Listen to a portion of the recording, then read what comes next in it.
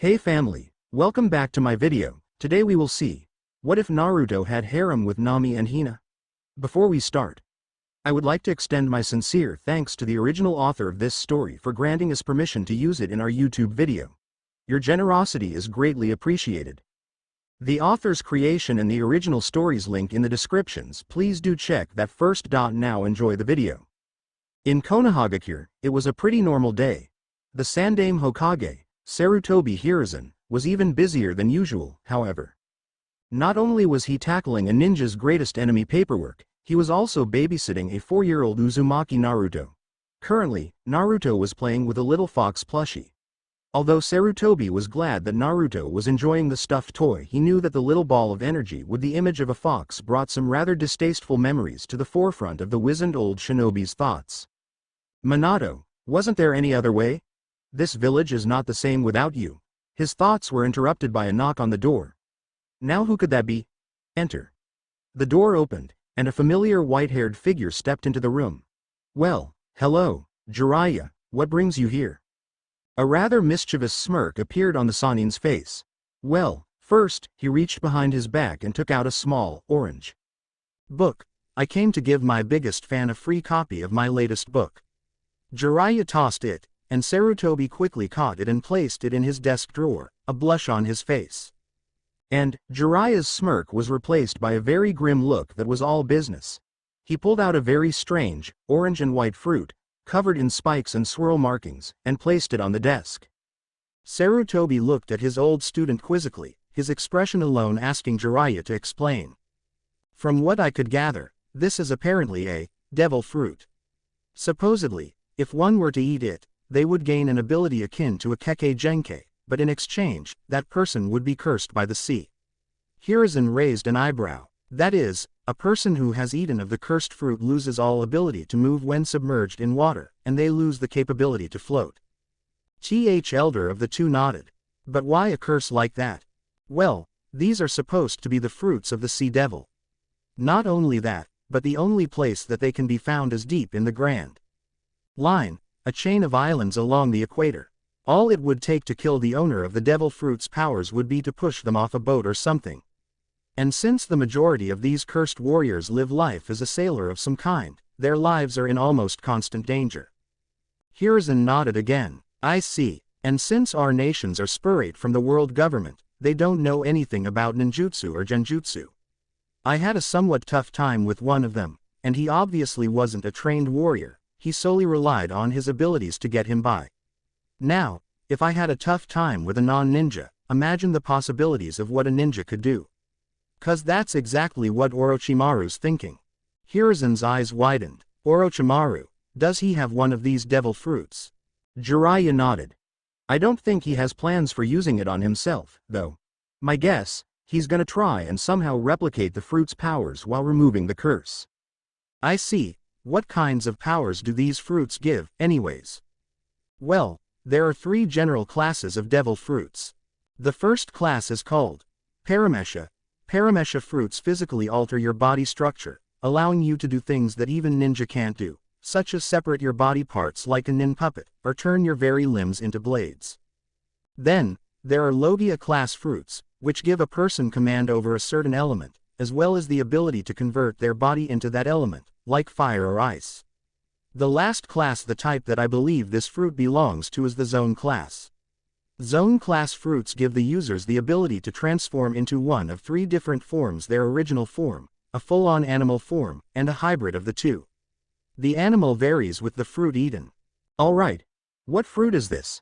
I had it checked out, and this is apparently a fruit called the Inu Inu no Mi. Model Kitsune. One, I like to call it the Kitsu no Mi, for short. Oh, yeah, all of the fruits follow this weird naming system. How these people can even tell what powers you get from a fruit, I will never know, but anyways, this one should give the consumer fox-related powers. Naruto's eyes widened. Unbeknownst to the 2 elderly shinobi, Naruto had been listening to every word. Sure, he didn't know what in the world most of those words even meant, but he was still listening. He got the gist of it. That fruit on the desk would give him fox powers if he ate it, but it'd be a real bad idea to go near water afterwards. Hey, If I eat that fruit, they won't be able to make me take a bath anymore. And I get cool fox powers. I think I just got my Modi reason to eat healthy. Stealthily climbing onto the desk, Naruto dashed for the fruit and grabbed it. Jiraiya tried to grab the fruit, but when he picked it up, Naruto was hanging off of it. Jiraiya tried to pull Naruto off of the fruit, but before he was successful, Naruto took a chunk off of the fruit and swallowed. The Sandaime and the Sannin stood there, horrified at what had happened. After a moment, Jiraiya regained composure. So, kid, I guess you were listening to us, huh? My name's Naruto. Don't you forget it. Jiraiya thought it was rather cute that he was trying to be threatening. Alright, Naruto, why don't you try testing out your new powers? Naruto, of course, was more than eager to do so. Squinting his eyes in concentration, Naruto felt really weird for a sec, and then realized he was on all fours. Opening his eyes, he saw that he now had paws, and that everything looked even bigger than before. Huh, I was expecting him to turn into a bit more of a normal fox. Naruto quickly looked around, and ran up to the window, hoping to see his reflection in it. What he saw horrified him. He had turned into some tiny fox, with humongous ears. Not to mention clothes and very uncomfortable sandals. WHWH, what kind of fox is that? Naruto put a paw to his mouth. He had just talked. Normal foxes didn't talk. Heck, normal foxes didn't have big ears, either. The wizened Hokage sighed. A fennec. I guess Kyuubi must have influenced the choice of species, though he couldn't change the size. That's a fennec fox, Naruto. Not the biggest fox around, but when it comes to being a ninja, bigger is not always better. Naruto turned around. Wait, a ninja? Hiruzen nodded. Well, it would be a waste to have someone of your uniqueness to live their life as a villager. Besides, I doubt you'd be happy as a normal boy, anyways. Naruto nodded. Yeah, the normal kids are all mean and stuff. Who would want to be like that? Hiruzen sighed at the thought. Naruto's life was pretty much miserable, even at this age. Few people choose to be like that, Naruto. Naruto looked up at the Hokage, the eagerness apparent even in his very small eyes. So, when do we get started? I want to be the best ninja ever. All flying around and blowing stuff up and... Jiraiya laughed. I think you have us confused with someone else. 2. A ninja is silent, a ninja is swift, and most of all, a ninja is deadly. Oh, I can totally do deadly. Watch. Naruto's fur bristled as he growled at Jiraiya. Sure, kid, sure, I'm paralyzed with fear. You're going to have to do better than that, Naruto. Naruto closed his eyes in concentration. They said that he had 3 forms, right?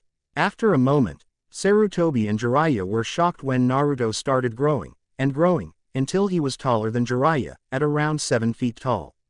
He was rather lean, with sandy-colored fur and a fox head that had regular-sized ears. Somehow, Naruto's clothes had changed size as well, although his shoes were now ruined, due to the shape of his feet. A bushy tail came out of his pants, swaying back and forth behind him. Do I scare you now? Jiraiya sighed. You almost had me there, kid. And then you ruined it with that voice of yours. 3. Naruto growled, which still didn't sound scary, and Jiraiya laughed.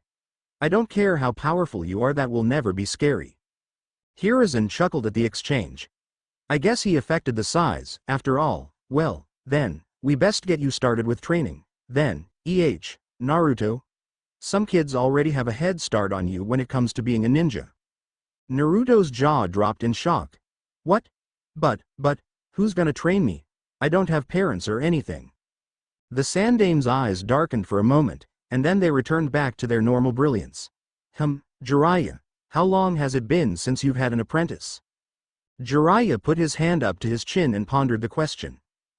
Well, not since Mina. Oh no, I am not taking him as my apprentice. I don't care what you say. The ladies might get the wrong idea. Hiruzen sighed. Well, then, I guess I'll train you then, Naruto. Huh, but, you don't look like a ninja or anything. Kid, he's the Hokage. That means he's the strongest ninja in the entire village. Really? Cool. Hey, wait, don't you have paperwork and stuff? A chuckle escaped from the old man's lips. Don't worry, Naruto, Still have plenty of free time in my schedule, even though it might not look that way. Alright. When do we start? As soon as you want to, Naruto. Just not today. I'm particularly busy today.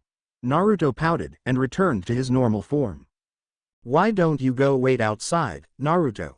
There's some more stuff I want to talk to Jiraiya about. Naruto continued pouting, but as he left the room, there was a smirk clearly written on his face. After he closed the door, Jiraiya started to say something, but then there was a loud shriek of, "Kitsune!" from downstairs. Cursing loudly, Jiraiya almost ripped the door off of its hinges and ran down the hall. Hiruzen chuckled. The future is going to be very interesting. Kasek. And that's the end of chapter 1.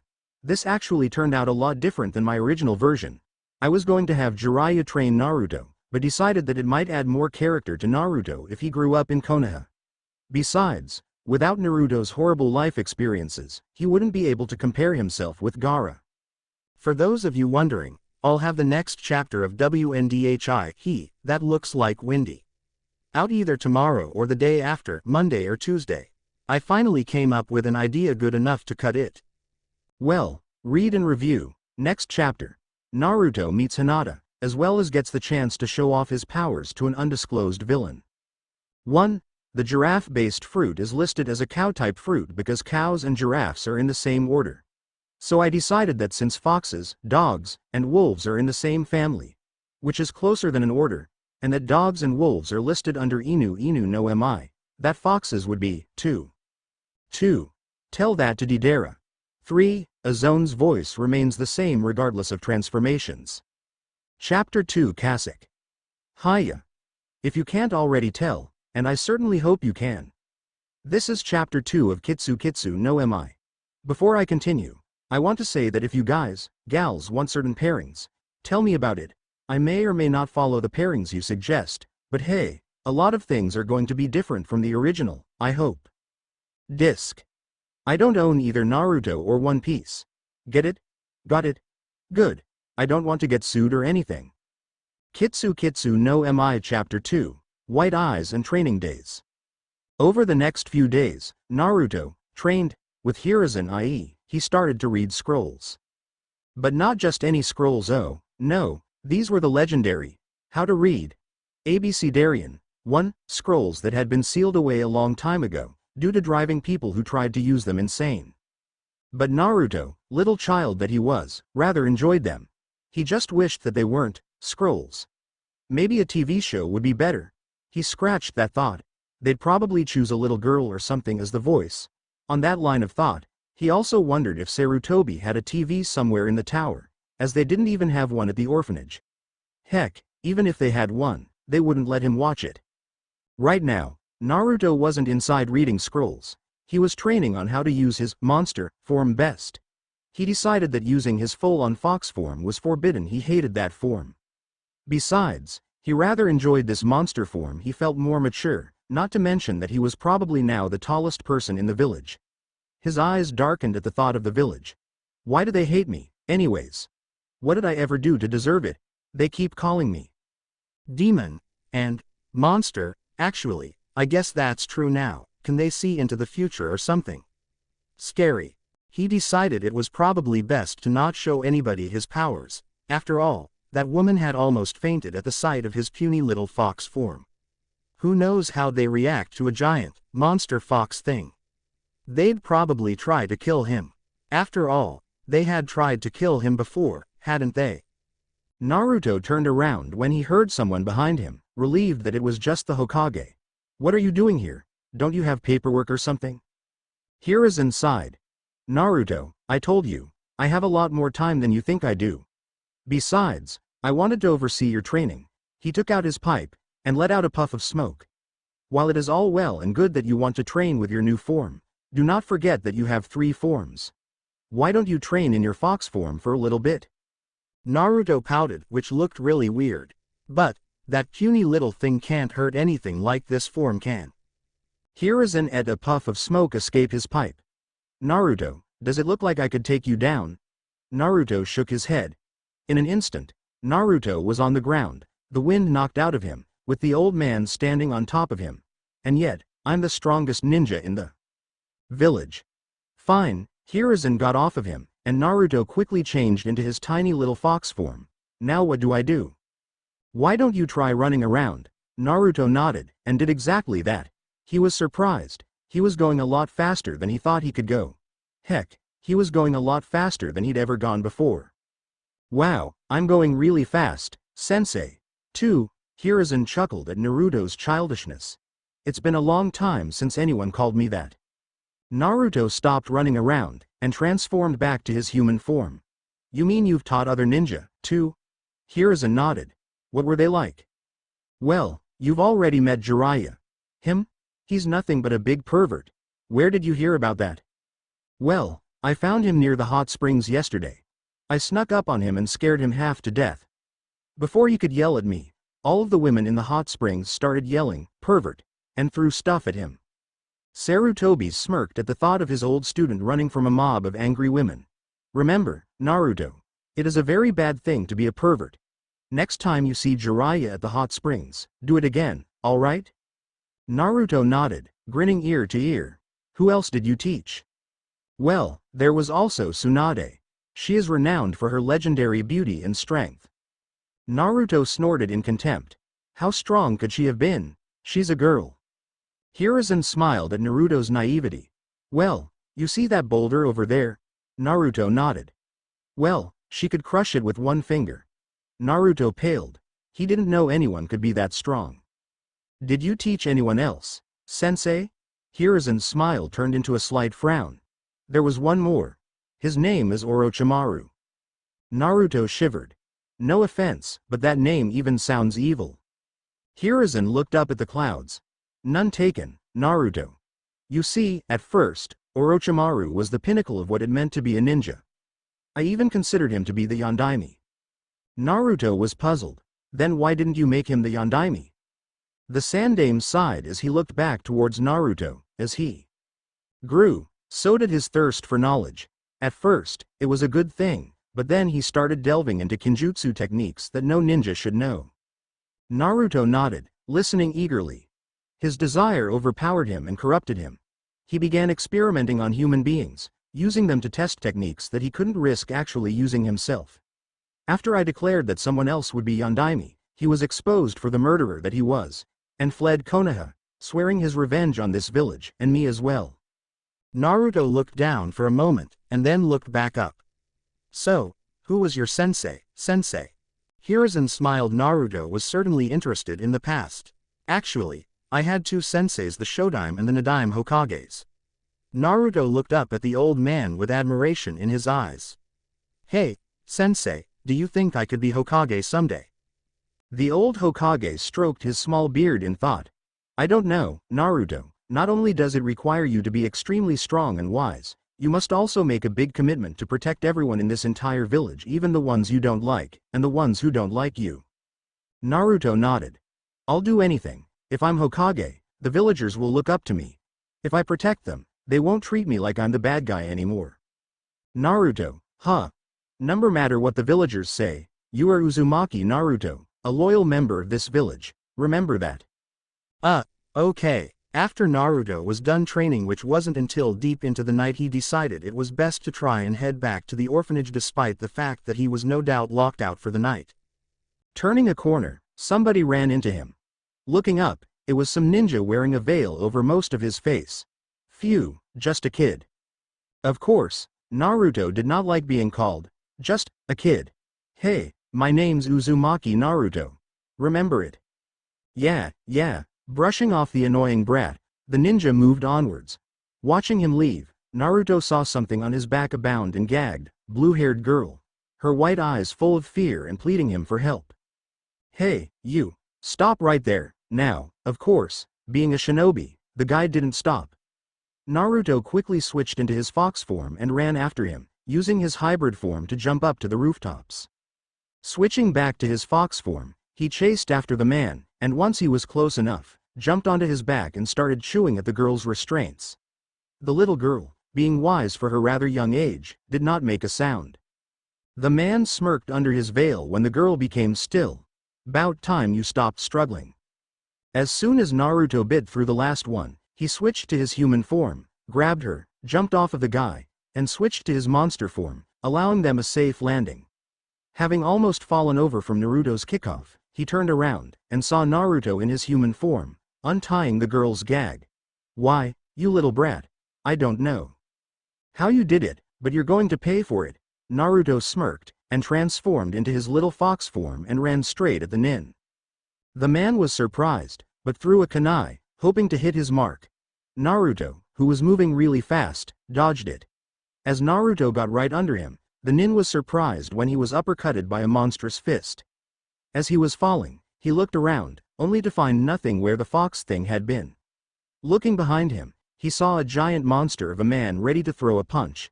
Much to the nin's displeasure, he threw it. Naruto, now in his human form, walked over to the young girl, fear still in her eyes. "Hey, are you okay?" The little girl had stopped trembling, and nodded. "Good, cause if you weren't, I wouldn't know what to do." The girl couldn't help but laugh. "Hinata, are you all right?" Father. Hinata ran up to the man that had seemingly appeared out of nowhere. He had long brown hair and flowing white robes. Most importantly, he had white eyes, just like his daughter. "Are you all right? What happened?" "The bad man came to take me away, but she pointed at Naruto, saved me." "He did he?" Naruto flinched under the white-eyed man's gaze. Naruto knew that for some reason, everybody in the village hated him. He didn't know why, but they did. "You are Uzumaki Naruto." "Correct." Naruto meekly nodded. "I am in your debt, young one. Tell me, do you know who this girl is?" Naruto couldn't believe it. This guy was being nice to him. Still averting his gaze, he answered meekly, Hinata, right? Is she your daughter?" Hiyashi observed the young boy. Maybe he wasn't the demon everybody made him out to be. "That's right. She is the heiress to the most powerful clan in Konoha." While Naruto's jaw dropped, a voice called out, "I wouldn't say the most powerful clan in Konoha, Hiyashi." Hiyashi scowled as several members of the Konoha MP arrived, headed by Fugaku. "How nice of you to join us." Naruto also scowled, recognizing the bad men who had tried to take him away lots of times, saying he had done stuff he certainly didn't remember doing. "Hiyashi, what exactly is going on here? We may be shinobi, but even we like to have our sleep." "Well, that man," he pointed to the nin, who had been embedded in a wall, "tried to kidnap my daughter, Hinata." Fugaku's gaze passed over Hinata, who almost fainted, and decided it would be best to hide behind her father's legs, and settled on Naruto. "What are you doing here, boy?" Naruto flinched. Well, I was trying to find my way to the orphanage, when I ran into that guy over there," again, pointing at the guy was rather deeply embedded into the wall, giving the MP a hard time in removing him, "and when I saw that he had Hinata on his back, I called for help, and then Hiyashi-san came and saved her." Hiyashi looked at him questionably. Why did he feel the need to lie about what happened to the police? Had he had some bad run-ins with them in the past? Fugaku looked like he was about to say something, when he was interrupted by an MP. "Sir, we believe that the injured man is the head ninja of Kumogakure, who was here for the peace talks." Fugaku nodded, and turned towards Hiyashi. "Perhaps there is more here than meets the eye. Well, I guess I'll be seeing you in court." "Hiyashi, Hinata," he turned towards Naruto, "Uzumaki, I'm sure we can find out the whole story from the guy in the crater. Interrogation ought to have it out of him in no time." The MPs finished extracting the cloud nin from his hole, and the whole lot of them vanished. Hiyashi turned to Naruto. "What were you doing out here, Naruto?" "Well, I was trying to find my way back to the orphanage from the training grounds." "The training grounds? Yeah, Sensei is training me to be a great ninja like him?" "Is that so? Looks like his training is working. Who is your sensei?" "The Hokage. And one day, I'm going to be Hokage, too." Hiyashi looked at his daughter for a moment. "It looks like you already have a good start. I wish you luck, Naruto." "Thanks. I better get back to the orphanage. They've probably locked me out already, but thanks to Sensei's training, I might be able to sneak in this time." Hiyashi was surprised. The boy had already been locked out before? Hiyashi pondered the situation. Well, the boy had saved his daughter's life. "Naruto, how would you like to sleep at our place tonight?" Naruto got sparkles in his eyes. "Really? Sure, It's the least I can do to repay what you've done. Gee, thank you, Mr. Hiyashi. Kasek. Okay, that ends chapter 2. Lame title for the chap, but I like how the chap itself turned out. Of course, with Naruto staying in Konoha instead of my original plan, things are going to be different. I don't know whether or not I should leave him with the Hyuga clan. What do you guys think? Or would that count under Super Naruto? If you guys want to, you can request random crossover stuff, Naruto whatever. I'd like to do something like Two Stupids Naruto Harry Potter Drabbles, only with different series. Request a series, a situation, and I'll see what I can do with it. R&R. 1. Abecedarian was the word of the day when I was writing this. It was too good of an opportunity to pass up. I had already written that part. 2. Yes. Naruto is going to call Hiruzen Sensei and Sarutobi Sensei. Remember, he hasn't gone into his disrespectful prankster self. Chapter 3. Kasek. Wow, this story is a big hit with the fans. This is now my official second most popular story. Woohoo. Ahem. Anyways, this chapter is kinda last minute. In my original version, Naruto got out of town before the court proceedings began, but whatever. I don't think he's going to be getting out of town anytime soon, now. Well, I kinda have this FIC planned out all the way to the end of the Chunin exams. The Zabuza arc will be boring. I don't know exactly how much I can change there. I'll see how I can work out the battles, though, with Naruto's powers. The Chunin exams, however, you guys will love. That's where the chaos will truly begin. Speaking of boring, that word perfectly describes this chapter. Nothing but talk, talk, talk. Disc. I don't own Naruto or One Piece. So there, take that. Lawyers who have nothing better to do than sue fanfic writers. Kitsu Kitsu no Mi Chapter 3. Beginning of an interesting future. The Sandaime stood in front of a large crowd. The nin who had attempted to kidnap Hinata beside him, his face still covered by a veil due to disfigurement. This man has admitted to his crime against Konohagakure and Kumogakure. In order to keep the peace treaty, will strip him of his rank and have him live in shame among his fellow shinobi. Court, dismissed. As people shuffled out, the former shinobi Gashira saw a little tuft of blonde hair in the crowd. Hey, my name's Uzumaki Naruto. Remember it? Oh, you bet I will. Uzumaki Naruto. The one who caused me to fail my mission and shamed me in front of the entire world. I will remember, until the day I kill you. As the now greatly shamed ninja walked out, escorted by fellow Cloud Nin, Hiyashi walked up to Sandaime. Excuse me, Sandaime-sama. Yes, Hiyashi? Do you mind if we talk somewhere, private? About what? Your new apprentice. Sandaime's eyes widened. Meet me in my office in a few minutes. I'll be right along. Alright, Sandaime-sama, spit it. There's no way Naruto should have been able to defeat that ninja, and yet he did.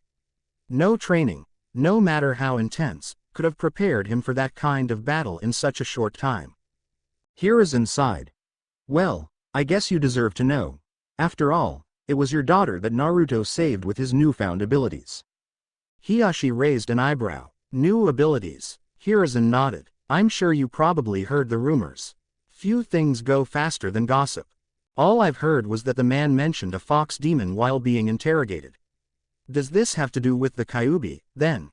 Actually, no. You see, a few days ago, Naruto ate of the devil's fruit. Hiyashi raised his other eyebrow. I always presumed that to be more of an expression than anything else. The Hokage took a puff of his pipe. You see, Jiraiya brought it in while Naruto was in here. Needless to say, we hadn't expected Naruto to make a mad dash for the fruit. Until then, he had shown disdain for fruits, vegetables, and anything remotely healthy. We discovered from that experience that one bite is all it takes for the devil fruit's powers to manifest themselves in a person, as well as make the fruit into a useless, disgusting, and not very nutritious piece of food. And what exactly were these powers given to Naruto? Well, the devil fruit gave Naruto the ability to change in between one of three forms at will. The first being the one you most recognize, his normal, human self. And the others, the second form is that of a fennec fox. Small, generally harmless by itself, but when you give such a thing a human mind, Shinobi mind and you have a way to get into small access tunnels, cracks in the walls, and other places that the average shinobi could not go through. Not to mention that this form is much faster than any woodland creature has a right to be. Probably has something to do with Kyuubi, but we don't know for sure. I see, and the third form? I presume it has to be something powerful for that man to attribute his defeat to a demon fox. The third form is some monstrosity, some fusion of man and beast. If I didn't know better, I would have thought that Naruto had been one of Orochimaru's experiments. Standing straight, he is certainly taller than most of the shinobi in the village, standing at nearly 210 centimeters tall. The form is rather lean, but the muscles are hidden beneath the fur, befitting a shinobi. The legs especially seem a little thin as compared to a human's legs, but I have found that those legs are definitely power-packed, even if the power is compacted a little. And just how was he able to defeat the shinobi, then? Well, like I said, he can switch from form to form at will. It only takes an instant to switch between them. Naruto told me that he used his fox form to dash up to the man, and then quickly switched to his monster form to attack him. Hiyashi nodded. Most ninja would be caught off guard by that tactic, but as he grows older, Naruto will need to adjust his tactics, especially if his opponent knows how he fights. Hiruzen nodded. You can see why I've taken him to be my apprentice. Naruto is now probably one of, if not the most unique person on the planet. Hiyashi nodded. That is probably very true. Do you know of anyone else who has these powers? The Sandaime let out another puff of smoke. Well, the devil fruits don't exist anywhere other than the equator. The Grand Line, outside of these nations connected on our landmass. Shinobi do not exist, but warriors who have eaten of the fruit are not uncommon. Naruto is, or rather, will become a fusion of the two greatest kinds of warriors on our planet. He is certainly blessed with the devil's luck. And what makes you use that expression? Besides a sad attempt at humor, Naruto may grow to be a powerful shinobi later on in life, but right now, he is hated by almost every person in this village. Not only that, but thanks to the devil fruit's curse, he can't be submerged in water. Really? Hiruzen inwardly cursed himself for that one. He wasn't really supposed to tell anyone about that. Yes, it is his curse. Well, besides bearing the Kyuubi. Anyways. Being submerged in water will paralyze him, or, so I'm told. We haven't tested that theory yet. That's understandable. I presume that you're going to teach him the water walking exercise. If he can learn it. It'll be a while before that, though. I'll just teach him what they teach the kids at the academy for a while. I don't know whether or not I should let him attend, even if the other kids don't. Know about the Kyuubi, they sense their parents' hatred for him, and mimic it. I've seen Naruto and Hinata together, though. They may have only known each other since last night, but they are already good friends. I believe that Hinata is the first person even close to his age to be nice to him. Yes, Hinata is acting a lot less shy than usual. Their friendship will probably last a long time, and will most likely be beneficial to the both of them.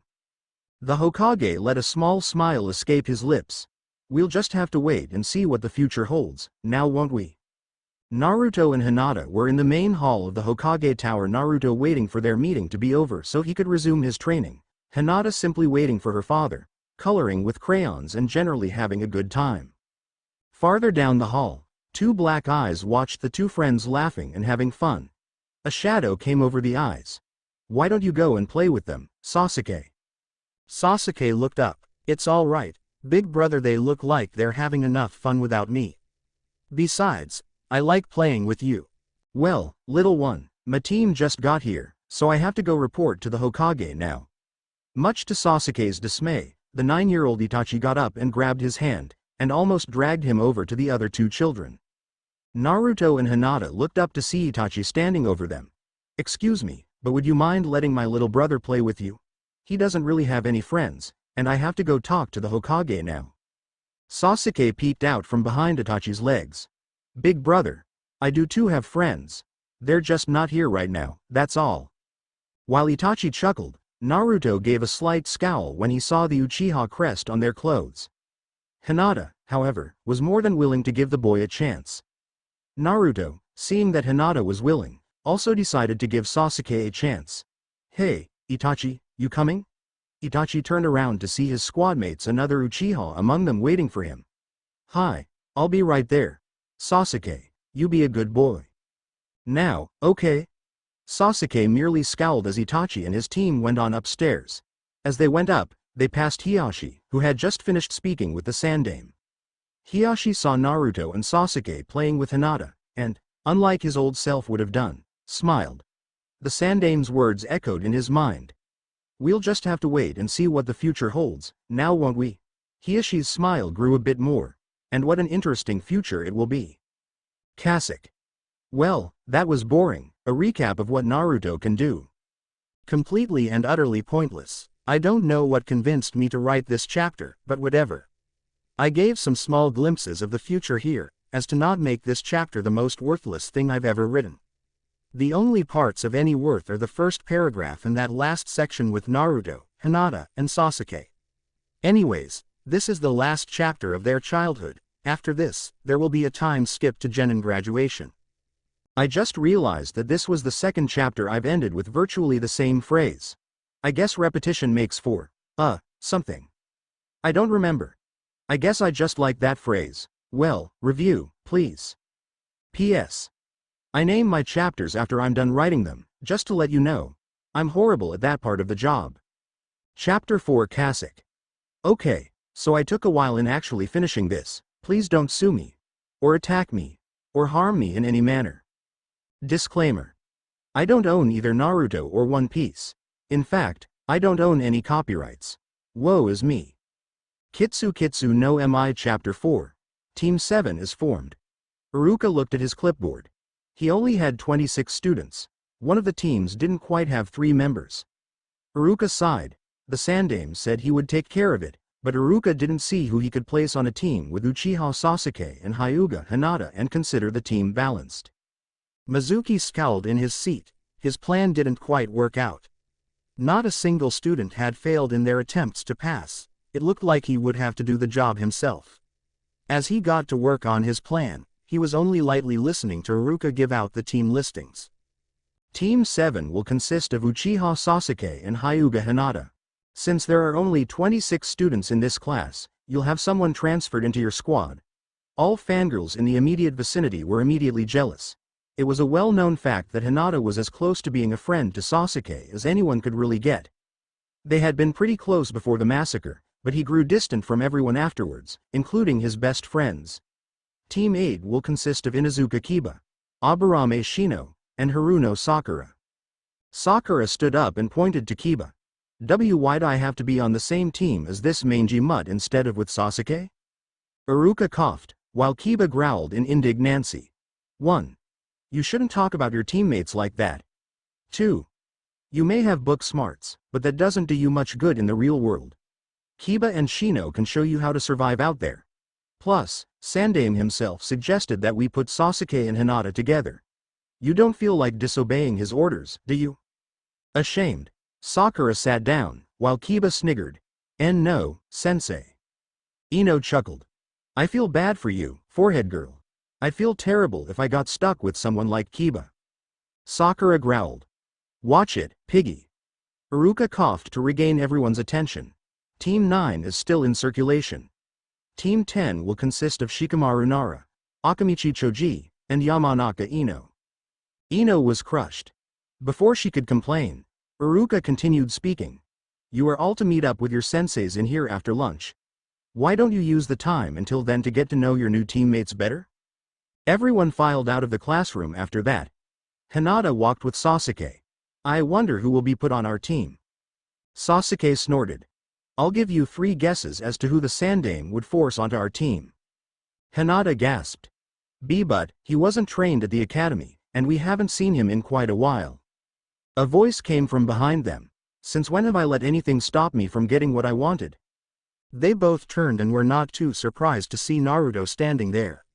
He had changed quite a bit since they had last seen him. He had on an orange jacket, but it was open, exposing his bare chest and almost giving Hinata a nosebleed. He also had on orange shorts as well, and the typical kunai pouch that almost every ninja had was missing. He still had on a waist pouch, and his hite-aid was around his neck. Hinata had a deep blush on her face. And Naruto. Sasuke smirked. It's been a while. What did you do? get arrested. Naruto, HM'd. I wasn't arrested. Not even the Anbu can catch me. Hinata let out a sigh of relief. Where were you, Naruto? Naruto gave that smile that would make girls melt if they didn't hate him so much it almost made Hinata faint. I was getting some training done. I spend most of my time learning politics and stuff, so I really needed some time to work on my ninja skills. He lifted up a picnic basket that had mysteriously gone unnoticed until now. What do you guys say to some lunch? My treat. Sasuke smirked. Good, I'm starved. They sat under the tree with the swing. Several other teams were hanging around too. Naruto dug into his basket. Let's see, I got cinnamon rolls for Hinata. He handed them to her. She was obviously very delighted. I've also got some tomatoes for you. Sasuke. He humphed and took one, biting into it and very much relishing how much tomato juice looked like Itachi's blood. 1. From afar, Team 8 or more specifically, Sakura and Kiba watched Team 7 from a nearby lunch table. Sakura was confused. Who's that guy? I haven't seen him around. Kiba nodded. I don't like him. There's something off about him. Ever since he showed up, there's been a distinct smell of fox in the air. Sakura looked at Kiba skeptically. You can smell him from here. Kiba nodded and smirked. Special Inuzuka clan technique. We can amplify our senses. Sakura looked back at Naruto, and then at Sasuke. She blinked, and then blinked again. Was Sasuke smiling? It was official, there was something odd about the new guy. Nobody had been able to make Sasuke smile, not even Hinata. Meanwhile, Kiba was making a slightly different observation. Ever since that fox boy had shown up, Hinata had been blushing almost non-stop. He could only deduce that she liked him a lot. He growled. Hinata should be on his team, not some fox boys. Everyone knew foxes were infamous for their deceiving nature. He would not let his friend be harmed by his lies. 2. After lunch, everyone filed back into the classroom. The entire class was abuzz, wondering who this new kid was. He sat right between Hinata and Sasuke, taking the seat before any of Sasuke's fangirls had gotten to it. After a minute, Jonin began entering the room. A woman by the name of Yuhi Kurenai had taken Team 8, something that very much relieved Sakura of her worries about this team. Team 10 was picked up by a man named Sarutobi Asuma. He waved to Naruto as he left, leaving behind several confused genin. Eventually, after everyone had finally left, the members of Team 7 became very bored. Their sensei had not yet arrived, and it was starting to irritate Sasuke and Naruto. Sasuke snorted. Where's the person who was assigned to us? Naruto sighed. If we got the sensei I think we got, then it's going to be a while before he shows up. Naruto got up and walked over to the chalkboard. Hinata lifted up her head. She had been napping. What are you doing, Naruto? Naruto lifted up an eraser. Well, what do you think I'm doing? Sasuke rolled his eyes. It looks like you're about to pull the old eraser in the door trick. Naruto gave his fox grin. Ah, but that's not the only thing I'm going to do. Hey, you wouldn't mind letting me borrow some kunai, would ya? As Kakashi walked down the hall towards the classroom that contained the genin wannabes, he started thinking about what these kids might be like. The Uchiha is probably pretty stuck up, and focused on vengeance. The Hyuga will probably just as stuck up as the Uchiha. And Uzumaki, I have the distinct feeling I've heard his name before. As he approached the door, he saw an eraser in the door. He sighed. Must be Uzumaki's handiwork, I'll just play along for now. As he opened the door and put his head in, he let the eraser harmlessly bounce off of his head. However, as it fell, he noticed that there was a string attached to it that couldn't have been viewed from the hallway, a string that led to. Kakashi didn't have any more time to think as he got out of the doorway and several kunai passed through the space that he had previously been occupying, leaving a Kakashi-shaped outline of kunai on the far hallway wall.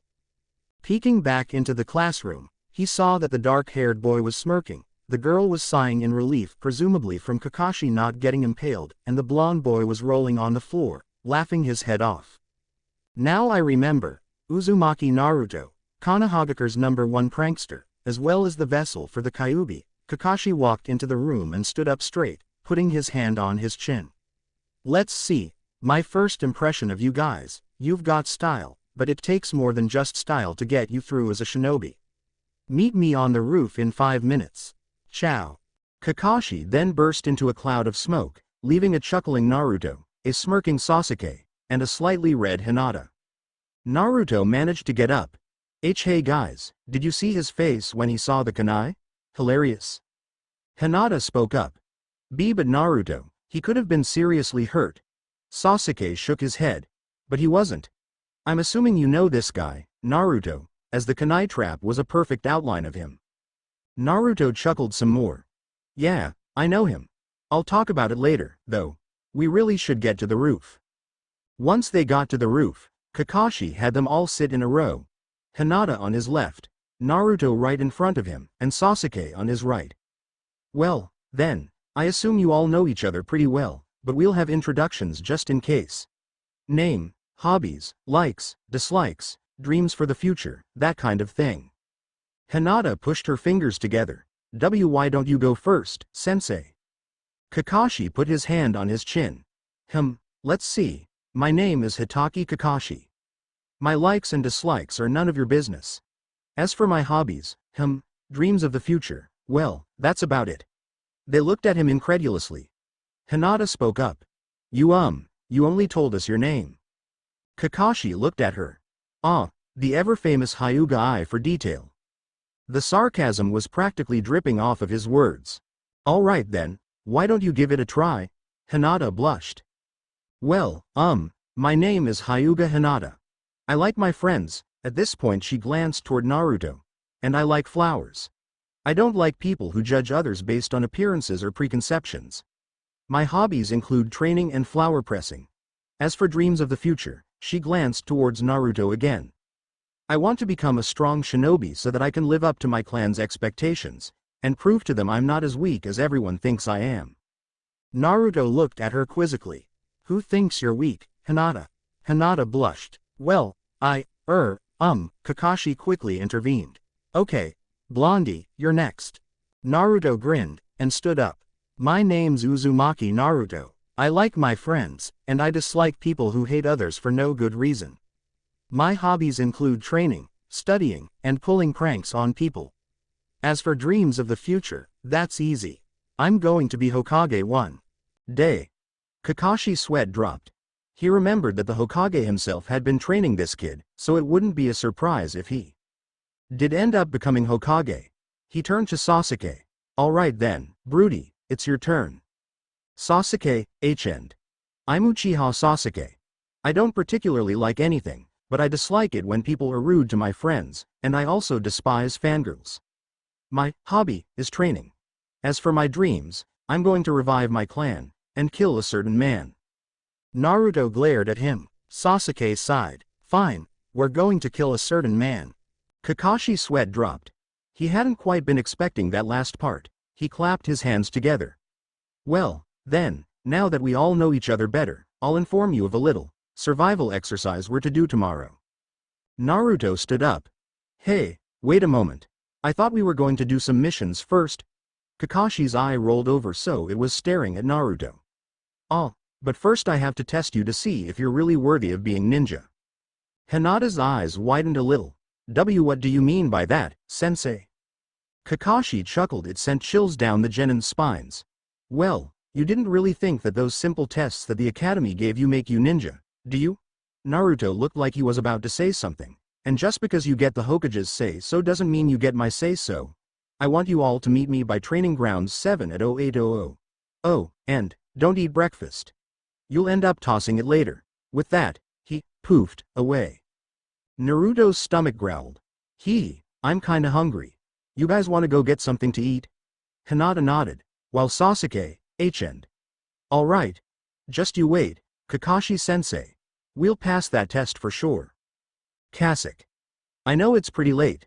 I'm going to start writing more now that summer's here. This'll be my main FIC, while Clash of Pokemon will get secondary priority, WNDHI third, and Hokage's pendant has been delayed for a little bit. If you guys like that, I'll have to ask you guys to bear with me. Also, next chapter won't be Kakashi's test. There's something I'd like to do first. 1. Sasuke's favorite food is tomatoes. I believe this is because he imagines splattered tomatoes to be Itachi's organs. XD. 2. If you can't tell, this is supposed to be one-sided Kibahina here XD. Chapter 5 Kasek. I don't have much to say here, I guess. Other than I have a really lame chapter title here XD. Disclaimer. I do not own either Naruto or One Piece. Kitsu no Mi Chapter 5. Getting to know each other and themselves. Naruto had, finally, finished his ramen, and patted his stomach in satisfaction. Man, there isn't anybody in all of Konoha who can cook like you, old man. Tucci nodded his thanks and returned to cooking. Naruto turned to his teammates. All right, who's up for some training? Hinata looked at him quizzically. Training? Why? Naruto looked at her as though it were obvious. Well, he wants to make sure we're fit to be ninja, right? We should train together so we can get used to how the others work. Sasuke, H-end. He has a point Hinata. Where do you keep getting these good ideas from? They don't really seem to fit you. Naruto pouted. Hey, I've been studying under the Hokage himself. I've been training my brain a lot. Sasuke smirked. Well, I think it's about time we found out how much you've trained your body. Sasuke smirked as Naruto lay sprawled put on the ground before him. Geez, Naruto, you're not too good at fighting, are ya? Naruto growled. Shut up. Taijutsu alone doesn't make you a ninja, you know. Besides, if I pulled out my trump cards, I could waste ya. This was just a sparring match. Sasuke smirked some more. Excuses. Don't blame me if you fail Kakashi's test. I'm going home. Sasuke turned to leave. Naruto got up. Hey, where are you going? I haven't shown you what I can really do yet. Sasuke turned around. Give me one good reason why I should stay. It was Naruto's turn to smirk. When was the last time you sparred with Hinata? Sasuke's eyes narrowed. What are you getting at? Naruto's smirk grew. You're willing to beat me into the ground, but you don't fight her? Are you scared she'll beat you or something? Hinata's eyes widened. And Naruto, I don't know if this is such a good idea. Sasuke growled. Fine. Hinata, you better be ready for this. Sasuke charged at her. She gasped, and by pure reflex, she activated her Byakugan and blocked every punch and kick he sent at her. As Naruto cheered her on, she eventually started fighting back. Eventually, she pressed her palm against his chest, blasting him away from her. She gasped and ran over to him. I'm so sorry. I didn't mean to hurt you. It just kind of happened. Sasuke growled as he got up, and glared at Naruto, who was now rolling on his back in laughter. Man, Sasuke, you got the beatdown that time. He glared at him. Well, if you're so special, why don't you try it? Naruto stopped laughing. Well, I mean, it just wouldn't be fair if I went all out on either of you. Sasuke smirked. Should I take that as a no? Naruto growled. Hinata started pushing her fingers together. What about that team training that we were going to go do? Naruto lit up, completely forgetting the sparring matches they were just having. Yeah, first, we should show off all of our abilities to each other, and then we'll set up a mock mission to test our abilities. Sasuke raised an eyebrow. And just what kind of mock mission are you planning on? Naruto put his hand on his chin. Well, we'll get to that later. So, what else can you guys do besides punch and kick? Hinata looked down, obviously ashamed. Nothing, really. Sasuke smirked. If you must know, I know a few Kaden jutsus, and I'm very proficient with kunai and shuriken. Naruto smirked. Is that all? Fine then, I'll show you something that I haven't shown anyone before. Well, except maybe Hinata and Sarutobi-sensei. Hinata's eyes widened. Why you mean? Sasuke was slightly confused and shock was apparent on his features as Naruto physically transformed into a tiny fox, no smoke involved. How did you do that? Naruto snickered. Cool, huh? As far as I know, this is something only I can do. Watch this. Sasuke almost fell over when Naruto turned into a giant fox-headed man-beast thingy. I'm starting to regret giving him that form XD. Cool, huh? Think you could beat this? Sasuke glared at him. How long have you been able to do that? Naruto reverted back to his human form and put a hand on his chin. I think I first did it a few days before I met you guys. Sasuke glared at him some more. And you never bothered to show us. Why? Seems to me that you'd be bragging about that kind of power. Naruto sighed. Well, Sarutobi-sensei told me that it'd be best if the villagers didn't know. Foxes aren't too popular here in Konoha. Hinata nodded. It's been that way ever since the Kyuubi attack. Weren't you born on that day, Naruto? Naruto stiffened. I've never given any thought to it, it's just a coincidence. Sasuke looked at him. You were born the day a giant fox attacked the village. You look like a fox, and you have fox powers. Seems like it's more than just a coincidence. Naruto glared at him. Hey, I wasn't born with these powers, you know. Hinata looked surprised. What do you mean? It doesn't look like a jutsu. Naruto sighed. I ate something called the devil's fruit. In exchange for giving me power, it took away my ability to swim. Sasuke smirked. Hey, at least it wasn't your soul, right? Naruto smiled. Yeah, good thing. 'Cause I didn't really know what I was doing back then. You know, being a kid and all.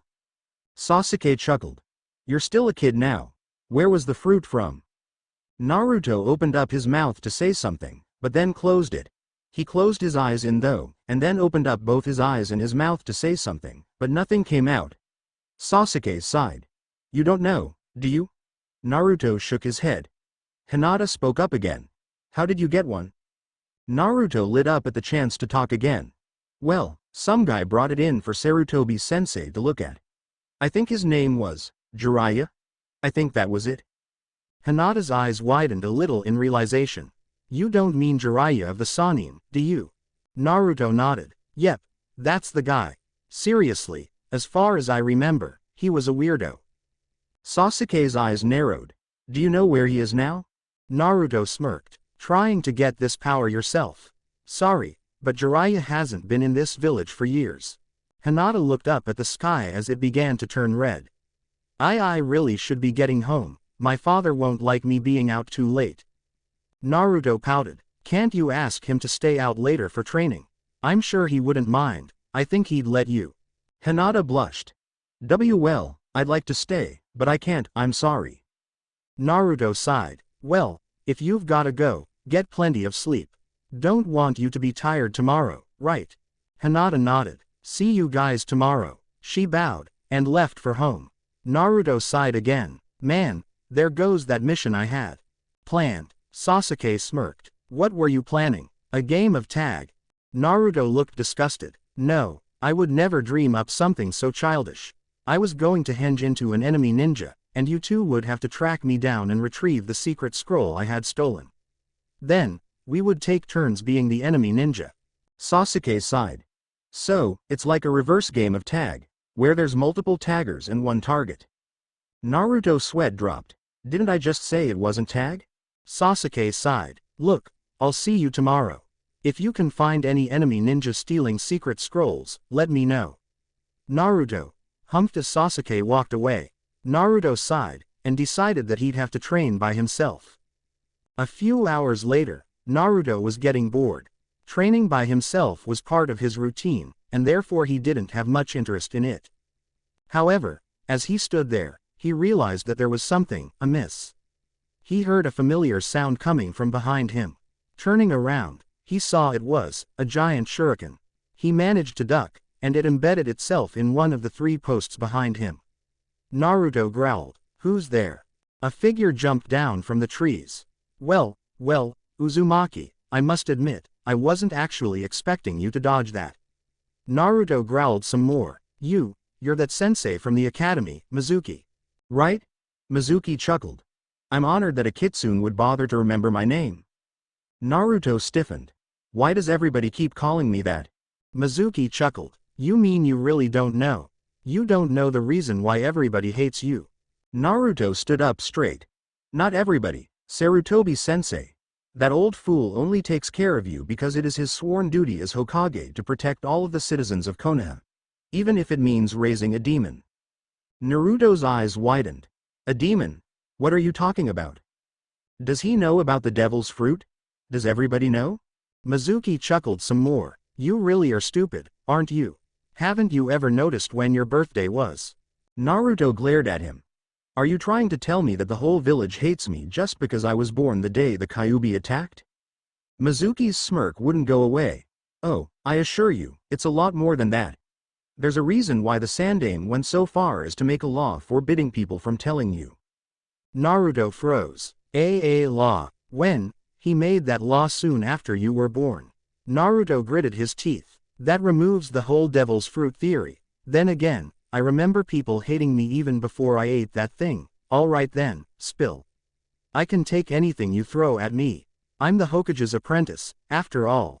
I'm going to be Hokage someday, so I can't let something about my past stop me. Mizuki chuckled. Again.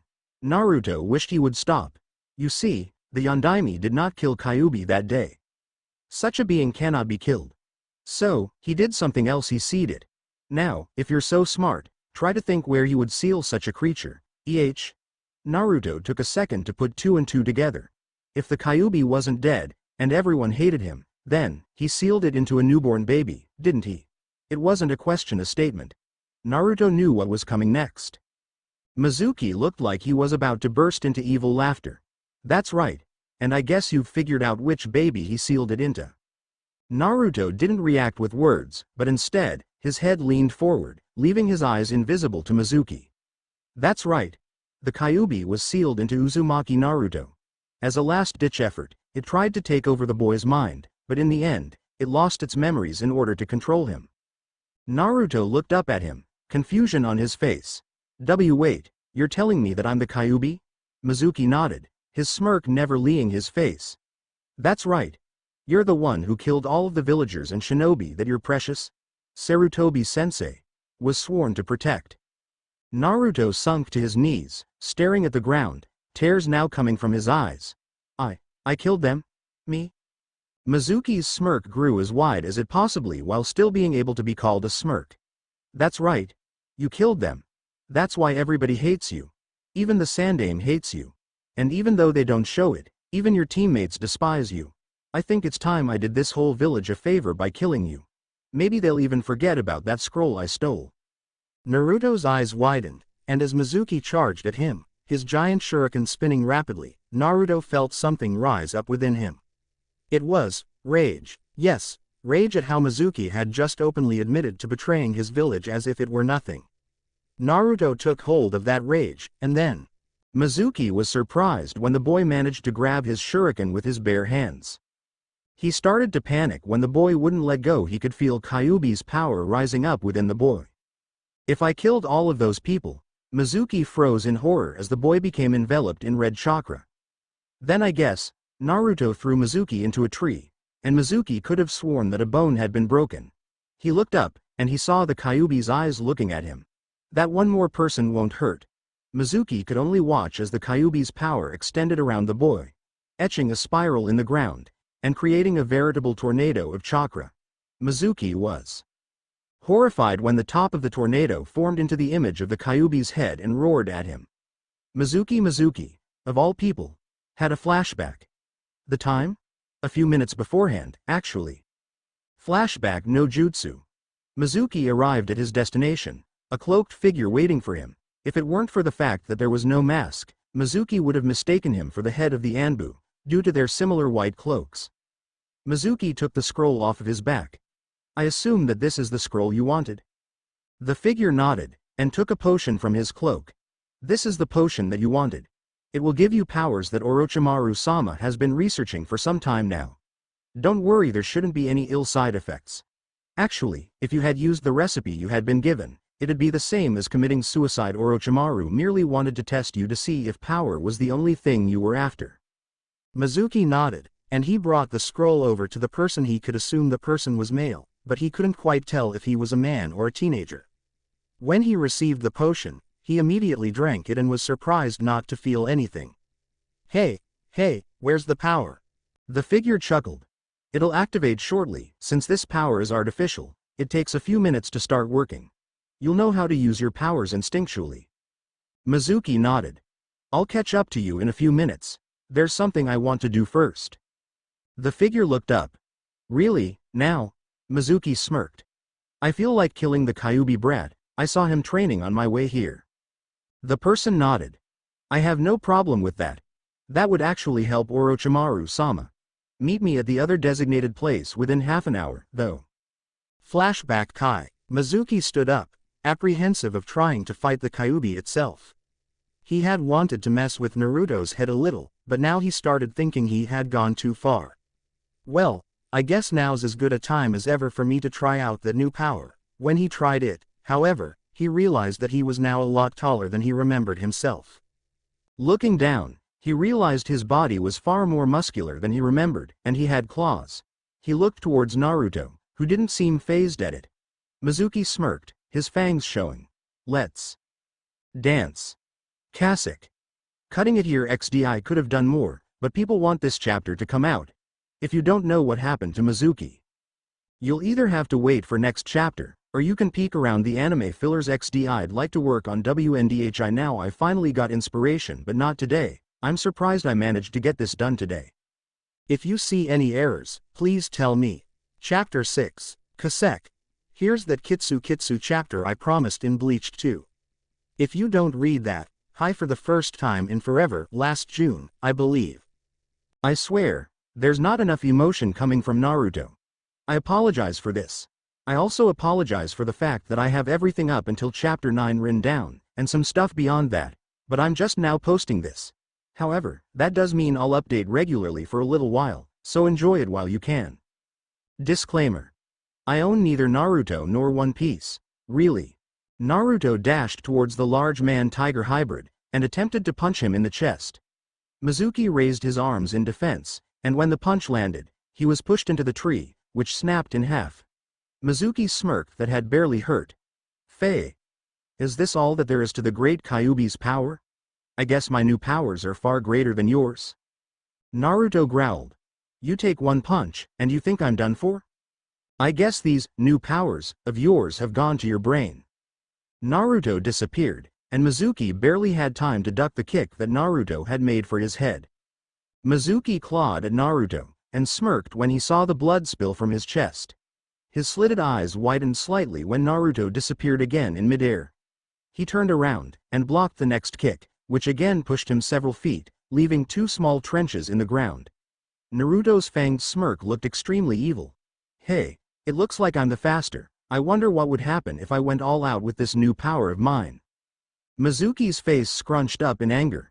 You're nothing but a genin. You haven't even been in a real battle before. I've had to go through so much to achieve my rank. My experience makes me the better. Naruto smirked. Well, I guess I'll get experience by defeating you. Naruto disappeared and reappeared behind Mizuki. His smile completely disappeared when he felt something wrap around his neck and squeeze tightly. Clawing at his throat, he realized that the object around his throat was Mizuki's tail. Mizuki's head turned to look, and a feral smirk grew on his face. Ah, what do we have here? A little fox cub, trying to hunt for its first meal. A shame that you're not really the hunter here. I am. Mizuki twisted his body, and rammed Naruto's head into a nearby tree, knocking over that one as well. Mizuki frowned when he noticed that the claw marks from earlier had disappeared. This boy could heal pretty quickly, huh? Naruto smirked when he noticed the frown on Mizuki's feline features. Hey, why you think that something like that could hurt me? Mizuki's tail tightened, and in this time Naruto was smashed into a nearby boulder, making a boy-shaped crater in it. No, but I think that did. Naruto attempted to chuckle, even though he was bloodied and bruised. Mizuki's tail tightened around the boy's throat even further. Face it, brat, you're as good as dead. Naruto closed his eyes, and Mizuki was shocked when Naruto's entire body expanded to a similar size as his own, but with foxish features instead of Mizuki's tiger features. Naruto grabbed the tail, pried it off of his throat, and threw Mizuki clear into yet another tree. Mizuki growled. Is that one of your Kyuubi powers, too? Naruto smirked. Kinda, I don't remember this form being so muscular before. But I'll take what I can get, if it means bringing you down. Mizuki didn't even have the time to blink when Naruto's fist landed on his face. Before he could truly be sent flying through the air, Naruto grabbed him by his tail and then began running, pulling Mizuki with him. Mizuki was horrified when he saw that Naruto intended to smash him into the same boulder Mizuki had smashed him into. Naruto didn't notice when there was a shift in Mizuki's weight as he brought down Mizuki like a club onto the boulder with all his might, and was shocked to see not the Mizuki he had grabbed, but a large tiger which had landed on the rock on all fours, ready to pounce. Naruto was forced to let go and get out of the way before the tiger leapt off of the rock. Mizuki's smirk was even more feral than before. Who wouldn't agree, seeing as he had completely changed from a man to a tiger? Faye. Was that supposed to hurt? Naruto growled. I brought you down full force onto that rock, so how did you not take any damage from that? Mizuki slowly advanced towards Naruto as he spoke. Tigers are cats, you brat. We have padded feet that absorb the impact of any fall. Something like that only tickled. Mizuki crouched, and once again pounced towards Naruto. Naruto's form shrunk, and Mizuki landed on nothing. Mizuki turned, and was faced with a rather regular-looking fox. Naruto looked down at himself. Hey, looks like I finally have a normal fox form now, too, Mizuki growled. Look at yourself. No way a mere fox could compete with a tiger. Naruto flashed a true foxy grin. Oh really? Don't you hate me because I leveled so much of this village, killed so many people? If I could do all that, then I'm no mere fox. Before their fight could continue any further, the mysterious white figure Mizuki had been speaking with earlier appeared. Mizuki, enough of this. This fight has more than likely attracted attention. Mizuki growled. Shoot, and I was just getting into this battle, too. The cloaked figure glared at the fox opposite Mizuki. I remember you. You're that blasted fox that disgraced me a few years back. Naruto's mind drew a blank. What in the world was this guy talking about? Remember this. Uzumaki Naruto, the next time we meet, we will battle, and I will win. The man tossed a large scroll towards Naruto. Mizuki's eyes widened, and attempted to jump towards the scroll, but the man appeared in front of him and kicked him away. Naruto reverted to his regular human form and caught the scroll. Mizuki also reverted to his human form. Why did you go and do that? Now you and I are both as good as dead. The man snorted. All he wants is the information on that scroll, and I copied it all. Our mission is a success. We're leaving. Mizuki turned towards Naruto. At least let me kill. No. We'd probably get in trouble for killing a devil fruit user. Mizuki locked eyes with Naruto. Fine. You're getting off easy this time, Uzumaki. But I'll have a better grasp of my powers next time, so just you wait. With that, they disappeared. Naruto opened the scroll he was given just a little. He saw a one-hand seal technique that looked fairly interesting. Memorizing the hand seal, he closed the scroll when his enhanced senses detected people coming. Instantly, he was surrounded by many shinobi of various ranks, Hiruzen and Kakashi among them. Hiruzen glared at him. Naruto, hand over that scroll. Now. Naruto gave a faint smile, obviously forced. Why yeah, here you go. He walked over to his old sensei and handed him the scroll. Hiruzen's gaze did not soften. Naruto, were you the one who stole this scroll? Naruto looked scared for once. What? And no, it was this guy named Mizuki. He stole it. Iruka stepped forward. Mizuki. That can't be right, sir. Mizuki is my friend. He wouldn't just go in. The old Hokage held up his hand, silencing him. He took a puff from his pipe and observed his surroundings. Looks like there was quite a battle. He noticed the Naruto-shaped crater in a nearby boulder. He turned back to Naruto. Naruto explained. Well, he showed up, tried to kill me, and then this other guy came, and he handed me this scroll, and then they left. The Sandaime raised an eyebrow. And that's all? Naruto lowered his eyes to the ground. Well, that's the gist of it, yeah. Hiruzen took another puff of his pipe. Why don't you come with me to my office, and we'll talk about it some more. Kakashi, Iruka, I want you two to come as well. Hi. Once in the Hokage's office, Naruto was seated in a chair. Hiruzen sat down in his chair, and Iruka and Kakashi stood. Tell me. Naruto, what's wrong? You haven't been acting your usual self tonight. Naruto took a deep breath. I tried to kill him.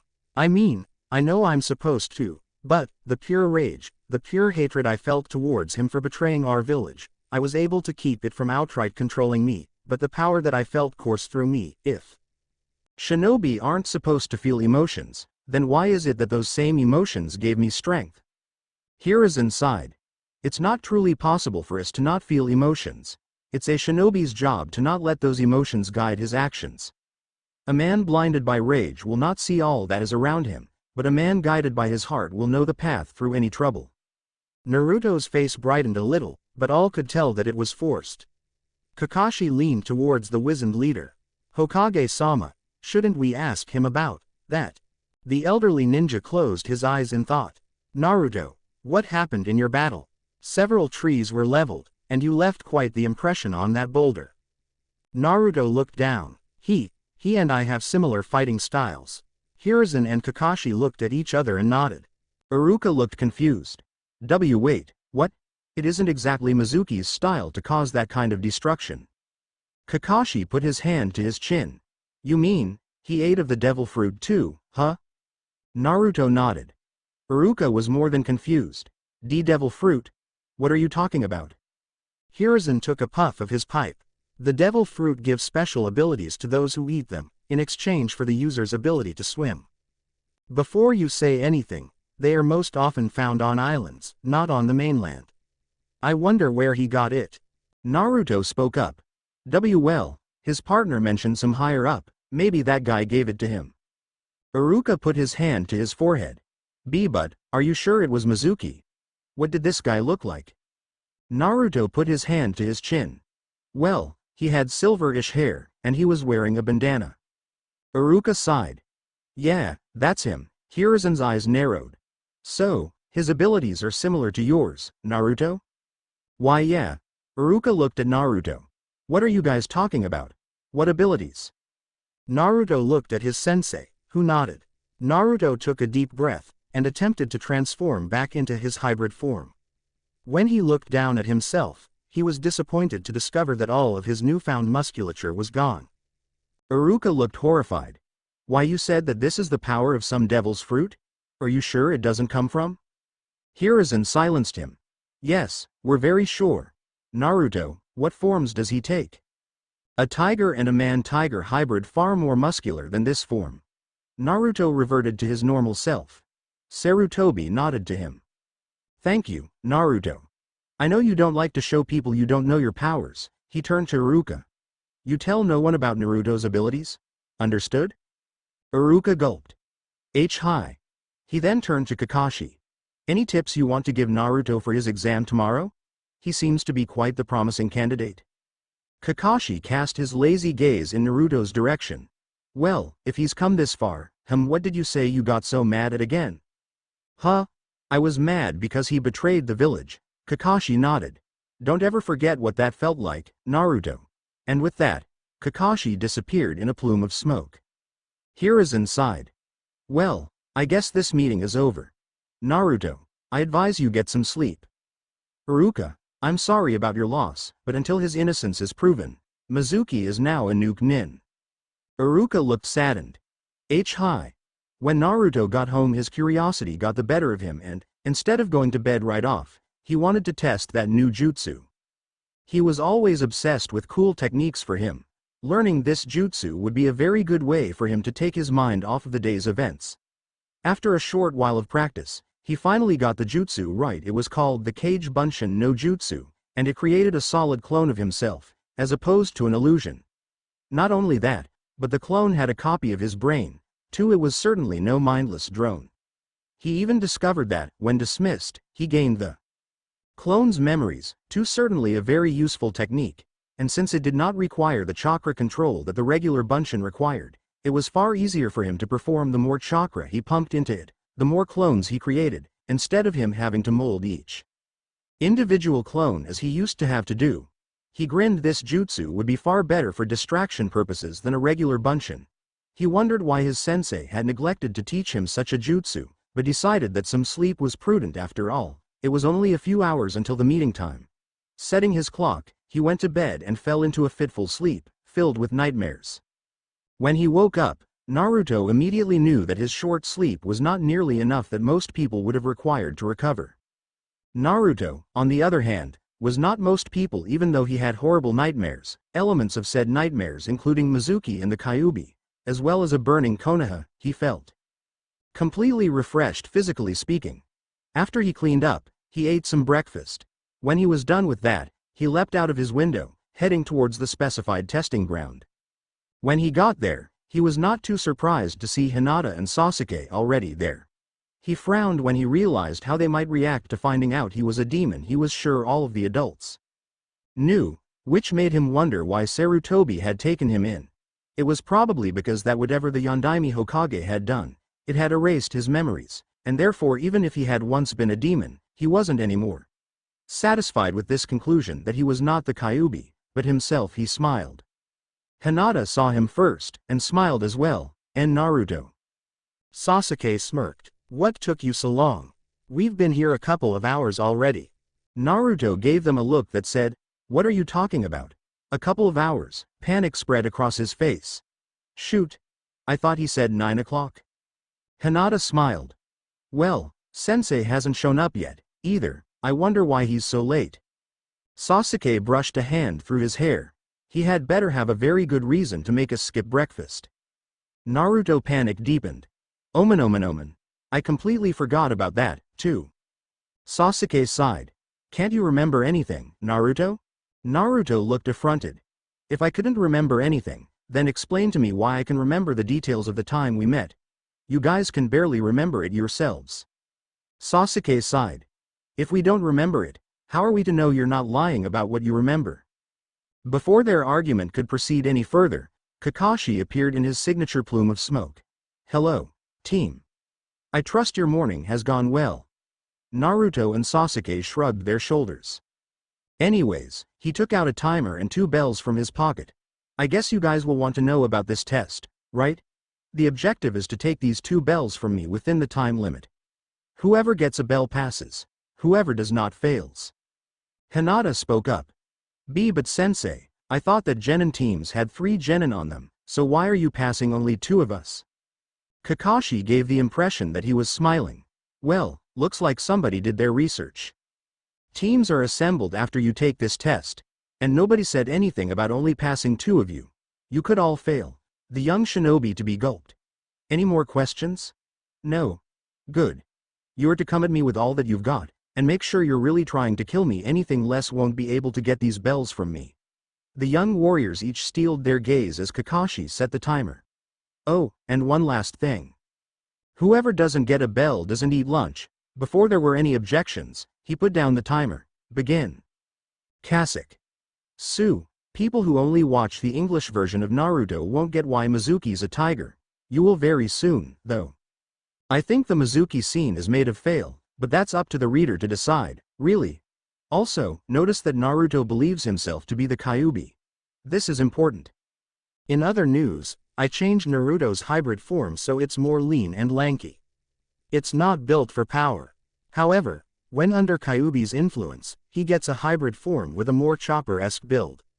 I'll go and change Chapter 1 later to reflect this. He also receives a fox form that is slightly more normal-sized. But it, too, has a unique feature that will make it worth using.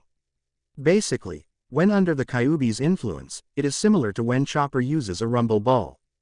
Also, my spacebar is semi-broken, so tell me if you see spacing mistakes, and I was apparently not of sound mind when I wrote this, as I found some very odd mistakes in here. Let me know if you spot any. Chapter 7 Kasek. Okay. Let's see if we can't break this writer's block, shall we? I'm long overdue for an update of any kind. Chapter 7. Unnatural selection. Who will be left behind? 2 of the 3 had disappeared immediately, leaving only Naruto behind, staring down his sensei. Kakashi raised an eyebrow. "Oh, and why aren't you hiding, Naruto?" Naruto grimaced. "You're a Jonin, right? If you're anywhere near as good as Sarutobi-sensei says you are, there's not really much point in hiding at the moment.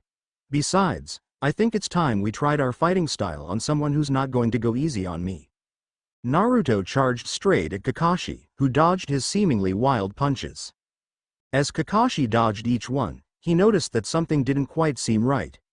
He decided to follow a left hook with his eye, and noticed that whenever the fist went past his head, Naruto was making hand signals. A moment later, Kakashi heard a kunai coming from his left, and ducked under it. It was aimed right at his head and turned momentarily to where it had come from. Big mistake. He heard another shift in Naruto's weight, and Kakashi shifted to dodge a punch only to discover that there was a kunai in Naruto's hand. He grabbed Naruto's wrist and flipped the young genin over his head, making sure that the kunai didn't touch him. So, that's what he meant by our fighting style. As Naruto arched his body to position his feet for an interception with the ground, Kakashi heard another kunai coming right at him. He wisely let go of Naruto and pulled his arm back only for this kunai to make it into Naruto's grasp as well. Naruto smirked as he charged at his sensei, keeping the man on defense. Kakashi smiled under his mask. The second kunai had come from a different direction than the first, meaning that both of Naruto's teammates were helping him out. These three had definitely worked together before. They had almost gotten a pass in his book, but it was going to take more than some fancy tricks to impress him. Naruto made a slice with his left hand, causing Kakashi to duck to his own left, and duly noticed that Naruto's right hand was already moving, apparently trying to take advantage of the blind spot on his left. Kakashi moved slightly to his right to dodge and noticed out of the corner of his eye the smirk on Naruto's face. Kakashi realized that both of Naruto's arms were still outstretched. Kakashi forced himself backwards just in time, as the two kunai were pulled back towards him. He heard cloth tearing and saw Naruto's scowl. Kakashi checked himself for blood, but there was none. The kunai had barely touched his mask, causing 2 tears down his cheeks. Kakashi sighed. That was close. Maybe I should get serious.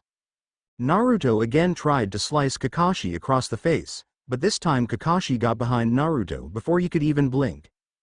Konoha Ultimate Ancient Secret Taijutsu. 1000 Years of Pain. Sasuke's eyes widened when he saw their teacher form the Tora seal. Was his teacher really going to use a Kaden jutsu? He flinched when he saw what his teacher did to ram his fingers up Naruto's behind. Hinata blushed at the action and her eyes widened when Naruto was sent flying through the air. She quickly calculated where he was going to land, and gasped the river. She recalled what Naruto had said the night before, I ate something called the devil's fruit. In exchange for giving me power, it took away my ability to swim. She quickly dashed from her hiding place, determined to get him out before he drowned. Kakashi raised an eyebrow as Hinata dashed out towards Naruto as he splashed into the river. So, she knows about Naruto's powers, too. Before he could go after her, several shuriken came straight for him from the opposite direction of Naruto and Hinata. So, Sasuke wants to play now, does he? Let's see what the last Uchiha is made of. Hinata ran into the river, and noticed Naruto laying on his back in shallow water. She pulled him out. She doubted that drowning in shallow water on a training mission was his ideal way to go. After a moment, she realized that he wasn't breathing. She was immediately horrified with the logical conclusion he needed CPR. She became so paralyzed by the thought of kissing Naruto that she promptly fainted. Naruto woke up a moment later, and found himself wondering why Hinata was unconscious with such a red face. Maybe she was sick. Kakashi stared Sasuke in the eyes. So, time to see what you're capable of, Sasuke. I want to see the so-called power of the Uchiha clan. Sasuke smirked. Well, I don't know, a guy like you probably isn't even worthy of seeing such power. Kakashi grunted. Why don't you try me and find out? Sasuke's smirk grew a little wider. I'd rather not, thanks. Kakashi stiffened. You mean you're just going to give up? Sasuke sighed. I never said that, but there's no point in going on. Kakashi heard a noise from behind him, and turned to see an army of Narutos jump from the bushes. When it's already over. However, it most certainly wasn't over. Kakashi instantly disappeared, replaced by a log. All of the Narutos, surprised, tumbled in midair and fell into a disorganized heap. The Narutos disappeared, leaving the real one to fall off the top of the pile face-first onto the ground. He spat some grass from his mouth. Darn it, that would have been so cool if it had worked. Sasuke grunted. You owe me. I sounded like an arrogant prick. Hinata emerged from the bushes, still red from her near experience a few moments before. So, what do we do now? Sasuke sighed. Keep trying, I guess, but that guy's good. It's going to take a lot more than some parlor tricks to get him. Speaking of, where'd you learn that jutsu, Naruto? Naruto froze. Can't we talk about that after this exam? Sasuke snorted. Well, considering that we don't really have time for that, fine. But what do you suggest we do, then? Hinata looked at her teammates. Jutsu? You mean that clone jutsu Naruto used? Sasuke nodded. Yeah, those were physical clones. Hinata looked at Naruto. That jutsu, each of those clones had their own chakra system. I couldn't tell which of them was the real you, even with my Byakugan. A look of enlightenment dawned on Naruto's face. A moment later, he created 2 clones, each of which turned into one of the other 2 genin. So, do we look like the real deal? Sasuke smirked. I think I see where you're going with this. Naruto's foxy grin stretched from ear to ear. Do you, Sasuke? Do you? Kakashi stood with his back against the tree, reading his favorite Ika novel by Jiraiya. The man was not only a genius ninja, but a genius writer, too. However, he was forced to close his book and duck when 6 kunai came from his left, right, and front, 2 from each. He quickly looked in all 3 directions, and saw Hinata and Sasuke to his sides who, he noted, had caught the kunai sent towards them and Naruto coming from his front, unarmed. Deciding to take his chances, he pulled a kunai from the tree and dashed towards Naruto and realized he had fallen into a trap when raised his hand into the air, making a karate chop motion towards Kakashi. Alright, everyone, let's do this. A moment later, and an army of Naruto's, Hinata's, and Sasuke's began leaping from the brush. Kakashi groaned at this rate. He'd never find out if the Naruto in his book would ever find that one special girl who he would like for something other than their looks. He immediately went to work, punching and kicking through the several genin hopeful clones. He noted that the Hinatas had a vague semblance of a Juken stance, while the Sasukes had a more refined stance than the Narutos. He sincerely doubted that they all knew how to create Kage Bunshin or even this many. Naruto was the only one with the chakra reserves to do it, and even then, he would have thought the boy to fall into a coma from chakra exhaustion by now. Kakashi's thoughts would have continued, but he spotted something. One of the Sasukes was moving more like a Hyuga than an Uchiha. Smirking under his mask, he dashed towards Sasuke, and attacked. The smirk disappeared when this one, too, turned out to be a clone. He swore when near instantly all of the clones began mix-matching their fighting styles. Now he had no clue whatsoever as to who was who, or if they were even people. He carelessly threw a punch to a nearby Naruto, who blocked it Hyuga style. While Naruto held his arm, Hinata jumped on his back, completely limiting his ability to move. The clones all disappeared, except for the 2 holding him and a Sasuke who was walking up to him. Ready to concede defeat, Kakashi-sensei. Kakashi smirked under his mask. 3, I would, but, 2, it seems, 1, that you're out of time. Immediately, a loud ring tore through the air, signifying the end of the exercise. Hinata jumped off of his back, and with a small poof of smoke, was revealed to be Sasuke. Naruto became Hinata, and Sasuke became Naruto. Naruto groaned. Ah, man, we had you, too. Kakashi smiled under his mask. One last test wouldn't hurt, would it? Well, assume that you did get me. Who would have gotten the bells? This whole time, you've been fighting as a team. Did you ever once think of the consequences? Naruto's eyes widened. Well, not really, no. Hinata's eyes focused on the ground. She had been so caught up in it that she, too, had forgotten about it. Sasuke growled. So, what? You just want to divide us here and now? Kakashi took the 2 bells off of his pouch. Sure, why not? You guys came a lot closer than any other team I've tested. Go ahead, choose who to leave behind. He tossed the 2 bells towards his students, but no one grabbed them. After a moment, Naruto stepped away from the bells. Well, I never went to the academy, so. Sasuke stepped back, as well. Naruto is already so powerful, and Hinata has her Byakugan. I don't really have anything special. I should train a while longer before becoming a ninja. Hinata looked at her friends on either side of her, and when she realized she was in the spotlight, she turned red and hid behind the 2 boys. I didn't really do much to help, so. Naruto smiled. What you talking about? You fished me out of the water. If it weren't for you, I'd be dead right now. Kakashi put his hand on his forehead. Oh, right. The whole, cursed to not be able to SWI, thing. Forgot about that. Naruto snorted and rolled his eyes. "Sure you did." Kakashi scanned the three of them slowly. "So, that's it?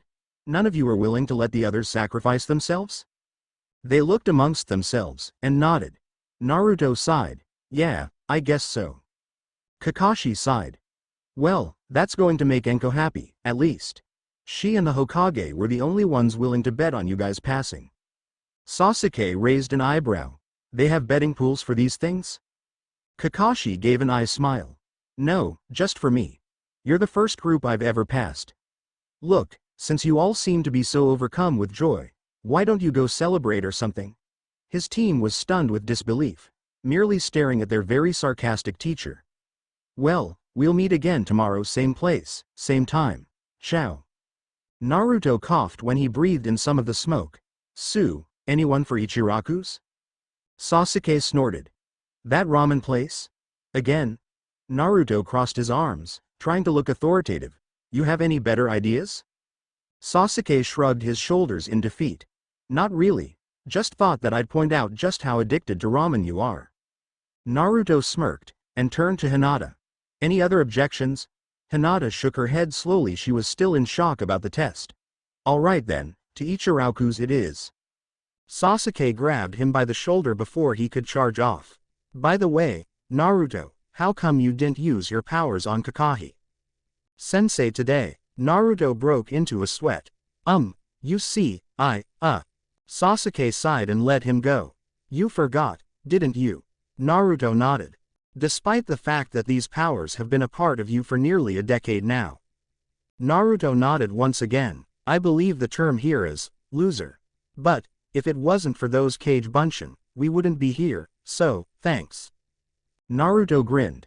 "You're welcome. Anytime you need me to save you, I'll come swooping in to show off my ninja skills to the world."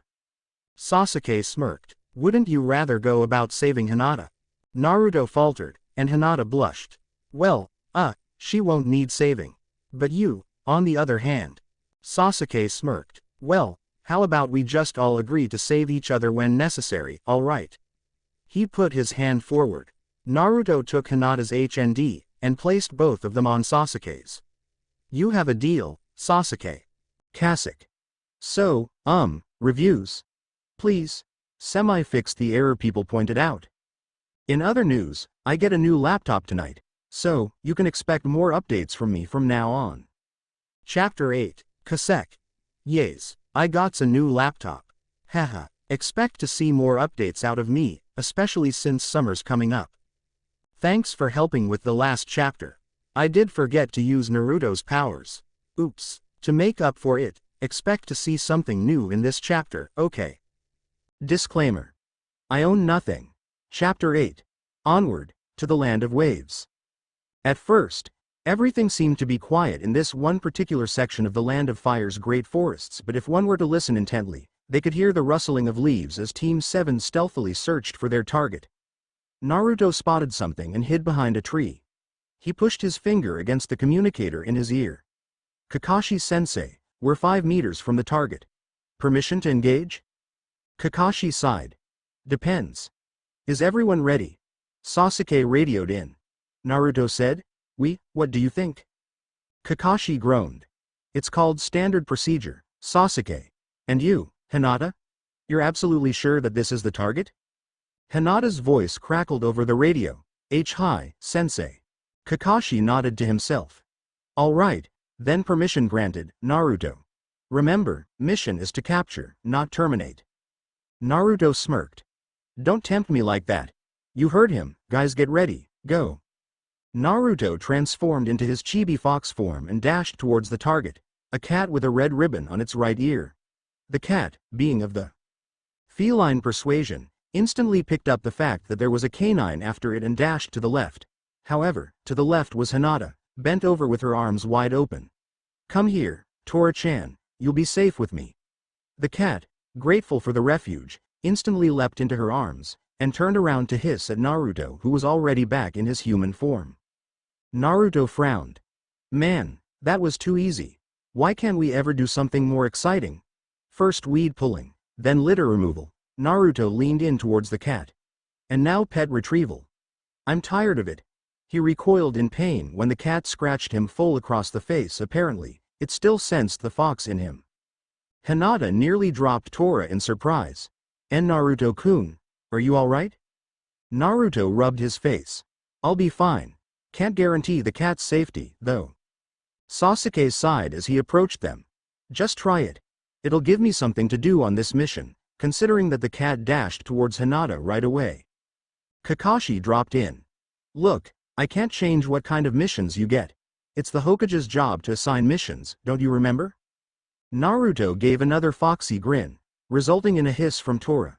"Well, I guess that means we should go talk to Sarutobi-sensei about it then, huh?" Naruto snickered as the cat was enveloped in a bear hug by his owner, Madame Shijimi, the Lord of Fire's wife. Hinata sighed.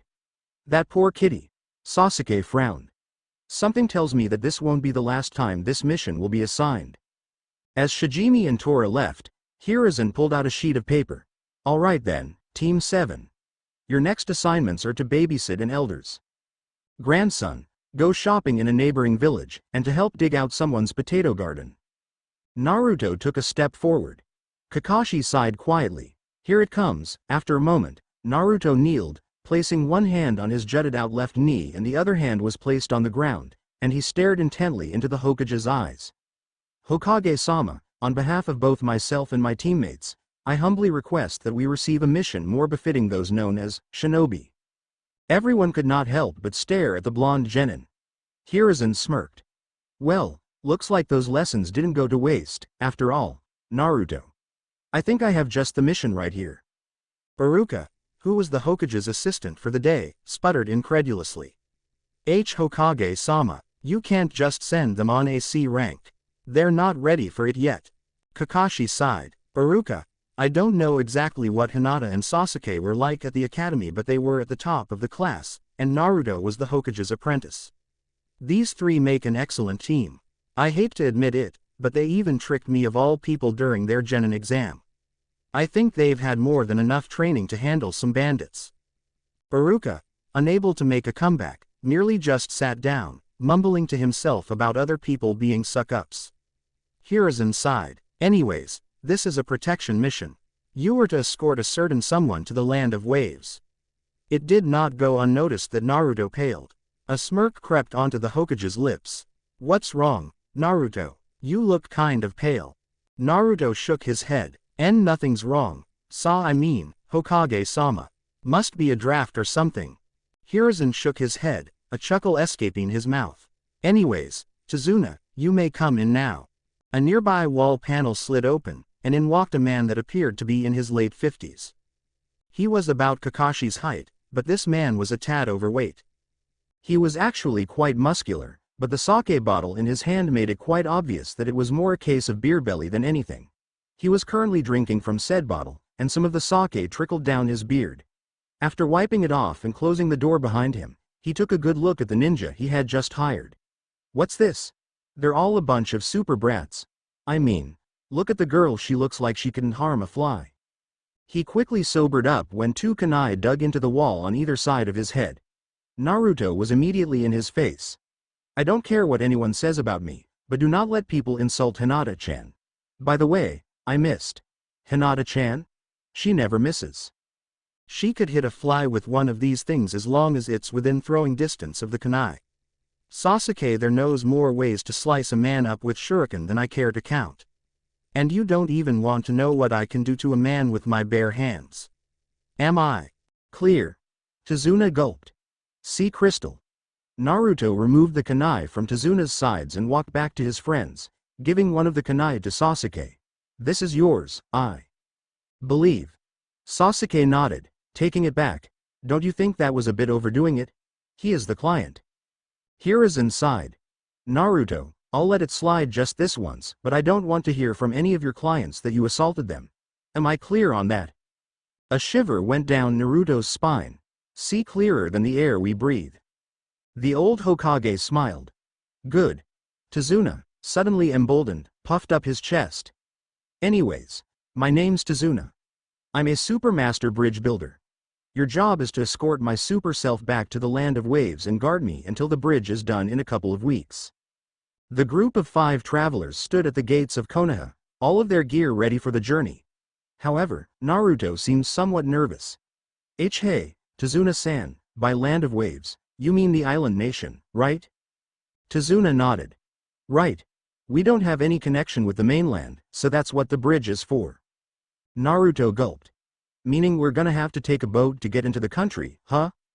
Tazuna nodded again. We'll probably just use a rowboat. Naruto shivered. Kakashi leaned in. Are you really that scared of water, Naruto? Naruto shook his head.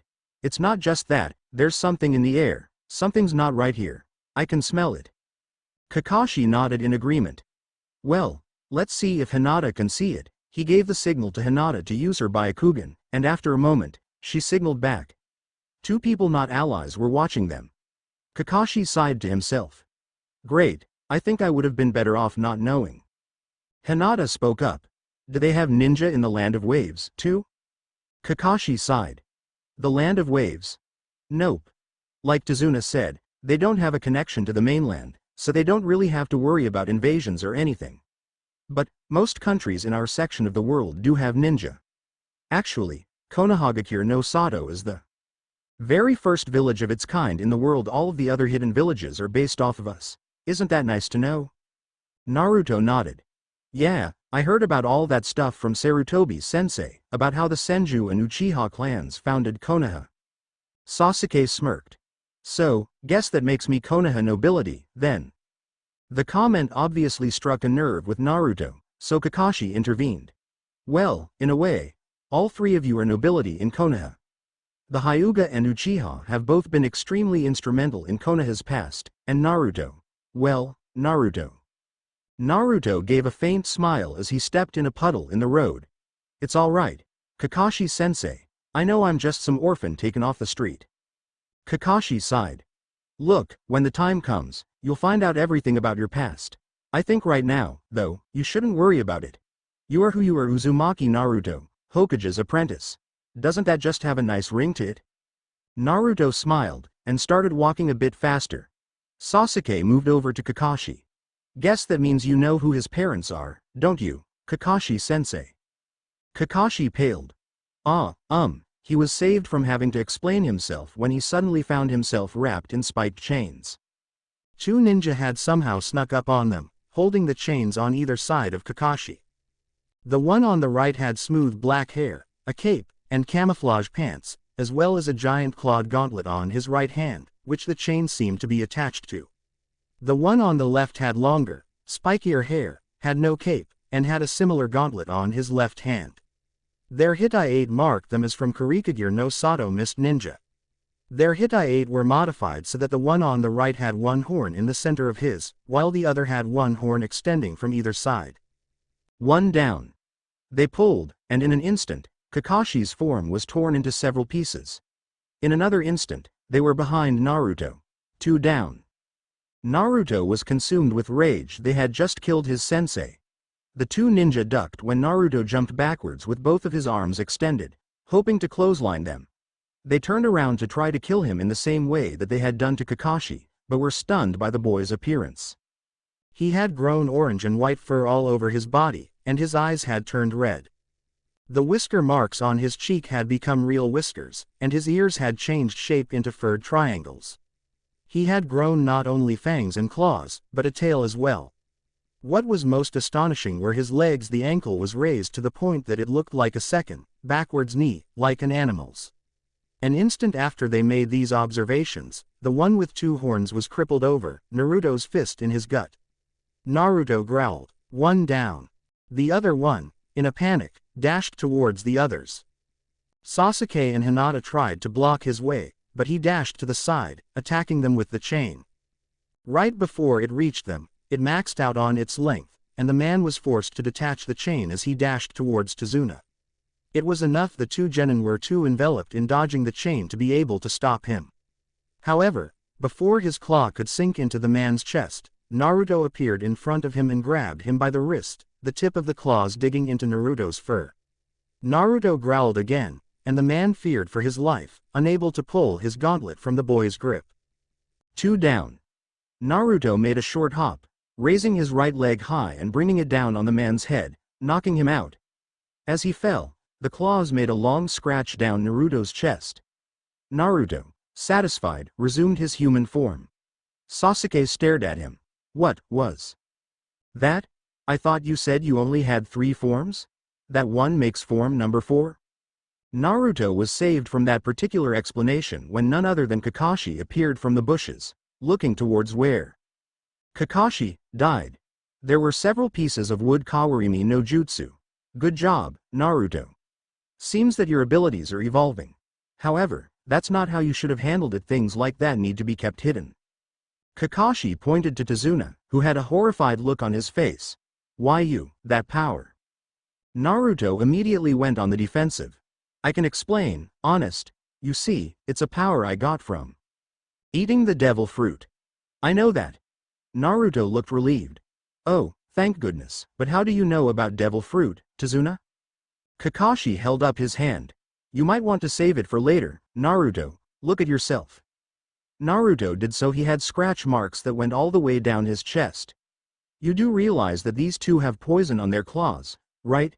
Naruto froze. He knew what this probably meant. We need to go back to Konoha immediately and get you treated. It's not that far, but it will set us back quite a bit. Naruto shook his head. And no, I'm fine. Look, you can barely see the scratch anymore. I sincerely doubt the poison was able to get in. Kakashi rubbed his chin. I don't know, Hinata took something out of her pack. I have some medical supplies if you need them, Kakashi-sensei. Kakashi shook his head. No need. Naruto has a regeneration ability. Look, he's already healed. Nothing we can do now, if he is poisoned. Naruto and Sasuke tied the 2 enemy ninja to a tree, and Tazuna wandered over. Naruto turned to him. Back to what you were saying earlier, how do you know about devil fruit? One of the enemy ninjas spoke up. How did you know we were even there? Naruto frowned. At this rate, he'd never find out if Tazuna knew any other devil fruit users. Kakashi turned to the ninja. Oh, Miss Chunin, you don't know when a fight ends, and you certainly don't know when it begins, either. Well, we knew you were there the moment we stepped out of Konoha. However, I knew that you would attack the moment we passed that puddle. It hasn't rained in days, and if you haven't noticed, it's quite sunny out. Not exactly weather one can play in the mud in. Tazuna put his hand on his chin. But if you knew, why wait to find out the truth? Tazuna gulped nervously. The truth? Kakashi nodded. The truth about who they're really after. All of us are priority targets for different groups, and it seems like they were hired by a group out to get you, Tazuna. Having other shinobi on our tail means that this is now a B-rank mission, not something you can afford, correct? Tazuna nodded. Kakashi continued. I'm sure you had a good reason, but lying causes problems for us. We need to return to the village, especially since Naruto might be poisoned. Naruto was devastated. Sure, he had gotten some action, but Sasuke and Hinata hadn't. So what if they were going to fight more ninja? It would certainly look good on their records if they won. Taking out a kunai, Naruto carved an X onto his chest mercilessly, causing everyone around him to become shocked. I swear, even if these guys try to drag me back to the village, I will protect you to the end, Tazuna. I swear it on this wound. Kakashi sighed. That's nice and all, Naruto, but it's already healing. Naruto blinked, and looked down at his chest. Sure enough, it was halfway healed. Naruto swore loudly, and not the kind he had just made to protect Tazuna, either. Deep in a mist-enshrouded forest was a large building, for the most part suspended in the air by ropes tied to the surrounding gigantic trees, with one such tree growing right through the building. Inside the building were 2 groups of men. One was a group of gangsters, with their leader, a short, balding man in a business suit. The other group was comprised of men identifiable as mist shinobi, all of whom were kneeling in the presence of their leader, a tall man holding an even larger sword while sitting on a couch. The businessman snarled, "You failed. I paid you all good money because I'd heard that you were very strong, and you failed." The man on the couch lifted his sword and pointed it at the small mouse of a man. "Stop your whining. This time, I'll go with this sword, and chop off their heads." The businessman did not seem intimidated in the least. "You sure about that? Apparently these ninja are very skilled." The swordsman snorted. "Who do you think I am? There's a reason I Momochi Zabuza, I'm called the demon of the hidden mist village.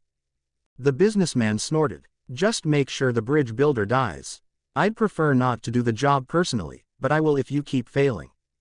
As the man and his guards left, Zabuza sighed. Do it personally, please. That mouse couldn't hurt cheese if you wanted. Classic. 6 pages ought to be good. Anyways, what do you guys think? Read and review. And tell me about misspellings. They escape me sometimes, and I'm too lazy for beta readers. Also, thanks Mr. Anonymous for telling me about the mistake I made. Chapter 9 Classic. Okay, here we go. The first fight with Zabuza and whatnot. As I've said before, I don't use beta readers aside from myself, and I'm tired today, so don't be surprised at any mistakes. Disclaimer. I own next to nothing. Certainly not Naruto, and certainly not One Piece. Chapter 9. Demon of the Hidden Mist. Naruto peered over the side of the boat as it slowly moved across the water as the Armin rowed along. He was starting to have second thoughts about protecting Tazuna, if it meant having to constantly be near deep water. He looked back at his teammates with the mist so thick, it was really either stare at them or the water. Sasuke was leaning on the side of the boat nonchalantly, as was Kakashi. Hinata was scanning the surroundings with her Byakugan, which made the veins around her near white eyes bulge, making sure nobody was after them. Tazuna was being himself drinking from his sake bottle while being worried. Naruto turned to the Armin. Why aren't we using that engine, again? The man growled at him. What, you want to get caught by Gato? Tazuna sighed. Look, I'll tell you who's after me, but you're not gonna like what you hear. Sasuke snorted. We'll decide that later, alright? Just tell us already. Tazuna nodded. He's a super dangerous man, a shipping magnate by the name of Gato. Naruto was nearly shocked. Gato, from the Gato Company? He's one of the richest men in the world. Why's he after your head? Tazuna grimaced. On the outside, he seems to be running a perfectly legit company, but deeper in, he's a criminal overlord, who uses whatever means necessary, be it gang members or shinobi, to take over other businesses, and even countries. Kakashi put his hand on his chin. So, he's after the Land of Waves now, is he? Tazuna nodded slowly. More like is almost finished with it. He's nearly taken over the country. He's in charge of everything that leaves and enters the country. All that needs to be done is make sure the bridge doesn't get finished, and he'll be in complete control. Hinata spoke up. If you knew such a dangerous man was after you, why did you only hire genin like us? Tazuna tilted his head, shading his eyes with his hat. You see, the Land of Waves is super poor. Even the feudal lord has no money. We emptied the treasury just to hire a bunch of super brats like you. But, if you really want to go ahead and quit the mission, I'll be fine. I'll only die, that's all. Kakashi attempted to interject. But, Tazua continued on. And my cute grandson will cry for a few days. And my daughter will live the rest of her sad life cursing Leaf Shinobi. Don't mind me. I kind of ramble in my old age. Kakashi turned to his team. Well, all things considered, I guess we should continue onwards. A mission's a mission, even if we are being underpaid for it. The man rowing the boat looked up. We're getting close to the bridge. The Land of Waves is just beyond that. Naruto looked up at said bridge. The mist was lifting, so he could see it semi-clearly. To put it bluntly, it was huge. The Armin grunted. We'll take the route with more vegetation. We'll be less likely to be spotted that way. Tazuna grunted his thanks, and after a minute, they entered a tunnel. When they got to the other side, Naruto found himself gaping at his surroundings. There were a bunch of houses built on the water, and many plants were coming out of the water, as well. It almost made Naruto jealous of people who could live here without fear, and then remembered that they were, in fact, living in fear, just not of the water. They stopped next to a dock, and everyone took that as the signal to get out. The Armin grunted. This is as far as I go. See ya. Tazuna. The man turned on the engine and sped off. Tazuna turned to his group. Well, get me home alive, alright. Kakashi nodded absent-mindedly. Hi. He was more concerned with other matters. You don't realize how hard that's going to be, Tazuna-san. The next ninja to come after us will more than likely be a jonin of a very high caliber. After all, Gato has more than enough money to hire a whole village for the whole purpose of killing you. After a while of walking into the woods, Naruto stiffened. This feeling, he immediately took a shuriken from his leg pouch and threw it into a nearby bush. Immediately, everyone was on alert. Naruto dashed to the place where his shuriken landed, and found a white rabbit, scared half to death. Oops, it was just a rabbit, guys. He held it up for the others to see. Guess it must have been the fox in me that made me do that. While Tazuna berated Naruto for his stupidity, Hinata took the rabbit in her arms. Ah, poor Usagi-san, Kakashi observed it from a distance. A snow rabbit, so why is it white? And when Naruto stiffened, I could feel the slightest glimmer of killer intent, and not from him, either. He felt another hint of the killing intent. Everyone, get down, now. He gave the order not a moment too soon as everyone lay on the ground. What appeared to be the world's biggest shuriken flew right through their ranks, curved upwards, and sank itself into a tree. They all looked up at it. It was not a shuriken, but a very large sword, and currently perched on top of the sword was a man whose eyes glowed with anger for not having beheaded them. Kakashi seemed to recognize the man instantly. Ex-Mist Shinobi, Momochi Zabuza. All three genin took ready stances, the rabbit bounding away, but Kakashi waved them off. Stand back. This guy's on a whole other level from the last two. He brought his hand up to where his left eye ought to be. Zabuza growled. Sharingan Kakashi. Sorry, but the old man's head is mine. Orders are orders. All three genin appeared shocked. Naruto's eyes widened. Shish. Sharingan, Hinata's ready stance faltered. But Sasuke nearly lost his grip on his kunai. Only the Uchiha have. Kakashi grunted. All right team, your orders are to surround and protect Tazuna. Do not engage the enemy unless he engages you first. Zabuza, your orders are. Kakashi lifted his Hite-8, revealing a blood-red eye underneath, with 3 comma-shaped Tomo seals on the iris, seemingly rotating. To fight with me, and to die. Zabuza chuckled. For you to bring out the Sharingan this early in a fight, I'm honored. I used to keep a handbook of important information back when I worked for Kirikagore, and what it said about you. Kakashi of the Sharingan. Copy Ninja Kakashi. The man who copied 1,000 jutsu. Sasuke gulped. With a reputation like that, then his Sharingan must be real, but where did he get it? Only Uchiha were supposed to be able to inherit the Sharingan, as it was a genetic trait. And this man was certainly no Uchiha, right? Zabuza put his hand on the hilt of his blade. Now then, let's cut the chatter. I have to kill the old man, and you have to kill me to prevent that. I wonder which will happen first. In an instant, both he and his blade disappeared. Hinata activated her Byakugan, and pointed towards a nearby lake. Over there, he's on top of the water. They all looked, and indeed, he was standing on top of the water. Naruto growled. He knew that taking a mission to the land of waves was a bad idea. He just had to open his big mouth. Zabuza took an unusual pose, with his right hand in front of him, and his left arm pointed straight up. Ninpo, Kirigakure no Jutsu. Mist swirled around him, and in a few moments, the entire area was covered in it. Kakashi swore under his breath. Guys, watch out. Zabuza's a master of the silent kill. You won't even notice you're dead until you're in the afterlife. He'll probably come after me first, but I can't use this Sharingan perfectly. Be very careful. An instant later, a voice seemed to emanate from the very mist itself, though the voice was Zabuza's.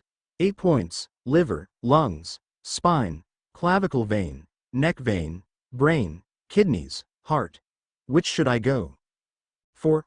All three genin were immediately unnerved. Those 8 points were all very fatal. Hinata gulped. I can't see him anywhere. Naruto shifted to his fox form. This mist is too thick, it's eliminating his scent. However, Kakashi did seem to see something, as he immediately threw his hands together to make a seal. The pressure from his chakra caused Sasuke to grip his kunai even tighter. This is the intensity of a fight between jonin. The pressure's enough to squeeze the life out of me. Kakashi called out to him. Sasuke. Don't worry. I'll protect you with my life. I don't let my comrades die.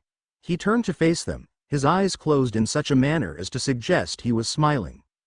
We'll just see about that. Zabuza immediately appeared in the middle of the group, and Hinata and Naruto, the former of whom was using her Byakugan, which granted her near 360-degree vision, and the latter of whom was relying on his animal instincts immediately turned around to try to attack him. However, Kakashi beat them to it, and stabbed Zabuza in the chest. However, this Zabuza melted into a puddle of water, and another Zabuza appeared behind them. Naruto, still a fox, jumped past his sensei and onto this Zabuza's face. "Goo, get off my face." Zabuza began swinging his blade wildly, and sliced Kakashi in half, and Kakashi, too, turned into a puddle of water. Zabuza ripped Naruto off of his face, and stared at the puddle where Kakashi had been. He copied my Mizu Bunshin, even through the mist. Kakashi appeared behind him, placing a kunai to Zabuza's neck. "Don't move, it's over." The bystanders sighed. However, Zabuza chuckled. "Over, please. A copycat like you could never beat the real deal. I'll admit, that was impressive, copying my clone through the mist. You created your own clone, and made it say those words to get my attention. However, I'm not that easy." A moment later, and Zabuza melted into water. Hinata cried out in fear. "Sensei, behind you." Kakashi swore under his mask, and ducked under Zabuza's inevitable sword swing. Zabuza let the sword sail over Kakashi and dig into the ground behind him, and used the sword hilt to push himself towards Kakashi and send him flying with a kick. Before he could follow Kakashi, however, he realized that Kakashi had left Makabushi multi-spiked nails scattered on the ground in his path. Zabuza merely jumped over them and towards Kakashi, who had landed in the water. Kakashi brought his head out of the water, and took a look at his hand. "This water, it's heavy." Zabuza appeared behind him, standing on top of the water. "Fool, I'm a mist ninja. Water is my element of choice." A few hand seals later, and Kakashi was trapped in an orb of water, unable to move. Suiro no Jutsu Water Prison. Very useful in incapacitating one's enemies. Now then, he lifted one hand, and a clone of Zabuza rose from the water. "I'll take care of you later. I have some brats to kill." Naruto, who had already changed back into his human form and rejoined with his team, growled, and pointed to his Hittite. "Brats, I'll have you know that we're ninja of Konohakage." The Zabuza clone chuckled. "Ninja, you think those Hittite make you, ninja? Let me tell you something, a ninja is someone who has had numerous brushes with death. When you're deadly enough to be in my handbook, then, you may call yourself, ninja." The mist thickened again, and Zabuza disappeared. A moment later, and Naruto was sent flying by a kick to the face, his Hittite falling to the ground where he stood. Zabuza stomped on it and shifted his weight, burying it a little. Hinata ran over to Naruto, but he brushed her off. "Like I said, you guys are brats." Kakashi swore under his breath. "Guys, just take Tazuna and run. He can't run with me in here, and his clone can't move far. You don't stand a chance, just run." Naruto growled, a hint of red making it into his irises. "I told you, I am a ninja. I'm a shinobi, of Konohagakure no Sato, and I will be its Hokage one day. If I can't beat a guy like this, who has abandoned his village, the way of the shinobi, then I don't deserve to live." He charged at Zabuza, who merely kicked him away. "If that's how you feel about it, then why don't you just give in and die?" Naruto got up, and held his Hittite up proudly. "Hey, you eyebrowless freak of nature. Put this in your stupid handbook. The future Hokage of the village hidden in the leaves. Uzumaki Naruto. Konoha no Kitsune." Zabuza chuckled. "Kitsune? Ah, so that little fox was your doing." Naruto put his hands together, and 4 clones appeared at his side, specifically 2 small foxes and 2 of the lean hybrids. Zabuza stared at him incredulously. 4 summonings, just like that? Who is this kid? Naruto smirked. "Sasuke, Hinata, get over here, I've got a plan, and I need you for it." Kakashi pressed against the walls of his prison. "You guys? I gave you an order, go now." Naruto grinned. "Sorry, sensei, but we'll never leave one of our comrades behind.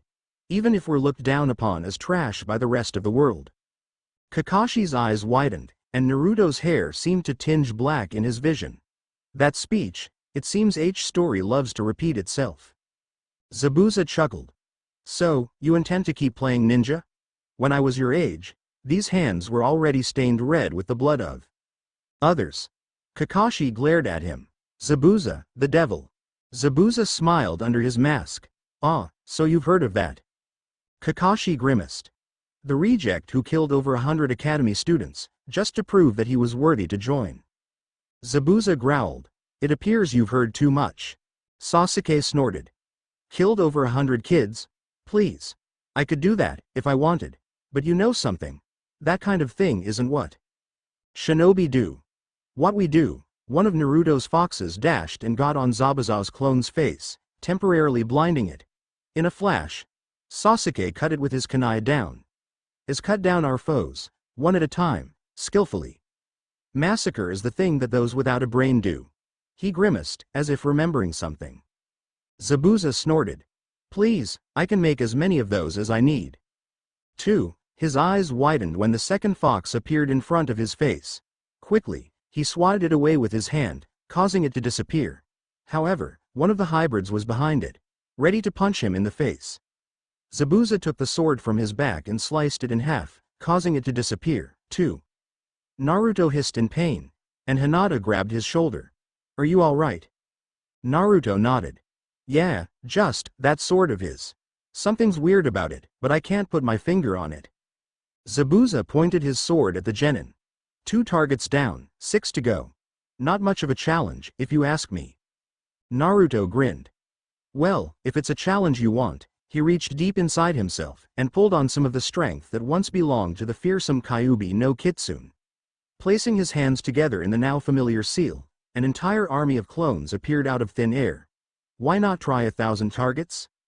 Zabuza froze in shock. This many clones, all of them solid, who is this kid?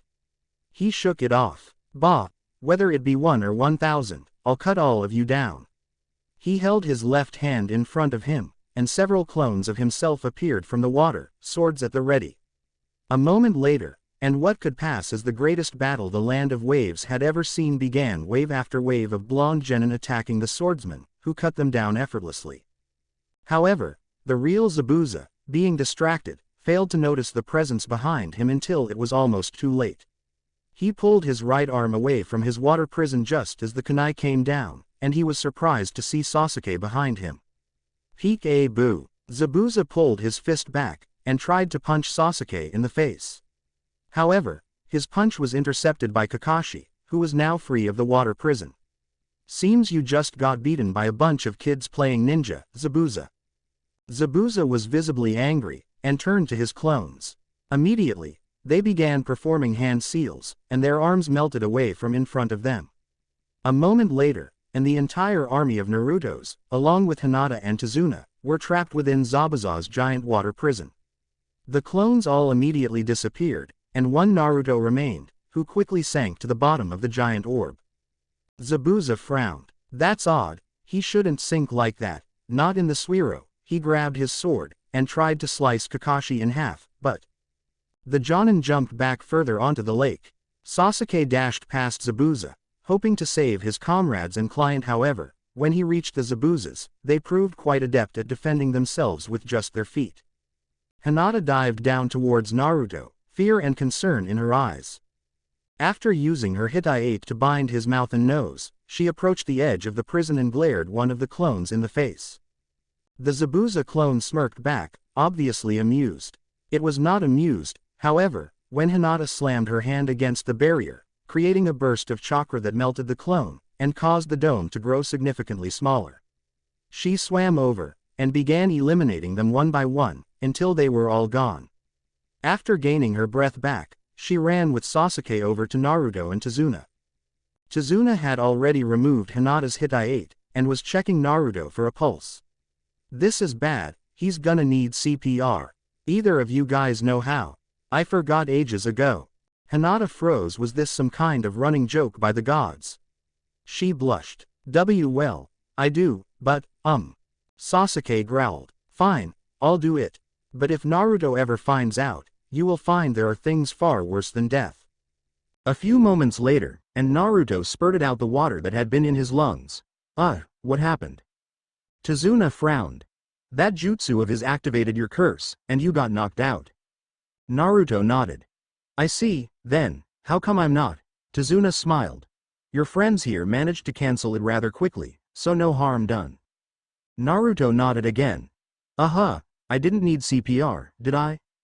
Tazuna looked towards Sasuke and Hinata, who were shaking their heads vigorously, but had to stop when Naruto followed Tazuna's gaze. And no, Hinata made sure none of the water got into your lungs before anything else. Naruto grinned at Hinata. Thanks, Hinata. I really don't want to waste my first kiss yet. I mean, not that I'd mind, but I want to save it for a special moment, you know? Hinata blushed, and nodded. The image of Sasuke pinning her to a dungeon wall with kunai kept her from saying anything just as much as the image of Naruto and her kissing with fireworks in the background did. Sasuke growled. Idiot, CPR doesn't count as kissing. Naruto frowned. It does if the two people know each other. Before Sasuke could kill Naruto himself, their attention was brought to the lake, where Kakashi and Zabuza were having a stare-down. They quickly went through a series of seals, and two large dragons made of water rose from the lake and crashed into each other. The backwash from the two dragons collapsing nearly knocked the bystanders over. Sasuke stood amazed. Kakashi copied that many seals in so few seconds perfectly, he really does have the Sharingan. As the waters calmed, the spectators could see Zabuza and Kakashi clash NG, their weapons Zabuza's sword and Kakashi's kunai pushing against each other for dominance. They separated, each taking the same pose. Zabuza stared at him incredulously. Strange, it's almost like he's. Kakashi's voice finished his sentence, reading my movements. Zabuza growled. What, he can read my mind, too? That freaky eye is pissing me off, right? Zabuza became nearly enraged. You little monkey, all you're doing is copying me. He went from nearly to completely when he realized that those words had left Kakashi's mouth at the same time that they had left his own. I'll make it so you can never copy anyone ever again. He went through several hand seals, but froze when he saw what appeared to be himself standing just behind Kakashi. Is that me? Impossible. It must be one of his genjutsu. He was further shocked when Kakashi completed the jutsu before he did. Impossible. I'm the original, so why can't I keep up? In a moment, the entire body of water they were fighting on seemed to rise up from in front of Kakashi and dashed towards Zabuza, and enveloped him. He couldn't fight against the vicious current, and soon found himself slamming into a tree. The water level lowered, and Zabuza found his right arm and right leg pinned to the tree with kunai. Kakashi appeared on one of the branches of the tree. Zabuza growled. How, can you see the future? Kakashi raised his kunai threateningly. Yeah, you're gonna die here. A moment later, and two long needles speared Zabuza through the neck. A mysterious masked figure appeared on another branch. You're right, he's dead. Kasek. Why not end it where the manga does, Yeah, so, give your comments, and criticisms, and stuff. Also, that amateur mistake I made 2 chapters ago. It wasn't forgetting Naruto's powers, it was forgetting the recital of Obito's line. Well, I'm not gonna go back and change it, I'll get Kakashi to say it later, I guess. And, yeah, a lot of it is taken almost directly from the manga. The story will diverge more and more from canon as time goes on, fear not. Also, I read in someone else's fanfiction that Zabuza failed to get into the academy, so he trained himself and killed all the students to show that he was worthy of becoming a shinobi, so I borrowed it. Don't know who did it first, though, sorry. Just wanted to diverge from canon a bit. Chapter 10. Kasek. Well, not much to say. I am so sorry about the parts that are pretty much ripped from the manga. While we're at it, maybe I need to get rid of chapter titles. Some of them are kinda lame. Chapter 10. Of Demons and Heroes. Kakashi kneeled next to Zabuza and checked his pulse to make extra sure the man was dead. He knew better than to trust appearances, even if that appearance was 2 needles through the throat. Kakashi sighed in relief. The man was most definitely dead. The mystery figure bowed. Thank you very much. I've been waiting to kill Zabuza for quite some time now. Kakashi narrowed his eyes at Zabuza's killer. That mask, you're a hunter nin from Kirigakure, right? The person nodded. You are correct. I am a hunter nin from Kirigakure. It is my duty to hunt down missing nin and dispose of them. Kakashi examined the newcomer. From his voice and height, he was most likely only a little older than his team, and yet he was a hunter nin, an impressive accomplishment. One more thought entered his brain: he's not a normal kid. Naruto kept looking between the hunter nin and Zabuza. The hunter nin was obviously confused by this behavior. What's wrong? Naruto grit his teeth. We went through all that trouble just to hurt Zabuza, and then you come along and kill him like it was nothing. You're not much older than we are, and yet. Kakashi patted him on the shoulder. I understand how you feel, Naruto. But listen, there are children younger than you, but stronger than me. Remember that. Naruto gave off a low growl, but nodded. In a whirlwind of leaves, the hunter nin appeared next to Zabuza's corpse. Since the battle is over now, I'll dispose of the corpse. After all, this body holds many secrets. A second later, and another whirlwind of leaves appeared, and when it disappeared, the two of them were gone with it. Kakashi placed his Hite-8 back over his Sharingan eye. Well, now that that's all said and done, we need to get Tazuna to his place. Pronto. Tazuna took a few gulps out of his sake bottle and grinned. Thanks a lot. You guys are great. No, super, come on, you can relax at my house, it's not far from here. However, before they could get moving, Kakashi collapsed. All present gathered around his prone body. Hinata took out a medkit. Sensei, what's wrong? Kakashi managed to let out a groan before using the last of his energy to talk. Seems I used up too much chakra using the Sharingan. Kakashi groaned as he awoke from his mini coma. A woman was standing over him. She couldn't have been any older than he was. Are you alright, sensei? Kakashi groaned, and looked around. His team was here, as well as Tazuna. This woman, by deduction, was Tazuna's daughter, Tsunami, whom he had mentioned a couple of times on their trip. I'm alright, I guess. I won't be able to move normally for a week, though.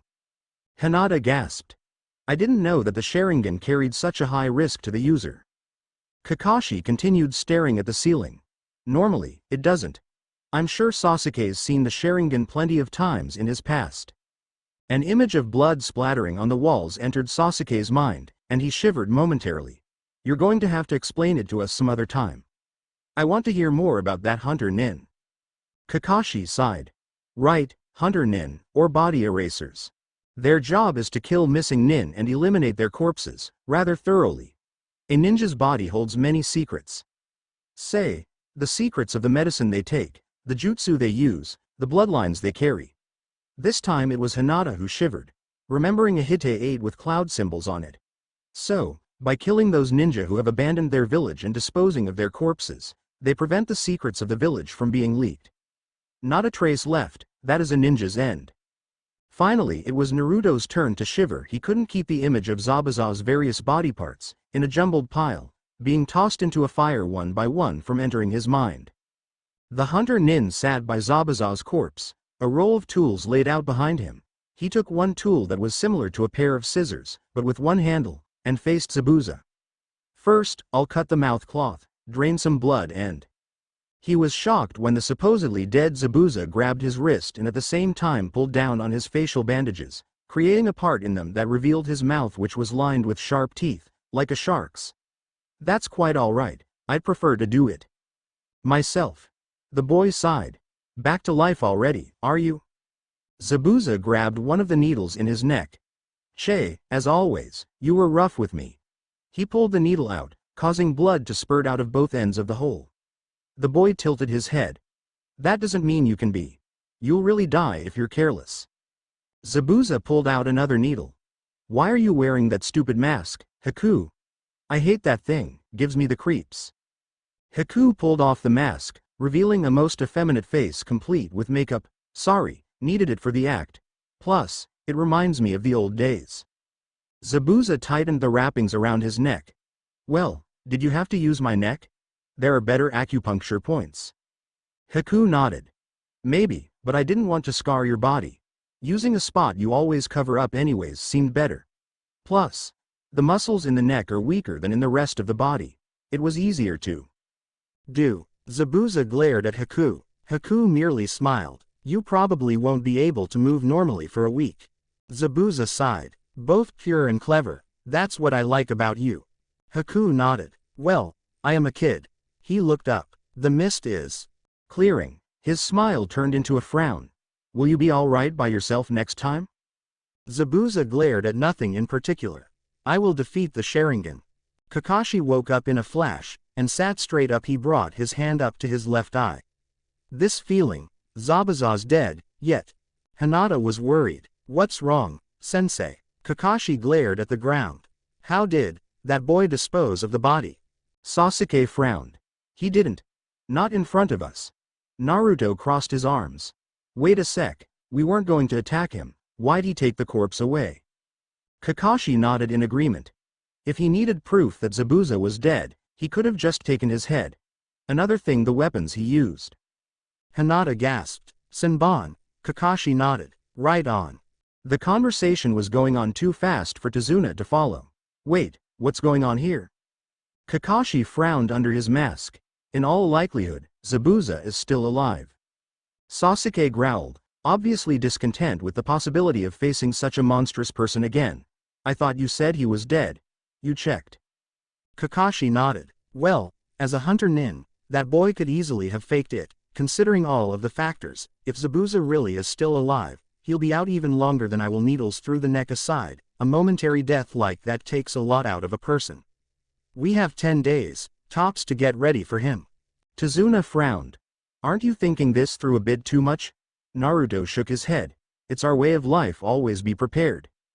Besides, this Gato guy's super rich, right? He could hire even more guys like Zabuza if he wanted. Hinata glanced at the floor.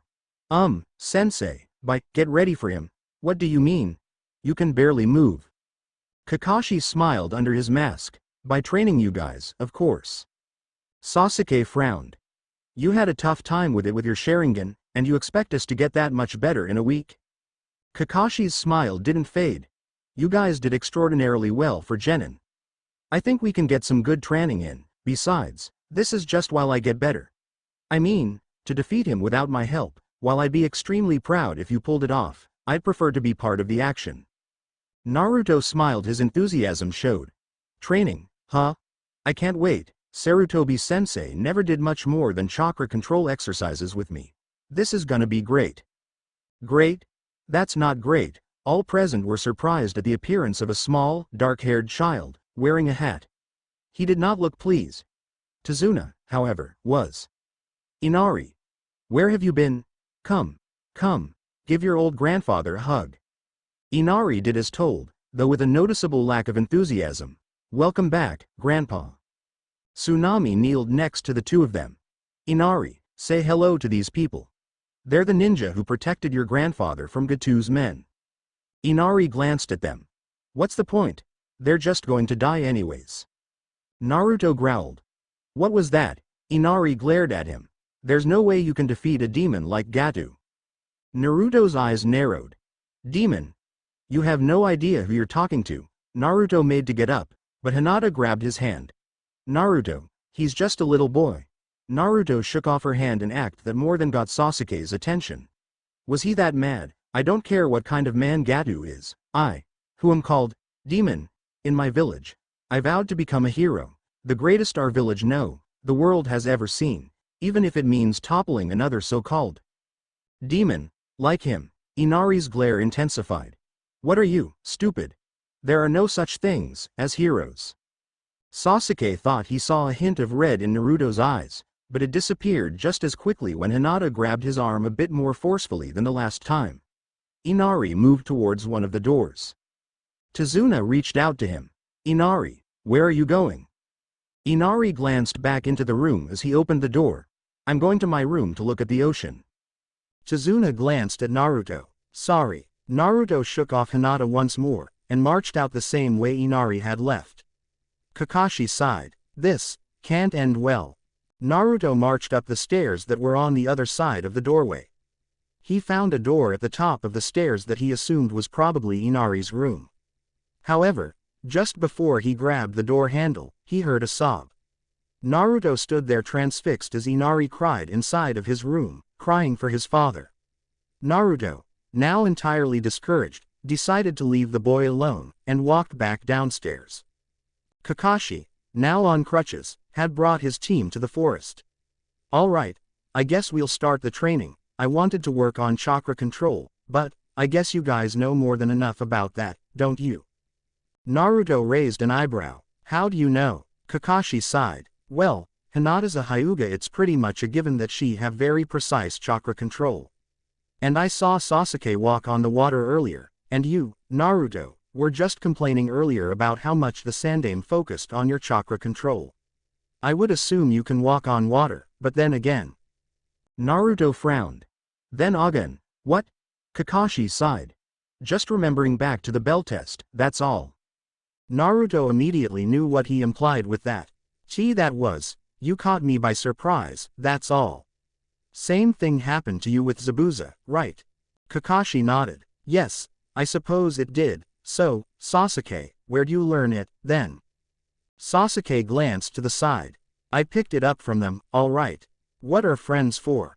Kakashi smiled, remembering his younger days. Hee, I suppose you're right, but this does change things quite a bit. I actually wanted to get you guys started on tree walking, but to be this advanced already, you're taking all the fun out of being a teacher. Hinata glanced down ashamedly at the ground. Sorry, sensei. Kakashi sighed. Geez, it's called a joke, Hinata, but I think I know what I can teach you. He brought out a few slips of paper. Here. Channel your chakra through these. The three genin took the slips of paper. Naruto raised it up to the sunlight. These aren't going to explode on us, are they? Kakashi chuckled. They won't explode. Spontaneously combust, maybe, but not explode. Naruto shivered, and held his with the tips of his fingers. Don't worry, Naruto, they can't hurt you. You see, these papers are meant to determine your chakra elements. Sasuke raised an eyebrow. You mean, like how mine is fire? Kakashi turned to him. Just because you're an Uchiha skilled with Kaden Jutsu doesn't mean you're a fire element. For all we know, you could be earth type. Naruto looked at his paper. You mean the 5 elements, right? Fire, wind, lightning, earth, and water. Kakashi nodded. Correct. The paper will react according to your elements. Just channel your chakra already, will you? Naruto gulped, and did as told. A moment later, and the paper was split in 2. He looked to see what had happened to the other. Sasuke's had crumpled, and Hinata's had gotten damp. Kakashi smiled. Well, that's good, I can teach 2 of you how to handle your elements. Naruto, you're the oddball out. Naruto's eyes widened in surprise. What, but you said? Kakashi sighed, and gave Naruto the lazy eye. Look, I'm sorry, but I can't teach a wind type. You'll have to get training for that some other time. But, water and lightning, that I can do. Sasuke frowned. But, I thought all Uchiha were. Kakashi sighed. Admittedly, fire or wind would have been a good twist of fate for you, but, at the same time, as you are an Uchiha, they will expect fire attacks and get something else entirely. Instead, he then turned to Hinata. As for you, young lady, water is perfect for you. You saw what Zabuza can do with it. I think it would certainly be an advantage to a Byakugan user to blind his opponent, right? And finally he turned back to Naruto. As an offensive type, Naruto, wind is certainly the best choice, it cuts through just about anything. Don't feel bad about it. I'll see to it that you get some training. It'll be a little difficult, as wind is a rare element, but that makes it all the more worth it. Naruto sighed.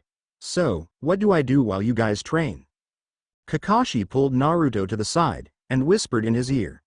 Look, I'm not the expert on all things demonic, but your powers seem to be evolving. You should work not only on that, but on your Kage Bunshin, as well. That was a nice stunt you pulled back with Zabuza, making them appear to be summons, but if you train, you'll find that there are many more tricks to be found with them than that. Naruto nodded, his disappointment at not learning how to control the air itself showing. Hi. Kakashi went back to his other students. All right, I guess we're going to have to go visit the water side, then. We can't do water element training without water, now. As they departed, they didn't, or pretended not to, notice Inari spying on them. He turned back, and a flash of a man's grin appeared in his mind. They're just wasting their time. Zabuza was lying in his bed, staring at the ceiling, with Haku sitting at his bedside. Haku glared at the doorway as Gato and 2 men won. A muscular man named Waraji covered with scars, tattoos, and even an eye patch for his right eye, but no shirt. The other a younger-looking man named Zori, who had long, light hair, covered by a dark cap, with a very baggy jacket. Both had katana at their sides, Though Waraji was obviously left-handed, his blade was attached to the right side of his hip, while Zori's was on his left.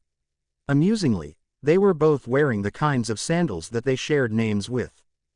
Gedo smirked. So, even you have come back defeated. Mist ninja aren't so great. Gedo began walking towards the bed in the center of the large room. You call yourself a devil. You can't even avenge your own men. Zabuza seemed to tense if only the slightest bit, and immediately, Gatu's bodyguards got in front of their master, hands ready to draw their blades. Haku tensed. Were they going to attack? However, Gatu waved them off, and continued approaching the bed. What's this? Why the silent treatment? Gatu reached for Zabuza's neck. How about? His hand stopped when his arm was seized violently by Haku. Don't you dare touch him with your filthy little hands. A moment later, and you could hear the bones cracking in his arm.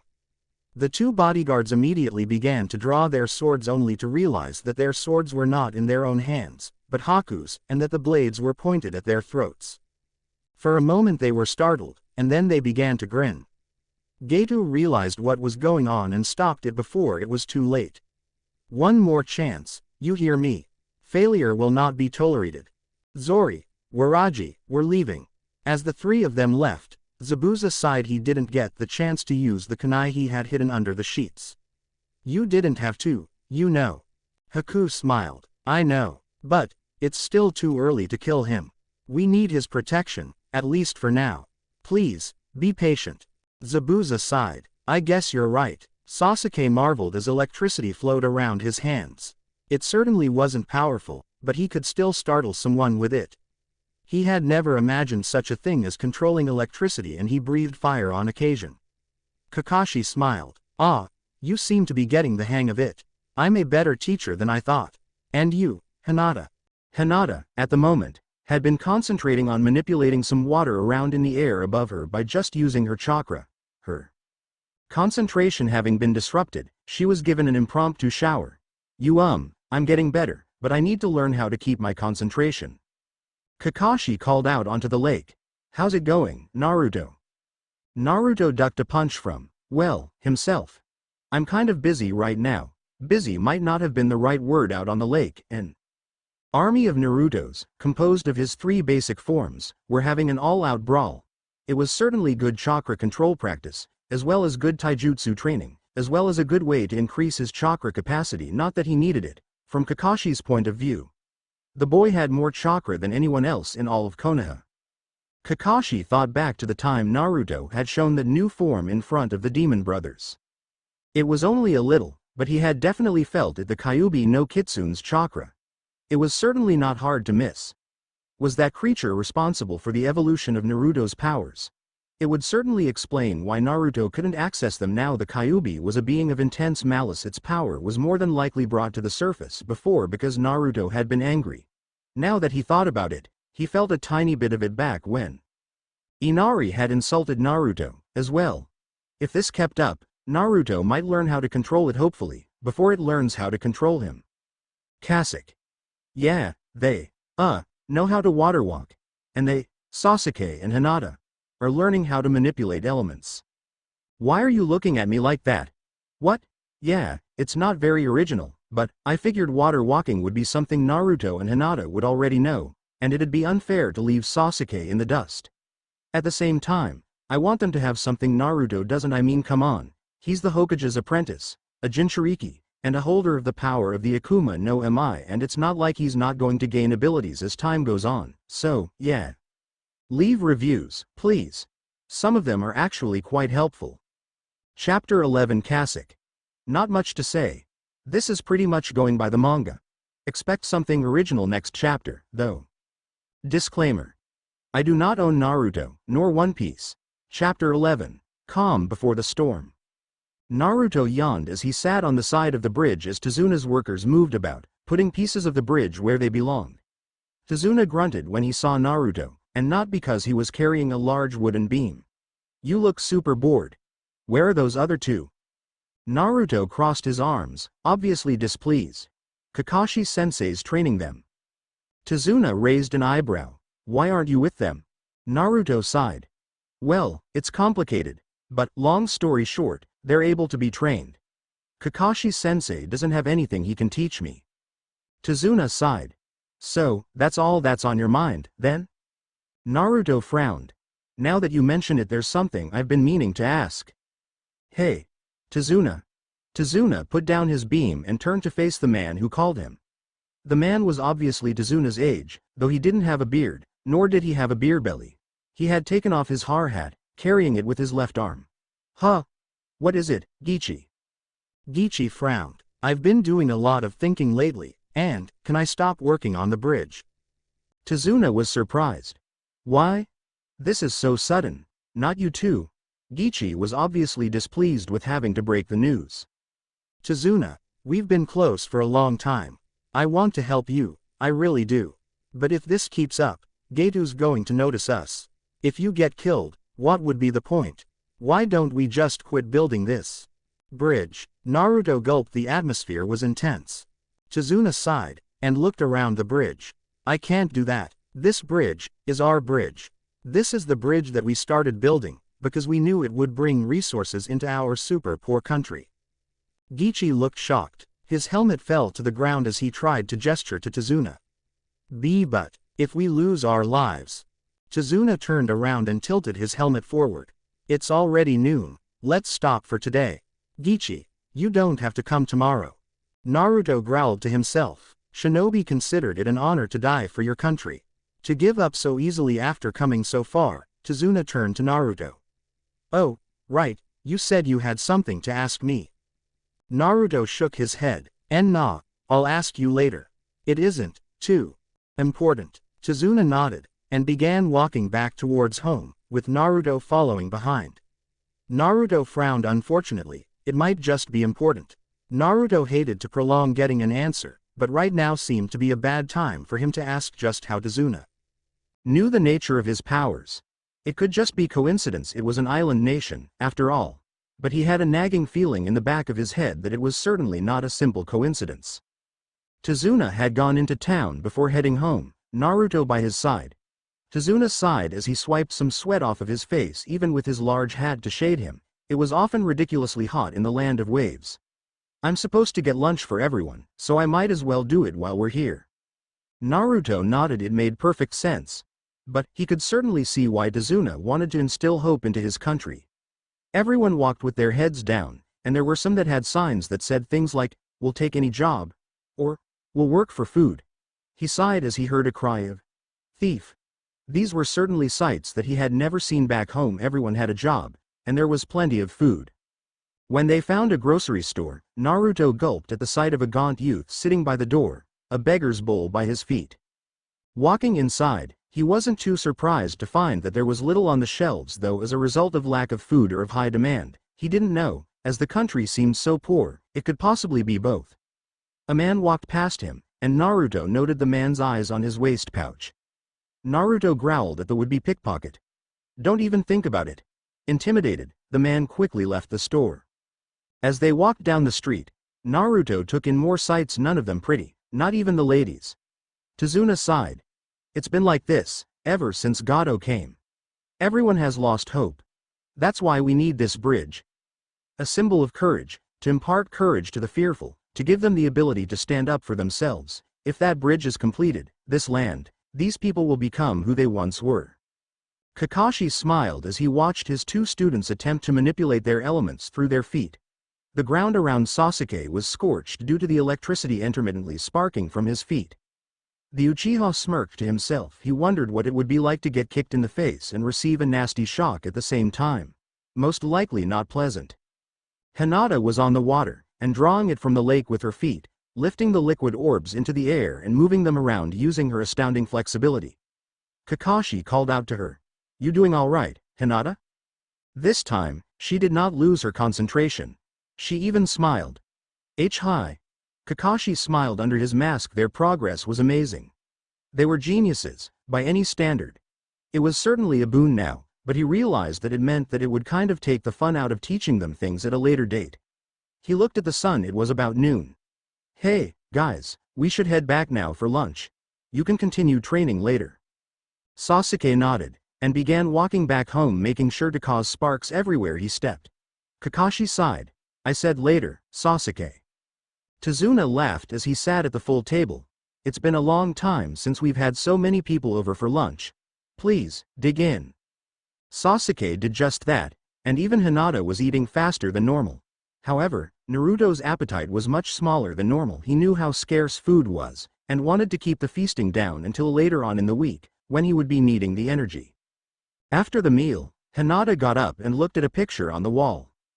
Naruto walked up to her and looked at it himself. It was a picture of Tazuna, Tsunami, and a grinning Inari, but there was a fourth person, a man. If the arm ruffling Inari's head was any indication, but nearly everything above the waist was torn from the picture. Naruto turned to Tazuna. Hey, what's up with this picture? Who's the guy ripped out of it? Naruto already knew who it was. Inari's father, presumably a so-called hero. Tsunami, who was washing the dishes, paused for a moment. It's my husband. Tazuna finished her sentence for her. And, the man who was once known as the hero of our city. Inari rose from his seat and began walking towards the door. Tsunami became worried. Inari, where are you going? Inari ignored her, and walked right out of the building. Inari. Tsunami turned to her father, obviously enraged. Father, I have told you not to talk about that man in front of Inari. She, too, stormed off, slamming the door behind her. Hinata shied back to her seat. Do you mind telling us the story behind all of this? Tazuna sighed, putting his cup down. You see, Inari had a father not related by blood. But they were close, just like a real father and son. Back then, Inari laughed a lot. They could all see Tazuna shuddering from the sadness of the memories, tears forming in his eyes. But, it all changed after that incident. The word, courage. That day, it was stolen from this land, from our people, from Inari. Sasuke seemed genuinely interested. What happened? Tazuna took off his glasses and wiped the tears out of his eyes. First, let me tell you about the man who was called a hero in this city. Hinata tilted her head. Hero. Tazuna nodded. It was about 3 years ago that Inari met him. Inari was being bullied by a boy named Akane, who had taken his dog. When Inari had demanded Pochi the dog back, Akane threw Pochi into the water. Inari wasn't able to swim, and didn't have enough courage to try. Akane kicked Inari into the water, and Inari nearly drowned. Don't worry, Pochi figured out how to dog paddle. Anyways, when Inari came to, there was a man cooking fish on a fire. He had saved Inari, and inscribed into his heart these words. If you're a man, choose a life of no regrets, for something that is precious to you. No matter how tough, no matter how sad, you must try, and even if you lose your life, protect it with these 2 arms. If you do that, even if you die, the proof of a man's life remains, forever. His name was Kaiza, a fisherman who had come here to follow his dreams. He and Inari grew very close.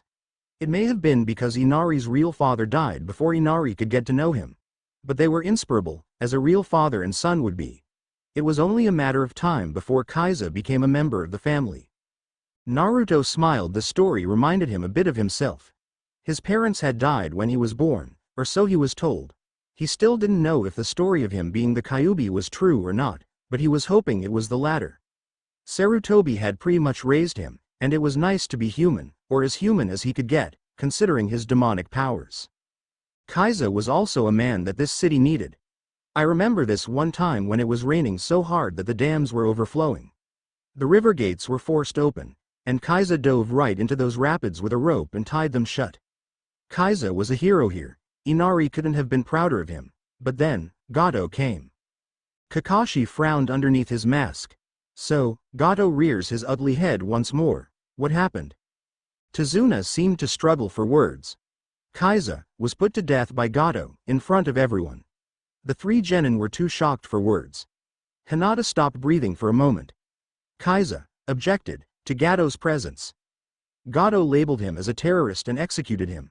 From that day, Inari, Tsunami, the whole city changed. Naruto's shocked face turned into a frowning one. He remembered Inari's words from the previous day. What are you, stupid? There are no such things as heroes. And then, he remembered Inari crying for his father. Something else Inari had said took on a whole new meaning to him. There's no way you can defeat a demon like Gato. Naruto got up from his seat and moved towards the door. Hinata was startled, and found the ability to speak again. "And Naruto, where are you going?" Naruto smirked. "I'm going to prove to Inari that heroes do exist."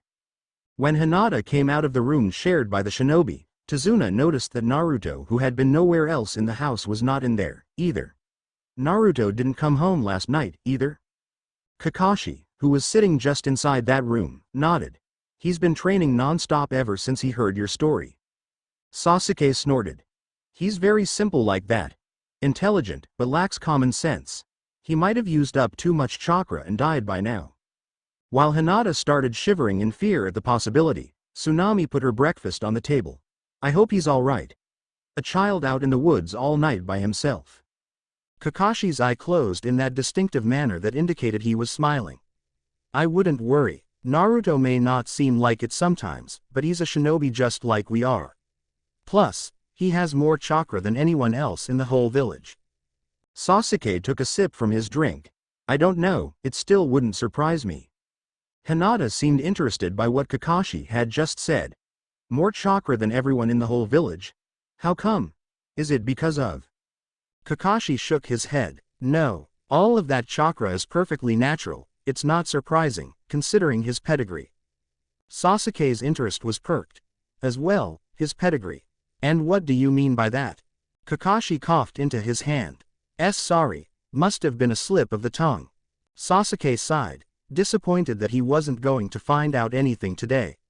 "Sure it was." Haku looked out the window of Gato's base.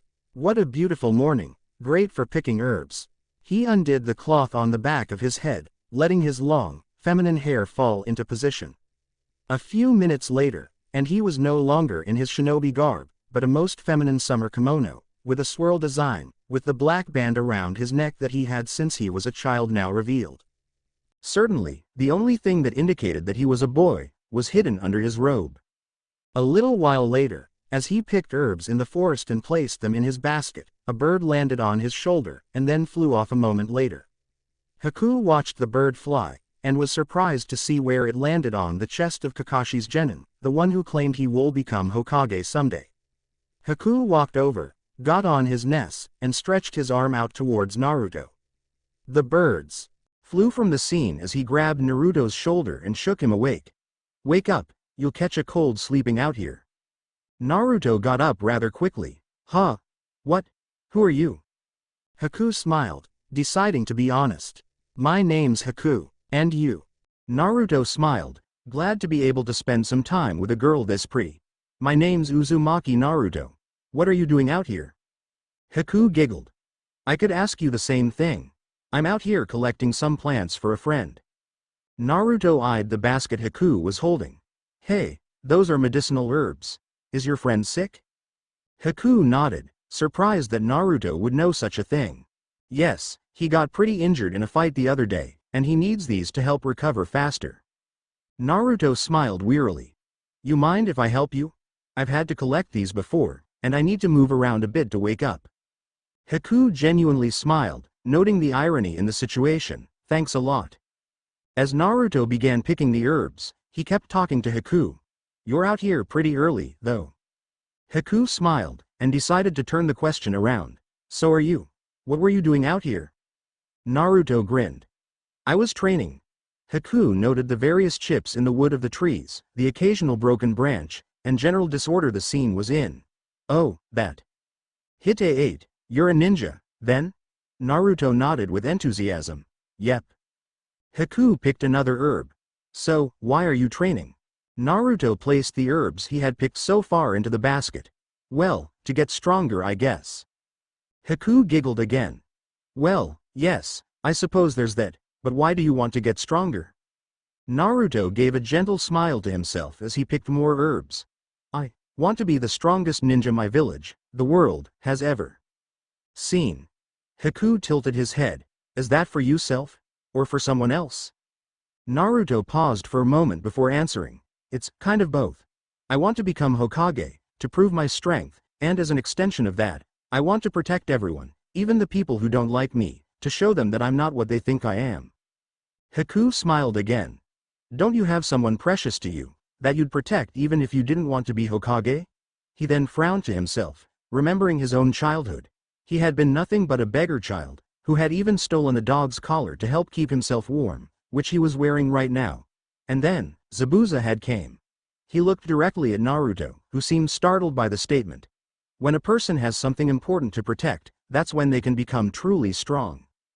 Naruto smiled, remembering two things, the first being Kakashi's line, "Don't worry. I'll protect you with my life. I don't let my comrades die." The second was what Kaiza had once told Inari about protecting what was important with your two arms. It was actually something that Sarutobi had taught him before, as well. Yeah, that's a lesson that I know pretty well. Haku got up and dusted himself off. Then, you will become strong. Let's meet again somewhere. Naruto nodded, and as Haku walked away, he ran a hand through his hair. By the way, I'm a boy. When Sasuke and Hinata found Naruto a little bit later, after they had eaten breakfast and went to go train, he was unconscious once more. Kasuke. Alright, next chapter is the battle on the bridge, alright. But, before that, I read through this FIC again, and noticed so many dang typos, and even outright errors. It's not funny. Not to me. I'm gonna fix them all before doing anything else. Chapter 12 Kasuke. Read, review, point out errors because I'm too lazy to get a beta reader. Enjoy. Disclaimer. I own nothing related to Naruto or One Piece Chapter 12. The results of apprehension and preparation. 196, 197, 198. Tazuna interrupted Kakashi's count of his one-fingered push-ups. I've been meaning to ask you this, but how come you're still here? I lied about the money. Kakashi's eye half closed in though. To abandon your duty is not courageous. Below the courageous, there is nothing. Those are the words of the previous Hokage. He made his 199th push-up. That is the way of the shinobi. We do not move because of money alone. He grunted, and got to push-up number 200. Okay, you guys can get off now. Tazuna and Tsunami nodded, and got off of Kakashi's back. Kakashi looked at his hand and made a fist. 201 fingered push-ups with two people on my back, I'm almost back to normal. Zabuza held an apple in his hand, and a moment later, it burst under the pressure of his grip. He flicked the resulting apple juice off of his arm. Haku smiled at the display. Looks like you're almost recovered. Zabuza nodded. Yeah, we should get moving soon, Haku. Before Haku could reply in an affirmative, Gatu and his bodyguards walked in the door. Well, don't you look like a man on a mission, Zabuza? Zabuza growled. We'll be leaving tomorrow. You'll be satisfied with the results. Gatu smirked. Oh, I will be. After they left, Zabuza growled, wishing he had just Gatu's head, instead. That man, he's like a mouse in the woodwork, always popping up at the wrong times. Haku nodded. Yes, I wonder if he plans to show up tomorrow. Zabuza sighed, causing his bandages to flutter. I wouldn't doubt it for a second. He'll probably wait till I'm almost done and demand to kill Tazuna himself. Kakashi looked up from his meal as Sasuke and Hinata carried Naruto inside the house. Kakashi sighed. You overdid it again, didn't you, Naruto? Naruto grinned. Yeah, I decided to stop having my clones go for a battle royal and had them all attack me at once. Sasuke grunted as he placed Naruto in his chair. Luckiest, our training isn't as intensive physically. Hinata sat down in the chair next to Naruto, and gladly took a sip from her drink.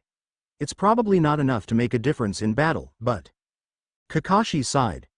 Well, at least that muscle strengthening thing I taught you will help, and I'm sure the elemental training can help with distractions until you guys can learn real jutsu. Naruto grinned. Yeah, that muscle strengthening thing sure does help. I mean, putting chakra into your legs to make you faster? I never thought of that. Kakashi shook his head. Naruto, I can't tell if you have schizophrenia or not, because half of the time you're a genius, and the other half you're an absolute idiot. That kind of thing is basic for a shinobi. Tazuna grinned, as well. At any rate, it's great to see you guys work so hard. I've been working super hard on the bridge, too. It's almost done. Tsunami glared at them. Well, stop overdoing it. You guys need to conserve your energy. Inari glared at Naruto as he acted so carefree. Memories of Kaiza ran through his mind, causing him to tear up. You must protect what's precious with these two arms, don't cry, Inari. The tears started flowing, and Naruto, who was sitting directly across from the boy, took notice first. Huh? What's wrong? Inari seemed to have trouble speaking. Why? After a moment, he slammed his hands on the table and stood up. Why do you guys bother to try so hard? No matter how hard you try, you'll never be a match for Gatu's men. No matter what claims you make, no matter how hard you work, when facing the strong, the weak only end up getting killed. Everyone but Naruto was stunned into silence. Naruto took a bite out of his food. Whatever, I'm nothing like you. Inari's tears intensified. I'd hate to be like you. You don't know anything about his country, and yet you're being so nosy. What do you know about me? I'm different from you. You're always acting like a clown, and goofing around. You don't know how hard life can be. Something snapped inside of Naruto. You don't get it, do you, kid? You think that it's okay to sit around and cry all day, like the star of some tragedy? Naruto glared full force at Inari, who was stunned into silence by just Naruto's eyes. The HD turned red, and the pupils had become slits. If that's what you want, then you can just go and cry for eternity, you big crybaby. Hinata spoke, greatly worried. Naruto, that's enough, please, stop it, he's just a kid. Naruto's eyes turned on Hinata, and she, too, was paralyzed in fear by the change in his appearance. Naruto walked away, none daring to stop him. Inari, after recovering his sense, ran out the front door. Sasuke saw the sheer terror on Hinata's face, and shook her shoulder. Hinata, are you all right? Hinata came out of her daze. She didn't dare tell Sasuke about Naruto's eyes, whatever they were, it was not a part of his devil fruit powers. She looked down at the ground, deciding not to say a word. Silently, Kakashi got up from his own chair and decided to follow Inari outside. As Inari sat on the dock, sobbing, Kakashi came up from behind him. You mind if I join you? Inari shook his head, and Kakashi sat down next to him. Naruto didn't mean as much harm as it may have sounded like. He doesn't use his head sometimes. This seemed of no comfort to Inari, who was still shivering from Naruto's glare. Kakashi sighed to himself. Tazuna told us about your dad. Like you, Naruto also grew up without a father. In fact, he didn't even have a mother, nor siblings. Sasuke and Hinata have been his only two friends, and he's only so close to the Sarutobi clan, the people who took him in and raised him. The truth is, everyone else in the village hates his guts, for something beyond his control. Inari looked up at the Jonin. You mean, the reason they call him demon, right? Kakashi nodded. Right, but, I've never once seen him cry, or complain. He's always trying his best to get people to see who he is at heart, not what they see in their minds. For that dream, he'd risk his life. He probably grew sick and tired of crying a long time ago. He knows what it means to be truly strong, just like your father did. In fact, Naruto may know how you feel better than anyone else.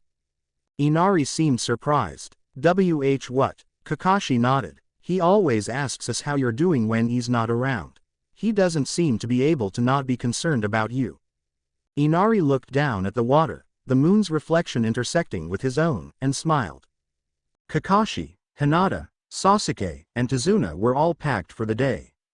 Kakashi turned to face Tsunami, who was going to bid them farewell. Take care of Naruto. I want him to take a break from training today. We're going to need him at peak strength for the upcoming battle. Zabuza growled when he heard Gatu's voice come over the radio. As the ambush ready, Zabuza didn't respond, but looked at Haku, who nodded. They both disappeared, leaving the boat empty, except for the sound of Gatu's voice. Hey, Zabuza, are you there? Hey. Gatu, sitting on his couch at his base, growled. Looks like they're already starting. He looked up at his bodyguards. Time to get moving. Naruto woke up with a start. Ah, I overslept. He peeked into the front room, not seeing anyone there aside from Tsunami and Inari. Hey, where is everyone? Tsunami, who was sewing, paused for a moment. Sensei said for you to take a break from training today. Naruto went back to his room and hurriedly got dressed in his standard shorts and vest. Shoot, I knew they had gone. Without me, I've got to hurry. I can just feel that today's the big day. He dashed through the house and out the door, leaving behind a shocked Tsunami and Inari. I'm off. Inari could not help but look in the direction Naruto had went, thinking for a moment before resuming helping his mother with her sewing. What is this? Tazuna was shocked at the sight before him. All 5 of the remaining workers were on the ground, some blood on the ground nearby. One of them was still conscious, and Tazuna rushed to his side. What happened? Please, tell me. The man coughed, some blood in his mouth. Monster. Tazuna growled as the man fell unconscious. A monster, that leaves 4 suspects, that's for sure. Kakashi was surprised. Wait, 4? I thought Zabuza was the only monster around here. Tazuna gulped. Well, there was something else that I forgot to mention. Inari, help me with the dishes. Give me a minute, I'm in the bathroom. The 2 men standing in front of Tazuna's door smirked. This would be too easy. Mist began to envelop the bridge. Everyone immediately stood back to back. Kakashi growled. Here they come. Looks like he's still alive after all. Hinata narrowed her eyes. This is Kirigakure no Jutsu, right? Zabuza's voice came from somewhere in the mist. Long time no see, Kakashi. Sasuke's body began trembling. Oh, I see that you're still with those brats. The boy's shaking, poor thing. Immediately, 10 clones of Zabuza appeared all around them, and even between them. Sasuke smirked. What I'm trembling from isn't fear, but excitement. Kakashi smiled underneath his mask. Do it, Sasuke. An instant later, and all of the clones disintegrated into water, having been sliced by Sasuke with his 2 kunai, though it looked like all Sasuke did was shift poses. Sasuke smirked again. It's going to take a lot more than that to take me down, let alone all of us.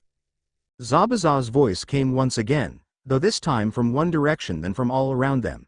Everyone turned to face Zabuza and Haku, who were in the direction that they themselves had walked from to get here, blocking their exit. Looks like the brat's grown. He could be your rival, Haku. Haku tilted his head, which was covered by his mask. Maybe. Kakashi narrowed his eye. It looks like I was right on the mark. That masked kid, he's obviously Zabuza's comrade, if he's still here. Sasuke growled and stepped forward. He should drop the act. I hate people like him. Kakashi held him back with one hand. Let Hinata do this. Her eyes will allow her to fight him better. He is a hunter nin, after all. Sasuke grunted, and let Hinata step up to the plate. Haku tilted his head again. Taking down those clones, even though they only had 1/10 of the strength of the original, it's still impressive. Let's see if this girl is any better. Zabuza grunted. We have the advantage. Go. Haku disappeared, and appeared in front of Hinata, a senbon at the ready, and swung at Hinata. Hinata grabbed Haku's wrist with her left hand, and then thrust her palm into Haku's chest, forcing him back. Haku grunted in pain, and slowly stood up. I see, close combat is your forte. Then let's see how you deal with ranged attacks. The door shattered into many pieces, with Waraji's hand on his now sheathed sword. Apparently he had sliced it into that many pieces himself. Zori stepped in the door, and smirked at Tsunami's face, who was completely stunned. You're Tazuna's daughter, right? You're coming with us. Inari heard his mom scream from inside the bathroom and rushed out into the main room, where Tsunami was on the floor, the table broken, and the 2 men were standing above her. Mom. Waraji smirked. What do you want, kid? Tsunami panicked. Inari, don't come, run away. Waraji looked to his partner. Should we take the brat, too? Zori looked at Inari, causing many unpleasant memories to emerge in the boy's mind. I don't know, we only need one hostage. Waraji began to draw his sword. Then, should we kill him? Inari hid behind the wall, and Tsunami decided to resort to drastic measures. Don't you touch him. If you do, I'll bite my tongue and kill myself. You want a hostage, right? Inari started to cry at his mom's display of courage. Zori frowned. Thank your mom, kid. Waraji's frown was deeper. Darn it, I wanted to cut something. Zori glared at his taller partner. You always want to cut something. You cut several things on the way here, and you're probably going to cut several more things on the way back. Let's just tie her up and get going. Inari broke down and cried as they left. I'm so sorry, Mom, I'm just a kid. I can't do anything against monsters like them. I don't want to die. You big cribby. Inari was startled from his tears. You think that it's okay to sit around and cry all day, like the star of some tragedy? He's probably sick and tired of crying. If that's what you want, then you can just go and cry for eternity, you big crybaby. He knows what it means to be truly strong, just like your father did. If you're a man, choose a life of no regrets, for something that is precious to you, no matter how tough, no matter how sad, you must try, and even if you lose your life, protect it with these 2 arms. Inari wiped his tears. They're all so incredible, so cool, so strong. He stood up, and clenched his fists. I will become strong, Dad. Waraji leered at Tsunami. What pretty skin, I want to cut it. Zori pushed her. Walk faster, will you? Trust me, the faster we get done with this, the faster you get away from Waraji here. Waraji took offense to that, but before he could voice his indignation, Inari's voice came from behind them. Wait, all 3 turned around to see Inari, standing on the corner. Tsunami yelled at him, Inari, run away, now. Inari grit his teeth. I can do it, get away from my mom. He dashed towards the 2 swordsmen, yelling to give himself strength. Warai put his hand on his sword. Shay, idiot, Tsunami screamed for her son to stop, but to no avail. Zori put his hand on his own sword. Cut him. A moment later, and Inari was cut into 3 pieces, or so it seemed. Waraji and Zori were more than shocked to find that what they had cut was nothing more than a log. Zori growled. Kawarimi. A voice came from behind them. Sorry I'm late, but a hero usually shows up at the last second. Inari looked up at his savior. And Naruto grinned at the boy. Great job, Inari. Thanks to you, I was able to resist your mom. Inari looked behind him. Indeed, his mother was with them, and not with the samurai. Waraji growled. You little brat. We'll show you what happens when you mess with us. They both began to charge at Naruto, and Naruto merely smirked. He threw some shuriken at them, which they blocked with their swords, which was just a distraction. They saw their shadows enlarge, and managed to turn around just in time to block the fists of the 2 clones that had appeared behind them, both of them in their hybrid forms. The force of the impact caused them to drop their blades, which fell into the ocean. Waraji snarled. That was my favorite sword, you brat. I'll show you what happens when you make me angry. Zori sighed. I hate it when he gets like this. Waraji grit his teeth, and all could see that he was growing larger. Not only that, but he was growing fur. His arms grew longer, and he slouched over a bit. His ears raised up a bit, and his mouth grew into a snout. A moment later, and the clones were sliced in half by the claws of a grizzly bear, human hybrid. The beast turned on the real Naruto, a crazed look in his eye. I'll kill you, I'll tear you to shreds, and eat whatever's left. And when I'm done, those 2 are next. As Inari and Tsunami huddled in fear, something inside of Naruto snapped. You can threaten me all you want, but mess with them, and you'll see what I'm truly capable of. Naruto changed forms, this time into his most muscular form. The beast charged at him, and Naruto ducked under him, and then threw him into the water. Naruto glared at Zori. Next. Zori looked at the now human Waraji, who was beginning to sink. Look, I'll surrender if you agree to fish him out, all right? My powers aren't nearly as fearsome as his, and this isn't the best place for a fight. Naruto raised an eyebrow. Oh, and just what are your powers? Zori sighed, and a moment later, was a child-sized koala with human posture. Naruto couldn't help but laugh as Zori growled at him. You gonna fish him out or not? Waraji growled at his partner, and would have said something if he wasn't gagged. They had been tied up, with only their heads exposed, and then put on a boat, which was tied to the dock with a rather long piece of rope. As a pittance, their swords had been fished out and placed with them. Naruto smiled. Thanks for helping me out with that. I can't fall in the water, or I'd drown, same as them. Tsunami smiled back. We should be thanking you. We had no idea that the devil fruit had such a curse with it. Naruto frowned. Well, this certainly explains how Tazuna knew about the source of my powers. Tell me the truth. Gadu has powers too, doesn't he? Tsunami frowned. Yes, or so he says. He had those 2 kill my husband to show off the devil fruit, But he never told us about the curse, and he never told us what kind of powers he holds. Naruto frowned. I see, this is my first encounter with someone else holding these powers, but what I do know is that there are 3 kinds, and I most certainly hope that it's not the kind that gives him power over the elements. Naruto yelled out to the boat. I hope you guys know that you personally executed the father of this family. I'm sure they wouldn't think twice about cutting you loose.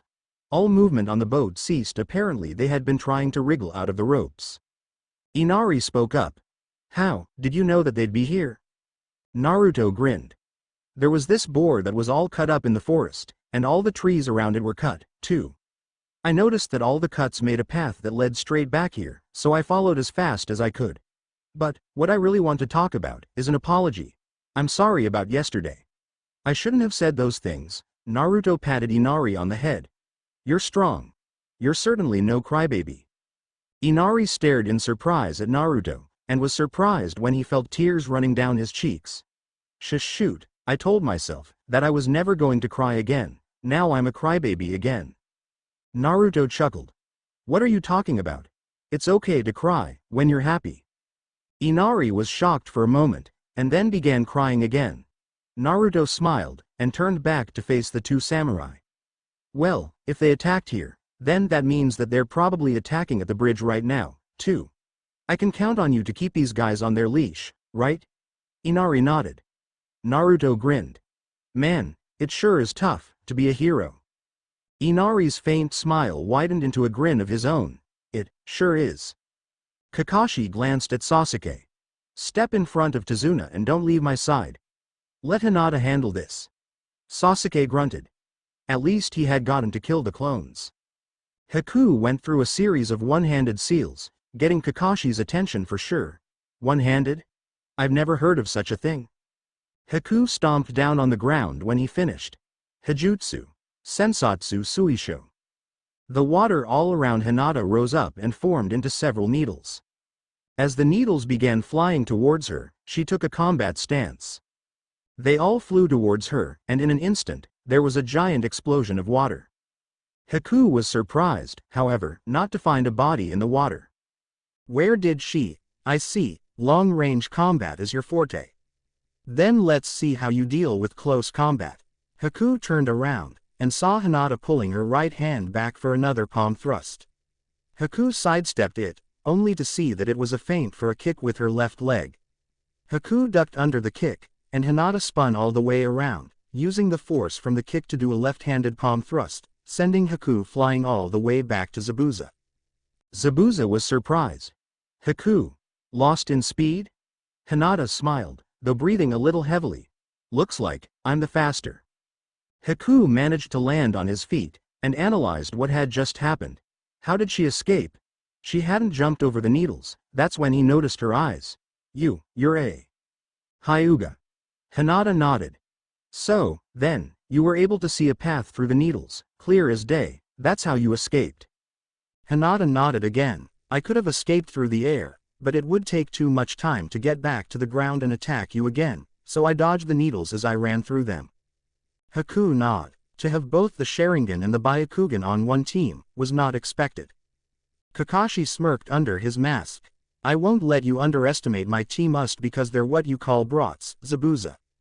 Hinata is the heiress to the Hyuga clan. Sasuke was the top of his class, and then there's Naruto, the so-called Kitsune of the Hidden Leaf, the boy with more connections to Konoha's past than I care to count, but the one I should let you know of is Hokage's apprentice. Zabuza began chuckling. Oh, is that so? Hee, I'm quaking in my boots. Haku, it seems we're falling behind. We don't want that now, do we? Haku shook his head. No, we don't. Chakra began to pour out of Haku's body, causing Hinata's eyes to widen in fear. His chakras spilling everywhere, and the air, it's so cold, the water all around them began rising up, and freezing at the same time. Soon enough, Hinata was surrounded by 21 frozen mirrors in every direction except down. Haijutsu. Makio Hyo Sho. Kakashi was nearly frozen himself just by the sight of the mirrors. What is this jutsu? Haku stepped into one of the mirrors, causing an image of him to appear in every single mirror. Kakashi swore, and tried to dash to Hinata's rescue, but Zabuza got in his way. I don't think so. Your opponent is me. Against that jutsu, she's finished, Hyuga or not. Hinata looked around her frantically, trying to find the real Haku. Haku's voice emanated from all around her. Shall I begin? I'll show you my true speed. Hinata barely had any warning before Haku appeared from one of the mirrors, and her clothes were torn to shreds as she tried to dodge each of his slashes that he made as he jumped from mirror to mirror. To those with regular eyes, all the slashes were nearly simultaneous. That's how fast Haku was moving. Kakashi, who did not have his Sharingan activated, only saw Hinata being slashed multiple times. Hinata. Zabuza chuckled. If you get by me, I'll kill those two behind you. Kakashi glanced at Sasuke. Sorry, Sasuke, it's not that I don't trust your ability, but it seems I can't go help Hinata right now. Sasuke grunted, and turned to Tazuna. Sorry, but I'm going to have to leave you for a moment. Tazuna nodded in understanding. He wouldn't want to stand around, either, if his friend was in trouble. Sasuke got closer to get within range, and then tossed a kunai at Hinata. She did not normally carry one for herself. However, Haku leaned out of one of the mirrors, and grabbed the kunai as it came. While Sasuke swore, a shuriken came from the side and whacked Haku's mask, causing him to fall out of the mirror. Haku looked towards where the shuriken had come from, only to see a smoke bomb go off before he could see the figure using it. Slowly, a figure emerged from the smoke. Naruto. He smirked as he saw Haku on the ground. Uzumaki Naruto has arrived. Just in time to save everyone, too. Kasuke. I'm gonna stop right here, because if I don't, this will go on until the end of the Battle of the Great Naruto Bridge. In other news, there's no way I'm going to throw away Waraji and Zori now that I've given them the powers of the Akuma no Mi. Especially since Zori's a koala. I mean, come on. How can you expect me to kill him off just like that? However, they're going to disappear for a while. You probably won't see them until the sequel to this story. That's right, a sequel. It will take place after the Rescue Sasuke arc. Chapter 13 Kasuke. Hey, look, I'm actually going to be more original from here on out. Well, more is the key word. Not totally, though, not until later. Also, 25,000 hits. I know it doesn't seem like much compared to more popular authors, but it's a milestone for me. Disclaimer. I do not own Naruto, nor do I own One Piece Chapter 13. Bridge of Hopes, Dreams, and Despair. Everyone's reaction was different. Sasuke was somewhat glad Naruto had shown up. Zabuza was irritated. Haku was just plain surprised, and Kakashi was absolutely dumbfounded at how Naruto could mix genius and stupidity in such a manner. Haku remembered his conversation with Naruto, how Naruto said he wanted to get stronger. Zabuza merely remembered how annoying the brat could be to fight, so he tried to take him out as quickly as possible by throwing shuriken at him. Naruto was more than ready to block them himself, but he was surprised when they were intercepted in midair by Haku's senbon. Zabuza was just as surprised as everyone else. Haku, what is the meaning of this? Haku looked towards his master. Zabuza, please, let me fight them my way. I want to see how strong they've gotten. Zabuza turned back to Kakashi slowly. Faye, you're as soft as ever. Hinata was shocked when she heard that statement. She looked down at herself. Not one of Haku's attacks had been directed at a vital spot. But what was the point? Why would he? She was surprised when Naruto appeared right next to her. Hey, Hinata, you alright? Need some help? Sasuke growled when he saw what Naruto had just done. Naruto, you idiot. You should have stayed outside the mirrors. Sasuke, deciding to take things into his own hands, put together his hands into a sequence of seals most familiar to him. If those things are ice, then, Kaden. Gukakyu no Jutsu. He took a deep breath, and blasted one of the mirrors with a great stream of fire from his mouth. Naruto got in front of Hinata as some of the flames swept past the mirror. Sasuke, did you forget we were in here? Haku frowned underneath his mask. This ice was created through a jutsu. It will take a much stronger flame to melt it. Sasuke swore, but before he could try anything else, he felt a presence right behind him. Hey, kid. You should get back to the bridge builder. On pure reflex, Sasuke swung his arm into the man's chest, making sure to amplify the pain with some electricity. He wasn't too surprised when it turned out to be a clone of Zabuza. Zabuza raised a non-existent eyebrow as he saw the electricity spark from Sasuke's fist as the clone turned into a puddle. Electricity. So, these kids know how to manipulate their chakra to such an extent even at this age. Most impressive, Kakashi. Most don't learn how to do such things until they're Chunin. Kakashi shrugged. Well, they are the first students I've ever had the pleasure of teaching, so I'm going to make sure that they become the best. And they can't be the best if they can't beat you. Naruto growled as he watched Haku step into one of the mirrors. I wonder what the trick to this is. He saw Hinata turn around before he heard anything, and what he did hear was Haku's voice, from behind him. I'm not there anymore, you know. In an instant, Naruto's clothes were torn to shreds, many of the slashes having drawn blood. As Naruto fell to one knee, many thoughts ran through Hinata's head, each one taking more and more out of her self-confidence.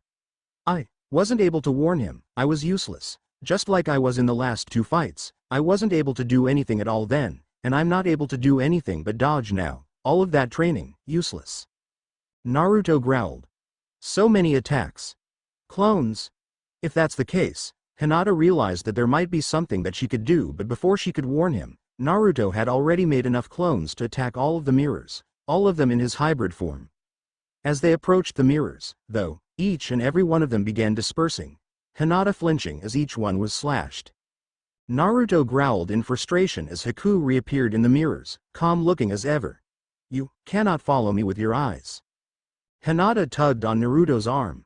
He's right, I can barely see him myself. There's only one, and he's moving far too fast for you to keep up. Haku nodded. This jutsu uses the mirror's reflection to transport me. For me, it is not that I am too fast, but you are too slow. Kakashi's eye widened when he heard that. I knew it. For someone his age to master such a jutsu, Kekkei Genkei. Sasuke looked shocked. You mean? Kakashi nodded. It's just like with the Sharingan and the Byakugan. A technique passed down through a blood lineage, only those who possess the genes for it can use it. There is no copying, no defeating such a jutsu, not even for me. Naruto, having heard that, quickly stood up. So what? It seems that I'm the only one on our team without such a thing, but so. What? I have a dream, and until that dream is fulfilled, I will not die. Haku tilted his head forward a bit at the word, dream. He remembered what Naruto had said once before, that he wanted to become Hokage, to prove his strength to the world, to prove that he was not what everyone thought he was. His mind went even further back in time to the day he had met Zabuza, all those years ago. What an unfortunate child. A brat like you, who is not wanted by anyone, you will die, knowing neither freedom nor the realization of your dreams. The Haku of then smiled at those words. You have the same eyes as me. Haku focused on the now.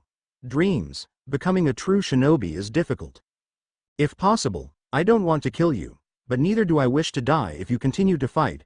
I will take a blade to this kind heart, and I will kill you.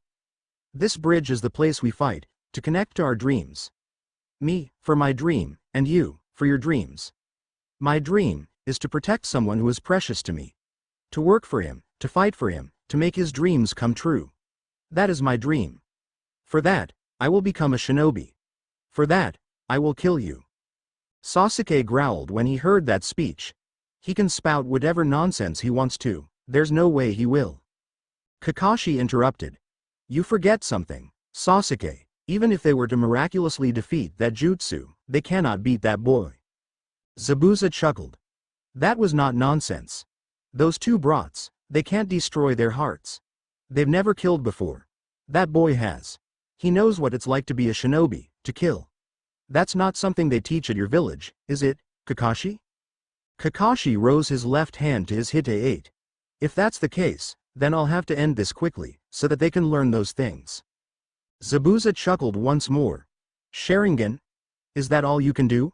In an instant, Zabuza charged at Kakashi, a kunai in his right hand. Another instant later, and the kunai stabbed Kakashi's right hand, which had been raised to prevent his left hand and more importantly, his Sharingan from being pierced. Kakashi smirked under his mask.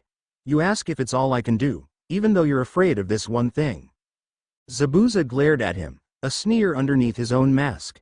A shinobi's supreme techniques should not be shown to the opponent over and over again.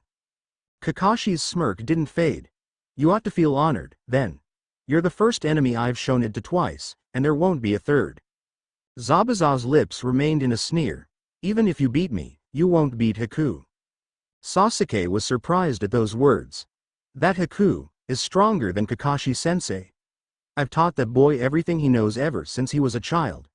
He faces even the strongest opponent without a heart, and without a fear of death, and he has succeeded every time. He surpassed me long ago, even in jutsu, the terrifying ability of the Kekkei Genkai. He is a very high-quality tool, unlike those things you call students that you have. As he withdrew his kunai from Kakashi's hand, Kakashi lifted his Hite-8, revealing his Sharingan. I hate it when people brag, put your money where your mouth is. Zabuza smirked. Wait a second. I have one more thing to brag about. That Sharingan is useless here. I've already seen through how it works. You see, last time, I had Haku observing the fight. When he sees a jutsu, he can normally come up with a way to defeat it. Bright kid. Kakashi's eyes widened when the mist got much thicker, and the image of Zabuza in front of him started fading, eventually disappearing. Naruto growled as he stood up once more. Shoot, shoot, shoot. Hinata put her hand on his shoulder. Naruto, please, don't push yourself. He's starting to slow down. If you protect your vital signs, maybe we can last long enough for us to counterattack. Naruto nodded, and prepared for more pain as Haku readied his needles again. Kakashi turned to where he had last seen Sasuke. Sasuke, get back to Tazuna. Protect him at all costs. Sasuke nodded, though he doubted Kakashi could see it, and immediately appeared by Tazuna's side. Tazuna, don't leave my side. Tazuna nodded. Okay, but this mist is super thick. You can't see a thing. Kakashi nodded to himself. He was in complete agreement. Even his Sharingan couldn't see through the mist, so how did Zabuza plan on attacking them? His thoughts were interrupted when he saw several shuriken appear right in front of him. He quickly deflected them with a kunai with the aid of his Sharingan. I'm surprised you dodged those, Sharingan Kakashi. Kakashi turned around, and was shocked at what he saw. Zabuza had his eyes closed. The next time you see me, will be your last. You rely too much on your vision. As Zabuza disappeared once more, his voice began emanating from all around Kakashi. You act like you know everything, but you don't. You pretend that you can read minds, and see the future, but you can't. The Sharingan merely tricks your opponents into thinking that you can. It involves hypnotism and attention to detail. By combining those things, you can copy the body, make it appear. You're copying the mind, and as a result, copy the jutsu. That is what makes it seem you can see the future. You copy my movements, and shake my mind. Then, once my mind is shaken, you copy what I say. Once my mind is at a loss, you implant in my mind what I should do next, and then do it before I do. A very clever trick, but a trick nonetheless. So, to beat this trick of yours. Kakashi deflected another shuriken that was aimed at his eye. My reflexes are slowed by this mist. I made the mist too thick to see through. And then, I close my eyes, to remove any chance of being hypnotized. Kakashi growled as he got back into his ready stance. But then you can't see a thing, either. Why? Zabuza's chuckle resounded ominously across the bridge. You forget, I'm a genius at silent killing. I can track an enemy by just their sound. Kakashi began to sweat. Shoot, if I don't beat him quickly, then I can't help Naruto and Hinata. It's been a long time since I fought like this. Relax, Kakashi. Think, what would he target? He swore under his breath when he realized the answer to Tazuna. Sasuke and Tazuna turned when they heard footsteps behind them and were just in time to see Zabuza swing his sword down, slicing Kakashi across the chest. Hinata panted as she dodged yet another of Haku's attacks, and again tried to help Naruto up after he got hit once again. Are you alright, Naruto? Naruto nodded. Yeah, I'm fine. Don't worry about me, just worry about yourself, alright? Hinata flinched. I'm sorry, I'm so useless, Naruto. Naruto looked at her with a raised eyebrow. Useless? You're not useless, Hinata. Haku watched the scene. That girl just won't get hit, but that boy, on the other hand, he appears to be her precious person. You can see it in her eyes, even with her Byakugan. Then I guess I'll have to do that, then. Haku took a battle stance. showing the many needles he was holding. Yes, she is unable to protect her precious person. That makes her useless.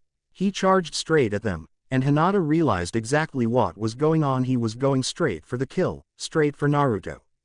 All Naruto felt was that he had been pushed down, and all that he heard was the sound of flesh being pierced. Kakashi grimaced as he held a hand to his wound. There was a large tear in his armor, through which blood was dripping. Zabuza smirked at the sight. Your reflexes are slowing, Kakashi. Your desire to save them must have made the mist in your mind thicker than the one I've made in reality. Stay alive for a bit longer, I want to enjoy this. And don't worry about those brats. Haku's probably already killed them. Actually, since I'm about to send you to follow them, you can apologize to them yourself. Sasuke growled as he moved between Kakashi and Tazuna. They're not dead. Naruto probably wouldn't die even if you poked more holes in him than a dartboard, and Hinata, Naruto wouldn't let her die. Kakashi nodded in agreement. Exactly. Naruto is very determined, and Hinata's a Hyuga. It'd be impossible for them to die so soon. Zabuza would have spit on the ground if his mask didn't prohibit such a thing.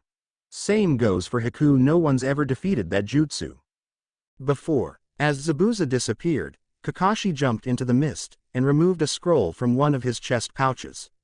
Zabuza, you think I've survived only because I have this Sharingan.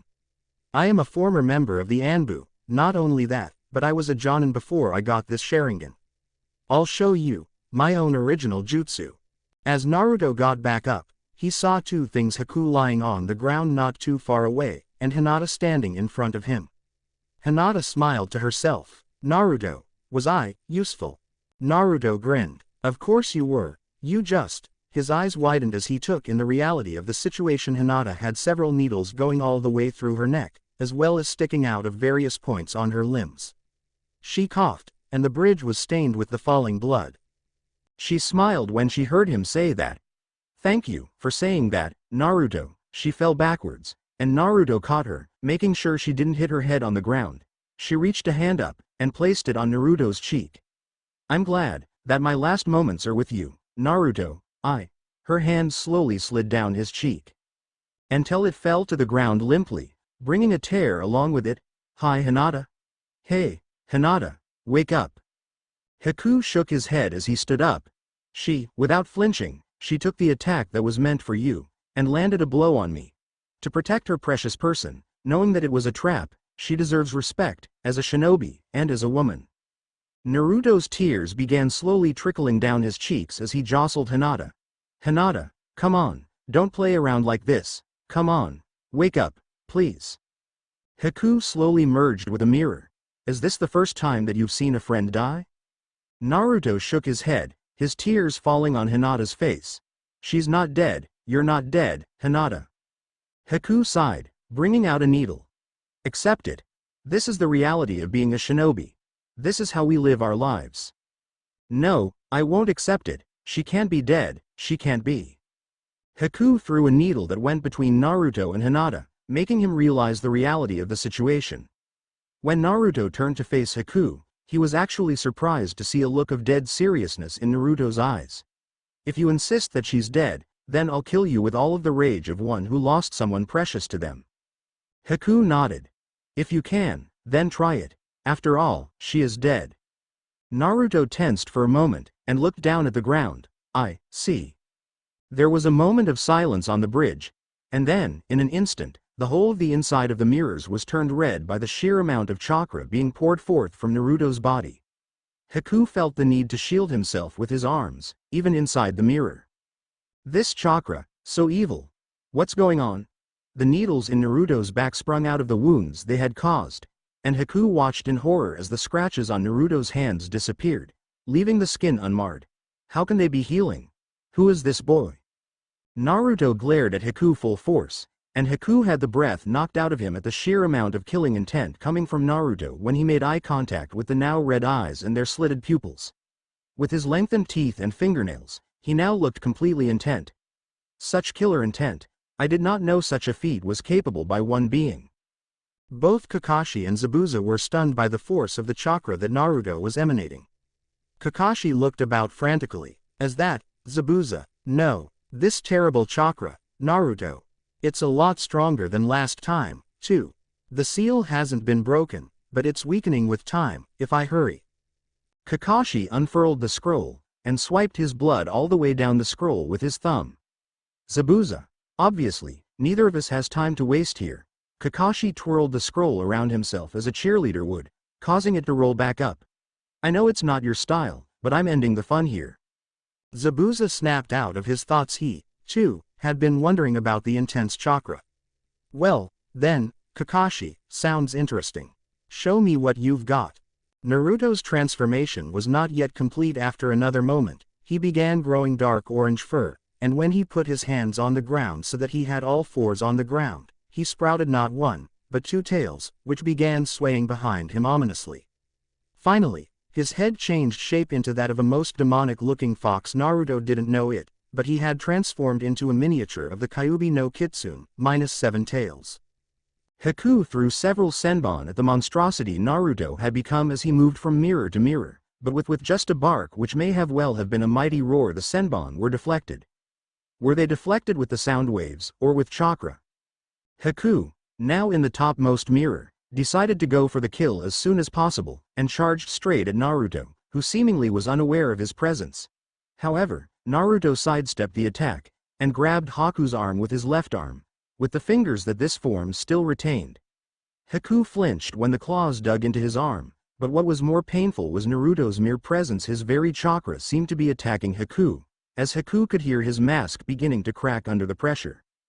Naruto then grabbed Haku's neck with his right hand, and smashed Haku through one of his mirrors, shattering it into an uncountable number of pieces as they passed through it. They continued to the outside of the dome, where Naruto smashed Haku into the ground, cracking Haku's mask even further due to the pressure. Haku resigned himself to his fate as the abomination sat on top of him, slowly choking him to death. Zabuza, I cannot defeat this boy. However, in that instant, the pieces of Haku's mask slid off of his face, and everything changed. Naruto's eyes widened, and his grip on Haku's neck slackened. Slowly, his body began to shrink, and his fur retracted, slowly assuming his original, human form. Once he was fully human, tears began flowing from his eyes again. Why did it have to be you, of all people, under that mask? Haku frowned at Naruto's behavior. I killed her. Can you not give me the same in return? Naruto's eyes turned red once more, and Haku could feel his claws ready to dig into his neck. As Naruto's tears fell, Haku felt like crying himself. Letting me live would be a far worse punishment than killing me. Please, grant me this mercy. The pain of not having a dream, not being needed by a single person, the pain of simply living. Naruto tightened the fist knot around Haku's neck. That guy, Zabuza. You mean to tell me he's the only one precious to you? That by losing to me, you think you're worthless to him now? Haku nodded. A broken tool is not needed anymore. As for Zabuza being my only precious person, there were two more. My parents. But they died long ago. They were very kind people, who lived in a snowy village in the land of water. One day, something happened. Because of my blood, my mother was killed.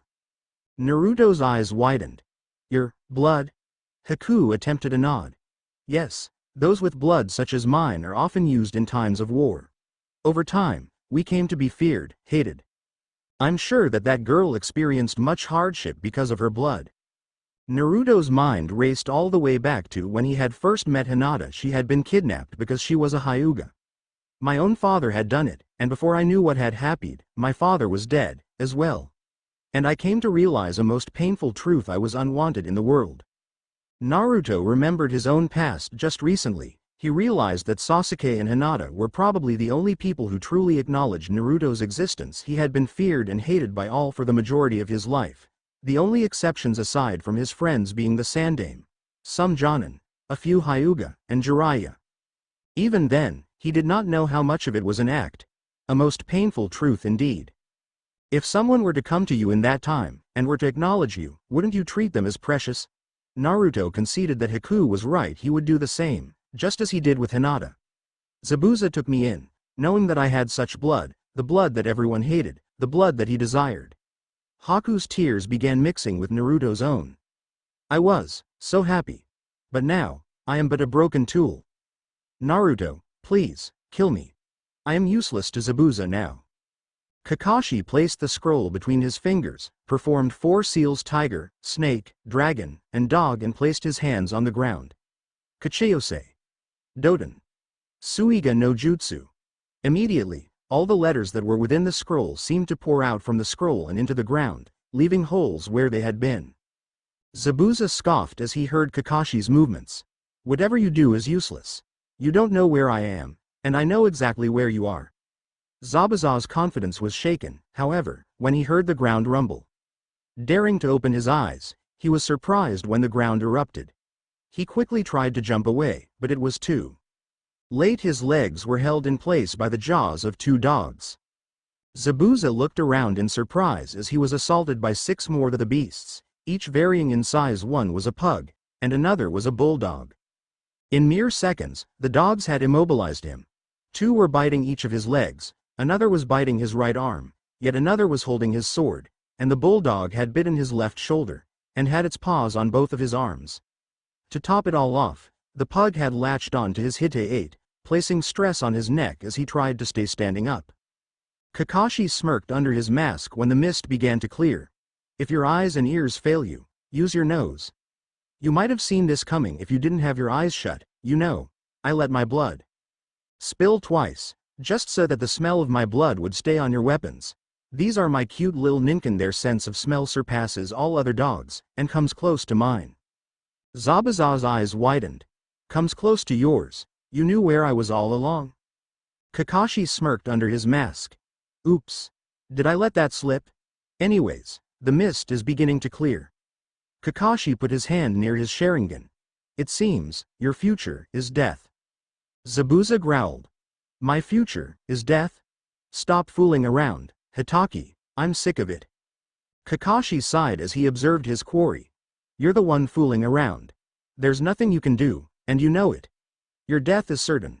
He made eye contact with Zabuza. You went too far, Zabuza. You wanted too much. Your story is known even in my village. You attempted a coup d'état, and that failed. You tried to assassinate the Mizuki, and that failed. You probably needed money and protection from Gato, right? Kakashi gripped his right wrist with his left hand, and there was a crackle of electricity. A moment later, his hand was glowing with electricity, streams of which arced to the ground like mini lightning bolts. Zabuza was shocked at the sight. Raw elemental manipulation to that extreme was unheard of. It wasted too much chakra, considering that you could accomplish so much more with hand seals. Kakashi looked up from his hand and back at Zabuza. You're too dangerous. Chizuna represents this country's courage, and this bridge is this land's hope. Your ideals sacrifice too many.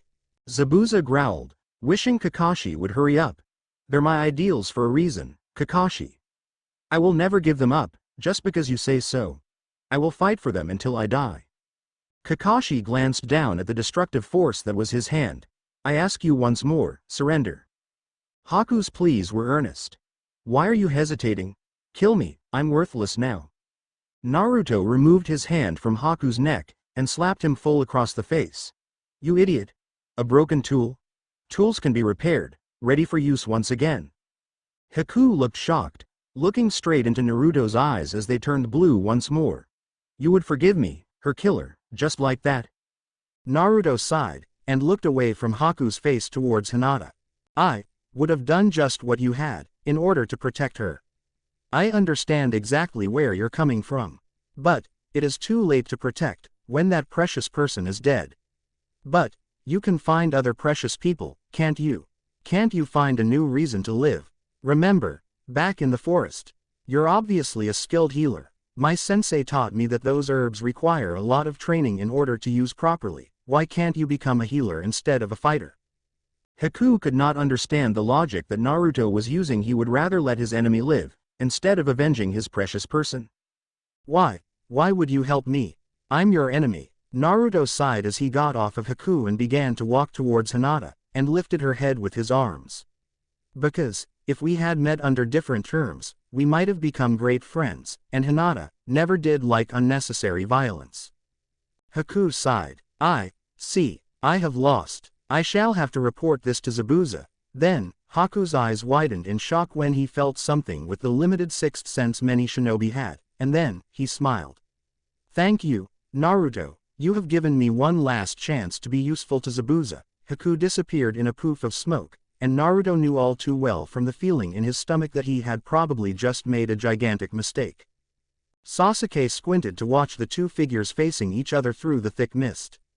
It had slowly been clearing, and he was able to make out which one was Kakashi. Kakashi dashed towards his opponent, but he was knocked back. He mist cleared some more, and Sasuke was shocked by what had happened. A few more of Haku's ice mirrors had appeared, and using them, Haku had teleported in front of Zabuza and had deflected Kakashi's attack, and had sent him flying backwards.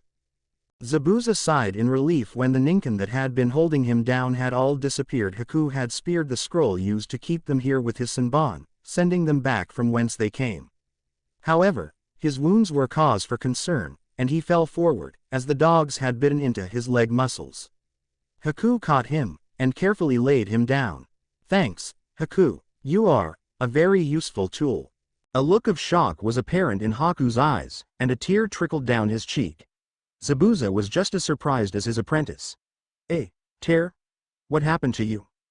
Haku wiped his tear. I apologize, Zabuza, but I lost to that boy. His power just isn't human. The only reason I'm alive is because he has the heart of a saint. And that last maneuver used up the last of my reserves. Any more fighting and I'll die. Zabuza groaned as he watched the mist above him clear more and more. I see, so that's what that chakra was from before. He turned to Kakashi, who was holding his chest. Haku had kicked him right where Zabuza had slashed him. You hear that, Kakashi? We're done here. Both Haku and I have been defeated. To fight longer really would result in our deaths. You asked if I would surrender. I do. I'll have to fight for my ideals, some other time. Kakashi was too stunned for words. He slowly got up, still wary of any attacks. I'll have to take your word for it, but it does seem a bit too good to be true. Sasuke looked at his employer. You mind if I go check on Naruto and Hinata? Chizuna shook his head. I'll go with you. They might need to be carried, and this way you won't be leaving me. As Sasuke ran past Haku and Zabuza, Haku turned his EAD to face the boy. I'm sorry, I was a little rough with them. Sasuke didn't listen to him, and ran straight towards Naruto, and was surprised to not see Hinata. Naruto, you're all right. Where'd Hinata go? Naruto flinched, and looked down at the ground. He knew that there was no way to stop what was coming. He lifted his head and looked at Sasuke, the sadness, the pain of loss evident in his eyes. I'm sorry, Sasuke. I failed. Sasuke tensed. He knew what those words meant. He ran past Naruto, and when he saw Hinata, he was horrified to see the image before him, Hinata's needle-filled corpse. Sasuke knelt by her side and lifted her head. Hinata, come on, wake up, not you too, not you too. However, with the needles going through her neck, Sasuke knew she was most likely never going to wake up, ever again. Naruto put a hand on Sasuke's shoulder, to try and comfort him. Sasuke would have none of it. He slapped Naruto's hand, and turned his head to glare at Naruto. Naruto saw tears coming down both cheeks, but what surprised him were his eyes. Sasuke now had the Sharingan, though his right eye only had 2 Tomo marks, while his left eye only had 1. Don't touch me, she was a sister to me. When my clan was destroyed, you two were the only ones there for me, and now, she's gone. Sasuke placed Hinata's head gently on the ground, and stood up to face Naruto. He grit his teeth, pointed a finger accusingly at Naruto. This is all your fault. She's dead because of you. She had hopes, dreams, and you let her die. Naruto let his gaze drift towards Hinata. Yes, it is my fault. She died, to protect me. She was happy to do so. Just look, she's still smiling. She died doing what she wanted to do. As her brother, as my brother, please, don't belittle her sacrifice. Zabuza raised a non-existent eyebrow. You actually killed one of them? Haku blushed. Well, to tell the truth. A loud laugh echoed down the bridge. My, what's this? Don't tell me that the Grey Demon, Zabuza, lost to a bunch of kids and their babysitter? All turned to face the voice there. Standing all by himself at the unfinished end of the bridge, was Gadu. The man chuckled at their surprised expressions. What? Do I have something on my face? Zabuza growled as he managed to stand on his own. I figured you were going to come, but to come all by yourself. You are a very foolish man, Gatu. Gatu chuckled as withdrew a sword that had been concealed within his cane. Well, believe what you want. You see, I came here to kill you, Zabuza. Actually, since you failed your mission, I'll have to kill everyone here, won't I? Sasuke, who was closest, cracked his knuckles as all of his hatred was focused on Gatu. You won't be killing anyone, especially since you're about to die at my hands. I'll make you regret ever setting foot on this bridge. Kasuke. You thought I wasn't going to give Sasuke any action, didn't you? Huh? You were wrong. Anyways, place your bets who will win, Sasuke or Gatu. And now, I really will go through the early chapters and fix everything. Also, thanks to the anonymous reviewer who pointed out to me a major anatomy mistake I passed over in Chapter 8. Chapter 14 Kasuke. Sorry I took so long, couldn't get this chapter to go the way I wanted to, which combined with my regular writer's block and my lack of a laptop. Don't worry, I got it working again, caused this chapter to be really late, not to mention not turn out the way I had intended at all. So, yeah, changed a lot in the old chapters. Tried to get rid of my fanboyish Japanese. For the most part, Sama and Sensei are still there. Also, Sarutobi is now Hiruzen, it's official, folks. So I went back and altered his name just because. Also, I'm referring to the Devil Fruit as the Akuma no Mi this chapter, because I follow the no Mi name scheme for the fruits. Let me know if this is a positive change or negative. If positive, I'll change it through the rest of the story. If negative, I'll just keep it as Devil Fruit from now on. Disclaimer. I own neither Naruto nor One Piece Chapter 14, the bridge called Courage. As Sasuke took a step forward, taking out a kunai and griping it in his right hand, Naruto glared at Gatu, and then turned his head to Sasuke. I should warn you he ate an Akuma no Mi, too. Sasuke calmly reached into his back pouch and withdrew a kunai. I wouldn't worry, I'm an avenger. Killing him is all I live for at the moment. And if I can't kill this rat, then how will I avenge Hinata, let alone my family? Kakashi turned to Tazuna. Akuma no Mi? Tazuna nodded. Yeah, I was about to tell you about it when Zabuza attacked. Gatu and his two henchmen all have powers born from the fruit, like Naruto. Haku looked confused. What is this, Akuma no Mi? Kakashi focused his gaze on Gatu. A fruit that, should you eat even one bite, grants you great power, in exchange for your ability to swim. Zabuza struggled to get up, succeeding to do so. If that's so, why should we trust that Sasuke kid with killing Gato? Kakashi sighed, as he watched Sasuke slowly march towards Gatu. It's for Sasuke's pride, I guess. While it was Haku who committed the deed, he wouldn't have if Gatu hadn't hired them. Gatu pointed his sword towards Sasuke and then slashed to the side. So, if you already know about my powers, I guess it wouldn't hurt to bring them out, now, would it? Gatu sneered, and the sneer grew wider as his nose grew in length. A black dot appearing at the end, and whiskers sprouting from it as well. His ears shifted from the side of his head and traveled upwards, becoming covered in hair in the process. As his ears began to enlarge, and become near perfectly round, the fur growing all over his body began turning black. 3 of his fingers as well as his thumb lengthened, becoming both long and very narrow, while his 2 little fingers disappeared altogether. His shoes were ripped apart as his feet went under a similar transformation, though he retained all 10 toes.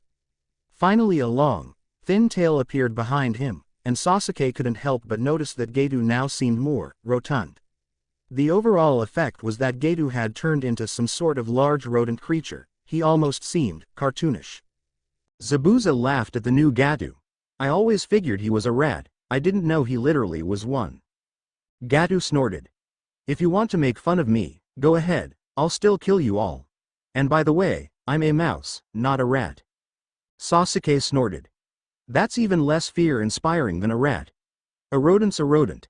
How about I just cut you apart and be done with it?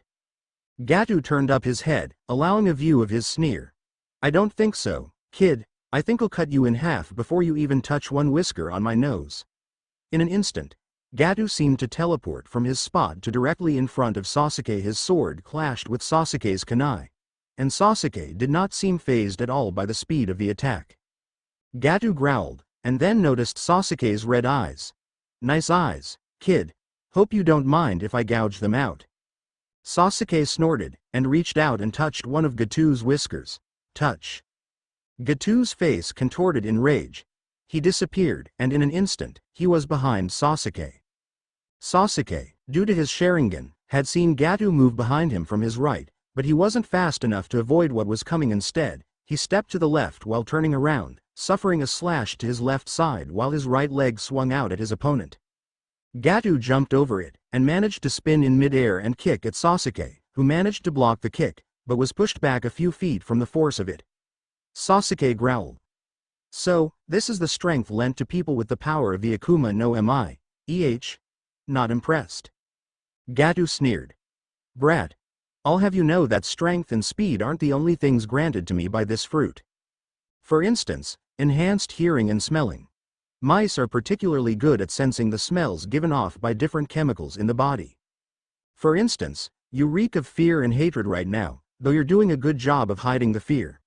And if you want to see an example of another power granted me by the fruit, well, he reached up with his left hand and removed his sunglasses, putting them in his pocket. Amusingly enough, his eyes were as big and round as his sunglasses were. He immediately closed them, and his sneer widened. Why don't you attack me and find out? Sasuke dashed towards Gato, and slashed at him with his kunai in every way he could. However, every time, Gato would move out of the way, as if his eyes were open. Gato even managed to dodge when his back was turned eventually. Gato spun around and tried to use the momentum to slice Sasuke in half. However, Sasuke saw it happening in slow motion with his Sharingan, and managed to jump out of the way in time, a small tear appearing on his shirt where the sword had almost touched him. Sasuke frowned. A sixth sense, then? Gato pulled his sunglasses back out and put them on his face, and then resumed a combat pose as he began circling Sasuke. You see, these whiskers of mine aren't just for show. They can detect air currents, and I've refined the ability to the point where I can detect how an opponent is going to attack just by the feel of it. Zabuza turned to Kakashi after hearing that. Is that even possible? Kakashi shrugged. I wouldn't know. I'm not a mouse.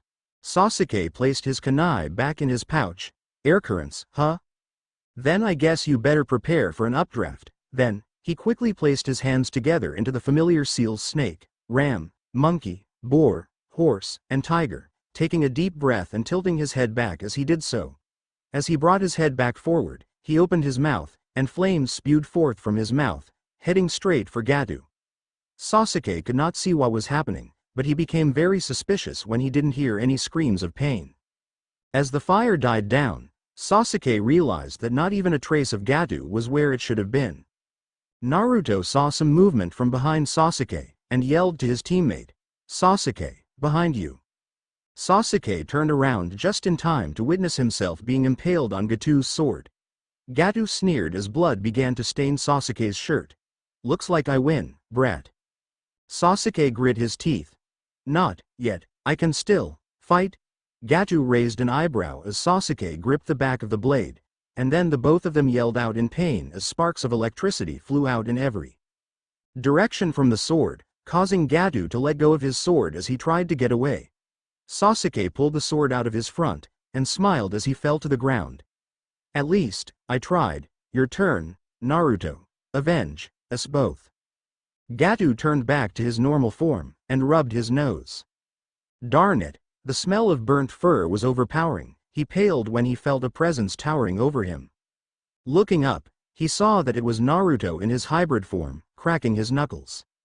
Naruto grabbed Gato by the front of his shirt and lifted him into the air with his left hand. He pulled back his right hand, obviously intending to punch Gato. Knowing that his human form could not survive such a thing, he transformed into his half-mouse form, and braced himself for impact. However, Naruto did not punch him, but instead brought him over to Sasuke. Gato realized that tears were falling down the sides of Naruto's face. Do you see what you've done, Gato? Because of you, I've lost my two teammates. How do you plan to make up for this, huh? Gato sneered as his tail slowly snaked around his sword. I don't plan to make up for anything. He swung his lower body towards Naruto, and slashed Naruto across the chest.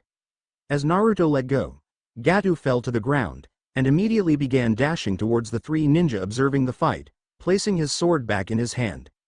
Alright. One of you is going to die, and I think I know exactly who. As Gato raced towards them, Kakashi dashed to meet him. However, Gato managed to jump above him, and continued towards Zabuza and Haku. Haku threw some Senbon in self-defense, but Gato managed to avoid those, too. Zabuza realized exactly who he was going for. Haku. He managed to push Haku out of the way, and got stabbed himself. Zabuza smirked as he turned to Gato, and muttered, "Look behind you," as he collapsed. Gato realized that someone or something had a good grip on his tail, and he didn't need to turn around to know that it was Naruto. He turned around anyways, and shuddered as he looked into the blood-red eyes of Naruto's most muscular form, which Gato realized was much taller than his earlier half-fox form. Naruto began spinning, and Gato began spinning with him. Eventually, Naruto let go, and Gato slammed into the small wall of the bridge, several cracks forming around him. Naruto walked up to him, and sneered, "I think I just found the best method of execution for you, Gato." Gato's whiskers drooped. And that would be?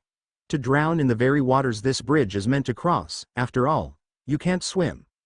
Naruto punched Gato straight through the wall, and when he fell into the water, screaming, he did not come back up.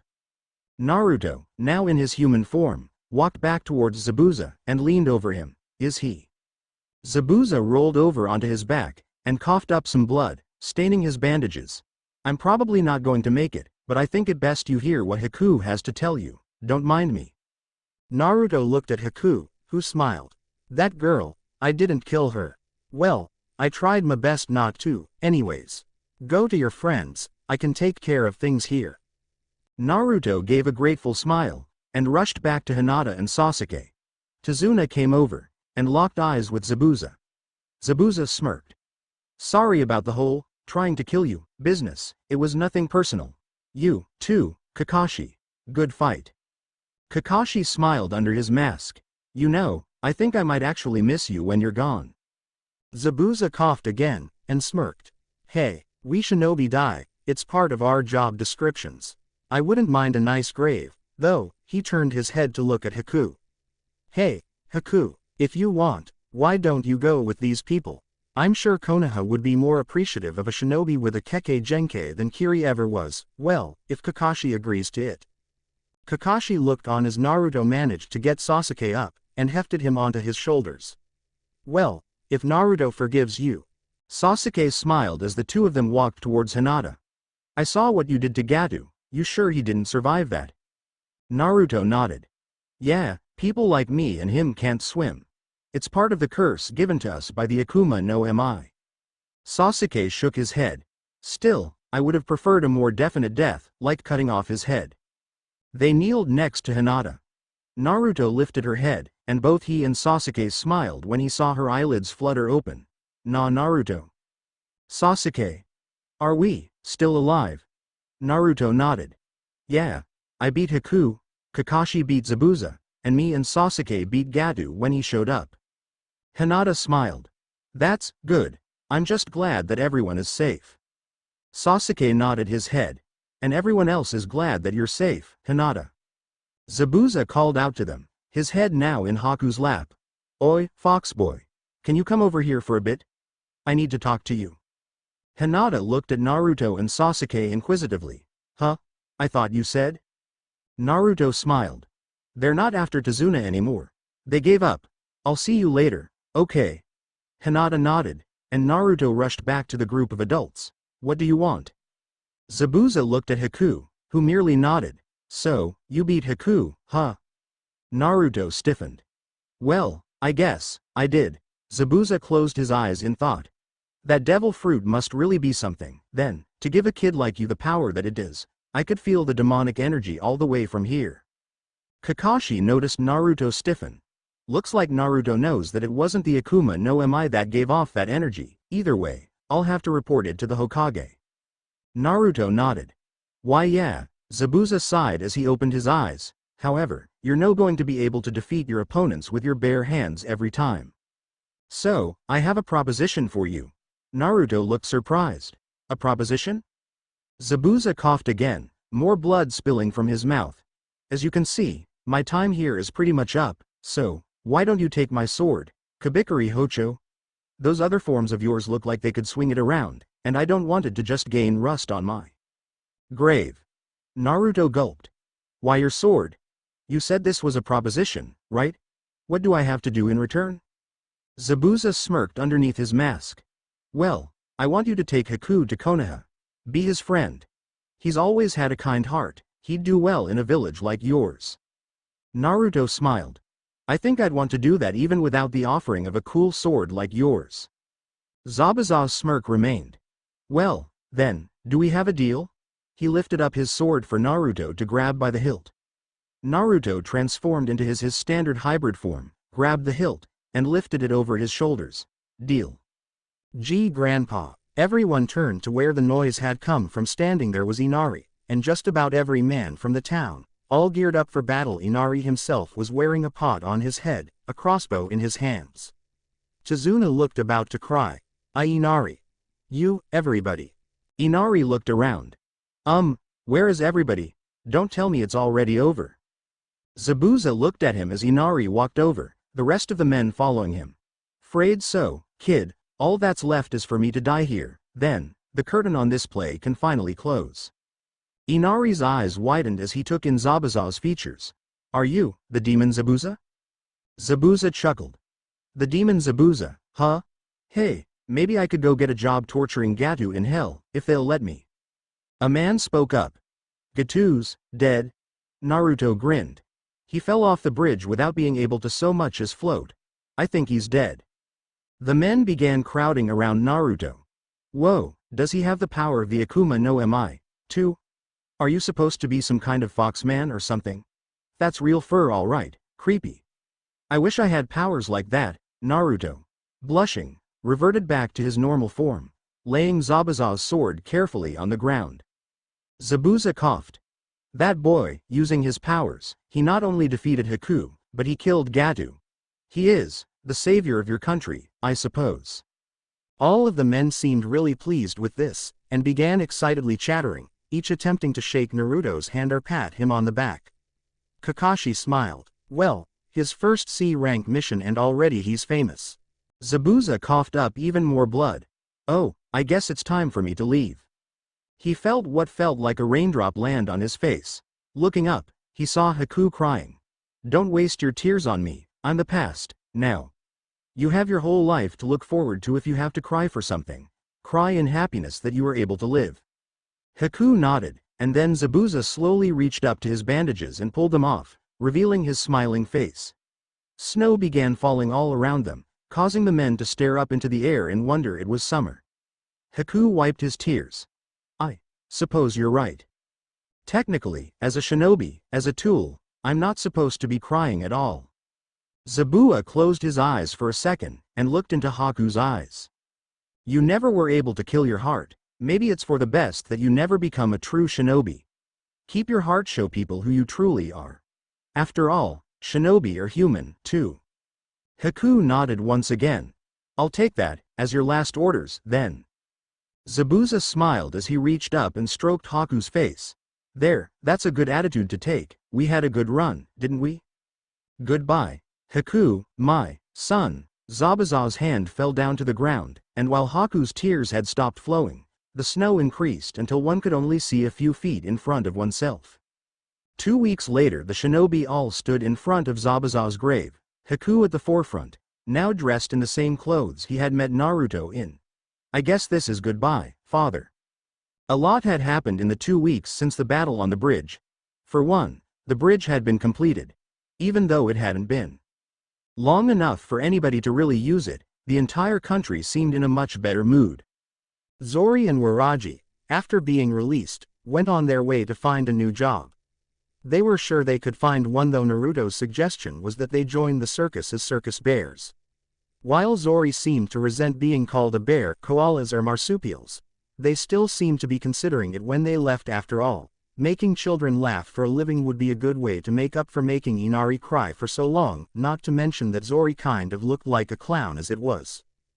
Haku helped Hinata recover using his great medical skills that he had learned back in Kirigakure, though even after 2 weeks she still needed to keep her neck bandaged. Naruto and Sasuke took turns at her bedside, while the other would help with building the bridge. The men were all impressed by Naruto's Kage Bunshin in hybrid form, which he used to great effect to speed up construction by bringing the men their materials whenever they needed some. After the bridge was done, Team 7 and Haku were all ready to leave, and were seen off by Tazuna, Inari, Tsunami, and Gichi.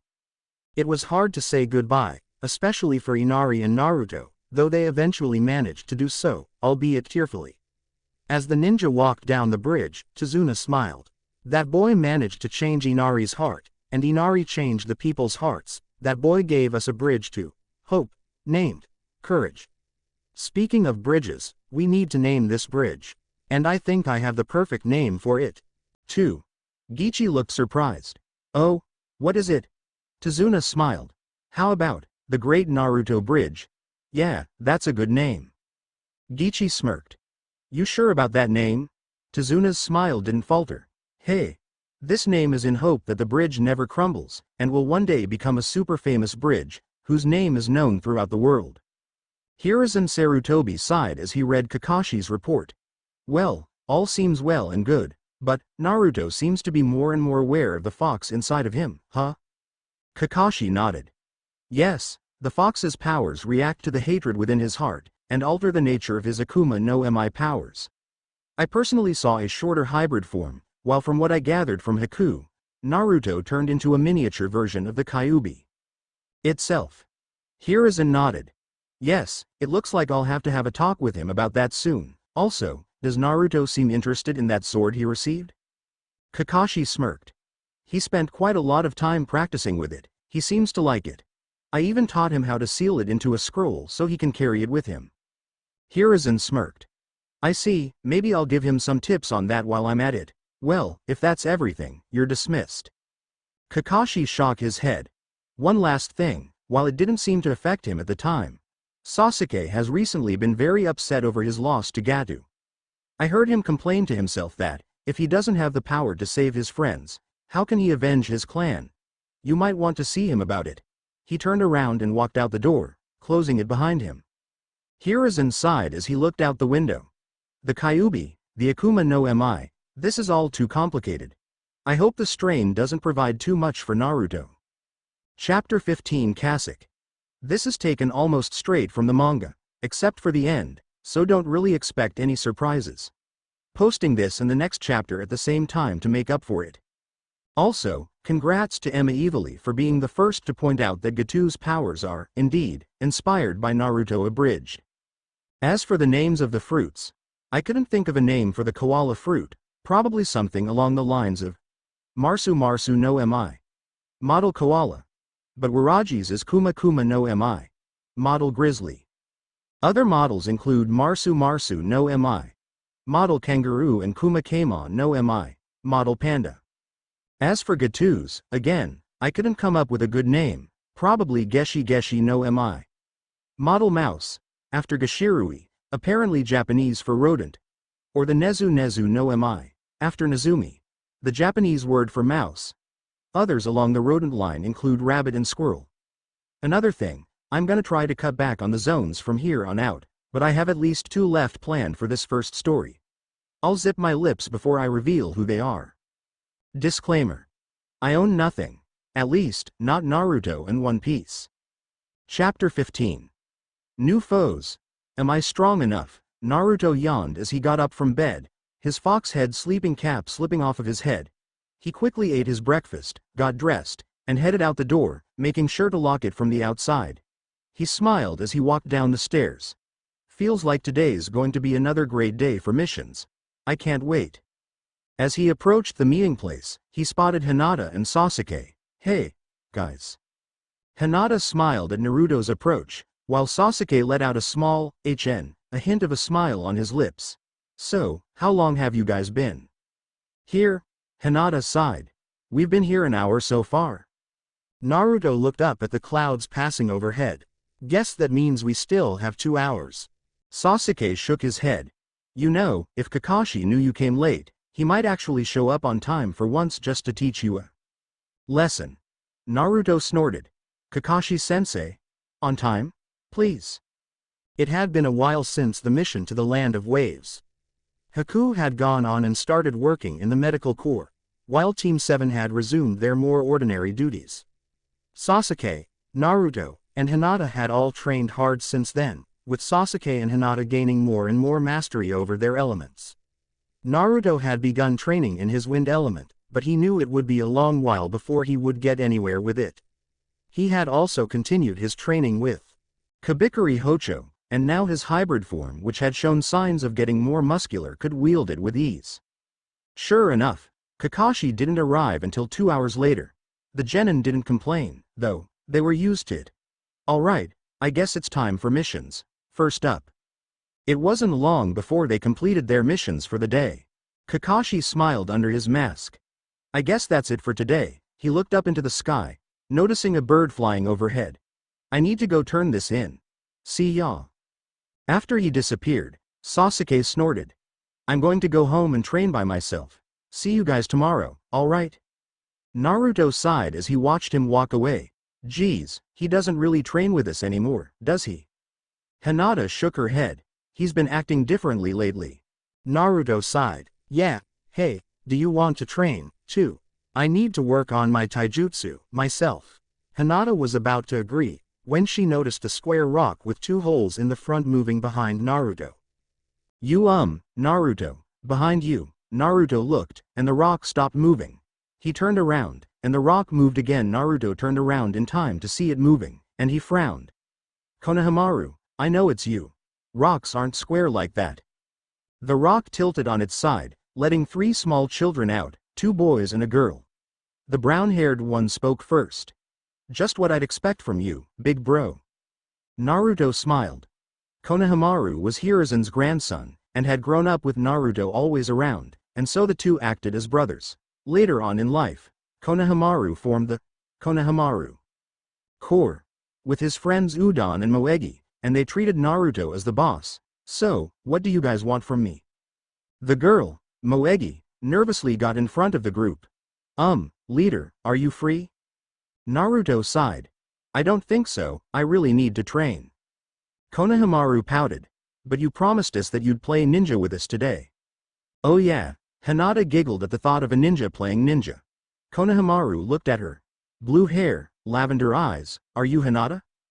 Hinata smiled and nodded. And you are Konohamaru, correct? Pleased to meet you.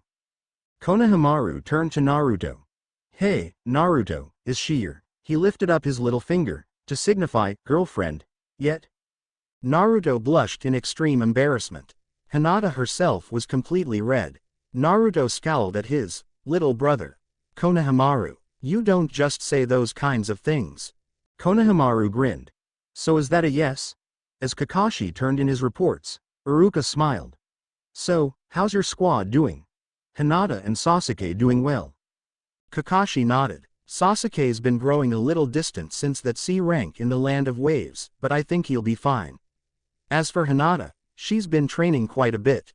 I think it won't be long before they surpass you. Iruka looked at his desk. Is that so, and how's Naruto? Kakashi was surprised. He didn't think Iruka would care. Naruto. It feels like he holds the team together sometimes. He'll go far for sure. At the moment, Naruto was going far in a different way than Kakashi had intended. He was chasing Konohamaru for saying such embarrassing things all over town. Get back here, you little punk. For obvious reasons, Konohamaru did not do as told. Catch me if you can, big bro. However, the chase was stopped short when Konohamaru crashed into someone. Looking up, he saw that it was a big guy wearing nearly all black, a cat-eared hood on top of his face, and with kabuki paint on his face. He also carried a large package wrapped in bandages on his back. Next to him was a blonde girl in a white skirt combo, with mesh netting underneath, and with what looked like a giant fan on her back. They both had Hitai-8. That signified that they were from Sanagakure instead of Konohagakure. The one in black growled. That hurt. Kiba, Shino, and a now short-haired Sakura sat panting on the ground as Kurenai stood watching them. She looked into the sky, and saw the same bird that Kakashi had seen earlier. What could this be about? Asuma looked up into the sky as his team ate their food and saw the same bird. Shoot, right now? The boy lifted Konohamaru into the air. That hurt, you little brat. The girl sighed. Don't, Conquero, we'll get yelled at for it later. Conquero chuckled. Whatever, Tamari.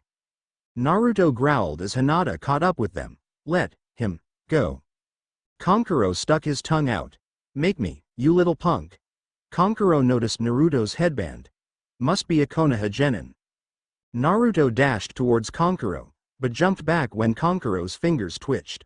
Oi, Suna Nin, what did you just do? Conquero smirked. Looks like Konoha genin aren't so weak after all. Hiruzen looked around at all of the ninja gathered before him. You've all been gathered for one reason, it should be obvious by the members here. Kakashi sighed. It's already that time of year again, huh? A man named Genma, a senbon sticking out of his mouth, his hite-8 bandana on backwards, spoke next. It's already been reported to the other villages, I saw them in the village. So, when is it? In a week. Wow, that soon? Hiruzen let a puff of smoke escape his mouth. Well, I'll announce it properly in a week, that, on the first day of the 7th moon, the Chunin selection exams will commence. Konohamaru.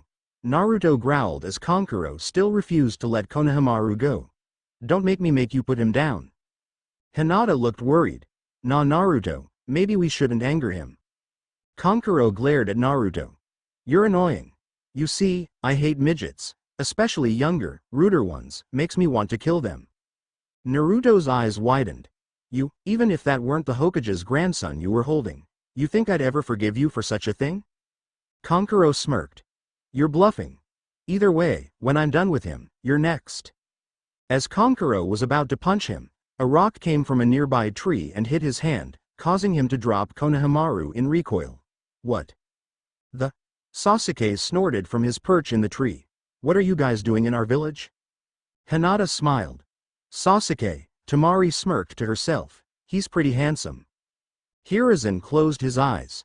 First we'll hear from the ones looking FTER the newest genin. Kakashi, Kurenai, Asuma. Well? He opened his eyes as they stepped to the front. Are there any genin that you want to enter in this exam? I don't have to tell you, but genin may take the exams after completing at least 8 missions, though more is the norm. Iruka furrowed his brow. Does he even need to ask? Of course they're not ready yet. Now, starting with Kakashi, Kakashi held his right hand in front of him in a hand seal. The Kakashi led Team 7, consisting of Uzumaki Naruto, Uchiha, Sasuke, and Hyuga Hinata. Under the name of Hitaki Kakashi, I nominate these 3 to take the Chunin selection exams. Iruka was shocked.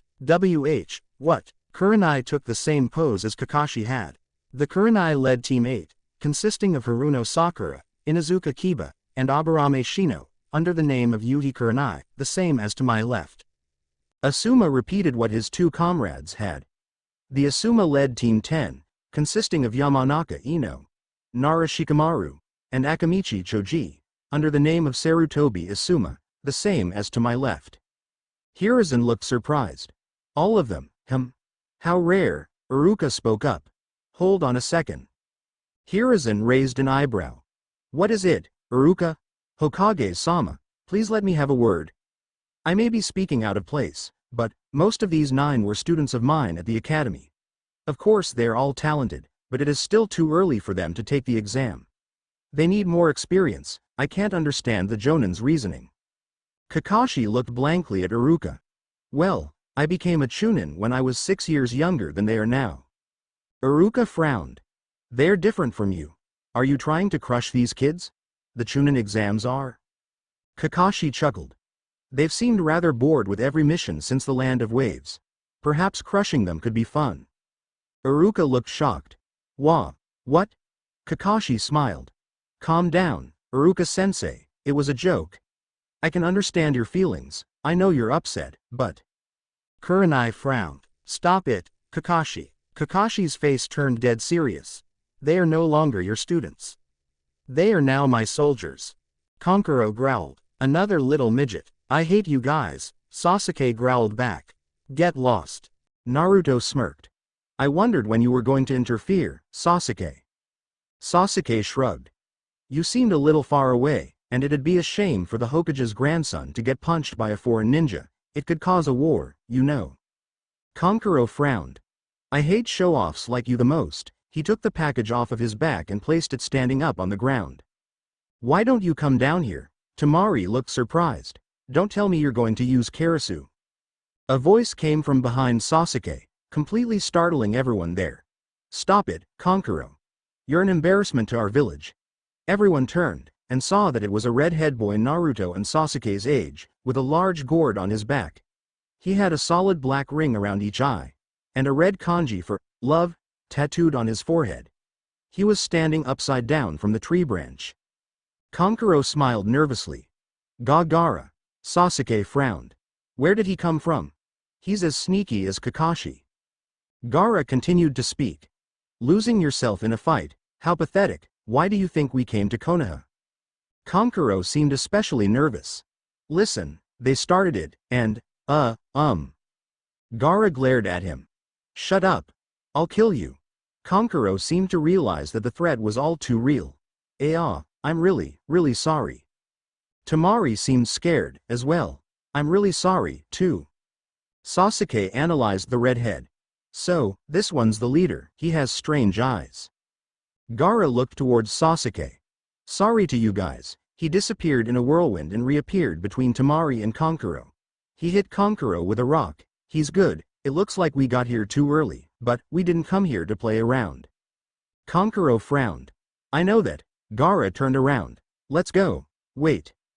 Gaara turned back around. It was Naruto who had called out to them. You're from Suna, right? You may be our allies, but you're not allowed to just waltz in here. State your purpose. Depending on it, I may be allowed to let you guys go. Tamari smirked. It held out what looked to be a pass. PFT, don't you know? It's time for the Chunin exams. Naruto blinked. Oh. Well, I guess that works. You got lucky, you hear me?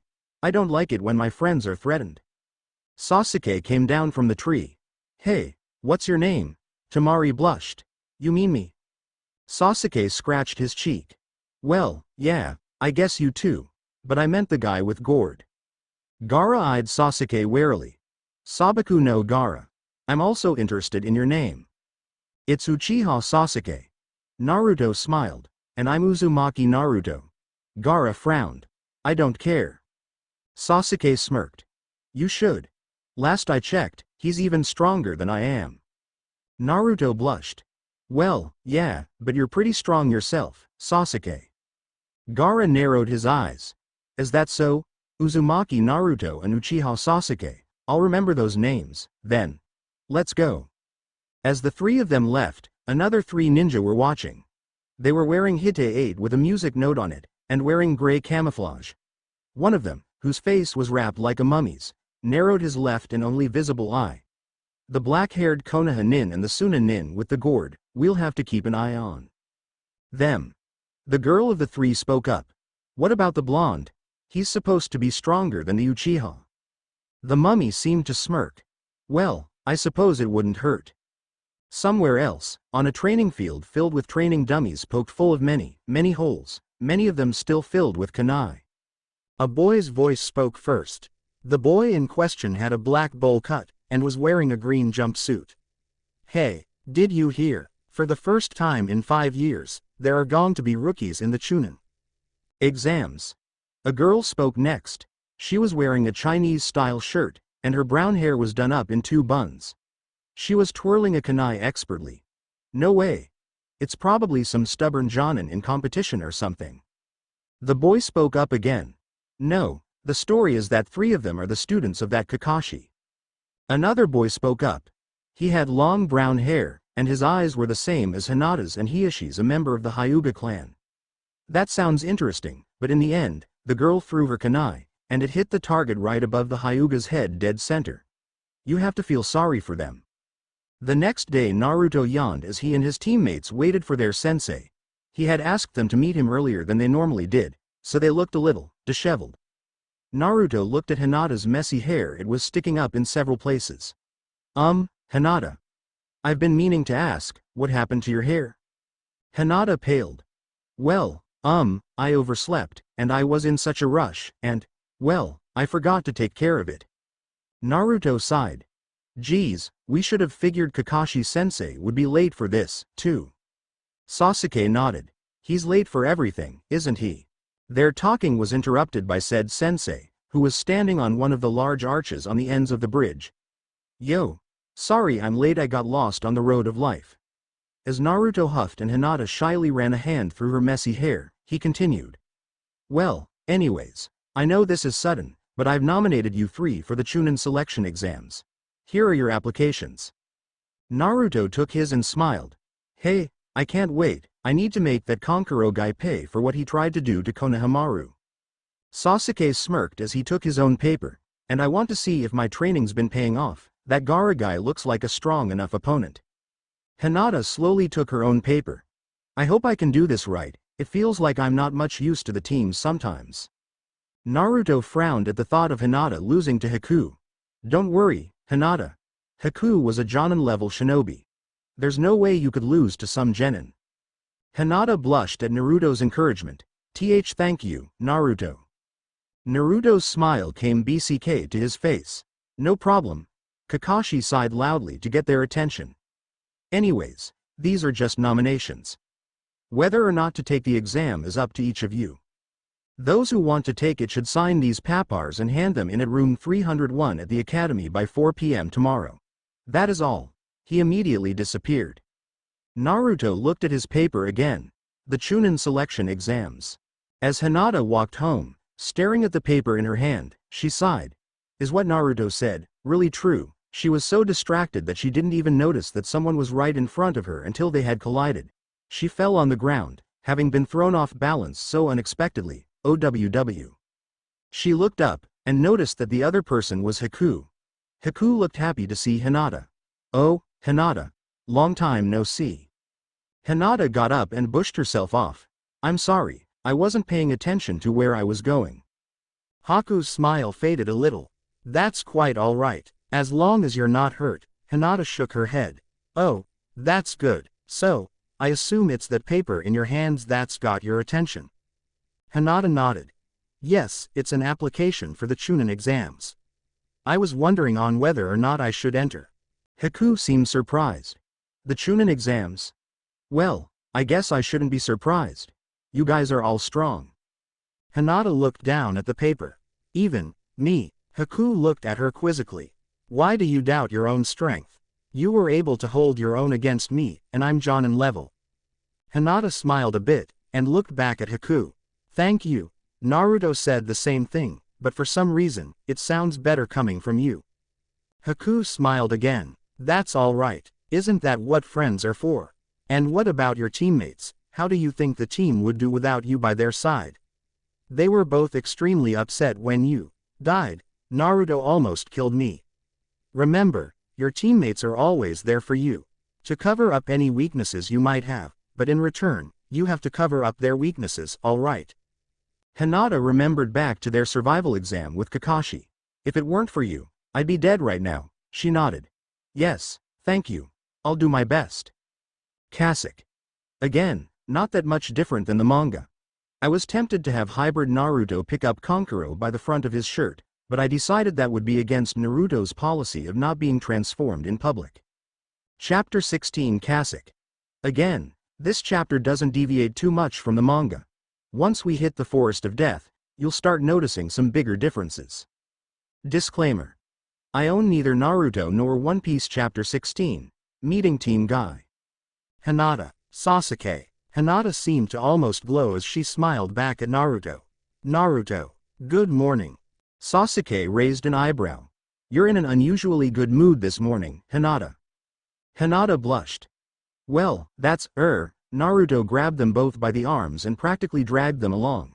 Come on, we need to get going, now. Once at the academy, they were amazed at the sheer number of shinobi hanging around. Once they got to the second floor, there seemed to be a bit of a spectacle, as many ninja had gathered here. They saw a boy with a bowl cut get pushed down. There were teenage boys blocking a door labeled 301 feet. One of them was spiky-haired, had a red nose, and had what appeared to be 2 extra large kunai strapped to his back. The other one was wearing a bandana type Hittite, and also wearing a chin strap. The spiky-haired one spoke first. "Ha, you plan to take the Chunin exams with that? You're nothing but a little kid." The other one sneered. Yeah. A Chinese-looking girl looked sad.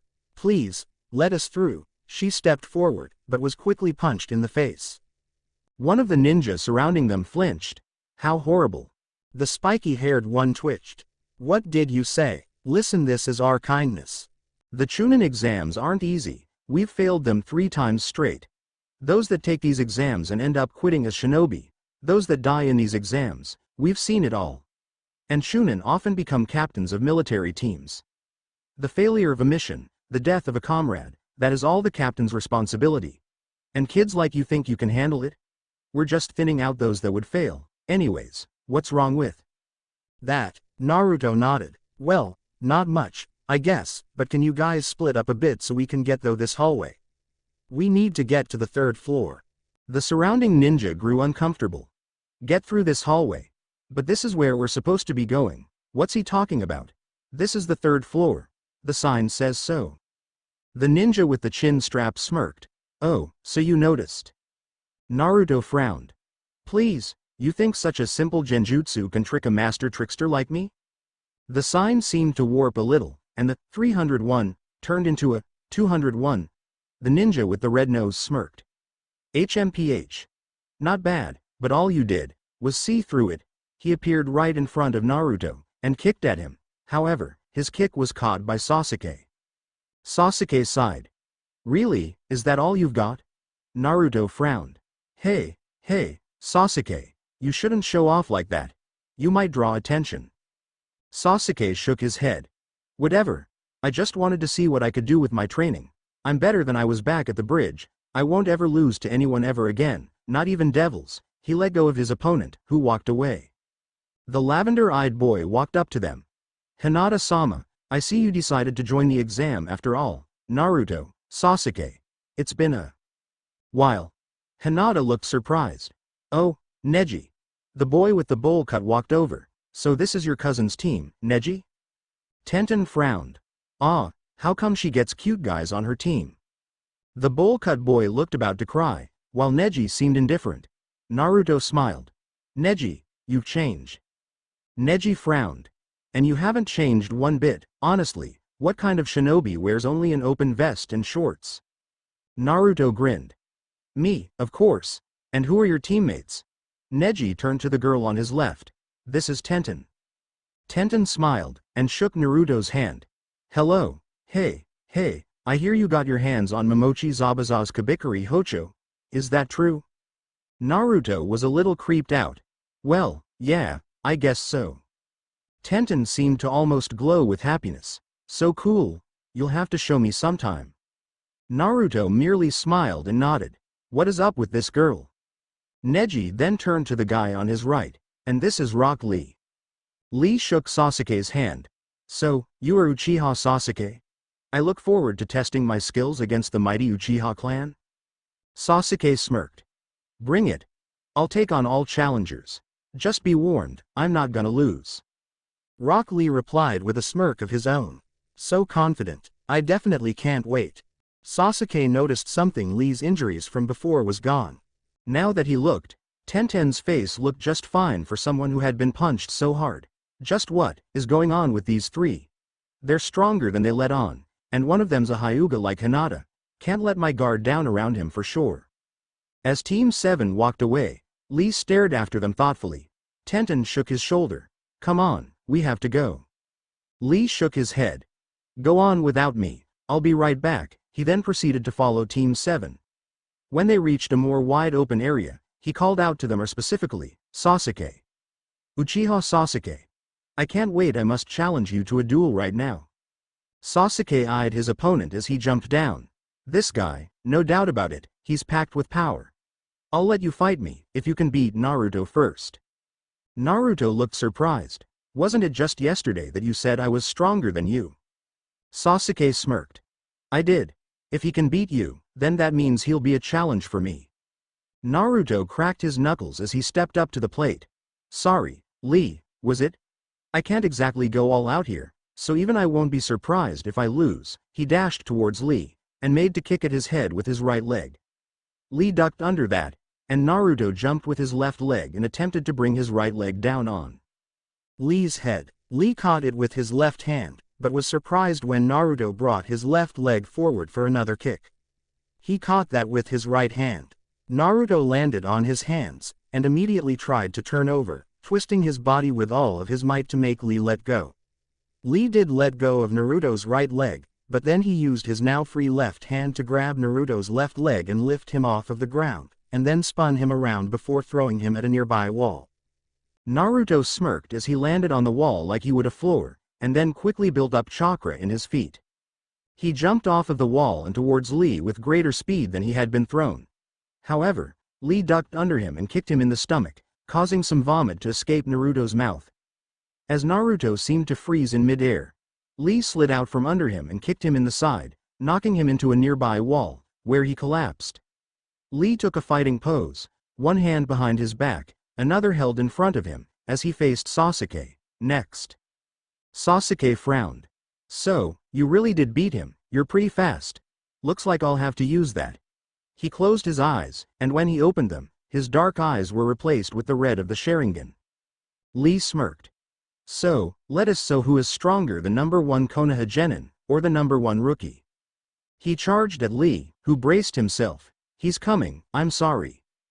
Guy-sensei. I may need to break your rules, I may need to use that move. Lee then lashed out with a kick. Sasuke jumped back a little to avoid it, and then said the same chakra trick as Naruto, jumping at Lee with great speed. Lee couldn't dodge in time, so instead he grabbed Sasuke's punch, stopping Sasuke in midair. As Sasuke put his feet on the ground, he grimaced. To be able to stop a punch like that, I can see the chakra running through your body, you know. That's a neat trick, I'll have to remember it. Sasuke pulled back, and putting chakra into his fist, again punched Lee. Lee again tried to stop it with his hand, but this time he was pushed back quite a bit. Then, Sasuke dashed towards his opponent. However, just as he was about to reach him, he stopped and pulled his head back. Lee's foot appeared where his face would have been if he hadn't stopped. Lee was on the floor, extending his foot into the air. You were good. To be able to dodge a kick like that. Being able to predict your opponent's moves doesn't do any good if you can't move at your opponent's level, after all. That's enough, Lee. The voice came from a large turtle who had suddenly appeared by the wall. Lee got up from the floor and seemed embarrassed. So, you were watching. The turtle growled. You were going to use that technique, weren't you? You know it's forbidden. Lee shook his head. I'm sorry. Naruto got up from his spot on the floor. Who's the turtle?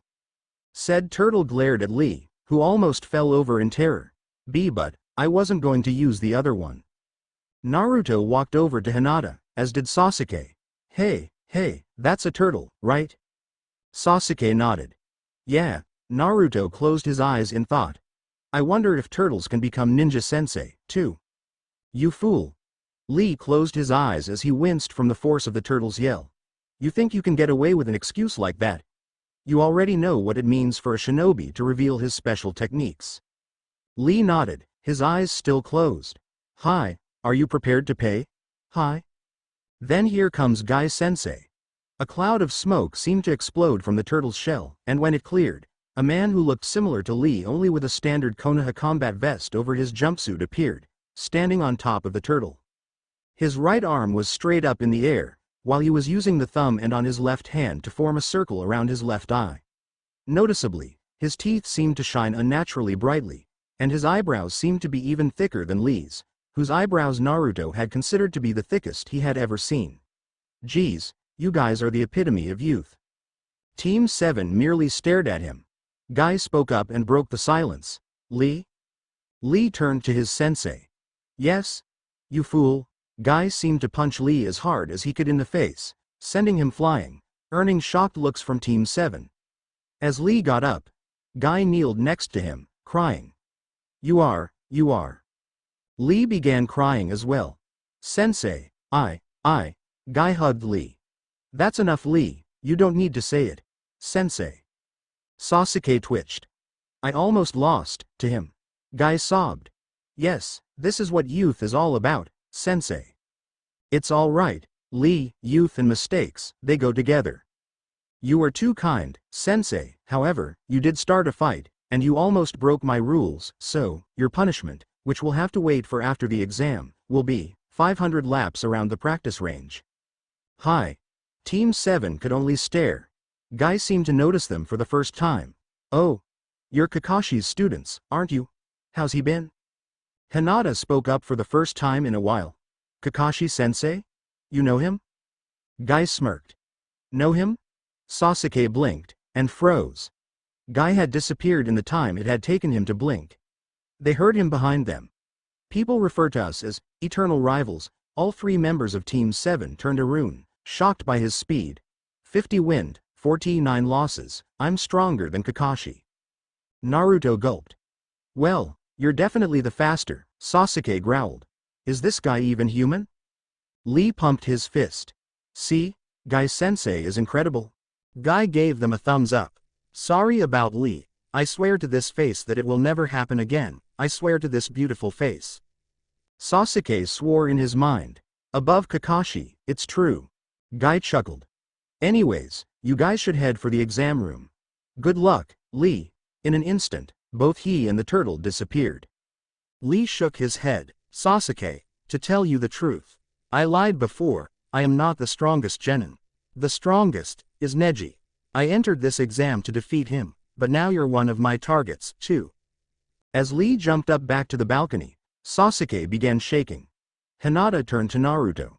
Are you okay, Naruto? Naruto shook his head. I'm fine, but how about you, Sasuke? I didn't see that fight, so... Sasuke shook his head, as well. It's a good thing that fight ended where it did, I need to go through more training before I take on a guy that level. Naruto nodded. We all do, but, in the meantime, how about we take these Chunin exams? We're not gonna let someone like him scare us off. Who's with me? Sasuke smirked. Who elected you team leader? But, yeah, I'm actually feeling pumped up for these. Naruto turned to Hinata. And you? Hinata smiled. I already told myself I was gonna go through with this. Nothing's going to stop me from going through these exams with you too. Naruto grinned.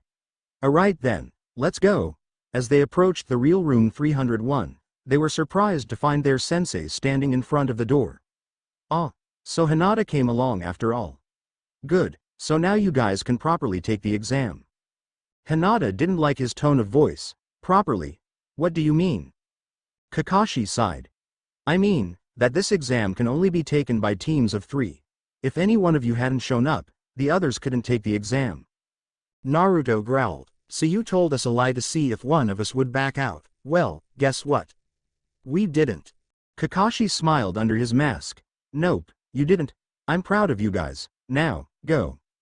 Naruto grinned as he pushed open the door as he walked past Kakashi. Yeah, let's go.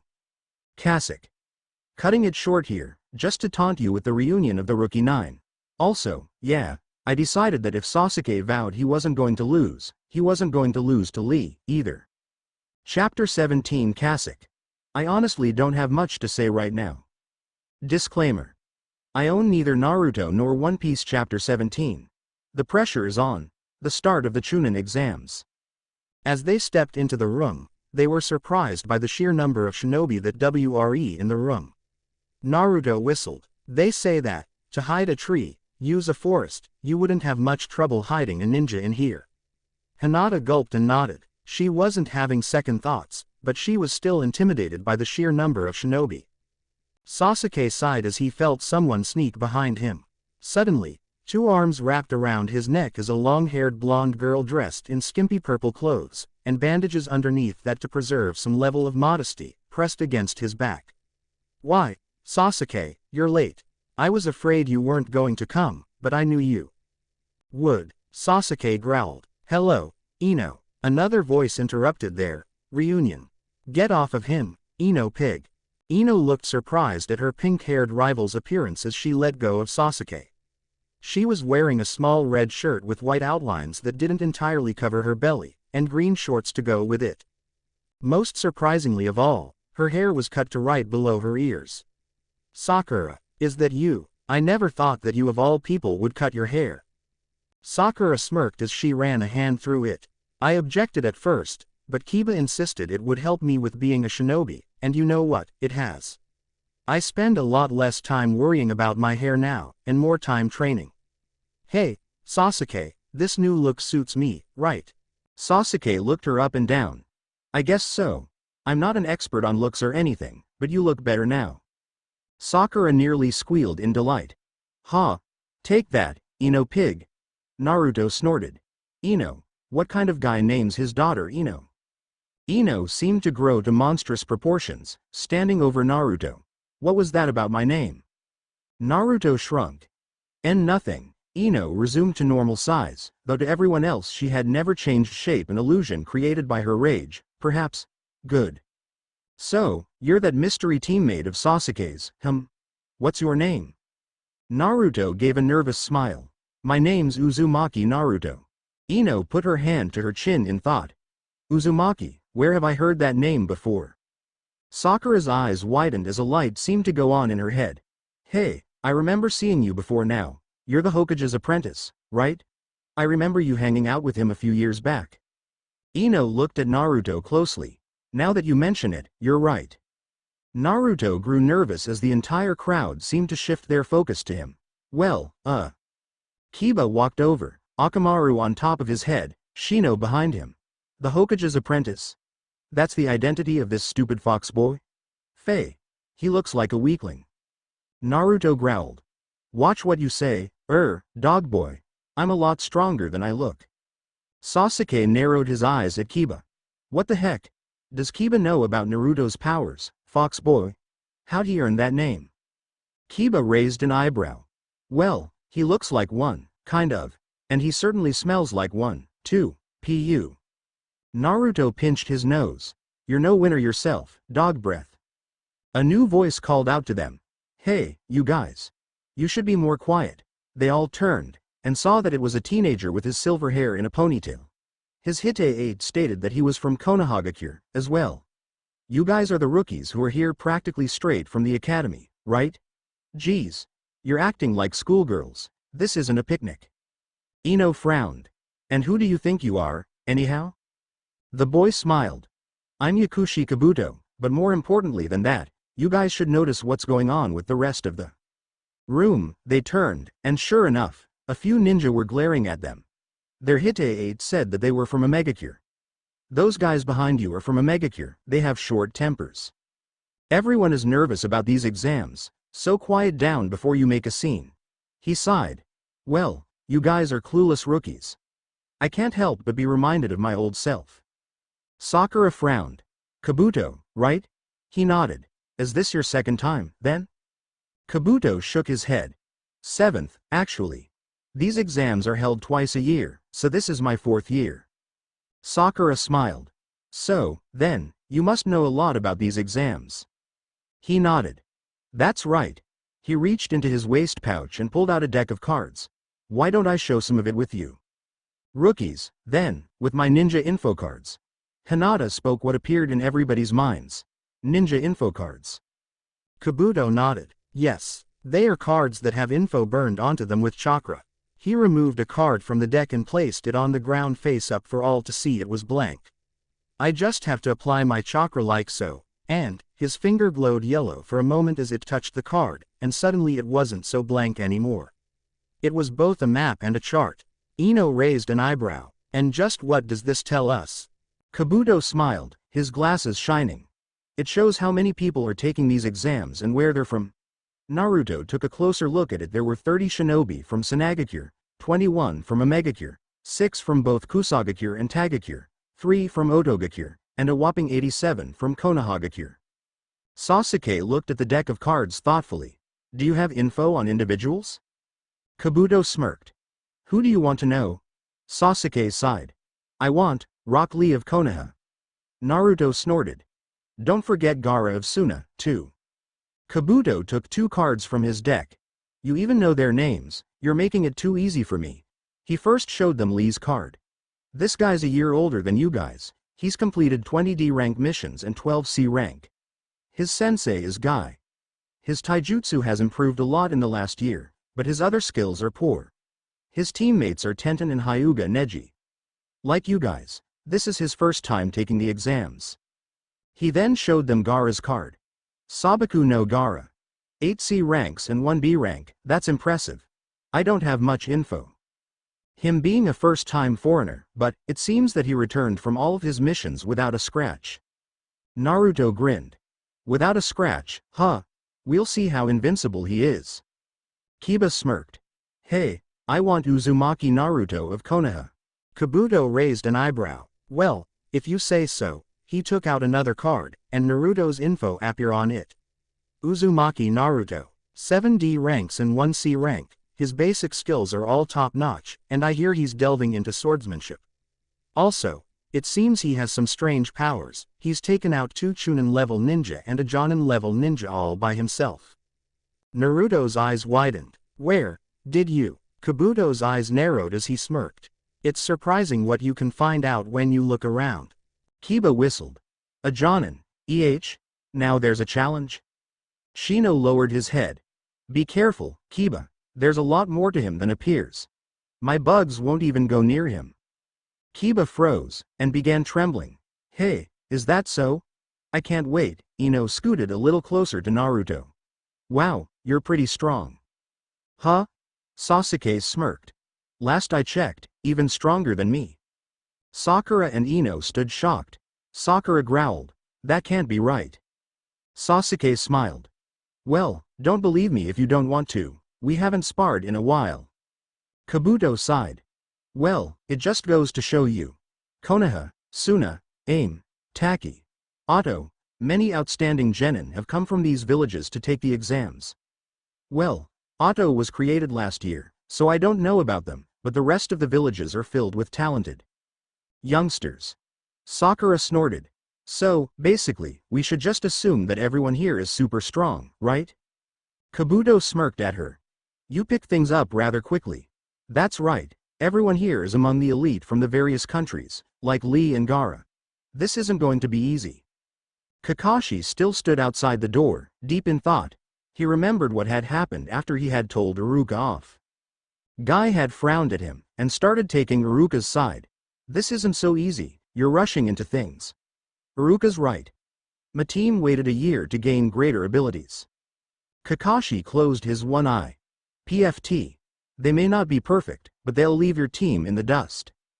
Hiruzen growled. That's no. It's time for the non-rookie teams to be nominated. Kakashi smirked under his mask. Well, don't complain afterwards. The present time Kakashi frowned. I may have said that, but even those guys might be shaking in their boots by now. Naruto had begun to shake. Hinata looked at him nervously. Naruto, are you alright? You're shaking. Naruto grinned. Sorry, Hinata, it's just, I can't wait to bring each and every one of them to their knees. He stopped shaking, took a deep breath, and began shouting. You hear that? I'm Uzumaki Naruto, and I'm gonna be the one to come out on top. Hinata paled when everyone in the room glared at them. Naruto. Conquero looked through the crowd and saw who was being so noisy. Hey, it's that blonde boy from the other day. Gaara nodded, but didn't say anything. Neji smirked. He's very spirited, I'll give him that. It looks like you didn't beat him down hard enough, Lee. Tenten smiled. Just what I'd expect from a wielder of such a great sword. Lee eyed her suspiciously. What does his sword have to do with anything? Tenten crossed her arms in a huff. Well, it's not like you taijutsu specialists would ever understand the heart of a weapons mistress like me. Lee gave her a blank stare. Your heart? The mummy boy from Otto seemed to sneer under his bandages. Were you listening to their conversation? He doesn't know much about Otto. How about we inform him that we can be quite vicious? Sakura took 2 steps back from Naruto. It was nice knowing you. Shikamaru grumbled under his breath. So, he's nothing but a big idiot after all, making everyone in the entire room his enemy. Kiba snickered. You're gonna come out on top, huh? Kabuto shrugged his shoulders. He narrowed his eyes when he heard high-speed movement in the crowd. He glanced in the general direction and saw that it was the 3 Otto shinobi, trying to move as quickly and silently as possible. Kabuto smirked. I think I know what they're up to. The mummy pulled up his right sleeve, revealing what appeared to be a large gauntlet with several holes in it attached to his right arm. The first to jump out of the crowd was the spiky-haired one with the kanji for death on his shirt, and he threw 2 kunai at Kabuto, causing him to jump back a little. Immediately, the mummy boy leapt out at him, and punched at him, with the apparent intent to hit him in the face. Kabuto leaned back and avoided it, but his glasses lenses shattered into pieces. Ino was surprised. Huh? Didn't he dodge? Shikamaru frowned. It probably glanced his nose, serves him right for acting like such a big shot. Kabuto smirked as he took off his glasses. So, it was that kind of an attack. He suddenly doubled over and vomited, causing everyone to reevaluate the situation. The mummy again seemed to sneer as his teammates stood behind him, even though his left eye was the only visible part of his face. Remember this and put it in your data. Dosu, Zaku, and Kin of Otto are definite future Chunins. Hinata and Naruto kneeled next to Kabuto. Hinata seemed the most worried. Are you all right? Kabuto shook his head. I'm fine. Dosu, the mummy, tilted his head. How pathetic, especially for a so-called 4-year veteran. Neji frowned. Lee, about that attack. Lee shook his head. It's not like it was super fast or anything, there must be a trick. A large explosion of smoke by one of the walls caught everyone's attention. Quiet down, you little brats. The smoke cleared, revealing a very large group of shinobi in what appeared to be military uniforms, among them the 2 shinobi who had been blocking the fake room 301. Their leader was a man wearing a trench coat over his own uniform. He had 2 scars on his face, one on his right cheek, and one that ran from above his left eye to his chin, running through his mouth. If he had any hair, it was covered by his bandana. Thanks for waiting. I am Morino Ibiki, the examiner for this first exam. He lifted a finger and pointed it towards Dosu. You 3, Otogakure shinobi. Stop doing as you please. Do you want to fail already? Dosu bowed his head. We apologize. It's our first time, and we got carried away. Ibiki's lip curled up in one corner. Bah, this would be a good time to say it. There will be no fighting without the permission of the examiner. At the same time, killing is prohibited unless otherwise stated. Anyone who disobeys me will be failed immediately, got it? Zaku, the spiky-haired Atonin, smirked. Geez, it sounds easy already. Ibiki resumed an emotionless face. We will now start the first test of the Chunin selection exams. Instead of your current seating arrangements, you'll each be assigned a number and have to sit in your assigned seats. After that, we'll hand out the papers and writing utensils you'll need. Naruto smirked. A paper test? This'll be too easy. Naruto sighed as he sat in his seat, staring at the back of the piece of paper in front of him. I know I said it would be easy, but to be honest, I'm not too good with the exacts of math. He was taken out of his self-centering when he was tapped on his shoulder. Looking to his right, he saw it was Tenten. Hey, Naruto, fancy meeting you here. Naruto gave a nervous smile. Hey, Tenten. Ibiki remained turned to the crowd as he began writing on the chalkboard. I assume you know not to turn your tests over yet. Listen closely to what I'm about to say. There are important rules to this exam. I'll write it on the chalkboard while I explain, but questions will not be allowed, so listen carefully. This test uses a subtraction system, and starts out at 10 points. So say you miss 3 questions, you'll lose 3 points and have 7 total. Second rule, this is a team test. Whether or not you pass will be determined by the combined score of your teammates. So, each team will compete to see who can hold on to as many of their 30 points as possible. The third, and most important rule, is that anyone caught by the testing officers performing suspicious activities, like, say, cheating, will have 2 points subtracted for every offense. One of the officers chuckled. We'll have our eyes on you guys. Ibiki smirked. Anyone pathetic enough to get caught will be destroying themselves, as shinobi trying to become Chunin, the proud shinobi. He continued on. The final rule is that anyone who loses all of their points, whether through being caught or through answering all of the questions wrong, their whole team will be disqualified. Naruto gulped. Well, here's to hoping that there's at least one question I can answer. The test lasts 1 hour. Begin. Naruto turned his test over. Okay, let's see. First question is a cryptogram, kind of hard, I'll come back to it later. Hinata glanced at Naruto from afar. Naruto said it was going to be easy for him, but I still have my doubts. This requires book smarts and experience, and Naruto only has experience. Sasuke tapped his pencil against his desk. I remember him saying once that he wasn't good with tests like this, and that was why he was glad he never had to go to the academy. Naruto, if you fail us, I am never going to forgive you. At least, not for a very, very long time. Naruto gulped. Okay. Question number 2, line B, as seen in the picture, is the greatest distance a shinobi can throw a shuriken from a tree of 7 meters. For enemies who appear within the circumference of the shuriken's range, explain the attack options using this distance. Show your work. Who the heck can answer this question? I'll move on to the next, they're bound to give you at least one easy question. Sasuke smirked as he read all of the questions. It's impossible. All of these questions are beyond the capabilities of the average ninja to answer, but what's with question 10? This question will be revealed 45 minutes into the test. Naruto paled. I can't answer a single one of these questions, what should I do? Sasuke glared at the officials lining the room.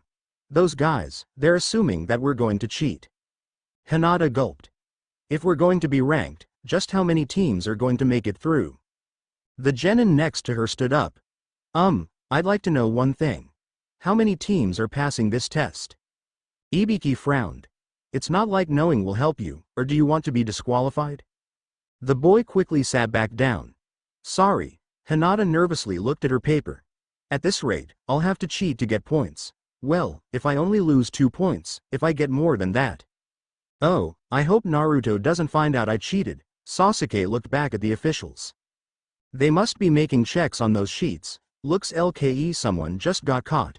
He remembered back to what Ibiki had said earlier. The most important rule that anyone caught cheating would lose 2 points.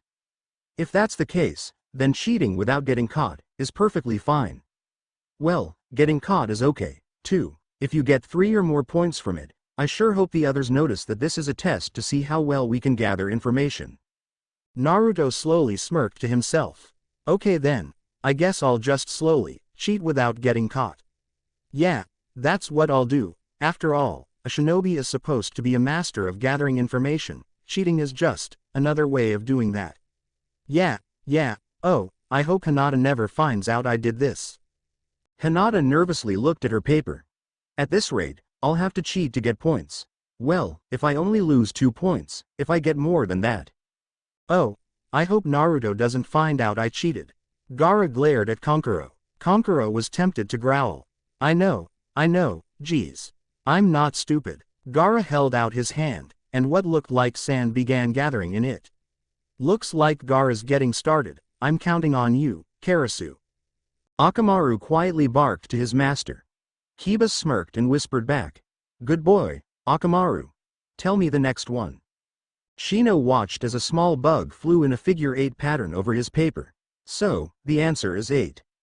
Naruto couldn't help but notice that Tenten seemed to be holding a string. He didn't want to attract attention, so he didn't look where it went. If he had, he would have noticed a set of mirrors placed in one of the holes where a light was, one of them reflecting the answers off of one paper. Lee tied his hite-8 around his forehead, signifying to Tenten that he could see it. Dosu closed his eye and concentrated. Let's see, from the rhythm, stroke order, amount of strokes, oh, I see, that's the answer. Neji closed his eyes, and when he reopened them, the veins around his eyes bulged, a sure sign that he was using the Hyuga's signature Byakugan. Using it, he was able to see right through his fellow genin, and read the answers off of their papers. Hinata had been cheating using the exact same method. Sasuke was using his own unique eyes. His Sharingan allowed him to copy the movements of another one of the exam takers, allowing him to write their answers as his own. In the meantime, Naruto was still figuring out how to cheat without getting caught. Oh, what do I do? What do I do? I'm almost out of time. His attention was grabbed by a kunai that sailed right by his face and landed straight in the middle of the paper of the guy behind him, scaring him half to death. Hey, what was that for? The spiky-haired official with a nose bandage was standing up. You messed up 5 times, you fail. The 2 on his team, get out of here. As they left, Naruto gulped. Maybe I won't cheat after all, these guys are good. Tenten frowned when she glanced at Naruto's paper. I was completely empty. She whispered to him as quietly as possible. Naruto, if you don't cheat, you'll end up disqualifying yourself.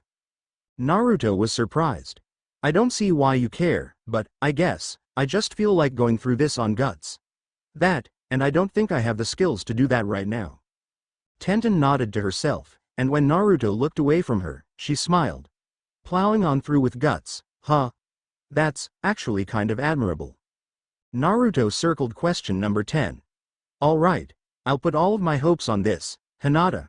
Sasuke, forgive me if I mess his up for you guys. Sakura sighed as she put her pencil down. Looks like I didn't need to cheat after all. Sasuke felt like patting himself on the back. I was going to copy a few more people, but it looks like I've hit the jackpot with this guy. Ino smirked when she noticed Sakura was done. Alright, time to put that big brain of yours to use, Sakura. Be thankful, making you the target of my jutsu means I acknowledge that that big forehead of yours has some use. Shikamaru glared at Ino as she began sleeping on the table. She must have started that jutsu, about time. Choji gulped. That's one jutsu that you can't resist. Sakura smirked as Ino's mind possessed Sakura's body. Hope you don't mind if I borrow your body for a bit, Sakura. Let's look at these answers. I have less than 3 minutes to memorize them, and then possess Shikamaru and Choji and give them the answers. Number 102, you fail, said Konoha swore as he and his 2 teammates got up and left. Number 23, you fail. This ninja protested as he was carried from the room. 43 and 27, you fail. Kabuto grit his teeth. So far, that's 13 teams out of 51 that have been eliminated. Asuna Nin stood up. Do you have proof that I've cheated 5 times? How do we know you're really even watching us? A shinobi whose entire upper half of his head was bandaged, his hite-8 covering his bandaged eyes, appeared in front of him and grabbed the genin by his shirt and lifted him into the air. Listen, among Chunin, we are the elite, assembled to watch over this exam. We haven't missed a thing. You could say that this strength is our proof. As he, too, was thrown out, Ibiki glanced at Gaara, who had his left hand open on his desk, and his right hand in a chakra-gathering seal. What's that kid up to? Gaara touched his right fingers to his left eye, and another eye composed of sand appeared in his left hand, hidden from Ibiki's view. Completely calm, impressive. Gaara crushed the eye, scattering it back to sand particles, which began drifting through the air. Some of the sand got into a shinobi's eyes, and as he rubbed them, the eye formed over his paper, and quickly ran over the answers, Gaara writing them down as quickly as he could. Conquero raised his hand. Excuse me, bathroom? One of the Chunin placed a pair of handcuffs around his wrist, attached to rope that the Chunin held in his hand. We have to follow you to the bathroom. Once in the bathroom, Conquero smirked. Those testing officers aren't so impressive, they didn't even notice that there was an extra one of them, right, Karasu? Cracks began running through the officer's face, pieces of his skin falling off, as he nodded. Alright then, start from the top, I want those answers as soon as possible. Ibiki smirked. Looks like we've gotten rid of the trash, and it's about that time, too. Time to get on with the main event. Alright, it's time for the 10th question. Naruto gripped his pencil. Alright, here we go. It's all or nothing. My only chance to get a question right. Tamari grit her teeth. Conquero, you took too long. You were supposed to give me the answers before the 10th question. Ibiki examined the room carefully. But, before we get to it, I'll go over the added rules for the 10th question. There was a collective gulp among many of the genin. Conquero returned from the bathroom, and Ibiki smirked. Oh, nice timing. I hope you enjoyed playing with your doll. Conquero narrowed his eyes. Darn it. He saw through Karasu. As Conquero walked past Tamari, he dropped her a piece of paper with all of the answers on it. Ibiki resumed speaking. I'll now explain these rules of desperation. Classic. I wanted to go through this exam in one go, but that's a no-go. I have a strong desire to stop it here before we get to the 10th question. Some of you may have odicked, but Tenten seems to like Naruto.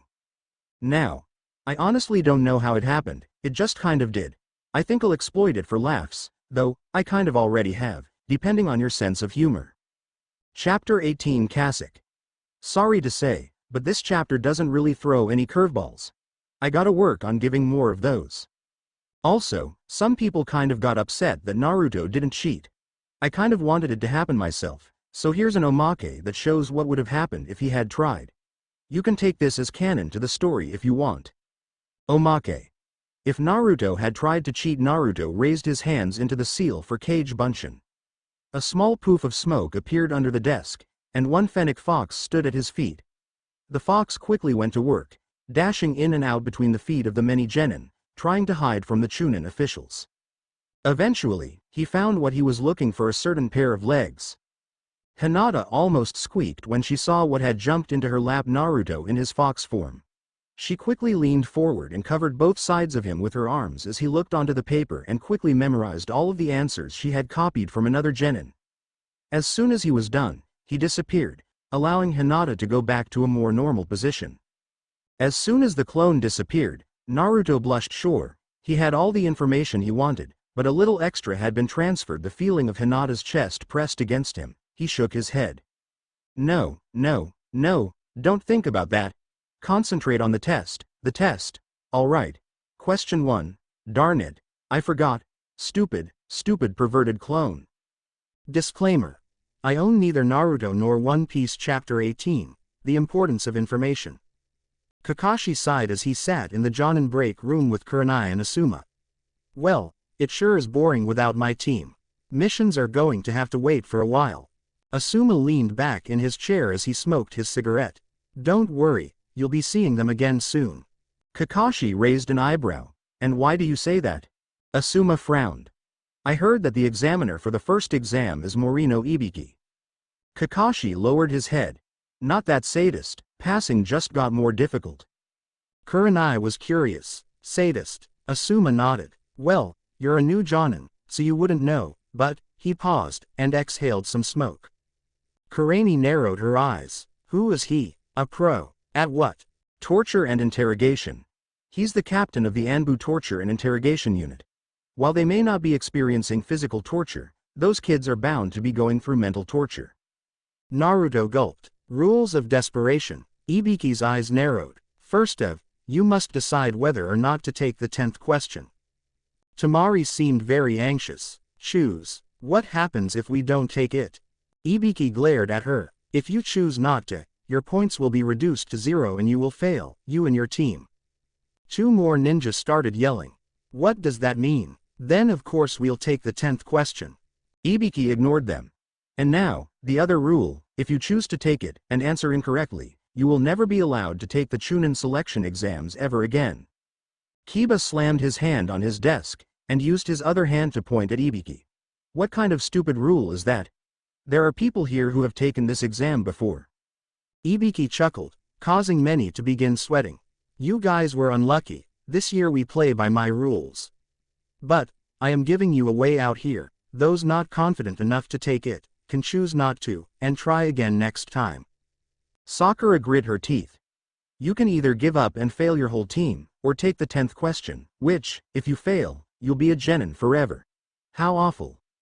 Ibiki frowned. Those that do not wish to take it, raise your hands. Sasuke looked at Naruto. Me and Hinata can just cheat and get on with it, but Naruto, he hasn't written a single answer down. He doesn't have any tricks up his sleeves for this kind of situation. This is bad, we'll probably have to quit. None of us want Naruto to lose his chance to become a Chunin. The Konoha genin next to Naruto raised his hand.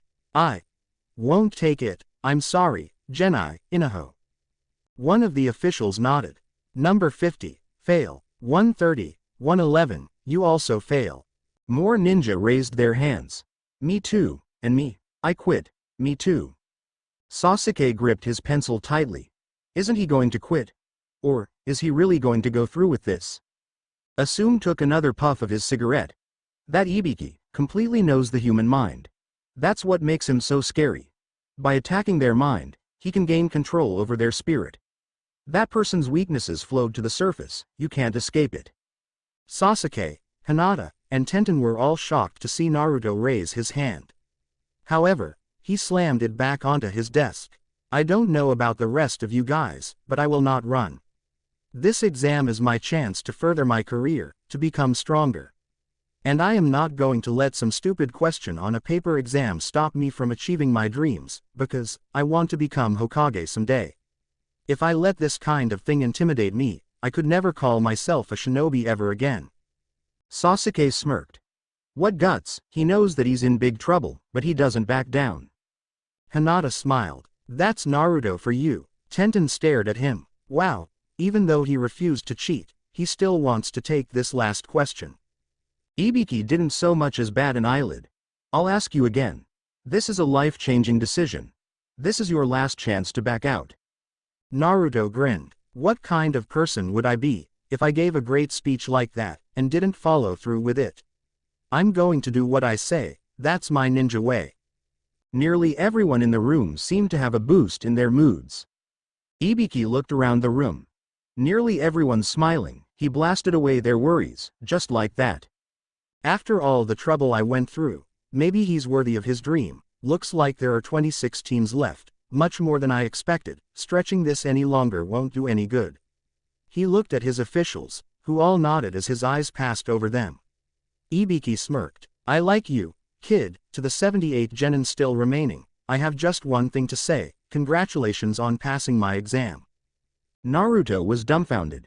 I pass? Sakura shook her head. Wait, that's it? We already pass? There is no 10th question? Ibiki grinned. There was no 10th question. If you want to, you can say that that choice you all made, that was the 10th question. Tamari grit her teeth. So, what was the point to the other 9 questions? Ibiki remained grinning. To test your information gathering abilities, of course. I'm sure you all noticed that it's next to impossible to answer these all on your own, so I scattered a couple of Chunin who knew all the answers into the crowd. The whole premise of the test was to cheat. Naruto sighed, and whispered to Tenten. I knew that much, but I didn't have any tricks to cheat without getting caught. Tenten giggled at what she thought was a joke. Ibiki continued. Those that cheat poorly, fail. He removed his bandana, and a collective gasp of horror washed through the genin. Sasuke felt ready to gag. Scars, burns, screwholes. What kind of torture has this guy been through? Information can be more important than lives. On missions, on the battlefield, people risk their lives to get that information. Dosu smirked under his bandages. I bet it's worse under the gloves, of course. I'd never make the mistake of getting caught. Ibiki retied his bandana. If the enemy or a third party notices you, there will be no guarantee that the information is accurate. I want you to remember this. Information in your hands can be a powerful weapon for your comrades, and for your village, so we had you cheat to get some. This separated those who didn't have the right abilities. Tamari stared at him. But, I still don't get the last question. Ibiki smiled. Question 10, is the true purpose of tis test. Let me explain, to take it or not take it. If you don't take it, you fail, but can try again later. If you do take it, and still fail, you'll be a failure for the rest of your life. Taking the question was a true leap of faith. Let me explain it this way. Say you're a Chunin. Your mission is to steal a secret document. The amount of enemies and what they can do is an X factor. And, of course, there could be traps everywhere. Do you accept the mission, or not? Because you don't want to die, because you don't want your comrades to get hurt, do you not take the mission? The answer is, no. Naruto smiled as Ibiki continued. You can't just say, no, to every mission that is given to you. The ability to be courageous, to survive hardships, that is what is required of a Chunin captain. Those who can't put their destinies on the line, who cling to the uncertain future of there's always next year, and then walk away from their chance, those pieces of trash who can only make such cowardly decisions, they don't have the right to become Chunin. That's my belief. Those who chose to take it, answered the 10th question correctly. You ought to be able to survive any troubles that come your way in the future. I declare the first section of the Chunin selection exams to be over. I wish you all luck in the future. Just as he finished his speech, and just as some of the genin began to cheer, a large, whirling black ball of cloth came in through the window, causing the glass shards to scatter everywhere. The corners of the cloth were pinned to the ceiling by kunai. and as it unfurled to reveal a banner that said, "The examiner of the second exam Mitarashi Anko." It also revealed a woman standing in the middle of it. She was wearing a tan trench coat over a fishnet shirt and shorts, a small skirt on top of that. "You guys, this is no time to be celebrating, after all, it's time for the second exam." Naruto stared at this woman. Who the heck does this woman think she is? Ibiki came out from behind the banner. "You've got very bad timing, Anko." Anko growled. "Don't talk to me like that, you left 78 genin here. That's 26 teams, you went too easy on them." Ibiki smiled. "Well, that just means that we have a good crop this time." Anko's frown did not leave her face. "Bah, be that way. I'll cut them in half with my exam." Naruto gulped. "In half? Wait, there were 153 genin, so 78 is about half of that, so cutting us in half again isn't really that bad." Anko began smirking, sending shivers down the spine of many a genin. "Ah, I'm getting excited. I'll explain everything once we change places." After the room was emptied, Ibiki began collecting papers. He was surprised when he came across Naruto's paper. "Uzumaki Naruto, this is the one who gave that speech." He didn't have any answers down. He looked at question number 10. It was circled, and there were some words written by it. "Don't have the skills to cheat, don't have the brains to do it on my own. I place all of my hopes in this 10th question. I hope I will be forgiven if I fail." He got through with a blank test. What an interesting guy.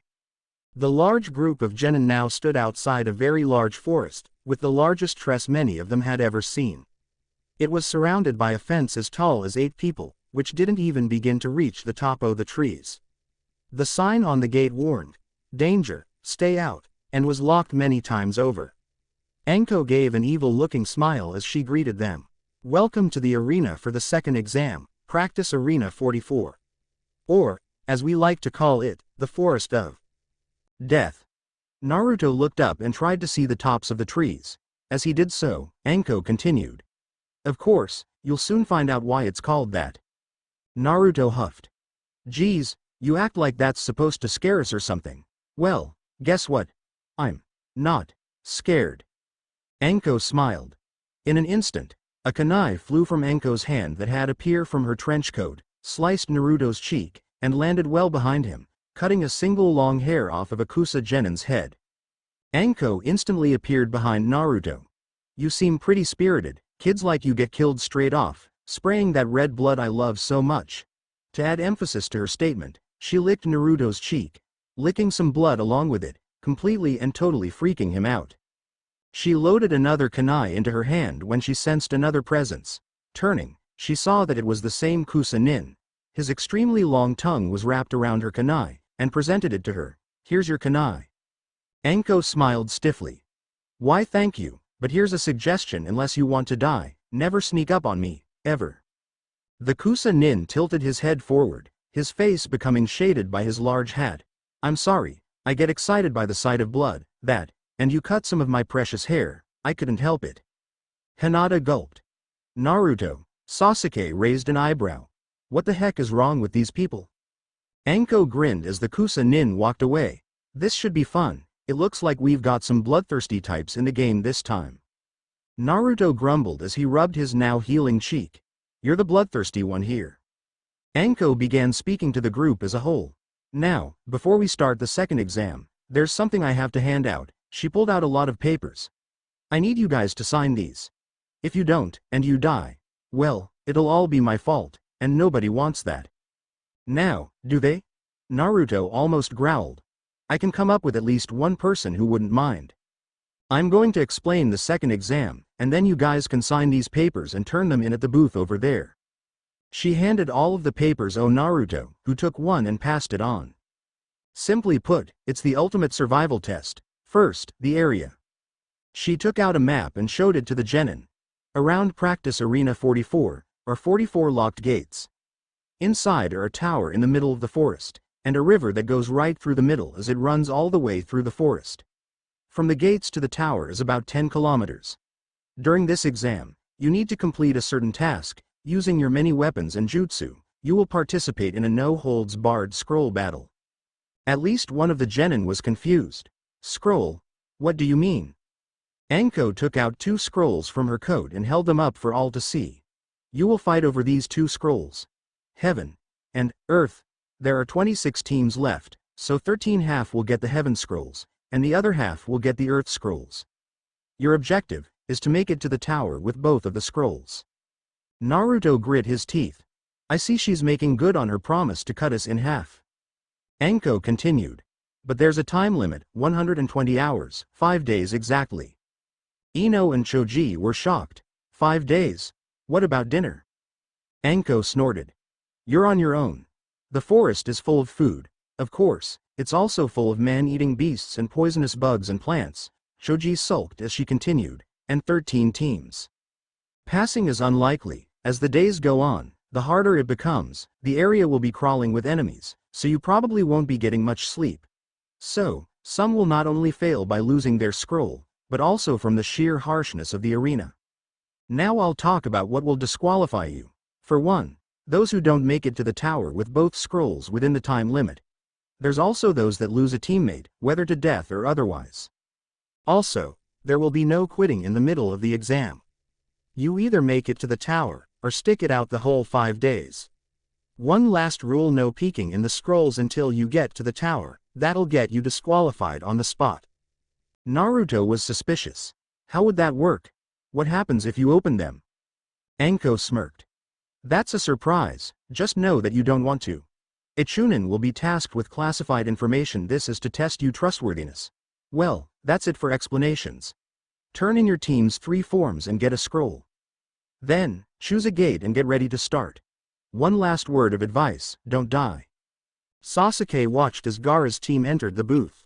You can't tell what scroll they have, or who is carrying it. It's like Ibiki said, we're risking our lives to get information. Everyone here is an enemy, here we'll be killing. Anko smirked as she watched some teams hesitate. Good, it looks like they understand the meaning of those forms. Kiba grinned. Survival's our specialty. Don't forget your training, Sakura. Sakura smirked at her companion. You should be more worried about yourself. Shikamaru frowned to his teammates. Risking our lives, I hate it, but we have to. Naruto had a completely serious look on his face. So, got a heaven scroll, huh? I'll pull out all the stops to make sure we win this exam. I'm not holding back. Sasuke smiled at Naruto's switch in personality. Good, we don't need you holding us down. Naruto's eyebrow twitched. What happened to me being better than you? Sasuke shook his head. Only when you go all out. Without your powers, I can beat you no problem. Hinata shook her head. It doesn't matter who can beat who, only that we can beat our enemies. Nato smirked at her display of rationality. Hinata's right, we can settle this some other time. Dosu stared intensely at the space in front of him. It's finally here, the time for us to complete our mission. Conquero frowned. I'm not too worried about the other teams. It's spending 5 days with Gaara I'm worried about. The strange Kusa-nin from before crouched and whispered to his teammates. We'll go after the rookies first, we're allowed to kill, so that makes things far easier. One of his teammates nodded. We'll let you know if we find those 3. Lee pumped his fist as he stood in front of his gate. Gai-sensei, I will do my best. Anko looked at her watch. All of the teams had made it to their gates. 3, 2, 1. The second stage of the Chunin exams starts now. Kasek. Sorry, I couldn't do much with this chapter, so it looks just like the manga, pretty much. I at least hope you like the omake. Luckily, I'm going to have free reign over these next 2 exams. Kukuku. Chapter 19 Kasek. Aha. I finally got to the point where I get to do something totally unexpected. Wait and see winking face. Disclaimer. I own neither One Piece nor Naruto. Chapter 19. One big snake after another. Sakura frowned. Shouldn't we just head straight for the tower and make traps there? It'd be easier on us, that's for sure. 3 Konoha genin dressed in all black watched Team 8 as they argued amongst themselves. Kiba growled. Hey, we've got perfect trap materials right here. I say we stay put until we catch at least one team here. Shino shook his head. It appears, we've already been spotted. One of the 3 smirked. Oh, so they know that they're here, but they don't know where we are. He turned to his partner, who didn't look so well. Hey, what's wrong? You're turning blue. It was then that he noticed what looked to be the world's biggest leech on his partner's neck. What the? He screamed when he looked up and saw an army of them falling from the sky. After using several shuriken and kunai to take care of the leeches, the three genin collapsed onto the ground, which they discovered was covered by a net. As the net snatched them up, Kiba smirked. See, what did I tell you? Konohagakure jumping leeches. They jump down from above in groups, and if you leave even one sucking for 5 minutes it'll kill you. Setting traps around the areas they hunt was a great idea. Sakura frowned. Fine, let's just hope that they have the right scroll. Anko smirked as she heard screams emanating from the forest. Ah, so it's truly begun. Hinata gulped. That was a human scream. Naruto frowned. We're probably going to be hearing a lot of those. He turned to his teammates. Hey, I gotta, go, be right back. Hinata blushed as he walked into the bushes. After a moment, Sasuke frowned when he heard what sounded like flesh hitting flesh. Oi, Naruto, are you alright? Naruto came back out another moment later, dragging a ninja that looked exactly like him, except this one was bound and gagged. He let go of the other ninja, and smiled.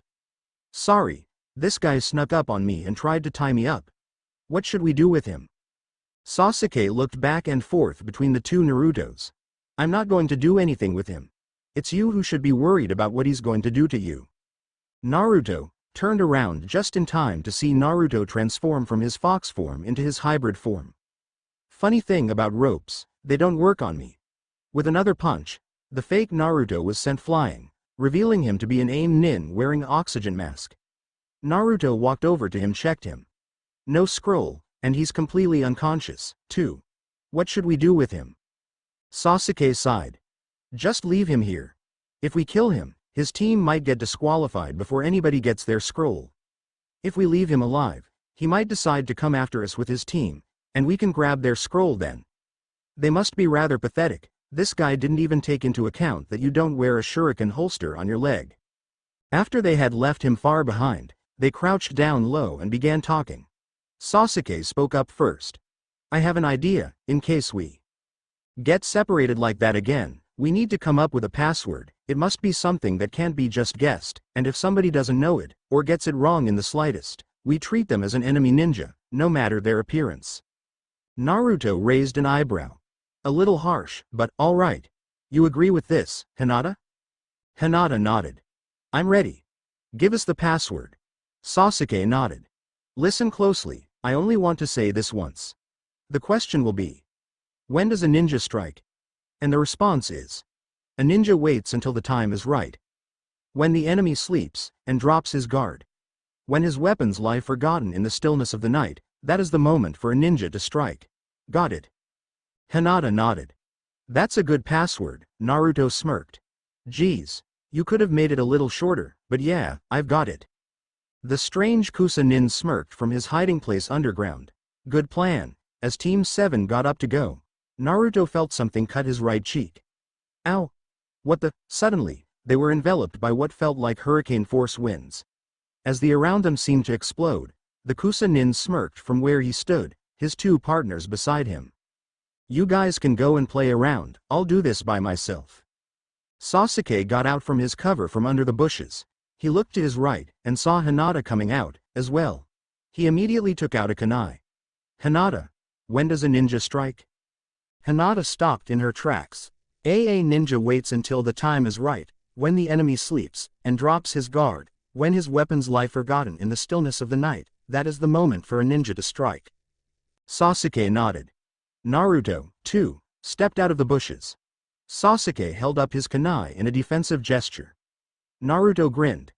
I know, the password, right? A ninja waits until the time is. He was interrupted when Sasuke threw his kunai at him. Hinata assumed an offensive stance. We know you're a fake, your appearance is off. Naruto smirked as he changed back into the strange Kusa-nin. Oh, and how was it off? Sasuke's lips curled. Well, for one, Naruto had already healed the scratch he had gotten on his left cheek by Anko. Second, he got a new scratch on his right cheek that you didn't take into account, either. There should at least still be blood there. Finally, I don't think Naruto is as good at on-the-spot memorization as he lets on. The Kusa Nin smiled. Looks like this might be interesting after all. Naruto had been blown clear of the area. He groaned as he got up from the ground. Ouch, that could have gone better. Wonder where Hinata and Sasuke went. His eyes widened when he felt a shadow on him. Looking up, he saw that it was a giant snake that could easily swallow him in one gulp. He instantly transformed into his hybrid form, reached into his waist pack, and pulled out a scroll. The snake lunged at him, and he jumped into the air to avoid it, unraveling the scroll. He placed his hand over it, and in his hands appeared Kabikari Hocho. Naruto saw the snake's tail come up from behind him, and in a single swing, sliced it right off of the main body. As the snake hissed and reeled in pain, Naruto jumped towards the head, and again, in one swing, lopped it right off. Sorry, Snakey, this fox isn't on the menu. Hinata gulped as she tried to stare down the enemy ninja. This guy gives me the creeps. Where are you, Naruto? We need you. The ninja took out an earth scroll. You guys want this, right? He tilted his head back and placed the scroll over his mouth. His tongue came out and wrapped around the scroll, and pushed it down his throat. He licked his lips. Now, let us begin this battle for the scroll, with our lives on the line. He placed his finger under his eye and pulled down, and Sasuke and Hinata saw that his pupil had become slitted. In an instant, they received slashes and stab wounds all over their body, their blood spurting everywhere, 2 kunai embedding themselves in their heads, and then it all disappeared. Sasuke bent over and vomited, while Hinata collapsed to her knees. Sasuke lifted his head to look at his opponent. What was that? I thought I had died. I'm so terrified that I can't move. Genjutsu?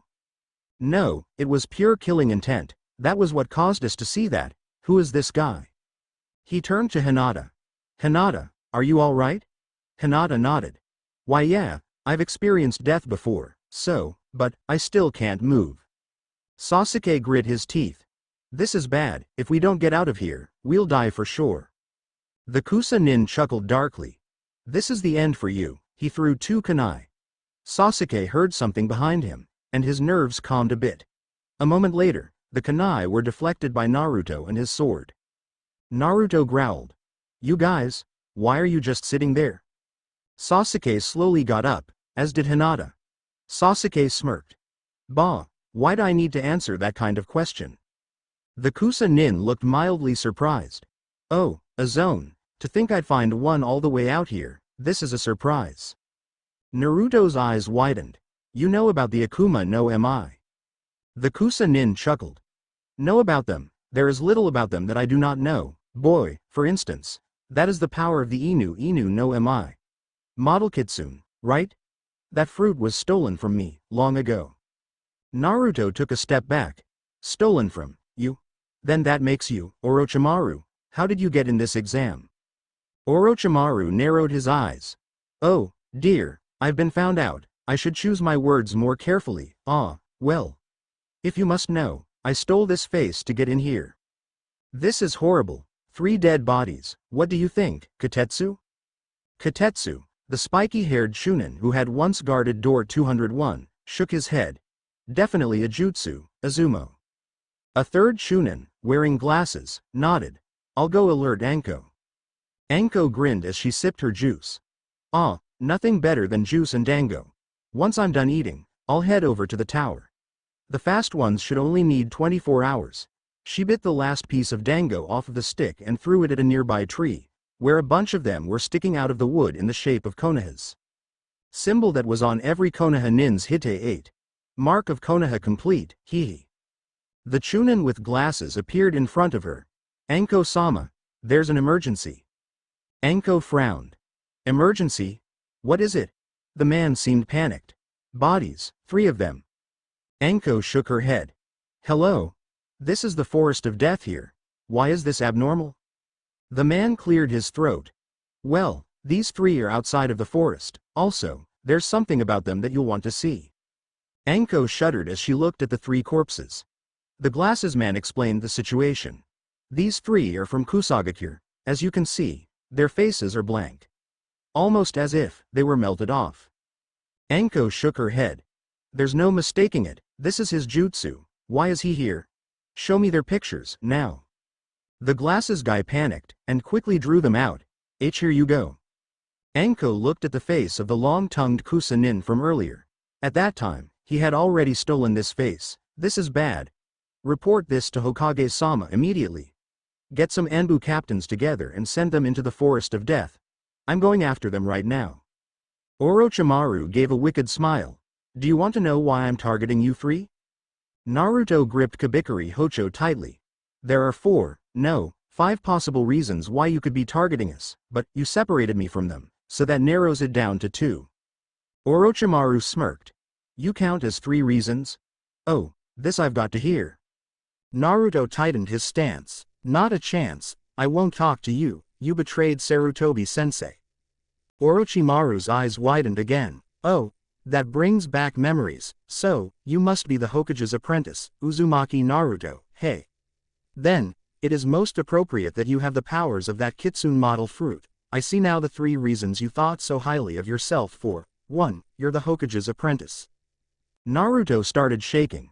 No, he wouldn't. 2, your Akuma no Mi powers. Naruto gulped. He would. And 3, well, I don't think it's quite fair for me to reveal such an important secret as that, now, is it? It is against the law to talk about it in front of you and others of your generation, not that the law applies much to me anymore, kukuku. Hinata glanced at Naruto. A secret so important, the law forbids anyone knowing of it to tell those that don't. Why would such a thing be put in place about Naruto? While the same thoughts ran through Sasuke's head, he had another concern to voice. Orochimaru, don't tell me he's that. Orochimaru? Naruto nodded. Afraid so, Orochimaru, of the legendary Sannin. Sasuke grit his teeth. Then, I guess it'd be pointless to try and bargain with our scroll for our lives, because he doesn't need it. Orochimaru smirked. Kukuku. Yes, it is pointless. The only bait you can give me to save yourselves is Uchiha Sasuke. Sasuke's eyes widened in fear. And me? What do you want me for? Orochimaru glanced at him. A sort of lust in his eyes. Well, wouldn't you like to know? Why don't you face me with your Sharingan? See if you can save your friends? Sasuke activated his Sharingan and stepped forward. For my friends, I'll gladly fight for their sakes. Orochimaru frowned. No sense of self-preservation, it's worse than I thought.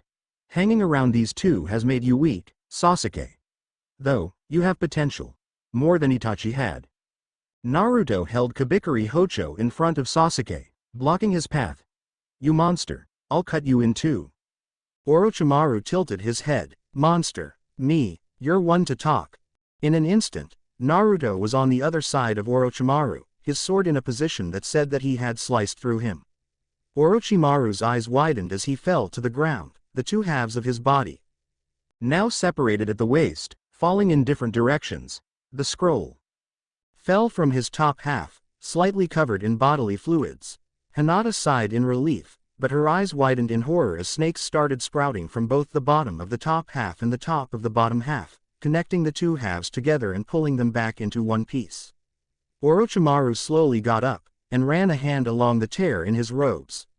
My, this won't do at all. I like these clothes, too. Orochimaru looked up, and saw that Naruto had become much taller and much more muscular. He noticed that Naruto's eyes were now red and slitted. I see, the Kyuubi's chakra alters the powers of the Akuma no Mi. Interesting. Looked down, and saw what looked like a tattoo under the fur. It wasn't too clear. That must be the seal. He placed his hands together in a hand seal, and when he took them apart, his fingers on his right hand lit on fire. Naruto growled as he swung his sword down on Orochimaru again with great force. Orochimaru sidestepped it, and the earth where he had been standing seemed to explode when the sword hit it. Orochimaru dashed forward and planted his flaming fingers into Naruto's belly. The effects were impressive, to say the least. Naruto dropped his sword, and began rolling around in agony. Red chakra began spilling from his body as his body shifted from shape to shape. Sasuke and Hinata were stunned. Hinata placed a hand over her mouth as tears came to her eyes. Naruto, I've never seen him in so much pain before. Orochimaru tilted his head. Oops, I think my aim might have been off. He looked up as Naruto, for a moment, became gigantic, his muscular arms on either side of Orochimaru, his large Kyuubi no Kitsune-esque head growling, its large teeth as big as Naruto. Soon, the form slowly shrunk into Naruto's regular form, and he collapsed onto the ground. All of the red chakra swirling next to him, seeming to condense into one spot. Soon, it took on the shape of Naruto's small fox form. Orochimaru immediately noticed that this small fox had red, slitted eyes. The fox looked around. Where, this is, outside the cage, its voice was much deeper than Naruto's. He looked up at Orochimaru. It seems your incompetence has given me freedom. Well, a small degree of freedom. I'm stuck in this small body, apparently, or am I? The fox closed its eyes, and in an instant, it changed into a clone of Naruto, his eyes still red and slitted. I see, this body is a perfect clone of the boy's, permanently infused with my chakra, ha, ha ha, ha ha ha ha ha ha ha ha ha. He turned back to Orochimaru. As your reward, how would you like death? Sasuke grit his teeth. What's going on? That clone was formed from that weird red chakra. Orochimaru chuckled. This is the third reason I was talking about, sealed within Naruto, is this demon, the Kyuubi no Kitsune. It seems that I accidentally gave it a body to call its own. Hinata gulped. So, it wasn't all a coincidence, Naruto's fox-ish appearance, and his birthday being October 10th. Orochimaru turned back to the Kyuubi. I'm afraid that I can't accept that offer, but if you would allow me to do one thing before I go. Orochimaru disappeared, and in an instant appeared next to Sasuke. He grabbed him, and leaned forward, and bit him on the neck. As he pushed Sasuke away, Sasuke gripped his neck and screamed. Hinata rushed to his side, and noticed that there was a tattoo shaped like 3 commas in a circle on his neck. Orochimaru reached up to his face, and tore it off like a cloth mask. Underneath, his face was pale, and his eyes were yellow and slitted.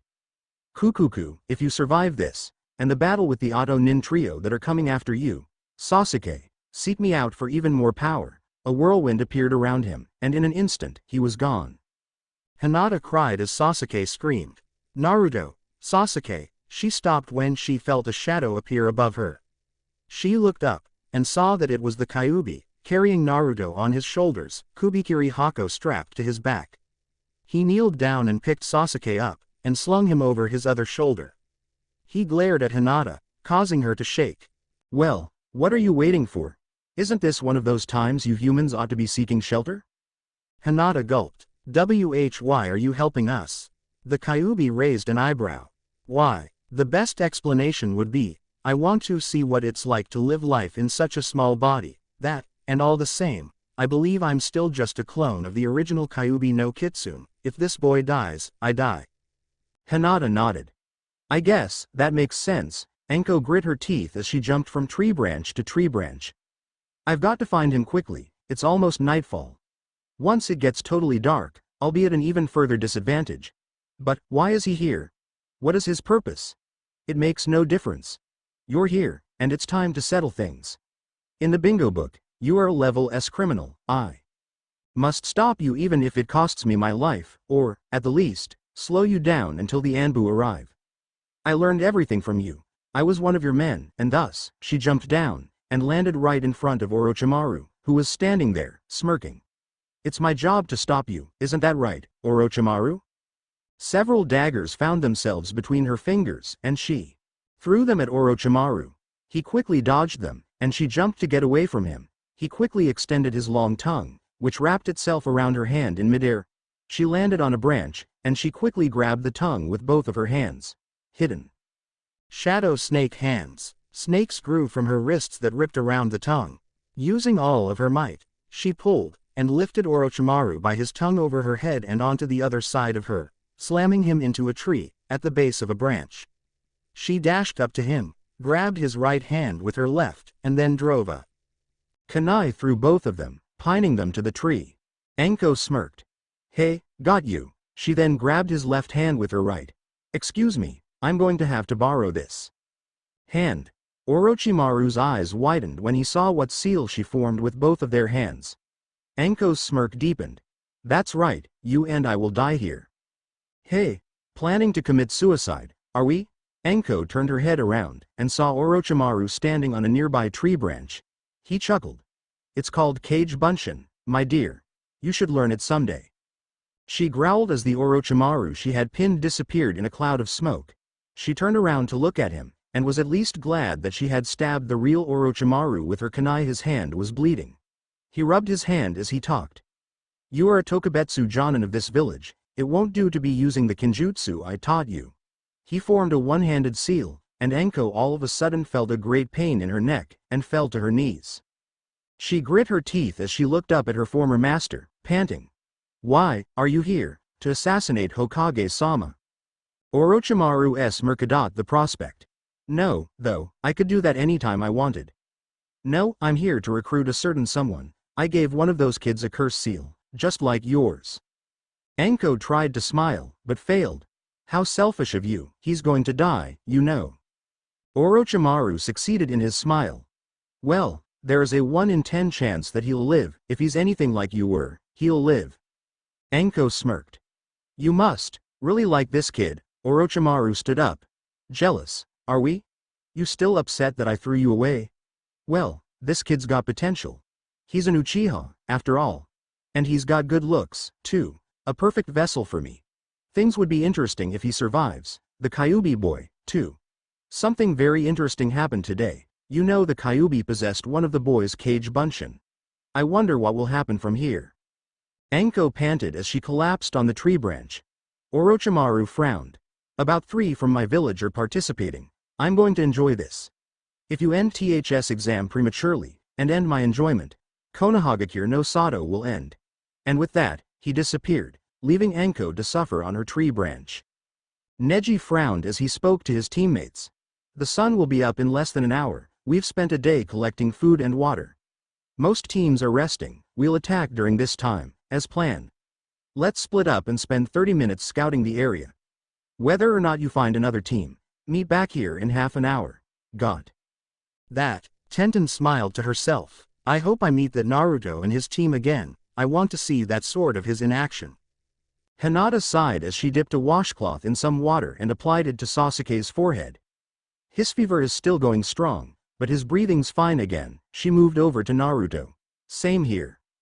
Oh, I'm so worried, but what can I do? She turned and glanced at the Kyuubi, who was now in his small fox form, standing outside the little cave formed by the tree's roots. Naruto hid such a secret from us, his best friends. The Kyuubi shook his head as he sniffed the air. We're being watched. Dosu sneered as he watched the scene before him. Remember, we attack at daybreak, as Orochimaru-sama commanded. Our target is Uchiha Sasuke. Zaku smirked. We can kill the others if they interfere, right?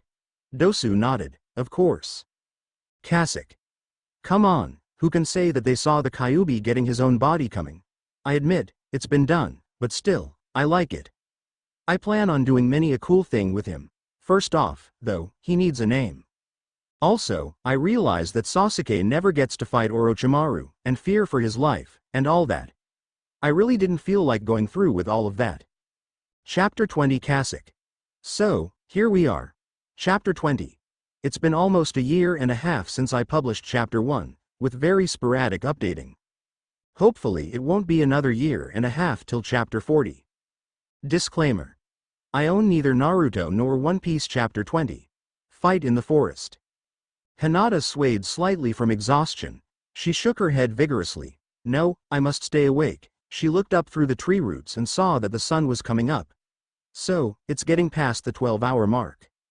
She froze when she heard a rustling in the bushes behind her. She quickly turned around and saw that it was a squirrel. A squirrel, for a moment. I thought those Auto Nin had made their move. As the squirrel began running toward them, the Kyuubi ran towards it, growling. Scared, the squirrel turned in the opposite direction and fled. The Kyuubi, which really was an inaccurate description, as it only bore one tail at the time, snorted, and moved to Hinata's side. Bah, I need something to kill. Those, Auto Nin, you called them, have been watching us for half an hour. Zaku snorted. Wonder where that fox came from. They didn't have it with them before. You think it smelled the explosive note? Dosu shook his head. Unless you can get it to tell you itself, we'll never know, but it doesn't matter. It's time to go now. Tenten stopped on a tree branch, and allowed herself to zone out as she saw several leaves fall to the ground. Hey! Lee would probably see if he could try and catch them all before they hit the ground. Her eyes widened when she saw a squirrel rolling on its back, trying to put out a fire. She quickly jumped down to it, removed the burning piece of paper, and stomped on the flames until they were put out. She held the squirrel out in front of her. Ah, who would do such a thing to a cute little guy like you?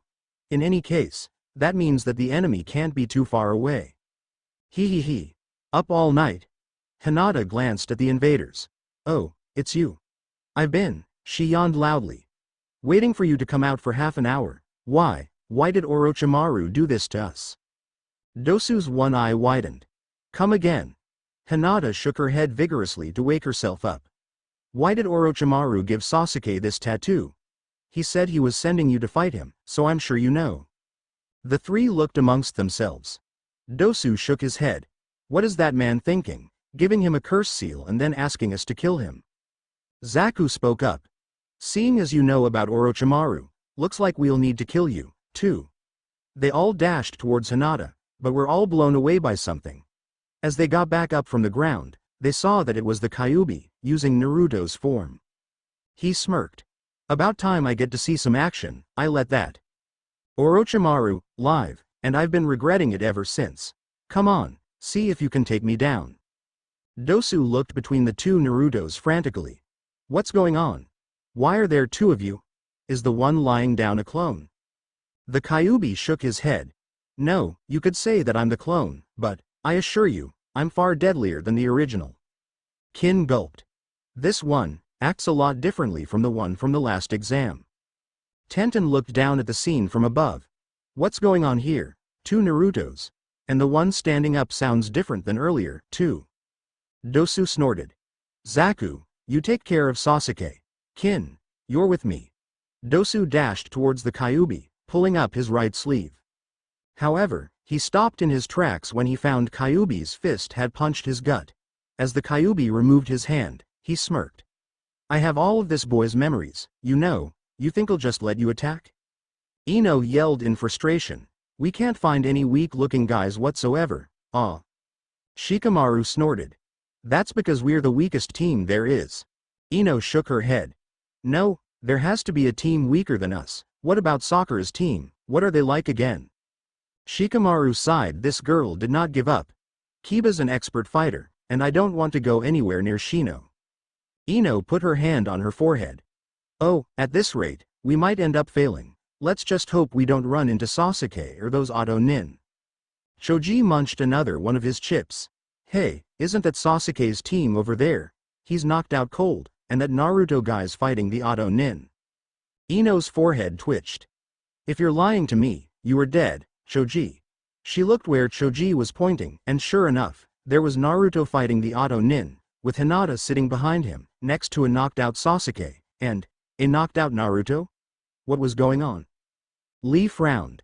Where is Tenten? She's usually good with this stuff. You don't think she's run into the enemy, do you?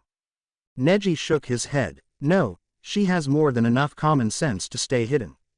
All the same, let's go look for her. Tenten jumped down and dashed into the cave. Hinata got up and assumed a fighting stance. Stay back, I'm warning you. Tenten held her hands in front of her. Whoa, calm down. I've decided I want to help you guys. Hinata's body began shaking from exhaustion. Why would you help us? Tenten froze. Why, I don't quite know myself. But, seeing that you have two men down, I can't help but want to help. She looked around and saw Kubikiri Hako lying on the ground. Oh, so he does have it after all. Hinata gulped. If you want to help, why are you here and not fighting them? Tenten sighed. You heard them right. That Zaku guy's going to come after Sasuke. I'll protect these two while you go and help the other Naruto. Hinata nodded, and dashed towards her foes. Tenten smiled to herself as she looked towards the unconscious Naruto. Geez, I'm going soft. All this so I can one day see Kubikiri Hocho in action. Dosu staggered backwards, the bandages over his mouth stained a little. Why you? He slammed his left hand onto the device on his right arm, causing it to vibrate extremely loudly. The Kyuubi raised an eyebrow, and then realized what was going on when his entire body went numb. He kneeled over and vomited, and then slowly got back up. Sound-based attacks. Joy. Dosu dashed towards him and swung at him as hard as he could. The Kyuubi leaned backwards and avoided the attack, but Dosu slammed his left hand onto the device again, and the Kyuubi was sent flying through the air, slamming into the root cave. Tenten turned to him. "Are you all right?" The Kyuubi snorted. "Been better." Dosu sneered. "This melody arm of mine is designed to amplify sounds to their ultimate level. Using my chakra, I can manipulate that sound." Hinata dashed towards him, her Byakugan activated. They began trading blows, and Hinata smiled as she ducked under nothing. "Your attacks may be sound-based, but they don't move at the speed of sound.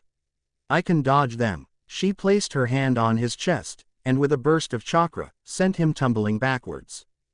Kin stepped forward. "This one's mine. I don't like her hair one bit. It shines too much." As she stood there, her hair began lengthening and crawling along the ground towards her opponent. Hinata's eyes widened, and she jumped backwards. Kin smirked. "You're not getting away." The hair all of a sudden shot out, and wrapped around Hinata's limbs, suspending her in midair. She struggled, but to no avail. She couldn't get free. The hair retracted, and brought Hinata in front of Kin. As some of the hair traced over Hinata's face, it cut into her skin.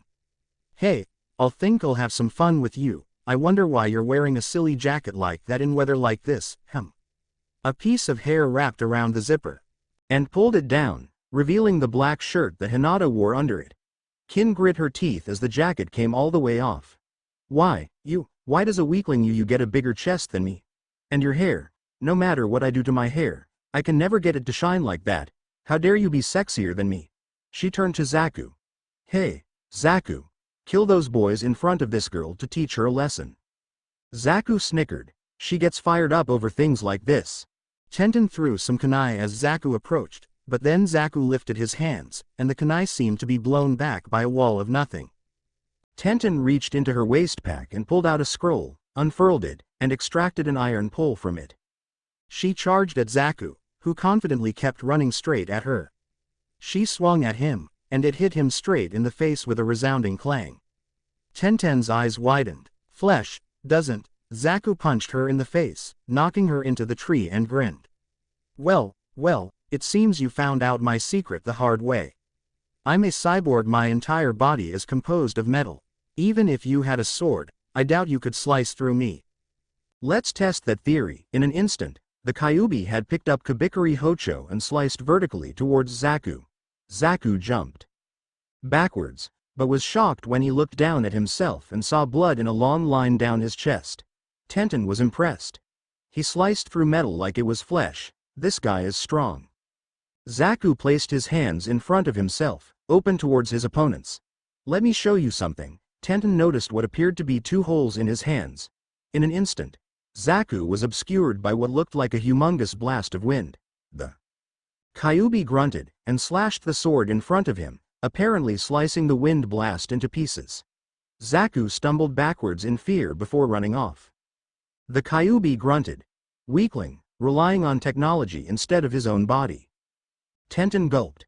Who are you? You're different from Naruto." His red eyes gazed into hers, causing her to shiver in fear. "If you must call me by a name, I guess, Kyumaru." Kyumaru dashed towards Kin and Hinata, and in one slash cut Kin's hair, causing the hair holding Hinata to go limp. Kin's eyes narrowed in rage. You just cut my hair, my precious hair. I won't forgive you." Hinata gasped for air. Some of the hair had been choking her. Her hair, it has some sort of strange chakra running through it. Kin smirked. It's the result of a little something called an Akuma no Mi. Kyumaru's eyes narrowed.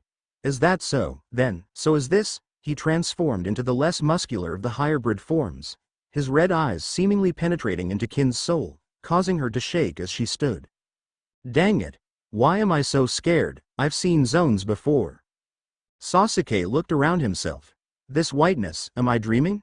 He heard a sound behind him, and looked to find himself face to face with a younger version of himself, in particularly, the him of the day of the massacre. Mom and Dad didn't have to die. If you don't have strength, you can't do anything. Because I didn't have strength, the clan was wiped out, everyone was killed. You let them die. The young Sasuke pulled on his face, and it seemed to tear, revealing a yellow, slitted eye where his normal one was. If only you had strength, you could protect what you still have, you could avenge what you have lost. Naruto observed his own surroundings. Where am I? It looked like some sort of sewer. There were pipes lining the walls, and the floor was covered in an inch of water. As he walked on into the blackness, he saw that one hallway was lit with a bright red. Where does that go? When he reached the end of the hallway, he stared in shock at the room he found himself in. He couldn't see the ceiling, it was so high, and it was so very wide, as well. On the other end of the room were several vertical bars, with 2 rectangular bars touching in the middle a gate. In the middle of the gate was a paper seal, with 5 smaller pieces of paper randomly scattered around it. As Naruto drew closer, he heard a deep laugh. Boy, so we finally meet face to face. Naruto gulped. Behind the gate appeared a gigantic fox head, its mouth lined with fangs. Naruto approached it. That face, the Kyuubi no Kitsune, so, you're the representation of my past self. The Kyuubi laughed. You think you're me? Boy, you think someone as weak as you can compare himself to me? No, you're just some boy the Yondaime Hokage sealed me into. Naruto stumbled backwards and fell. He held his hands in front of him. So, I'm not a demon, it's not my fault all those people died. Tears began freely flowing down his face. I'm human, I'm my own person, ha, ha ha. The Kyuubi snorted, causing Naruto to fall on his back. Boy, we don't have time for your petty emotions. Quickly, the 5 pieces of paper around the main seal, rip them off. I wouldn't mind if you took off the main seal, either, but I'll settle for the 5 extra seals for now. Naruto got up. Those 5 pieces of paper, the Kyuubi nodded slightly, though the motion seemed much grayer to Naruto. Yes, they are messing with my chakra, causing it to go crazy if I send any of it at all to you. Naruto heard a chuckle behind him. Yes, we wouldn't want that, now, would we? Naruto turned, and saw what looked like a normal fox, though he got a bad feeling from it. You must be the spirit of the Akuma no Mi. The fox chuckled again. Bingo! Give him a cookie, he has common sense. Naruto growled. What do you want from me? I'm kind of busy right now. The fox once again chuckled. He, actually, I have a favor to ask, pet me. Naruto raised an eyebrow. What are you up to? The fox gave yet another chuckle. You are wise to be suspicious, but still, you can trust me. You see, I want to imbue you with some of my chakra, as you are imbued with Kyuubi no Kitsunes. If I do so, you'll have better control over your transformations, so you won't just randomly transform when you receive the Kyuubi's chakra. Believe me, it's kinda painful for me when that happens. Naruto nodded. That would actually be helpful, alright. I'll do it. He pet the fox, and he could see orange chakra transfer from the fox to his arm. After a moment, it stopped. Alright, now time to get some of the other fox's chakra, too. Ino gulped as she saw Kyumaru transform. That Naruto, what is he? Shikamaru shook his head.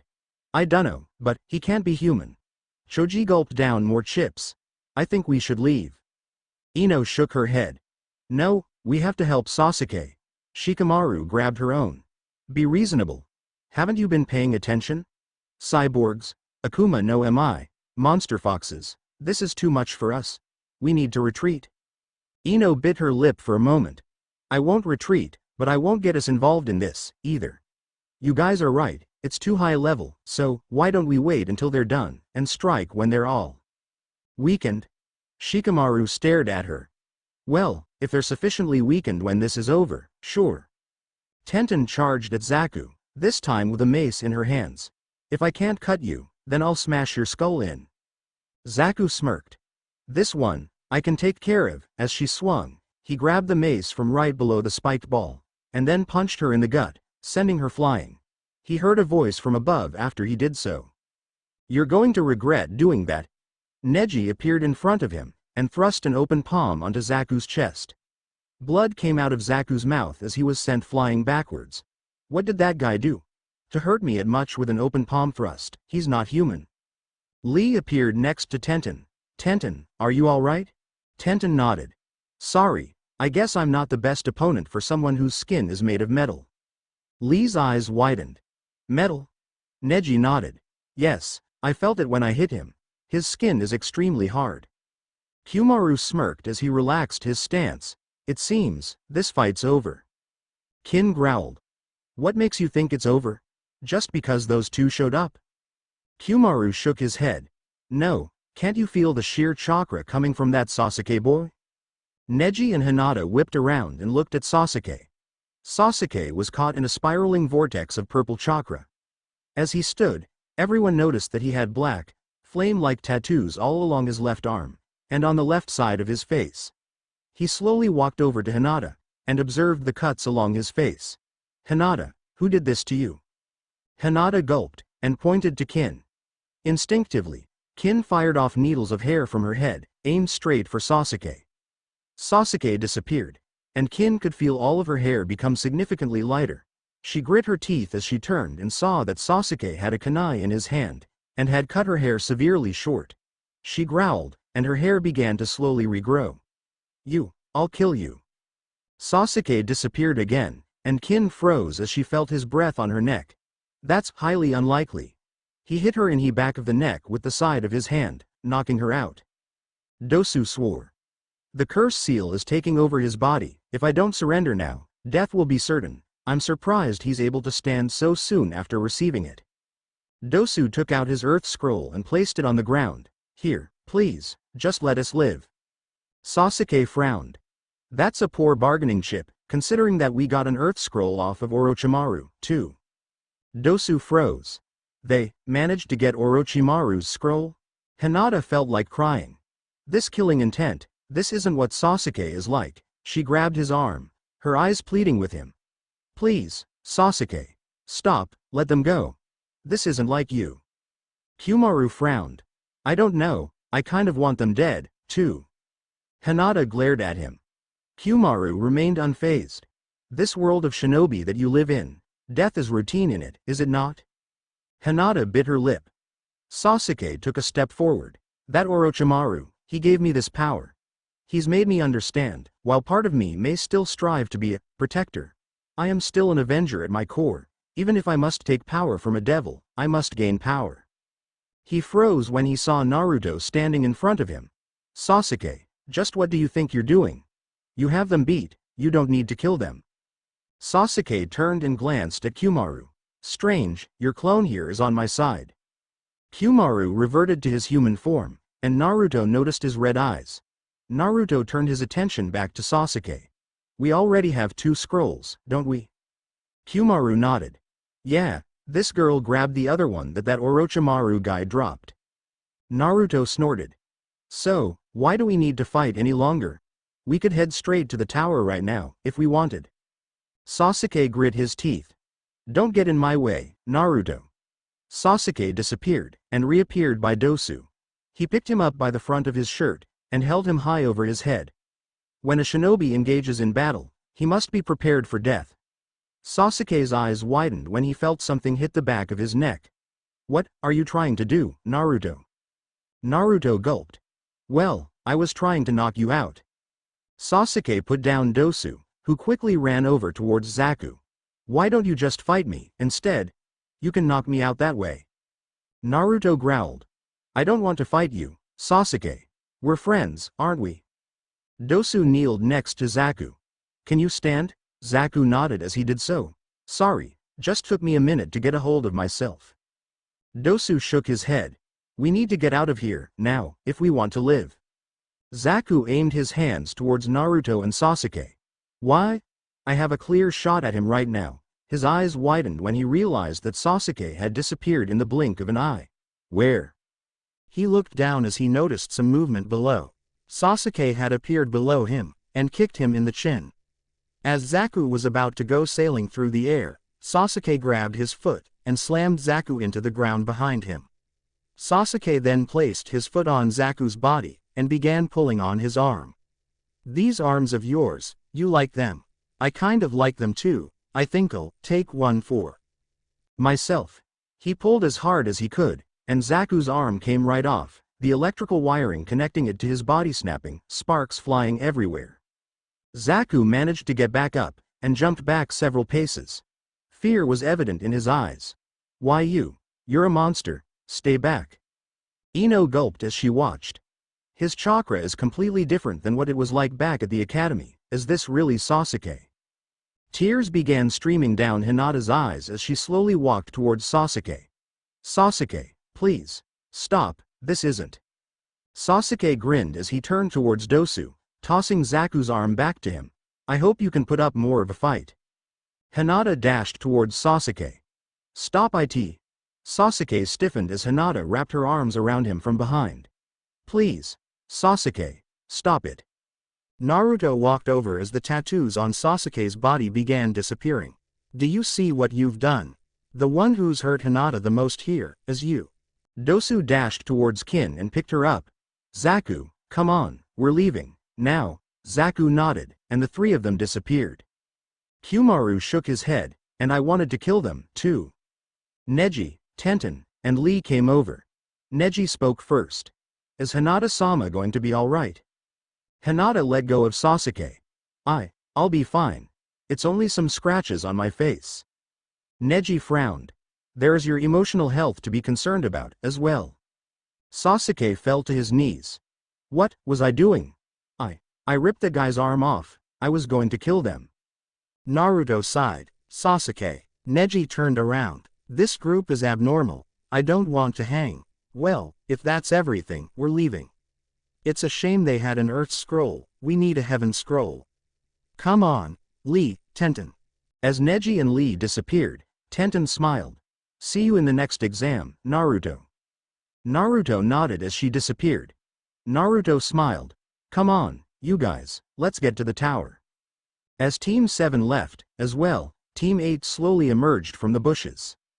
Ino, after making sure there was no one left, dashed over to the scroll Dosu had left behind and lifted it in the air. "Yes, score 1 for Team Ino Shikacho." "Kasek.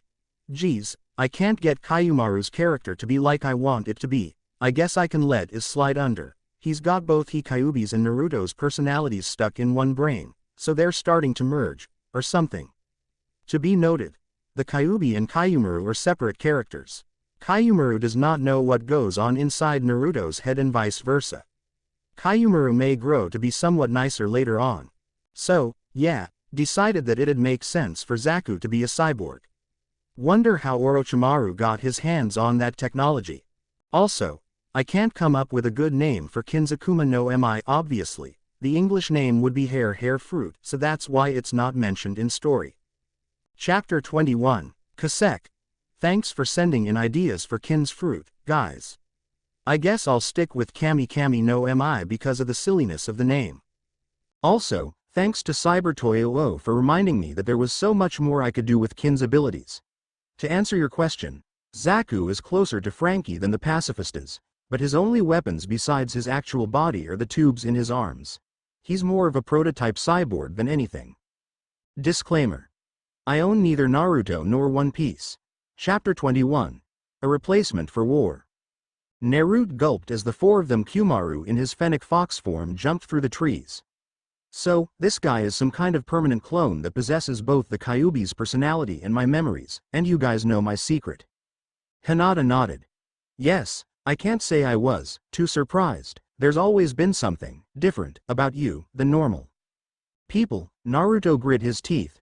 Just talking about this made him remember the dark parts of his past. Those eyes, those terrible, cold eyes, inflicting judgment on a young boy. Sasuke smirked. "Well, at least you don't have to hide it from us anymore." Naruto nodded, and forced a smile. "Why yeah." Hinata began jumping right by Naruto's side. "Naruto, we're not going to treat you differently because you're the container of the thing that destroyed our village once." This time, a true smile came. "Thank you, Hinata."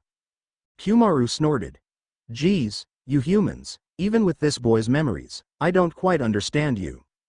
Naruto stared at the small fox.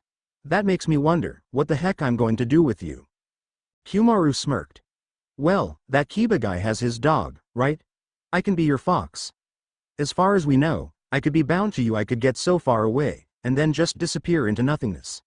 Naruto nodded. That made sense. Clones could only work within a certain distance of the user. Plus, if I stay with you, I might get to kill people, and that's a prospect I look forward to. Naruto snorted. You're not going to be killing anybody with that form. Hyumaru nodded. Well, that's what the other forms are for, not to mention that, being your clone, I have a clone of Kabikari Hocho for myself. Naruto smirked. Twin swords, that could come in handy. Sasuke stared at Hyumaru blankly. And why are we supposed to trust you, again? Hyumaru chuckled, his deep voice making it almost humorous compared to his small body. Well, to be honest, every time I think about killing you guys, I get a most unpleasant feeling in my stomach. I may possess this body, but a part of Naruto's conscience resides within me. As well, it'd probably be unbearable for me to have you guys die. Sasuke raised an eyebrow. Every time? Just how many times have you thought of it? Hyumaru closed his eyes in thought for a second. 5 or 6 times, maybe. I haven't been keeping track. Sasuke shivered. At least he has honesty going for him. Anko frowned as she tried debating with the Anbu in the room of the central tower they were in, her hand on the curse seal on her neck. We can't stop these exams. The one with the bird mask tilted his head. What do you mean? Orochimaru is now involved. Martial law is supposed to be invoked the moment he appears. Anko grit her teeth. I don't have time to explain. I need the Hokage here, now. They were interrupted by a Chunin with a small beard, who burst into the room, a videotape in his hand. Anko. We've been waiting for you. There's something I must report. Anko glared at the man. This better be darn important, because if it isn't. He quickly walked into the room and placed the video into a VCR, and turned on the TV it was connected to. The screen snowed for a moment, before coming into focus. The man pointed to the corner. Please note the time of this recording. This is 1 hour and 37 minutes into the exam. Anko's eyes widened as she looked at the screen. It was Gaara and his 2 teammates, inside the tower. They had successfully gotten to the tower, and apparently killed the Chunin assigned to greet them. The man lowered his head. These 3, from Suna, passed the second exam this fast. Anko shivered. 97 minutes, how is that possible? The Chunin nodded. To demolish the old record of 4 hours, these guys are not at the genin level. Anko shook her head. 10 kilometers of dangerous terrain, wild beasts, poisonous insects, rough terrain. They made it look easy, especially the redhead. The Chunin inspected the image of Gaara. Especially him? What makes you say that? The bird-masked Anbu tilted his head. That's amazing. The Chunin glared at Gaara. What? I don't see it. Anko smirked. Check his body. See what's wrong with it. The Chunin gulped. Not a scratch. Anko shook her head. Nor a speck of dirt. The Chunin shook. For me, for any Chunin, that feat is nigh impossible. The bird-masked Anbu shook his head. Looks like we have a good contender for Chunin, then, but I don't like the look in his eyes. Naruto looked up at the writing on the wall. They had finally made it to the tower, and once inside, they were greeted with a large room, with writing on the wall. If you lack heaven, seek wisdom, be prepared. If you lack earth, run in the fields, seek advantages. If you have both heaven and earth, you can succeed in even the most dangerous mission. These rules will guide extremes. Sasuke narrowed his eyes. I wonder what the missing word is. Chunins, maybe. Or maybe, shinobis. Hinata took out the heaven scroll they had gotten from Orochimaru. I wonder, do you think we can open the scrolls now? Naruto took out the earth scroll. Well, they said not to open it before we got to the tower, so, yeah, sure, let's do it. Not like there's anybody around to see it in case we're not supposed to. Carefully, both Naruto and Hinata opened their scrolls at the same time. Both Naruto and Sasuke recognized what was inscribed as summoning jutsu. Sasuke grit his teeth. Guys, throw them away, now. They did as told, and the air above the scrolls began to become enshrouded in smoke as they hit the ground. The smoke cleared, revealing Iruka. Hinata was the most surprised. Iruka-sensei? What are you doing here? Iruka smirked. Hey, long time no see. Naruto nodded. Yeah, one question. What's with the summoning jutsu? Iruka smiled. It's set up so that we Chunin come and greet the exam takers when they get here. He took out a watch and made note of the time. Geez, you guys were fast, though. A couple of teams did make it here before you guys did. Still, congratulations on passing this second exam. Sasuke's eyes widened in realization. Wait, if we had opened the scrolls during the exam. Iruka nodded. You're as sharp as ever. I'd have been forced to knock you out and remove you from the exam.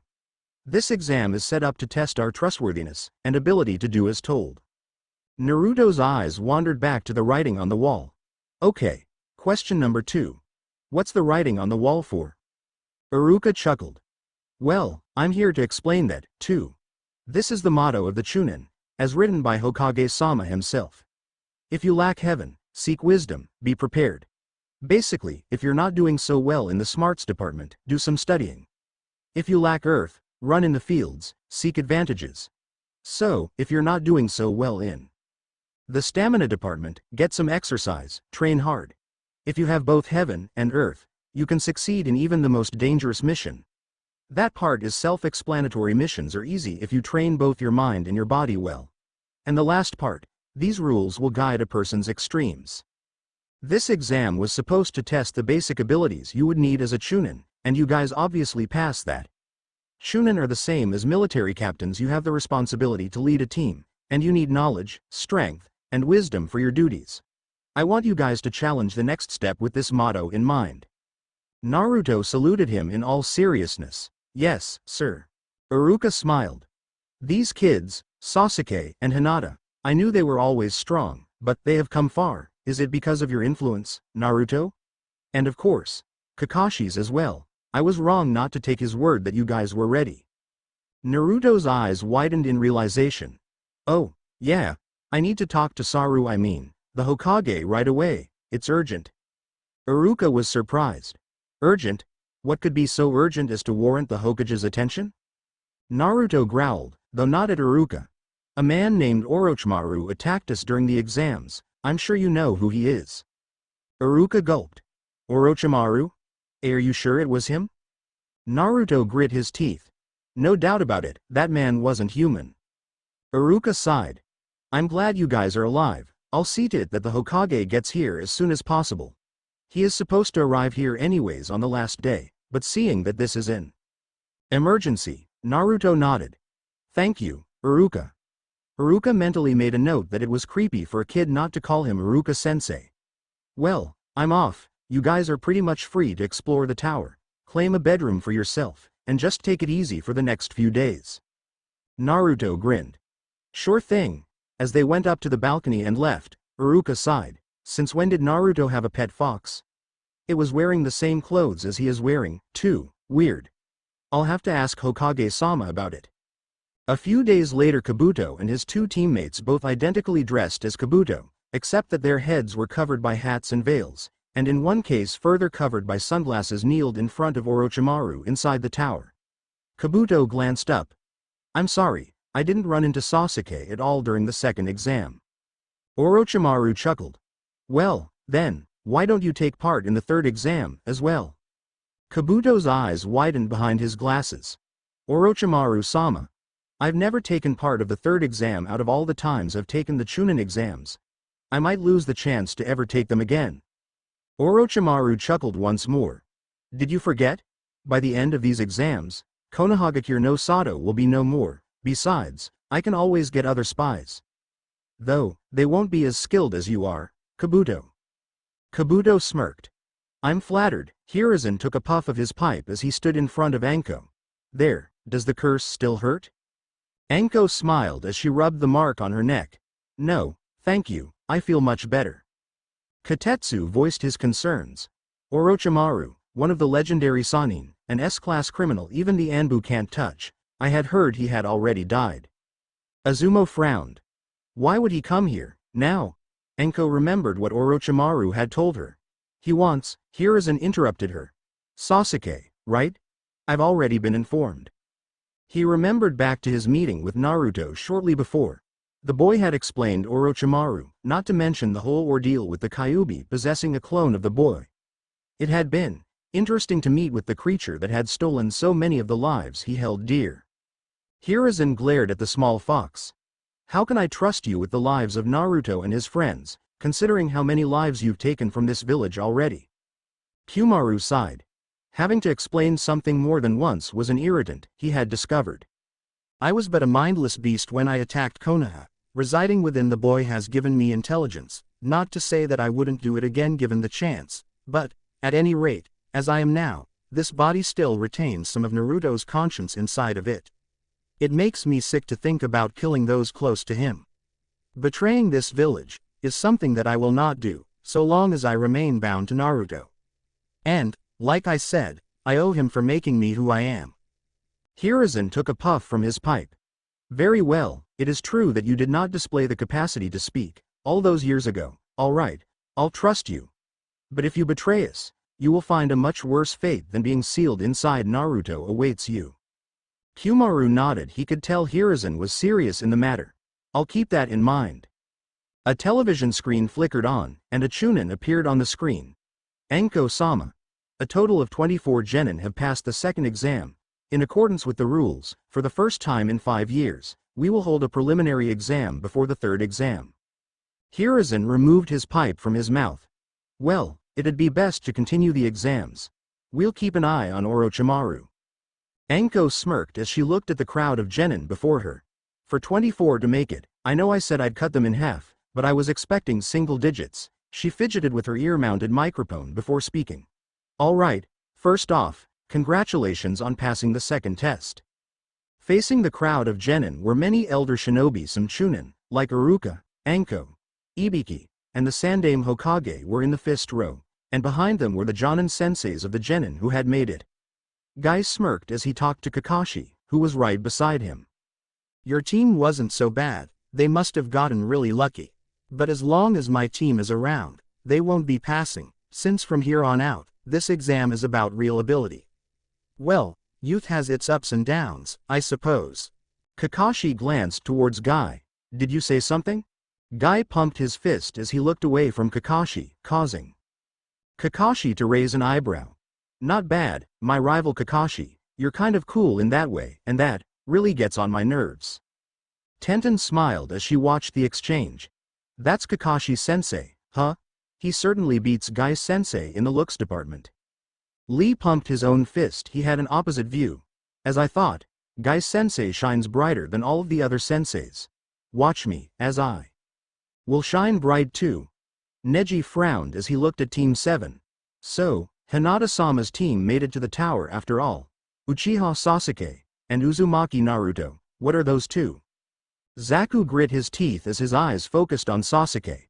I don't care if I manage to get my arm back on, you are going down, Uchiha.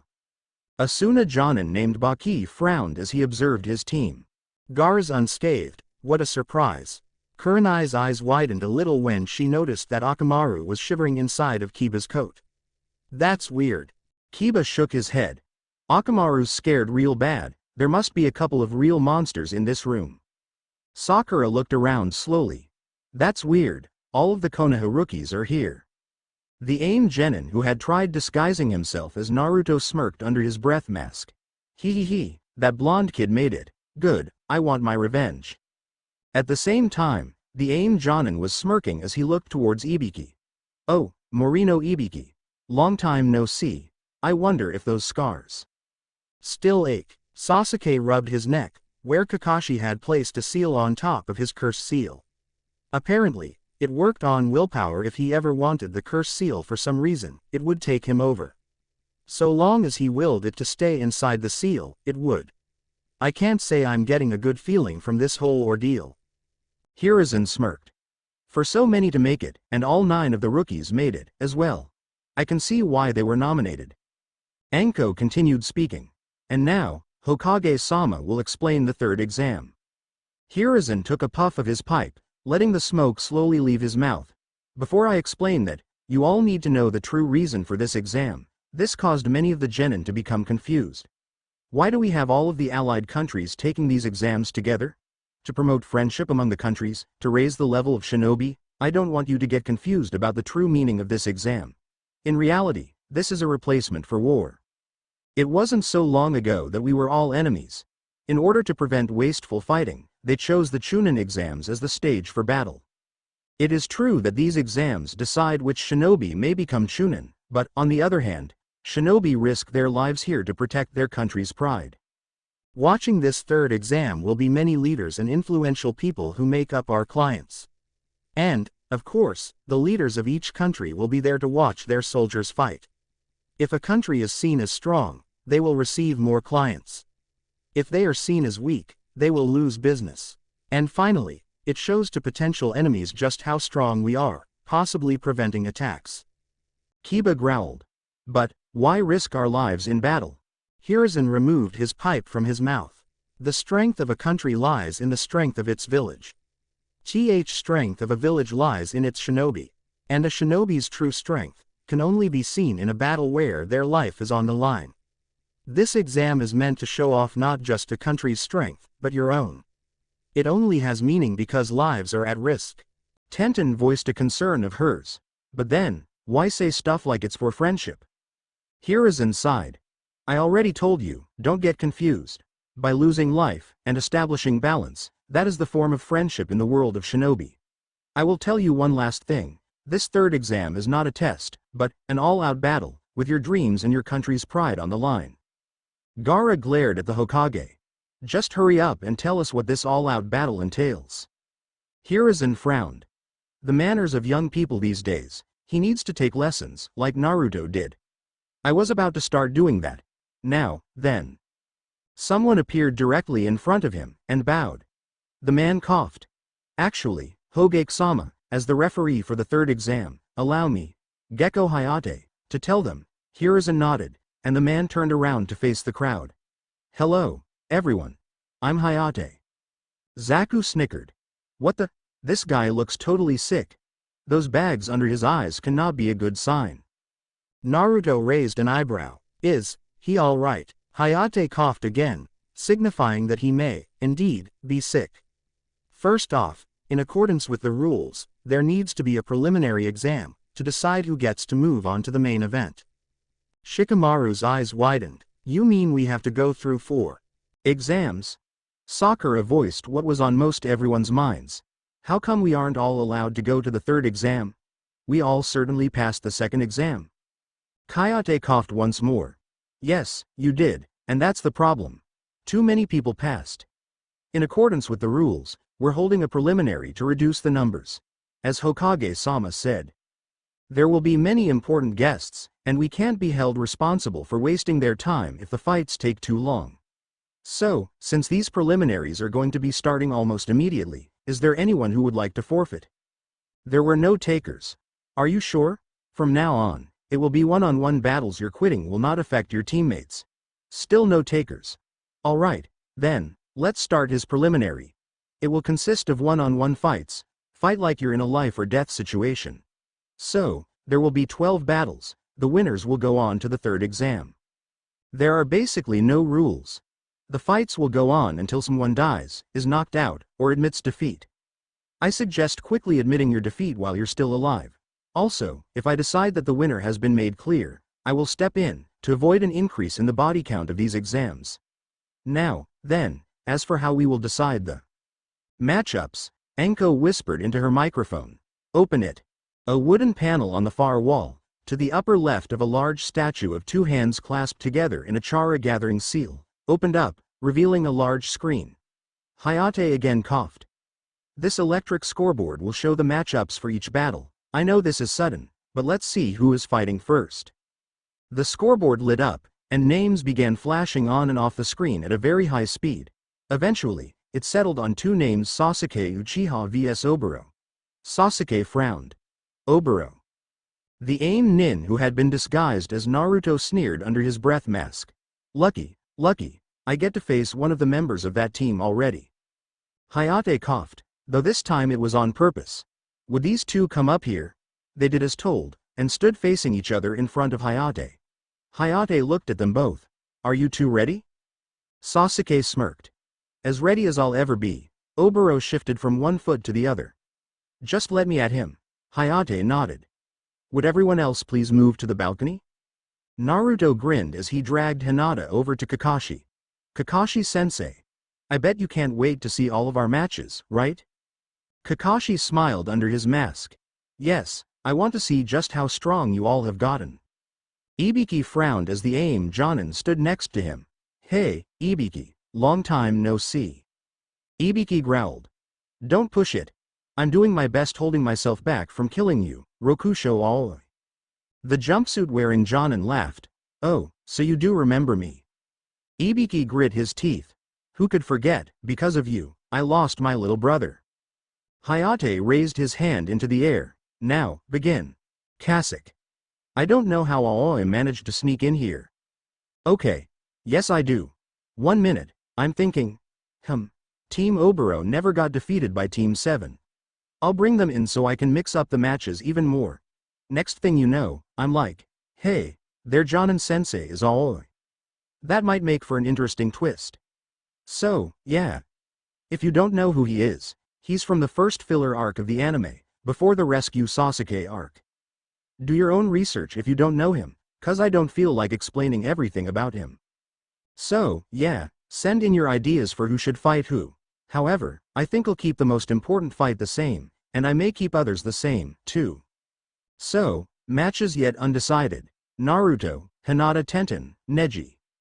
Mubi, Kagari, Team Oboro, Conquero, Tamari Kabuto, Yoroi, Masumi Kiba, Shino, Sakura Ino, Shikamaru, Choji Dosu, Zaku, Kin. Chapter 22 Disclaimer. I own nothing. Not Naruto, not One Piece.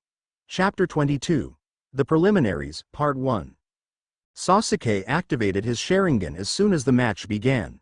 He watched his opponent quickly put together several hand seals, but to Sasuke, it was slow motion as Oboro's chakra passed through his hands with each motion, each little motion becoming permanently ingrained in Sasuke's mind. Oboro glared at his opponent as his jutsu activated. Oboro Bunshin no Jutsu. Immediately, the room was filled with clones of Oboro. Sasuke slowly walked to his left in a fighting stance as he looked among all of the clones. His vision showed that they were all clones, the original had disappeared. He smirked as he saw the glow of Oboro's chakra moving beneath the ground. So, that's where he is.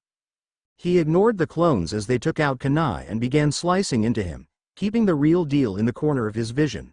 Soon enough, the original came out of the ground partway like it was water, a kunai in his hand. Sasuke smirked as he threw the kunai, timing the attack to go with one of his clones' attacks. Sasuke charged chakra to his feet, and seemed to disappear, reappearing behind Oboro. Oboro was clearly shocked, and began sinking back into the ground. However, Sasuke gripped his arm, which was still raised, and pulled him out of the ground, not even leaving a mark where he had been. Oboro grit his teeth as he saw Sasuke wind up for a punch. Looks like I was unlucky. Sasuke punched him as hard as he could in the face, sending him flying, his breath mask detaching, showing his mouth for the first time. Blood exited his mouth as he landed, unconscious. Hayate quickly checked him to make sure he was down and then coughed into his hand. The winner of the first match, Uchiha Sasuke. Cheering could be heard from both Sakura and Ino. Sasuke smirked, and turned to them, raising his fist, causing them both to turn on each other. See that, Ino pig? He acknowledged me as his official supporter. No way, he did that for me. Naruto sighed as Sasuke appeared next to him. You did that to them on purpose. Sasuke chuckled. Maybe. Guy turned to Kakashi. Well, looks like your team isn't all bad. Kakashi chuckled. You haven't seen anything yet. While Aoi grit his teeth, he was not the only one upset with the fight. The snake-eyed Jonin from Otogakure, who was really Orochimaru in disguise, gripped the sides of his sleeves. I don't get it. Sasuke has the curse seal placed on him, so why was he able to use his Sharingan without drawing on its power? Did the higher-ups get to him before the end of the exams? Bah, it matters not, even under a seal, he will be drawn to its power. Hayate coughed again as the screen displayed the next two fighters. Zaku Abumi and Hyuga Hinata, please come down. Naruto slapped Hinata on the back. Go get him, Hinata. This guy shouldn't be a problem for you. Hinata gulped. Naruto, you didn't see what he was capable of back in the forest. I don't know if I can do this. Naruto grinned. Hey, don't forget, you're a member of Team 7, the strongest genin team around. Hinata forced herself to smile. Alright, if you say so, Zaku smirked. Oh, what luck, I get to face her. They both stood in front of Hayate, face to face. Hayate raised his hand. Second match, begin. As soon as he jumped back, Hinata dashed forward, Byakugan activated, and thrust a palm into Zaku's chest. Zaku grit his teeth as blood trickled down his chin. Not again. He placed his hands in front of him, between himself and Hinata. Zankaha. Hinata was blasted away, and landed on the floor away from her. As she slowly got up, Zaku coughed up more blood. Shoot, she's just like that other guy, same eyes, same freaky taijutsu. Orochimaru frowned. Oh, looks like cyborg technology is no match for the Gyuukin of the Hyuga clan. Zaku aimed his hands once more at Hinata. Zankuha, she was again blasted back, this time into a wall, and there were now several tears in her coat, blood in each of the tears, as well as blood coming from out of her mouth. Zaku smirked. If I can keep her away, I'll be fine. Hinata got up from the floor, panting. Neji smirked at the sight. Looks like the main house isn't so mighty, after all. Zaku blasted her again, and she was again blasted against the wall. Zankuha! Zankuha! Zankuha! It didn't take long for a Hinata-shaped dent in the wall to form, with Hinata in it. Hinata removed herself from the wall, and her legs wobbled as she tried to take a fighting stance. Zaku growled. Darn you, stay down. Hinata shook her head. I won't because I am a proud member of Team 7, as such, when I go and do something, I try with all of my might. She slowly unzipped her jacket, and tossed it aside, gaining shocked looks from the rest of the rookies. Naruto, especially, was surprised. That jacket, I haven't seen her without that jacket since she got it years ago. She quickly ran her hands through several hand seals. Neji's eyes widened. Ninjutsu. But, members of the main house are all taijutsu specialists. Kakashi smiled under his mask. All this time, Hinata has never gotten to show what she can really do. She feels like that she is always in need of having someone rescue her. This jutsu is proof of her will to win, to help her teammates at any costs. Hinata stopped on the final seal. Suiden. Shigen no Jutsu. Everyone's eyes widened as the blood all along Hinata's arms and sides began to float in midair, forming into several small balls floating in midair. Without warning, one shot out at Zaku. He raised his arm to deflect it, but was pushed back an inch by the sheer force of it. He twisted his arm and looked, there was a small dent where it had hit him. He looked back and saw the sheer multitude of similar bullets that were floating besides Hinata. He had just enough time to utter a curse as they all began to rain upon him. He raised his arms to defend himself, but he already knew that it wouldn't help. He could feel the force of each bullet as it hit him, each one pushing him back. Soon, it was over. Hinata only had so much blood to give. He sighed in relief as he moved his arms out of the way of his face. That wasn't so, he froze. Hinata was right in front of him. That jutsu was a diversion.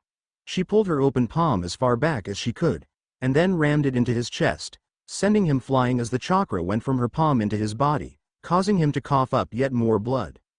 As he lied on the ground, Hayate came to his side, definitely unconscious. Using what appears to be a last chance jutsu as a distraction, that girl's good. Winner. Hyuga Hinata. Hinata smiled as she fell on her rear. Really? That's... Naruto and Sasuke instantly appeared by her side, Naruto grinning while Kayumaru lay on top of his head.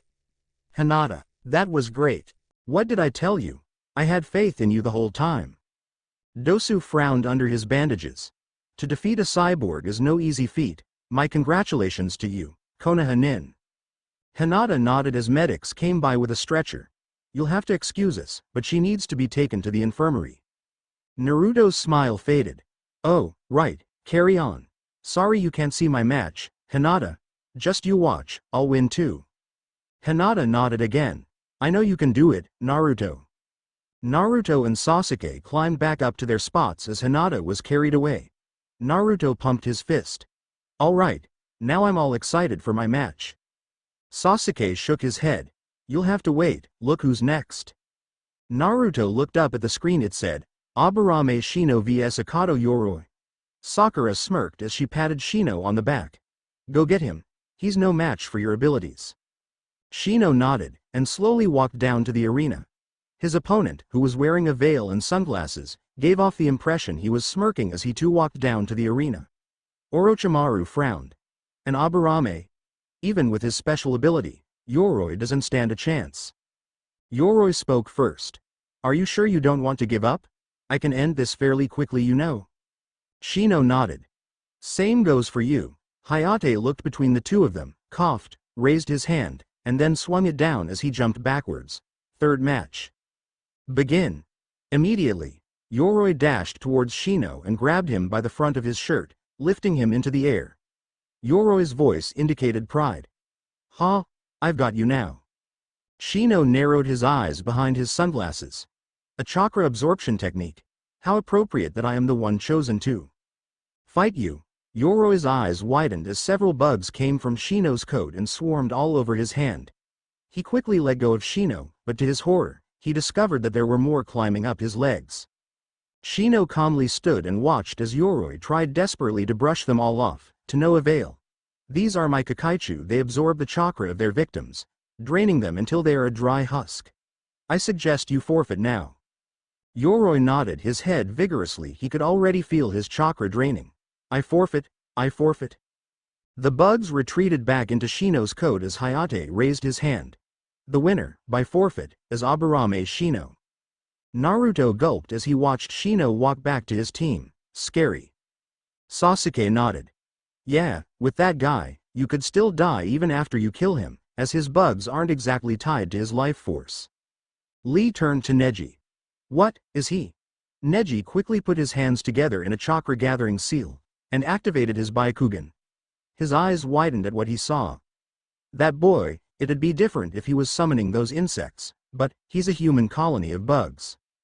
Guy nodded. The Aburame clan, at birth, they establish a contract with the Kikaichu, allowing them to feed off of their chakra, and in exchange allowing the person control over the bugs, a truly frightening clan, Lee gulped.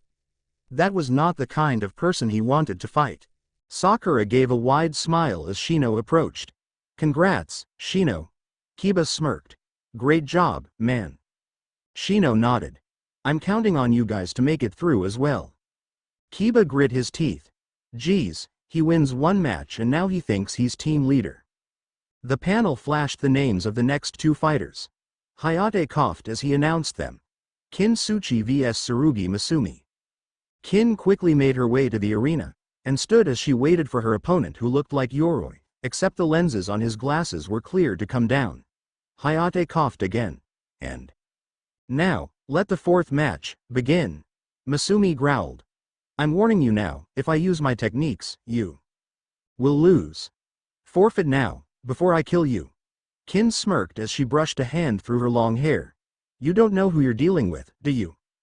Masumi narrowed his eyes, and charged straight at her, and threw a punch. She blocked it, but Msumi's arm actually wrapped around hers like a snake.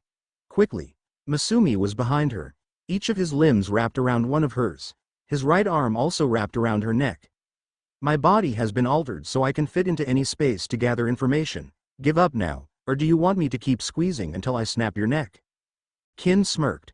Like I said, you don't know who you're dealing with here. In an instant, Masumi's eyes widened as he coughed up. Blood coming out of his back were several spikes of Kin's hair. The hair retracted as Masumi's limbs uncoiled, and he fell to the ground, unconscious. Kin brushed her hand through her hair again. Be glad I missed your vitals on purpose. Lee gulped again. That jutsu, I did not see any hand seals for it. Neji again used his Byakugan to look at his opponent. Her chakra, it's weird. She has two types of chakra in her body. There's the normal yellow, but the other is brown. It's mostly concentrated in her hair, though there are traces of it all over her body.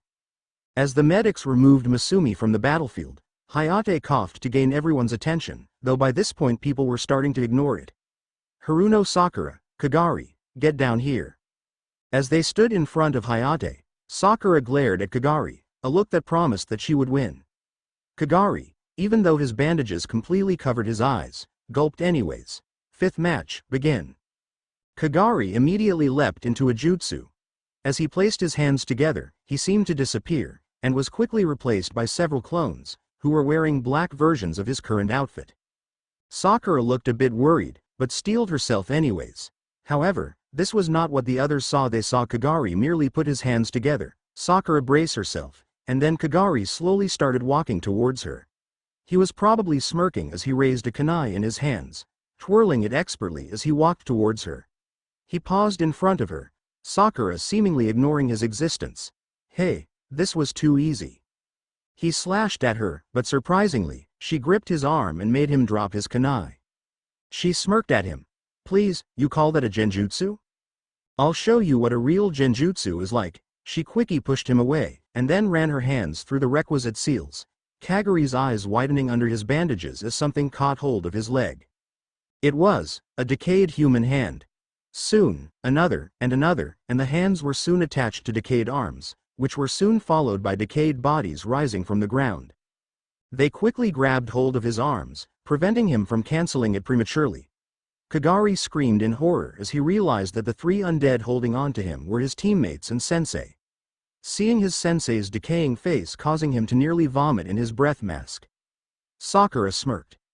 Do you give, or do I need to put a kunai through your neck? Kagari nodded furiously. I give. Hayate raised his arm. The winner of this match, by forfeit, is Haruno Sakura. Sakura cancelled the genjutsu, and Kagari collapsed. He was immediately placed on a stretcher and removed from the arena. Ibiki chuckled as he watched them leave. Well, 2 down, 1 to go. Your team's not doing so hot. Aoi growled. Che, guess it's a curse. Your brother's team failed in the first exam. You were the proctor, I recall. Ibiki twitched. Just be glad that, technically, I'm not allowed to kill you because of the temporary treaty that surrounds this exam. Aoi looked up at the board. Well, looks like we'll see here and now whether or not I can stick around. The board read. Yamanaka Ino vs Mubi.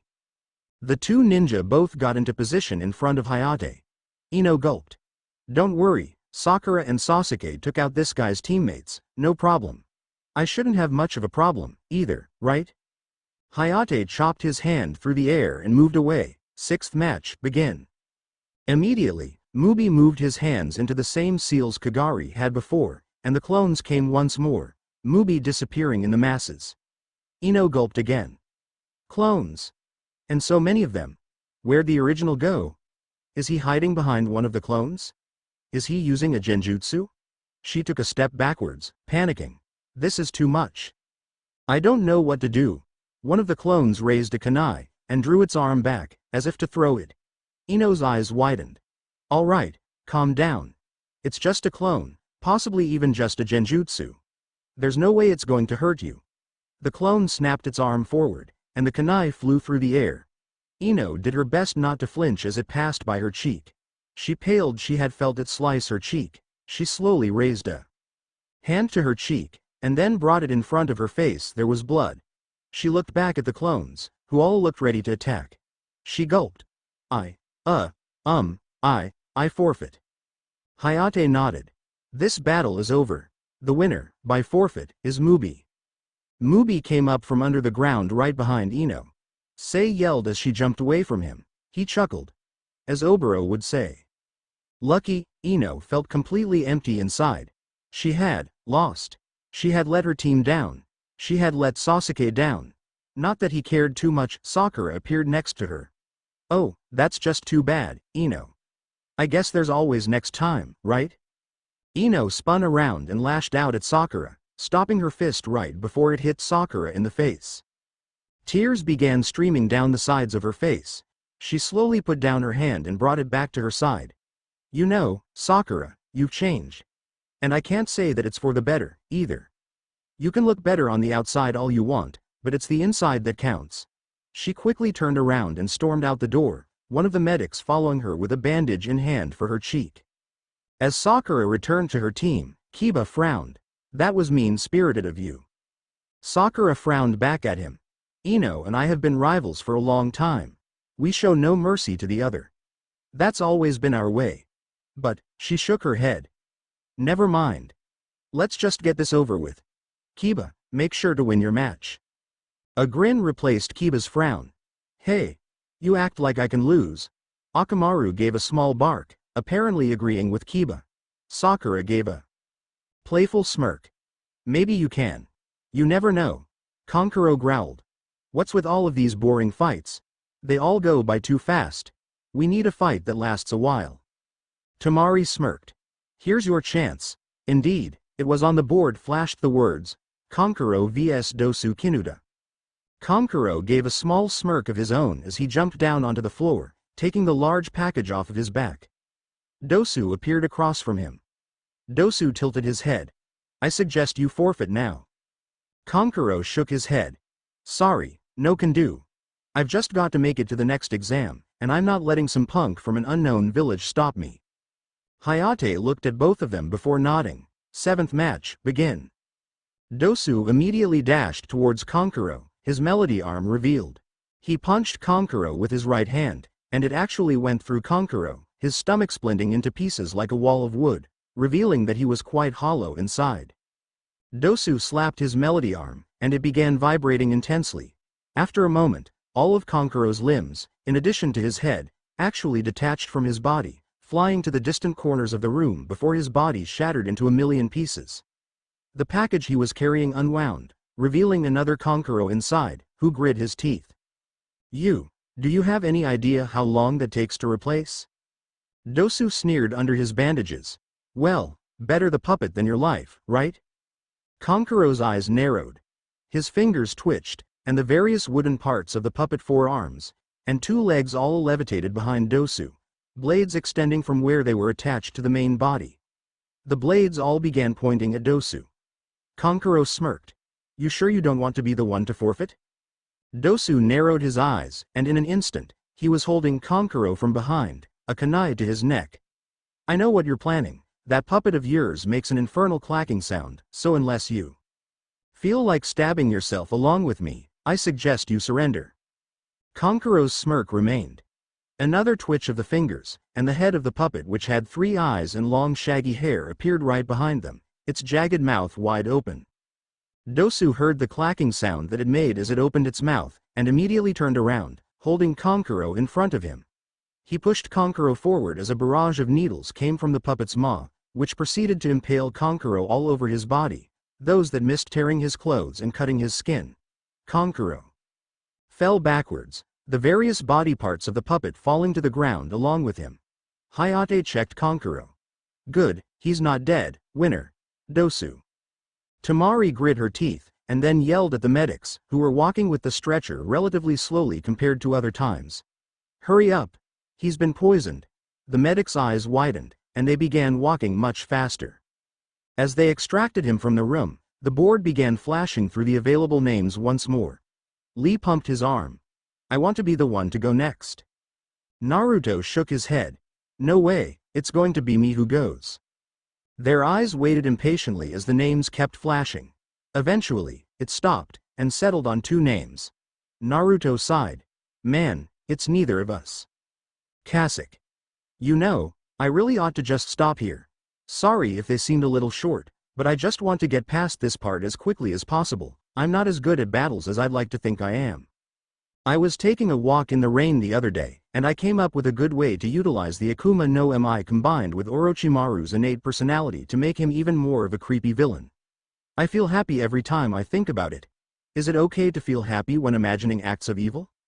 So tell me what you think. Criticism, constructive in particularly, is appreciated. So, who's left? Tamari, Gaara, Tenten, Lee, Neji, Shikamaru, Choji, Naruto, Kiba, and Kabuto. 4 matches. I think it's fairly obvious who's going to fight who at this point. Chapter 23 Disclaimer. I own nothing. Zip, nada, zilch, zero. Chapter 23. The Fox and the Hound. The winner of the 8th match is Tamari. Tamari stood in the center of the arena, various weapons scattered all over the battlefield around her.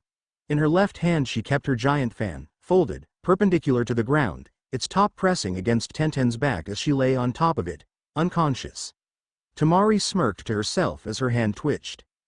Both Naruto and Lee managed to pick up on it. Lee, however, was the one who jumped into the arena faster than what ought to be humanely possible, catching Tenten as she flew through the air.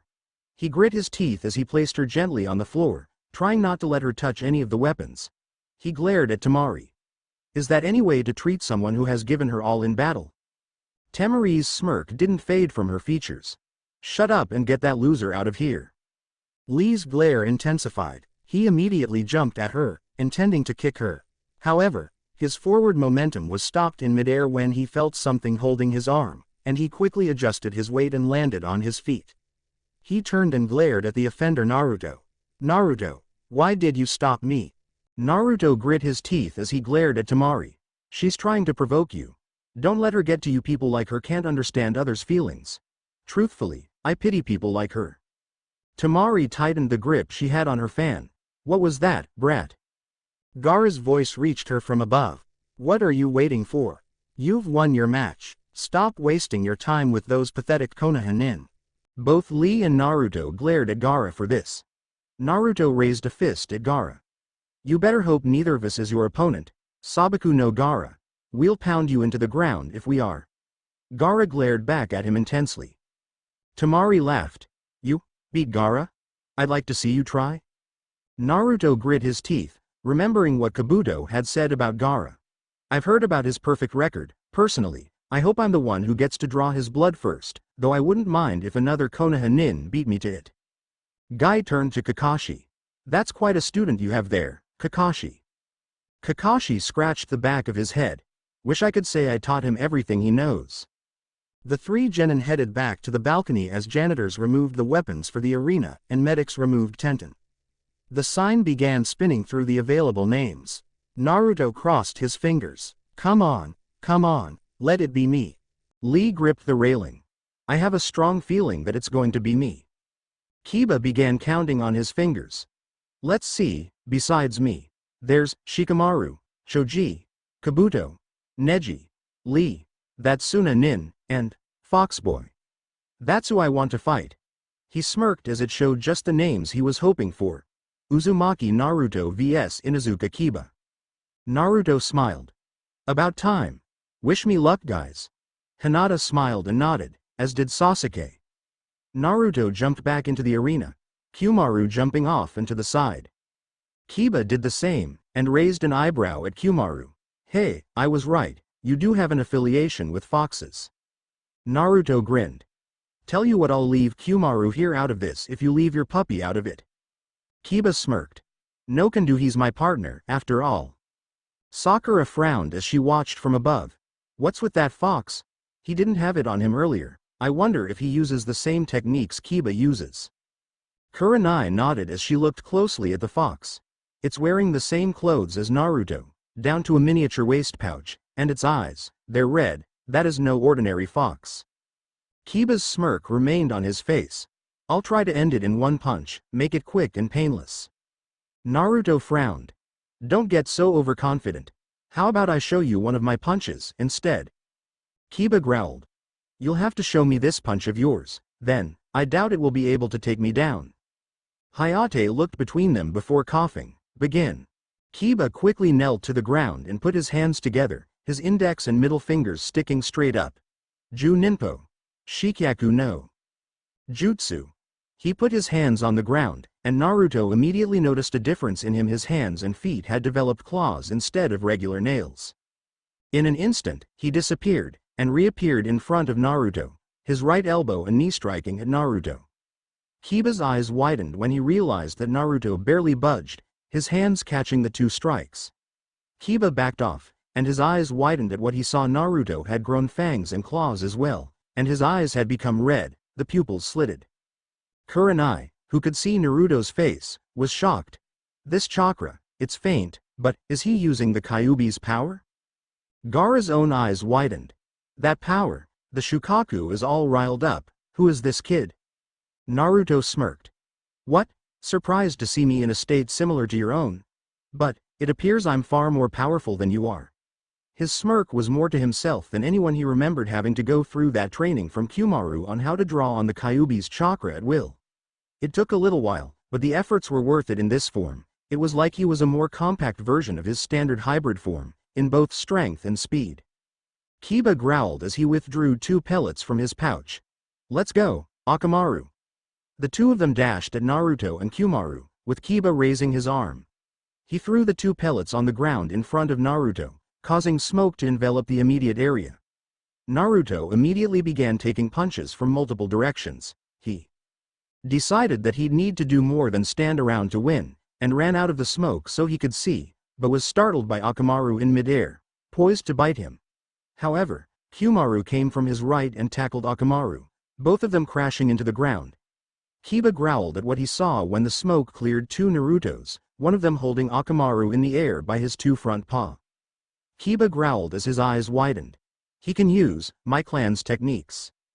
But when did he have time to? He reached into his pouch and pulled out 2 more pellets, flicking one at Akamaru while putting the other in his own mouth. It's time I got serious. Kumaru raised an eyebrow as the pellet flew through the air, and to satisfy his own curiosity, lifted the dog so he could catch it in his mouth. Naruto turned and glared at him for it, but he didn't really care. The dog's fur began bristling as it turned red, growling deeply. He kicked off of Kumaru, forcing him to let go, and Akamaru landed next to Kiba. Naruto turned his focus to Akamaru. What kind of pill turns fur red?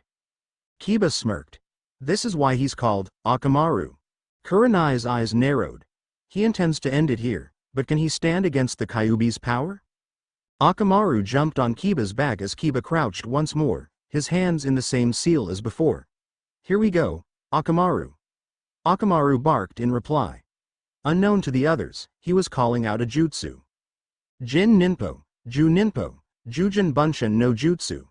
A cloud of smoke covered the 2 of them, and when it cleared, it revealed 2 Kibas, one on top of the other growling ferally, both having claws. Naruto gulped. Soldier pills, huh? Shikamaru was surprised. What the heck did he eat? Choji frowned. A soldier pill. It's a special pill filled with nutrients and a special stimulant that's supposed to let a soldier fight for 3 days and nights without resting. Kiba and Akamaru's chakra has most likely increased by a ton. Asuma frowned himself. Releasing all of that chakra and fighting like a wild beast, it's perfect for Kiba. Kiba and Akamaru both dashed straight for Naruto, who began to easily dodge all of their strikes. To the others, it was all a blur. Sasuke even activated his Sharingan to keep up. Naruto smirked. Hey, I might even need to use a technique or 2. Kiba growled. Why you? He was cut off by a punch to his gut from Kumaru. No less. Kumaru growled back to him. Did you forget that this was a 2-on-2? Kiba coughed as he stepped back a few steps. What the Jujin Bunshin doesn't allow an animal to talk. What's going on here? He jumped backwards, Akamaru appearing next to him. Come on, Akamaru. Time for our ultimate technique. They dashed forward, and Hen began twisting their bodies to the side.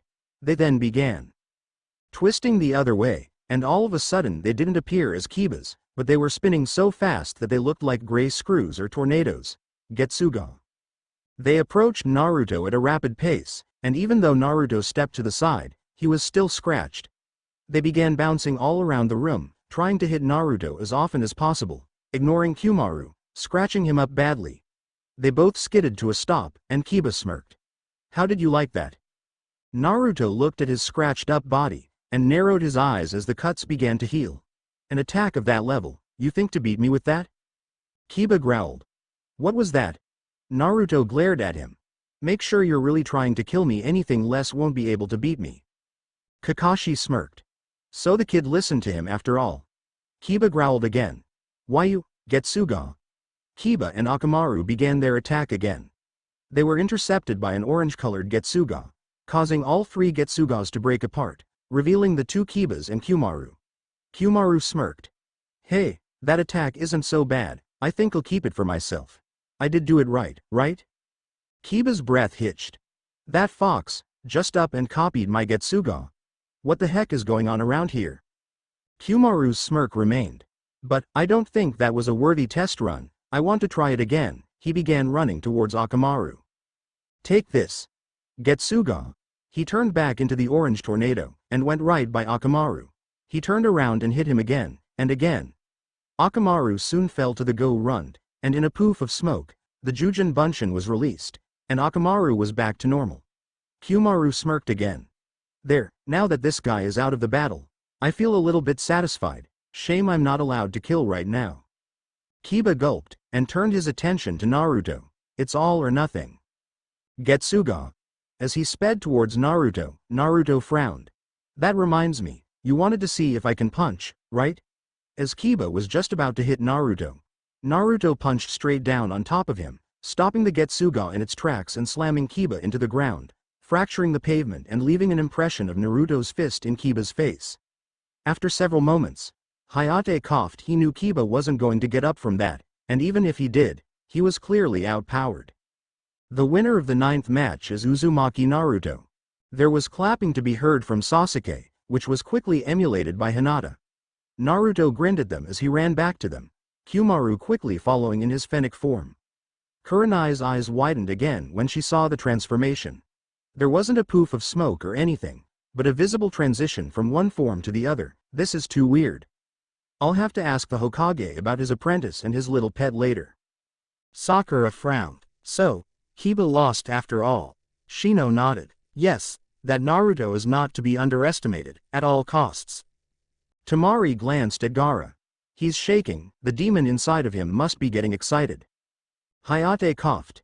It's time to announce the fighters for the 10th match. The screen began flashing through the last 6 names, each name obviously appearing with much more frequency than previous times. Shikamaru frowned to himself. This is bad, there are only strong guys left. Me and Choji are going to fail for sure. Kabuto was also frowning to himself.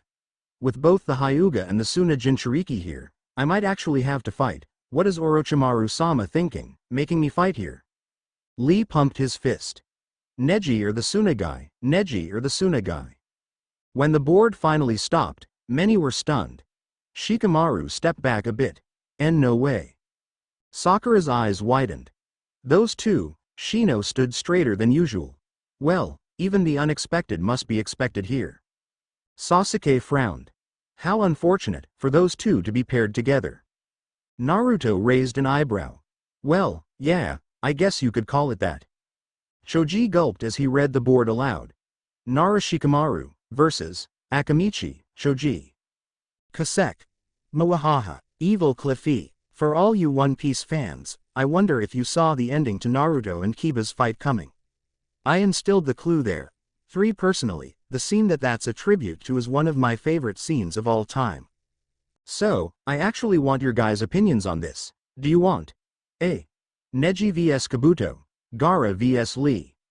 Or B. Neji vs Lee, Gaara vs Kabuto? Or C. Lee vs Kabuto, Neji vs Gaara? I'm very much inclined towards the first, least inclined towards the third. Story-wise, the first 2 are the best. For A, we still get the Gaara vs Lee fight, and I get to do this scene I really want to do with Naruto and Neji. For B, we get Lee not getting maimed, but Kabuto does. For C, we'd probably get Lee getting his muscles getting snapped and him still being a cripple, and Neji getting maimed. Notice that all 3 of these require someone getting maimed. Choose wisely. Thanks to Death Dingle to pointing out a major flaw in this chapter, I accidentally left Hinata in the audience. Oops. Chapter 24 Kasek. Yikes. One of the options beat out the others by far. You'll see which one it was shortly. Also, let me know if you see any mistakes. I'm typing on a different keyboard. My laptop's power cord broke again, and I keep making typos. Disclaimer. I own neither One Piece nor Naruto Chapter 24, Teammates Tussle ×2. Shikamaru and Choji slowly walked down to the arena together. Unknown to the others, and contradicting his laid-back appearance, Shikamaru's mind was racing, thinking of every possible strategy. By the time he had reached the floor, he had already narrowed it down to 3 possibilities. The first was fight, and win, highly unlikely, in his mind, if Choji started his jutsu before Shikamaru could start his own. The second was fight, and lose, much more likely to happen. The final one was to just surrender. It seemed by far to be the most intelligent option, but he wondered if he could ever forgive himself for that. The 2 friends stared each other down as they stood in front of Hayate. Choji narrowed his eyes. Shikamaru, give it your best shot. Shikamaru signed. Well, There goes any thought of surrendering right off, so be it. I won't go easy on you, Shoji. Hayate looked between the two genin. Let the 10th match begin. Shoji immediately placed his hands through two seals ram, then bird. Baika no jutsu. Shoji's body swelled, and everything but his limbs and head expanded greatly, so that he looked more of a human bowling ball than before, but his size indicated that he was more of a wrecking ball. Shikamaru grimaced as he reached into his waist pouch for supplies. I'm going to need to time this just right. Shoji's arms and legs, as well as his heads retracted into his body, streams of chakra exiting the holes in his clothes. He began to spin in place, a high-pitched squealing reaching everybody's ears as he began to spin more and more rapidly, everything about him becoming a blur. His voice came out from inside the giant orb of flesh. Nikuden Sensha. The giant ball suddenly moved, racing towards Shikamaru. Shikamaru braced for what was coming. Wait for it, now. He threw several spiked caltrops in front of him as he ran to the side, hoping that Shoji would run over the caltrops instead of himself. As Shikamaru ran out of the way, he had no such luck. Shoji seemed to bounce right over them before turning towards Shikamaru. Shikamaru found himself running straight for the wall. Shoot! The wall, wait, I can use this. He tensed his face as Shoji once again advanced towards him. Wait for it, now. He jumped to the left as he reached the wall, causing Shoji to stop for a minute as he was stuck in the hole in the wall. He began spinning the other way, and pulled himself out of the wall. He stopped to turn towards Shikamaru, and then stopped altogether. Everyone was surprised by the sight of Shoji and Shikamaru having one connecting shadow. Shikamaru smirked. Kagemane no jutsu, success. Shoji shrunk down to his normal size, and stared down Shikamaru. Well, you got me, now what? Shikamaru frowned as he began walking to forward and to his right, Shoji doing the same. You know, that's a good question. I'm not a combat type shinobi, but a support type. If I had allies, you'd be finished. How to finish you off, then? He stopped when Shoji was right by the wall, and turned to him. Shoji's back was completely to the wall. Shikamaru gave a smirk. He reached into his shuriken holster and pulled out some shuriken, Shoji doing the same. Well, I could always just throw these and hope that I hit you without you hitting me. Shoji's eyes widened. Don't let me go and I'll forfeit, but don't hurt yourself. Shikamaru grit his teeth. Shoji, you were the one who convinced me not to forfeit. I won't let you do the same. He threw his shuriken, Shoji emulating his actions. Shikamaru quickly leaned backwards to avoid the shuriken as they reached him, Shoji still forced to follow him, but with one key difference: Shoji's head hit the wall behind him, hard. Shikamaru released his jutsu, allowing Shoji to slump to the floor. Sorry about that, Shoji. A small laugh was heard from Shoji, shocking Shikamaru.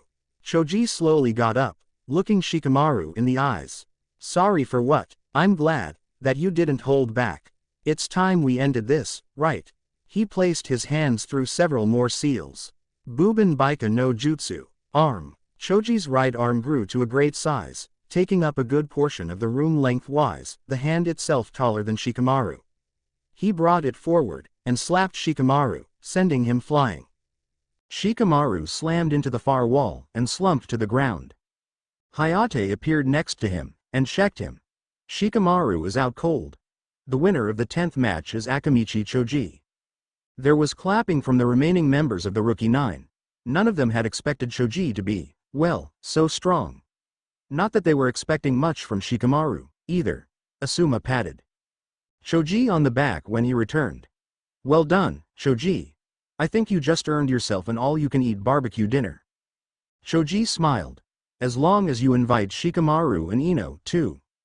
Hayate coughed as he watched the names rolled once more. Only 4 left: Hyuga Neji, Rock Lee, Yakushi Kabuto, and Sabaku no Gara.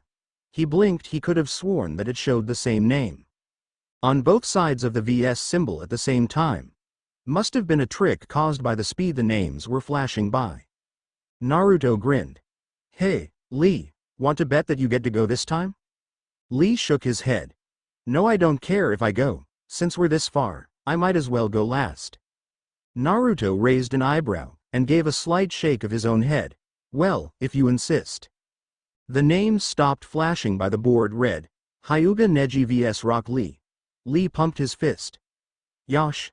I knew I would go next, I just acted like I didn't want to go so it would pick me. He turned to Neji. Let's go, Neji. It is time we settle this once and for all. Neji glared at him. Just because it has been a while since we last fought does not mean that the results will change. You will lose, just as you always have. Naruto frowned at Neji. Hey, what's with the attitude, Neji? I don't remember you being so mean. Neji focused his glare on Naruto, flickering to Hinata for a moment. That is none of your concern, Naruto. Now, if you'll excuse me, I have a fight to win. Lee jumped from the balcony and landed right where he needed to be. Neji opted to walk down. Sasuke frowned as he watched. 2 times in a row, 2 teammates have to face each other. I wonder who would have won if we had fought, Naruto. Naruto scratched the back of his head. Geez, make up your mind, am I stronger than you or not? Neji glared at Lee as he got into position. I know you will not, but still, I will tell you this once. Forfeit the match, or forfeit your life. Lee shook his head as he got into his customary stance, one hand held in front of him, one behind his back. As you said, you know I cannot, Neji.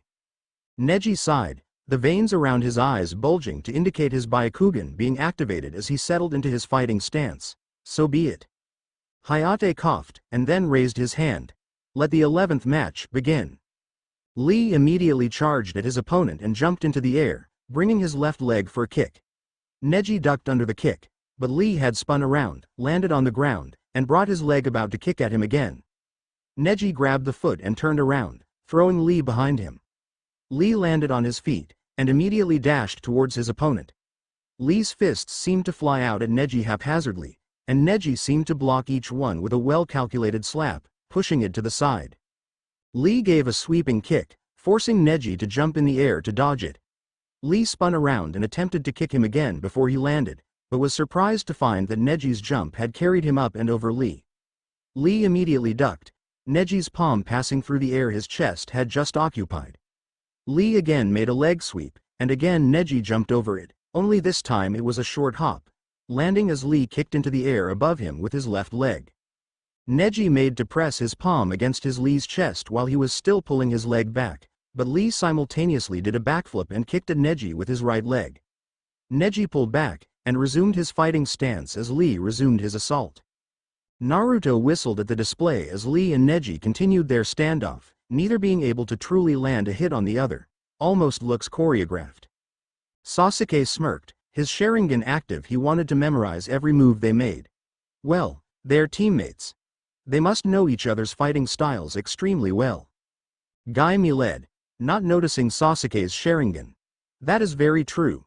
Lee has dedicated himself to defeating Neji, and Neji has, for the most part, memorized Lee's fighting style. However, Naruto frowned. At this rate, neither will be able to claim victory. Guy nodded. You're right. Lee, take them off. Lee's eyes widened as he backed off from Neji, jumping on top of the large Hanseal statue.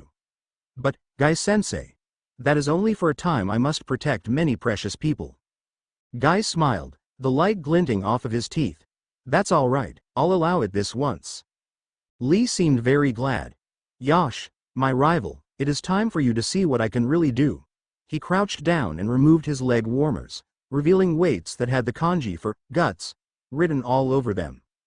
He pulled off the weights and then replaced his leg warmers. Neji frowned. Those weights? It's been a long time since I've seen you without them, but you really think that that will help you? Kakashi looked towards Guy. What an outdated training method. Guy merely smiled. Lee dropped the weights, and everyone watched them drop to the ground. The moment they touched the ground, there were 2 large explosions of dust and dirt. Neji's eyes widened as he turned to his sensei. The weights were that heavy? Kakashi covered his mouth with his hand to hide that it was hanging open, though it was hard to tell with his mask on. Isn't that a bit much? Guy pointed towards Neji. Lee, go. A dark smirk came upon Lee's face, shouting, yes, before he disappeared completely. Sasuke watched in awe as Lee jumped to the ceiling, ran across it, and jumped down behind Neji, in 2 blinks of an eye. Lee punched at Neji, who didn't even turn around before tilting his head to a hard left, before spinning around to face nothing. Lee appeared behind Neji again, and kicked at him, only for Neji to again barely twist out of the way. Lee appeared to his left, and made a leg sweep, knocking Neji's legs from under him, before making a complete spin and kicking Neji hard in the back, sending him up high into the air. Naruto again whistled at the display. That guy, he specializes in taijutsu, above all else. Guy nodded. That's right. He spends all of his time on taijutsu, because he can't do anything else. Before Guy could explain further, Lee appeared above Neji, attempting to punch him in the face. Neji twisted out of way, but Lee's punch actually cut his cheek. Lee punched again, this time at Neji's stomach, and the hit connected, sending Neji straight back towards the floor.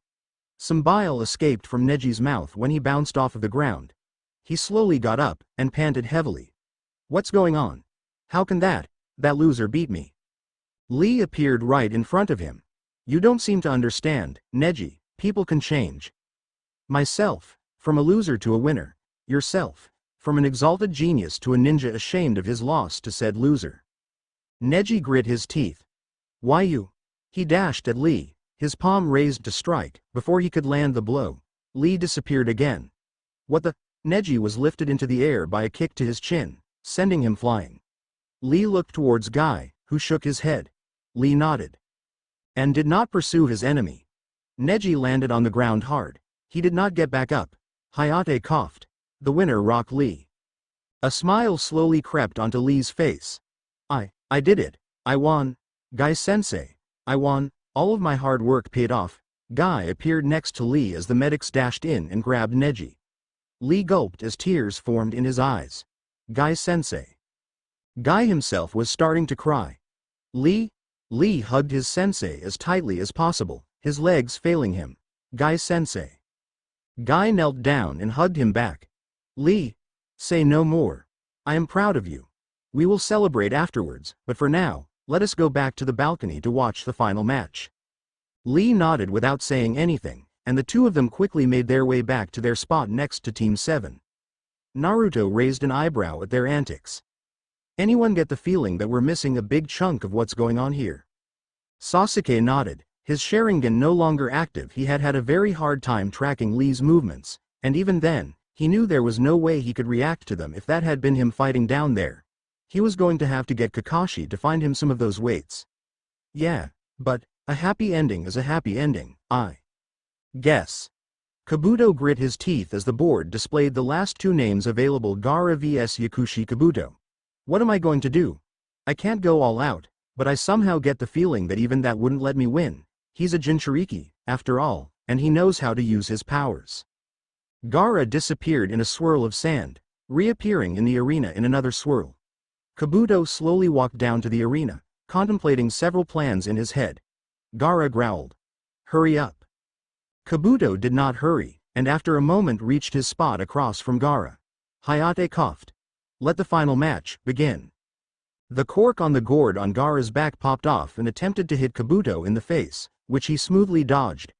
Sand began pouring out of the gourd, which moved about in front of Gaara as if it were alive. Naruto's eyes widened. What's up with that sand? Sasuke activated his Sharingan. That's weird. The color of the chakra in the sand is different from the regular chakra in his body. He turned to Naruto, and looked at Orochimaru on top of his head. Actually, Orochimaru there has 3 chakra colors, while you have 2. He has yellow, orange, and red, while you only have a ton of yellow and some orange hidden within you. Naruto nodded. I guess the orange is the Akuma no Mi. Then, so does that mean he has an Akuma no Mi ability, too? Sasuke nodded.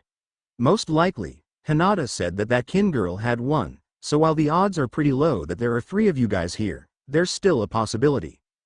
The sand seemed to gather up, and then became a very large wave that completely obstructed Gaara from Kabuto's view. Kabuto smirked, as it also meant that vice versa was true. The large wave towered over Kabuto, and then crashed down. Gaara frowned as he seemed to realize that he hadn't hit anything with his sand. A moment later, 2 hands burst from the ground behind him and grabbed his ankles. Gaara toppled over as the sand wrapped around the 2 hands and pulled them out of the ground, Kabuto not too far behind. Gaara growled as he was unable to stand on his feet. What did you do? Kabuto smirked. I cut your Achilles tendon in both of your feet, you won't be standing up for a long while. I go see a medic nin about that if I were you. Gaara growled again, and the sand began wrapping around Kabuto's legs. Can't walk, huh? Then, I'll return the favor. He held out his hand, and slowly closed it after Kabuto's legs were completely wrapped in the sand. Sabaku so-so. Kabuto nearly bit his tongue off at the intense pain as it seemed like his legs imploded. The sand retreated, and as he collapsed onto his rear, everyone was shocked and horrified at the twisted and broken limbs that were covered in blood. Gaara sneered, I'd go see a medic nin about that if I were you. Naruto was quite pale. That's just twisted. Sasuke himself was a little green. Kabuto managed to speak up after a moment. I'm unable to continue, I forfeit. Hayate coughed into his hand. The winner of the final match, by forfeit, is Gaara. The sand, for the most part, retracted into the gourd, and then the remaining sand began to clump together at the opening of the gourd until it formed a new cork. The medic ninja came out and grabbed Kabuto, putting him on a stretcher and taking him away. Yet more made for Gaara, but he growled at them. Baki, his sensei, appeared next to him. Gaara, just because you have never been injured before does not mean that you do not need help now that you are. Do not touch them, let them help you. Gaara glared at his Jonin sensei. At the very least, let me stay until this is over, then I will allow myself to be treated. Baki gulped, and nodded.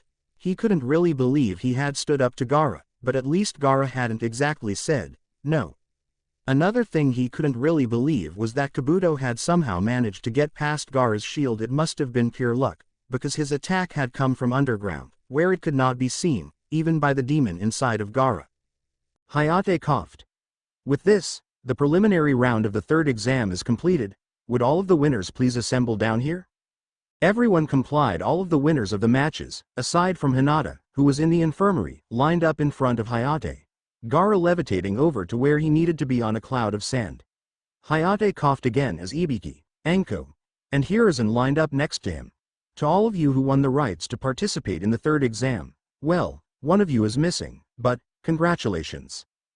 Hiruzen scanned the winners, taking a puff from his pipe. 7 from Konoha, 2 each from Suna and Otto, and 1 from Aim. Hayate glanced at the Hokage.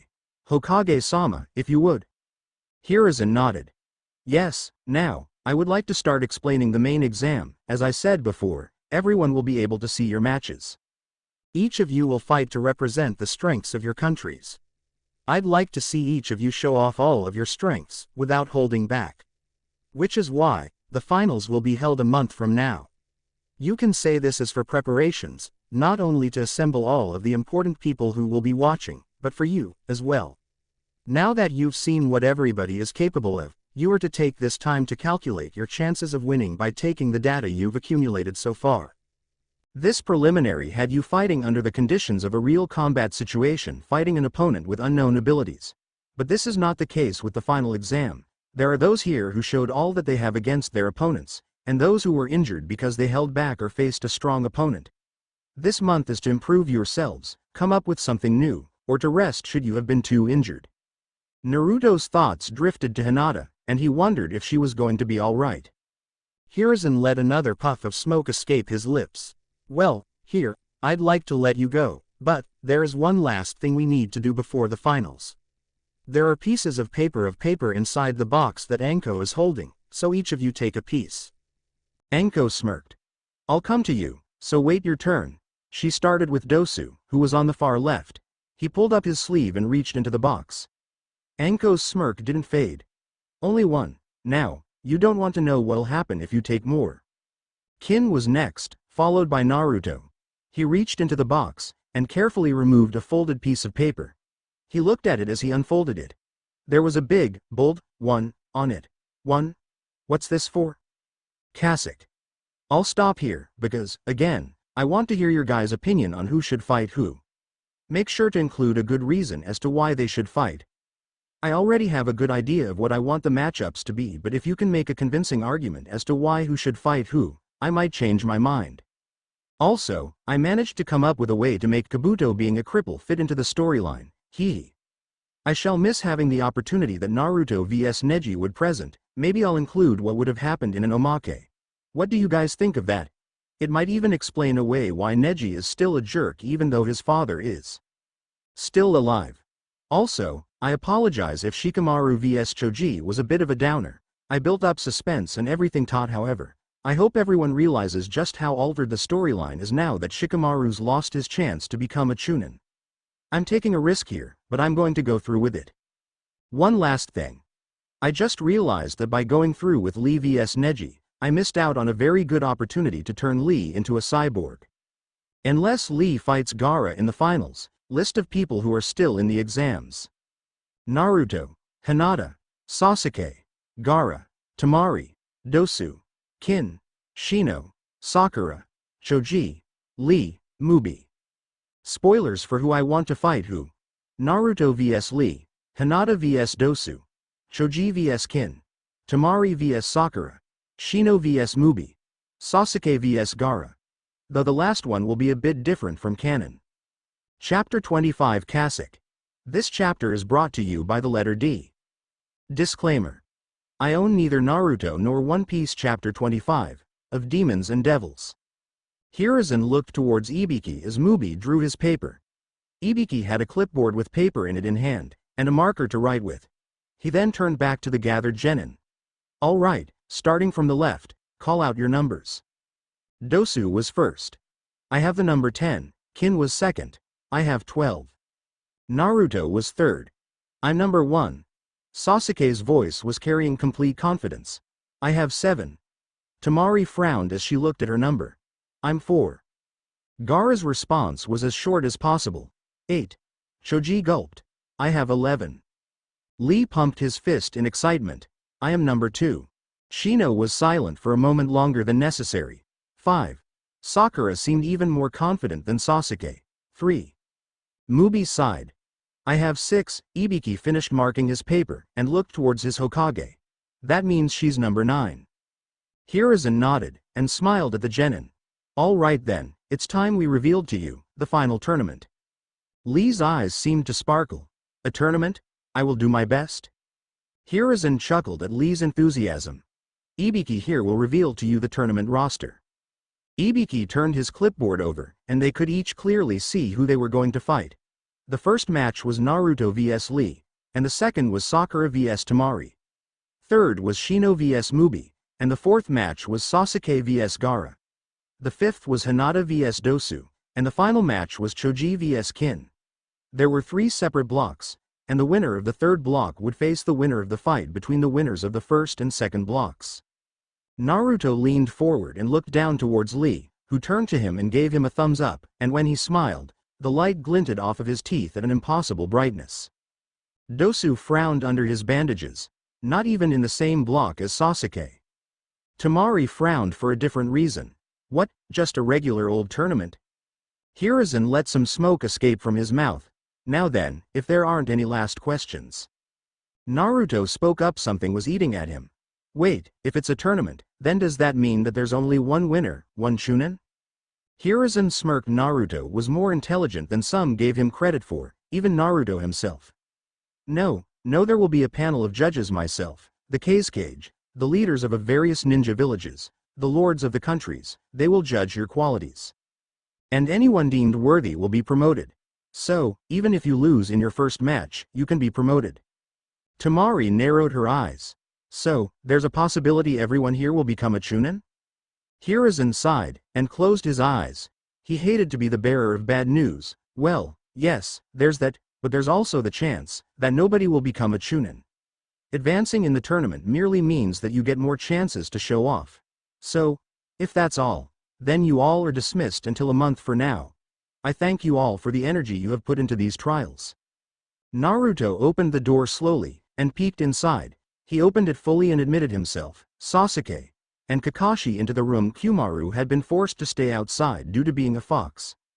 Hinata looked up from her book. Naruto gave a slight frown as he noticed that she was covered in bandages, even under her hospital gown, giving her the appearance of a mummy. Hinata forced herself to smile. Hello. How did the rest of the preliminaries go? Naruto smirked as the memory of his battle returned to the forefront of his mind. I pounded Kiba into the ground, for one. Hinata smiled. I'm glad, we all made it through, then. Did they tell you what third exam is going to be? Naruto sighed. It's going to be more fights, it's a tournament. Hinata nodded. I see, I guess I'm not going to be able to get as much training in as you guys are. Naruto frowned at the thought of Hinata losing her chance to become a Chunin while he went on ahead. That's. Kakashi placed a hand on Naruto's shoulder, guessing what he was thinking. Don't worry, Hinata will be able to get plenty of training in. With her father, as will Sasuke, he'll be training under me. Naruto frowned. You're making it sound like that you're not going to train me. Kakashi smiled under his mask. Naruto continued to prove he wasn't as stupid as he looked. Nope. I'm leaving your training in someone else's capable hands. Naruto's frown deepened. Really? And who would that be? Kakashi's smile did not waver. I have no clue. Hokage-sama said that he had arranged for this guy to teach you. Why don't you go find the Hokage, and then he can introduce you? Oh, he mentioned that you should bring Kyumaru along, too. Naruto nodded. I'll go look for him, then. See ya, Hinata. Hope you get well soon. As he left, Sasuke clicked his tongue. Geez, he could have stayed a little longer. Hinata smiled. That's Naruto for you. As Naruto walked down the hallway, he noticed a name on one of the rooms. Yakushi Kabuto. I guess I can check in on him. He opened the door, and was surprised at what he found inside. Nothing. Kabuto was not in his bed, nor was he anywhere else. Naruto supposed that he was probably somewhere around the hospital in a wheelchair. Hello, Uzumaki. Naruto nearly jumped, and turned around. Speaking of wheelchairs, Gaara had somehow managed to sneak up on him while in one himself. Because he was in a wheelchair, there was a distinct lack of a sand-filled gourd. Gaara? Hey, sitting in a chair suits you, all you need now is a desk and the robes, and you'd make a fine cage. Gaara raised a non-existent eyebrow. Cage is not something I aim for, nor is it something a weapon like myself could ever achieve. Naruto frowned. Aren't all shinobi supposed to be weapons, tools of their villages? Gaara shook his head. Those kinds of tools are raised. I was born a weapon. I exist to kill, and by killing, I validate my existence, prove that I'm alive. Naruto shivered. That was unnecessarily creepy. Geez, there are other ways to prove that you're alive, you know. Gaara glared at Naruto. Am I to prove that I exist through pain? I do not feel pain. The sand always protects me from harm, whether I wanted to or not. Gaara realized that for whatever reason, he was talking with someone about his past. Why? What was so special about this boy that he felt like talking with him? Naruto sighed, before leaning towards Gaara and poking him in the forehead, causing Gaara to completely freeze. I don't see any sand, do you? He poked Gaara again, and then Gaara swatted his hand away before rubbing the spot Naruto had poked. Naruto grinned. See? You felt that. Gaara growled at the blonde. If I had my sand, I'd kill you. Naruto chuckled, thinking the threat empty.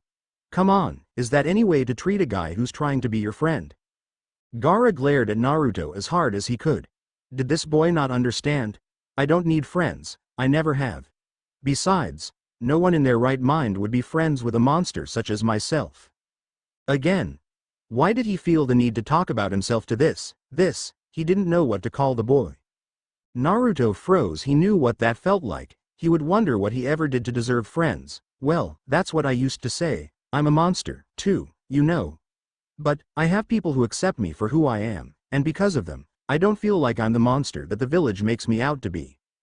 Gaara grit his teeth. Those words, they ignited a fire in him. And not the good kind, either. What would you know of being a monster? You don't know what it's like, having a monster sealed inside of you since birth, affecting you, haunting you, and having everyone you meet treat you as a monster because of it. Naruto's eyes widened. That's what he meant by monster. He let out a small sigh. It wouldn't hurt too much to let this boy know. Yes, I do. For as long as I can remember, I've had this creature within my belly. People call it the Kyuubi no Yuko. It came to this village 13 years ago, and after it had caused much death and destruction, the Yondaime Hokage sealed it into a baby boy, me. The village has hated me ever since. If I didn't have the few people who love me, I'd go insane. I'd probably be just like you. In fact, I can remember times I was like you. But, every time I met with those who loved me, the feelings of hate and despair, of utter loneliness, went away. You said that your sand protects you, right? If it's a shield, then use it to protect others. My sensei told me that one's true strength comes out only when protecting what is precious to you. Gaara frowned. The only thing precious to me is myself. I love only myself. I love no one else, and no one else loves me, and I'm just fine with that. They heard Tamari's voice as she approached them. Gaara, there you are. I was worried sick about you. You shouldn't wander around by yourself. You've never been without your sand before, you never know what could happen to you. She glared at Naruto. You're one of the guys in the exams. You weren't planning on hurting him, were you? Naruto smiled. What Gaara said and what was truth were two different things entirely. In a hospital? Never. We were just having a friendly chat, is all. He turned to Gaara, and winked.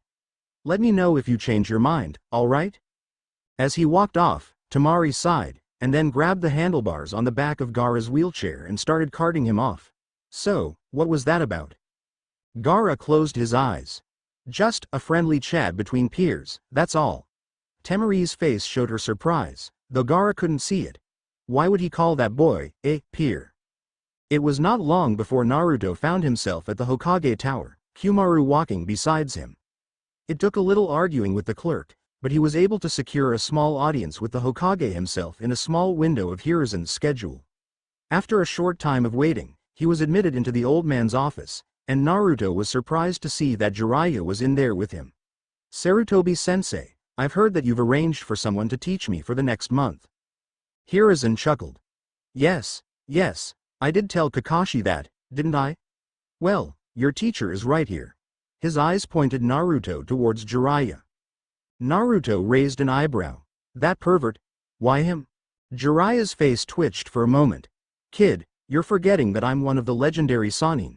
Not only that, but I'm a Sennin, too. You're a very special ninja, and that means you require a very special teacher. Besides, is that any way to treat me after having not seen me in so long? Kyumaru snorted. Yeah, why am I here again? Jiraiya eyed the small fox. So, this is the great Kyuubi no Yuko. Miss your other 8 tails? Kyumaru snorted again. He hated humans, he really did. It is of little consequence, just having a material body is good enough for now. Jiraiya rubbed his chin. You have all of the same abilities as Naruto, right? Kyumaru quickly transformed into his human form, and made sure that they noticed his claws, and more, I have much better control of my powers than Naruto does. Jiraiya smirked. I see, I guess you can be my assistant, then. Kyumaru gave him a blank stare. Say what? Jiraiya pointed at himself with his thumb. You heard me. You know how to control the powers better than Naruto, so you're going to help me teach him how to control them. Hiruzen watched bemusedly as Jiraiya and Kyumaru started their little argument. And why should I? He can take care of himself. Jiraiya shook his head. But I could take him out no problem. If he managed to gain full control of his pose, the kid could become the greatest ninja since the Yondaime Hokage. Kyumaru crossed his arms. Oh, sure, another Yondaime. You think I liked the guy? That I'm happy because of what he did? Sure, I got true sentience out of the deal by being an intelligence parasite, but I was stuck inside of the boy, unable to use it. And now I'm stuck in this body, my power severely limited, and the boy is the spitting image of the man who put me in this situation. Give me one good reason why I should help him. Jiraiya sighed. Because, if he dies, you die. Kyumaru's mouth hung open, and then it closed. He glared at Jiraiya, but said no more. Jiraiya smirked at his success. Looks like I've won you over. Naruto turned to his clone. You know, Kyumaru, you've already helped me out a little with drawing out your chakra. It wouldn't hurt to teach me how to use it right. Kyumaru's claws dug into his palm as he clenched his fist. Fine. I will assist you in your training. I'll even spar with you. Be warned, if you don't catch on quick, I'll pound you into the ground. Naruto nodded. Why yeah, Jiraiya interrupted them. So, what's this I hear about a run-in with Orochimaru? Sasuke was walking down the street, his hands in his pockets, looking down at the ground right in front of him. Kakashi had told him to pack whatever supplies he thought he needed. They were going to leave Konoha for a while to train, and wouldn't be back until the end of the month. His mind drifted to Naruto. Naruto was insanely strong if he went all out. He'd need to do an insane amount of training to keep up. He'd need to be at Lee's level to even think of defeating Naruto. And Naruto was going to be training to beat Lee. He needed power, lots of it, and fast. The mark on his neck began to itch, and he reached back and scratched it.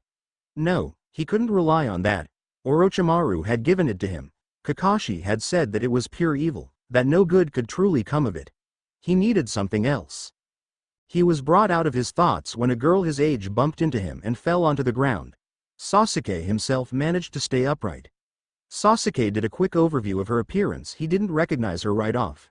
She was a white-haired girl, whose hair was similar to Sakura's, though her bangs went down to just above her eyes, instead of framing her face like Sakura's did. She wore a pink t-shirt that didn't quite cover her stomach, that had a cartoonish white rabbit head on it, a white skirt, and straw sandals. Sasuke offered a hand to her. "Are you all right?" The girl took his hand and quickly sprang back up with a strength in her legs that Sasuke noted was not quite normal. She blinked for a moment, and Sasuke noted that her eyes were just as dark as his own. She gave a small grin. "Yeah, I'm fine. Just wasn't quite paying attention to where I was going. Heh. I'm Tsukiko, and you are?" Sasuke was apprehensive. Something was not quite right here. "Uchiha, Sasuke." Tsukiko's eyes smirked for a split second, something that Sasuke took note of.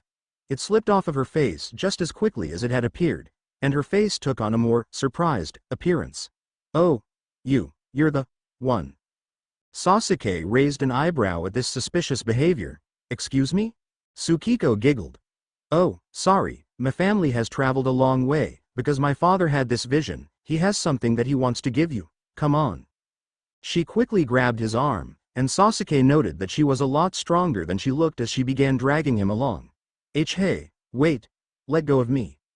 After several seconds, she did as he said. She had taken him into a side alley, and Sasuke noted that there were two other people here, one of them sitting at a table, his entire head except for his eyes covered in a turban, and he wore rather plain but still ridiculously large robes, his hands barely peeking out from the sleeves. The other person was, again, a white-haired girl his age. Her hair was much longer, and her skin was as white as her hair. She wore a green, snakescale print kimono, and she was barefoot. Her eyes flickered to Sasuke, and he shivered. They were red and slitted, reminding him of Orochimaru's eyes, though her eyes were much wider than that snake's. He looked at the man sitting at the table, and he realized that he was staring into the crystal ball intently. The man lifted his head and began staring at Sasuke, and Sasuke completely froze. This man's eyes were just like Orochimaru's. The man spoke first. "Who is this you bring to me, Tsukiko? Another lad seeking his fortune in the future?" Tsukiko giggled. "No, father, this is Sasuke. You know, the one. He looks just like you said he would. I don't see why you don't recognize him." The man chuckled. "I was just making sure you knew who he was, Tsukiko." Sasuke grunted. "You mind telling me who you guys are? I have a policy of not taking gifts from complete strangers." The man's eyes narrowed from the bottom, a sign he was smiling. Yes, of course. My name is Yamatomaru, and these two are my children, Tsukiko and Nagini." Nagini bowed her head. "Hello." Sasuke frowned. "So, you're some kind of fortune teller, then?" Yamatomaru nodded. "Yes, I had a vision that you would need power, and power is something I can give you." Sasuke's interest was pricked. This guy, he was good. Really, now? Yamatomaru nodded once more as he reached into a box beside the table, and began pulling out the weirdest fruits that Sasuke had ever seen. One was a purple apple with yellow swirls on it, another was pink coconut with orange swirls, and another was a blue orange with green swirls. "These are Akuma no Mi. I'm sure you've heard of them. Your friend benefits from such a fruit." Sasuke was more than suspicious. How did this guy know everything? Scratch that. How did he get his hands on three of these things? Who are you, really? You can't be just a humble fortune teller. The man's eyes arched upwards again. "Nagini, why don't you show him what the Akuma no Mi has done for you?" Sasuke turned to face Nagini, and what he saw horrified him from the waist down. Her body had become a giant white snake tail. Her eyes had narrowed considerably, and her hands had grown claws. The tail was quite long, and she was able to use it to gain a lot of height on Sasuke, forcing him to look well up just to see her face. One instant, she was towering over him, the next, her tail was wrapped around Sasuke's body, squeezing him tightly, while her human half hovered right beside him. He gritted his teeth as he tried not to yell out in pain. He glared full force at Yamato. "What do you want from me?" Yamato chuckled as he stood up. "Simply put, my boy, I want you to eat one of these fruits. Only one. Mind you, eating more than one has disastrous results." Sasuke squirmed as the snake scales rubbed against his skin. "And if I refuse?" Yamato walked around the table and stared into Sasuke's eyes. "Then, we have a dilemma. You want power, but you won't take it. Next you'll be saying that you want revenge, but don't feel like killing him." Sasuke grit his teeth. "Fine. If that's the way it's going to be, I'll eat the darn fruit." Yamato seemed to smirk beneath his turban. "Good. Now, you have a choice here. Paramecia, Zone, and Logia, though I doubt those words hold any meaning to you. I'll let fate decide which one you take." Sasuke gulped. It felt like his entire destiny rode on this decision. Which one would he take? Sasuke knew what a zone fruit did. At the very least, it gave one the power to change shape, like a werewolf, this girl, and Naruto. He had no clue what the others did. Naruto never explained in detail what kinds of Akuma no Mi there were. I pick Kasek. I'll stop here. The scene with Gaara was rather spur of the moment, but I hope it serves a purpose eventually. Now, as for Yamato and his daughters, Tsukiko has a rabbit theme, while Nagini obviously is just as much of a snake as Orochimaru is, though she's a bit nicer. Yamato, well, if you haven't figured it out by now, I won't spoil the surprise. BTW, Tsukiko and Nagini are not what they appear. I'll give cookies to whoever guesses their secret. As for the fruit choices, well, you see, I just want opinions on this. The majority opinion may not be chosen, while a minority opinion may. I've got 3 fruits here, obviously. Paramecia fruit, Gara no Mi. Gives the user complete control over their skeletal structure, just like Kimimaro. Sasuke may learn how to better his abilities by fighting Kimimaro later on. Is similar to a Logia fruit, only you can't convert your entire body to bones. Zone fruit, Saru no Mi.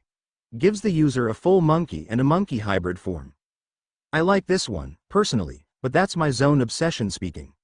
This would allow Sasuke to take his physical abilities beyond what they were in the manga, giving him more time to work on Chidori and other aspects. Logia fruit, Juhi no Mi. Gives the user control over wood, and can convert their body into infinite amounts of it. I don't think Sasuke would like having the ability of the Uchiha's sworn enemy, the Senju clan, but whatever, he'll get over it. I wanted to name this the Moku no Mi, but that was taken. Would convert Sasuke's chakra. Natures to earth and water, making Chidori much harder to use. Also, I do have a way that somebody could beat him should they need to. Give reasons as to why it would be better for Sasuke to eat such and such a fruit. If you think you have a better fruit for Sasuke, let me know. Chapter 26 Kasek. Okay, I swear that will be the last time in a long time I ask for opinions on how the story should go. I really need to learn to just pick something and go with it. So, anyways, I have been convinced by multiple people that I should go for a zone of a different kind than monkey. I'm going to go with what I had originally planned for Sasuke, but thought, nah, maybe this is too stereotypical. A monkey, that's what no one would suspect. So, yeah, I apologize for using another zone. I'll try to see if I can get more Paramecia in, and you guys can help by sending in suggestions if you feel like it. If one sounds really good, I might actually use it. Or, I can just defy canon and create more than one of the same fruit, which I may or may not have already done. Kukuku. Disclaimer. I own neither Naruto nor One Piece Chapter 26. The training begins. I pick, he thought quickly, a known curse or an unknown curse. The answer was obvious. Take the curse that obviously wouldn't disfigure him permanently. Zone. If Naruto can bear that curse, then so can I. Yamato nodded. I see, this isn't quite the same curse that Naruto has, though. This is the Tori Tori no Mi model raven. Your brother has quite an attachment to crows. I thought it might be in the genes. Looks like I was right. He picked the purple apple off of the table and lifted it up to Sasuke. Sasuke leaned forward and took a bite out of it. His face showed extreme discomfort as he swallowed the fruit. Tasted horrible. Sasuke growled. There, you happy now? Yamadamaru's eyes narrowed. Not until I see you transform. Nagini removed herself from Sasuke, and Sasuke stood there, with his eyes narrowed at Yamadamaru. And just how do I go about doing that? The robed man chuckled. Why, by just thinking about it, of course. If you want your body to do it, it will do it.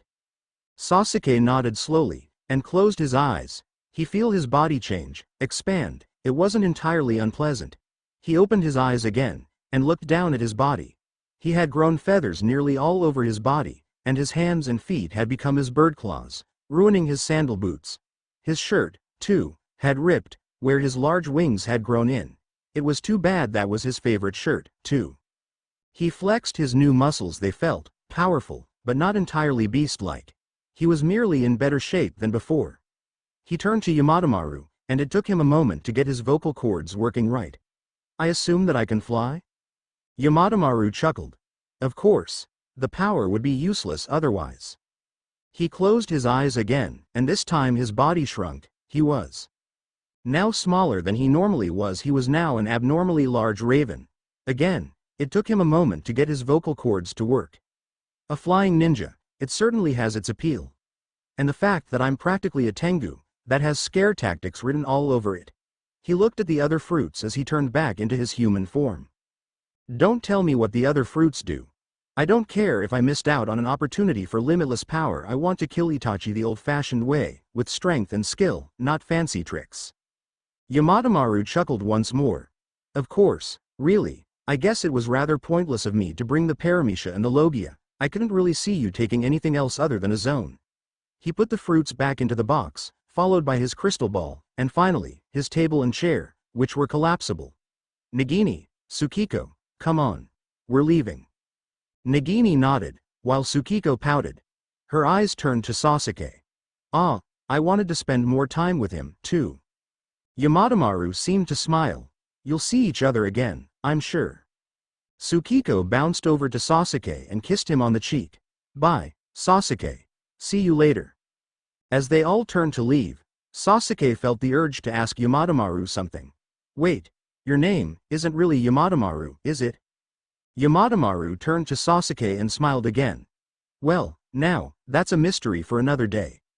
A strong gust blew through the area, and Sasuke was forced to close his eyes as dirt flew up into his face. After the wind died down, Sasuke looked around. They were completely gone. He grunted, and turned to leave. Why were all of his life-changing experiences so unpleasant? Yamadamaru chuckled as he walked down the street. Another plan pulled off perfectly. Nagini walked carefully besides him. His curse seal will react to the Akuma no Mi, causing the urge to use it grow stronger and stronger with time. I must say, you know what you're doing, Orochimaru. Yamadamaru chuckled. Oh, come now, you still don't accept me as your father? Nagini watched a father and daughter walk by them. I have no use for such a thing. Most snakes abandon their young before they're even born. Tsukiko bounced to her side. Nay, but I thought king cobras took care of their young for a while after birth? Nagini hissed. She was not in the mood to talk to her sister, and what would you know about snakes? You're nothing but a stupid rabbit. Tsukiko tried to put a serious expression on her face, which looked slightly comical. You know what they say, know thy enemy. Nagini glared at her sister. What enemy? Your species doesn't have any natural enemies. Tsukiko pouted. Well, since we're sisters, I thought it good to do some research and stuff. Nagini hissed again. Well, it's none of your business. Besides, I'm not a cobra. Tsukiko looked like she was about to cry. Daddy, she's being mean to me again. Orochimaru chuckled again at their antics. Now, you two, behave yourselves. You can let out your frustrations in a sparring match when we get home. The two girls sighed at the same time. Yes, father. Jiraiya frowned after hearing Naruto's report. So, he's taken an interest in Sasuke, huh? Can't say that I'm too surprised. Naruto was confused. Why would you say that? Jiraiya continued with his frowning. Because Orochimaru used to be part of an organization called Akatsuki. One of their members is Uchiha Itachi, Sasuke's older brother. Naruto stiffened. That brought back memories, and not all good ones, either. Jiraiya noticed his reaction. I see you know that name. Naruto nodded. Yeah, can't say I'm all too pleased to hear it. Jiraiya placed his hand on his chin. Well, anyways, before Orochimaru resigned, he apparently had a confrontation with Itachi that ended badly. In fact, that was the reason he left. He didn't want to be killed. Naruto nodded. So, he wants someone as powerful as Ichi on his side, and he's going to try to raise Sasuke to be that person. Jiraiya nodded in return. Looks like it. Naruto smiled. Well, Sasuke's better than that. Besides, the curse seal thing is under some seal Kakashi-sensei made. He hasn't had trouble with it so far. Jiraiya sighed. Well, that's all well and good, alright, then. I'll meet you in front of the hot springs tomorrow at 10. That ought to give you a bit of time to go visit your friend Hinata in the hospital first. Right? Naruto nodded. Good. Well, see you later. Time for me to go do some research. Naruto frowned at his new sensei. You mean, time for me to go peep on ladies at the hot springs, right? Jiraiya coughed. It's research, kid, research. Gaara watched the full moon from his perch on the fish statue on top of the castle. It was calming, somehow. And yet, it was not. The demon inside of him grew ever hungrier for blood on nights like this. He was contemplating the words that Naruto had given him earlier that day. Is it possible for me to not feel like I'm a monster? Watching him from a distance were his sensei, Baki, and Kabuto, who was standing on his legs as if they had never been mangled at all. Kabuto smiled as he watched Gaara. So, does that kid not sleep or something? Baki shook his head. No, it is his curse, I suppose. So, care to tell me how you're up and walking again? Kabuto glanced at Baki. Nah, I prefer to keep my abilities secret, thank you very much. Anyways, here are our plans. He handed Baki a scroll, which Baki quickly pocketed. Kabuto glanced back at Gaara. It's high time you informed them of the plan. Baki nodded. Just remember, Sanagakure will remain in the background until the very end, that is Kazekage-sama's will. If you appear to be failing, then we will withdraw. Kabuto nodded. Got it. I guess I'll go report to Orochimaru-sama, then. After having visited Hinata again the next morning, Naruto quickly went to the hot springs, where Jiraiya was surprisingly not peeping, Kyumaru at his side. Jiraiya smiled as Naruto approached. Hey. Right on time. Come on, I'll take you to where we're going to train.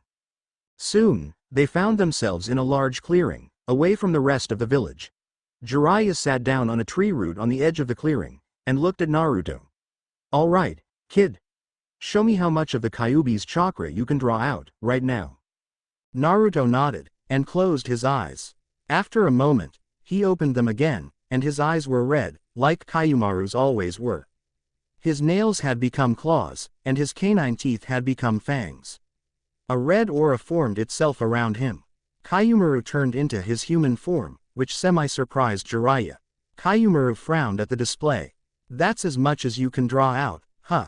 We're going to have to work on that.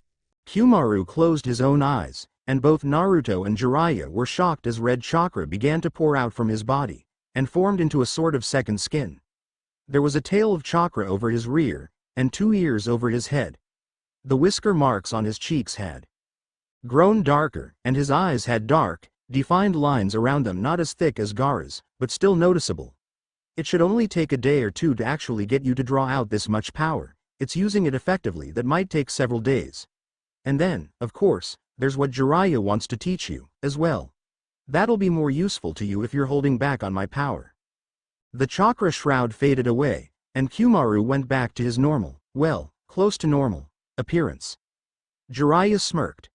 Well, we'll see how you handle the training with the Kyuubi no Yuko's power first. If there's enough time, I'll teach you this other technique.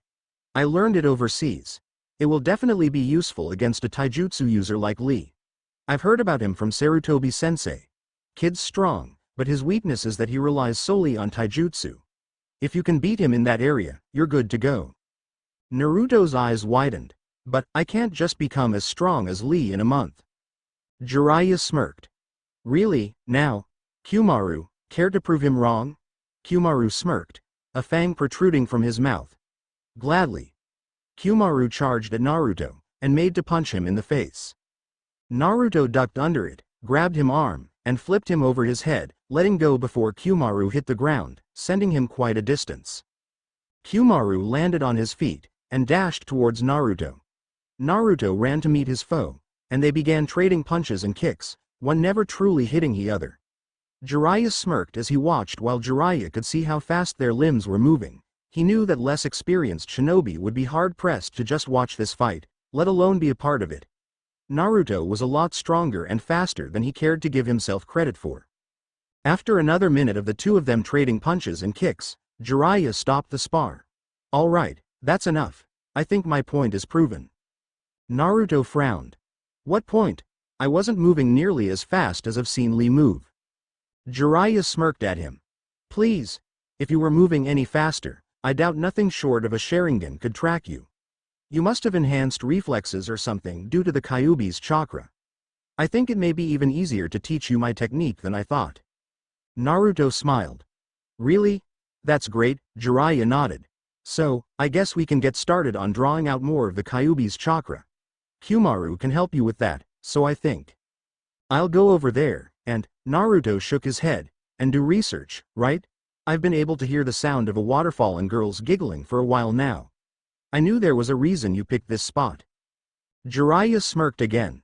One day, I might just let you join me, you know. Naruto shook his head again. Please, I'm never going to be a pervert like you. Jiraiya sighed in defeat. Fine, fine, geez, you're just like, he didn't finish his sentence. Naruto looked at him in confusion. Just like, who? Jiraiya sighed again. Look, I'll tell you some other time. Just get to training, will you? Naruto raised an eyebrow, but said no more. However, his thoughts were different. Who would I remind him of that would get him so down? Kasek. Short chapter day. Yay. So, yeah, Yamadamaru was really Orochimaru. Wow, real shocker there. As for his two daughters, I gave hints as to what they actually are this time. Let's see if you can guess now. 3. As for ravens and crows, I did my research, and while the raven article on Wiki says that ravens and crows are two different things, the crow article said that ravens are a kind of crow, so I'm going with that. You know, I wonder if I should let Naruto still be able to summon in this FIC. I plan on having the final battles of the invasion arc go differently this time around, so it's probably not going to be necessary. As for what skill Jiraiya is going to teach Naruto, Kukuku, that's still a secret. I've seen Naruto use something like it before, at least in the anime, so I thought it'd be a cool technique for him to have. Also, I just realized in the manga, there is a point where Naruto punches Gaara in the face.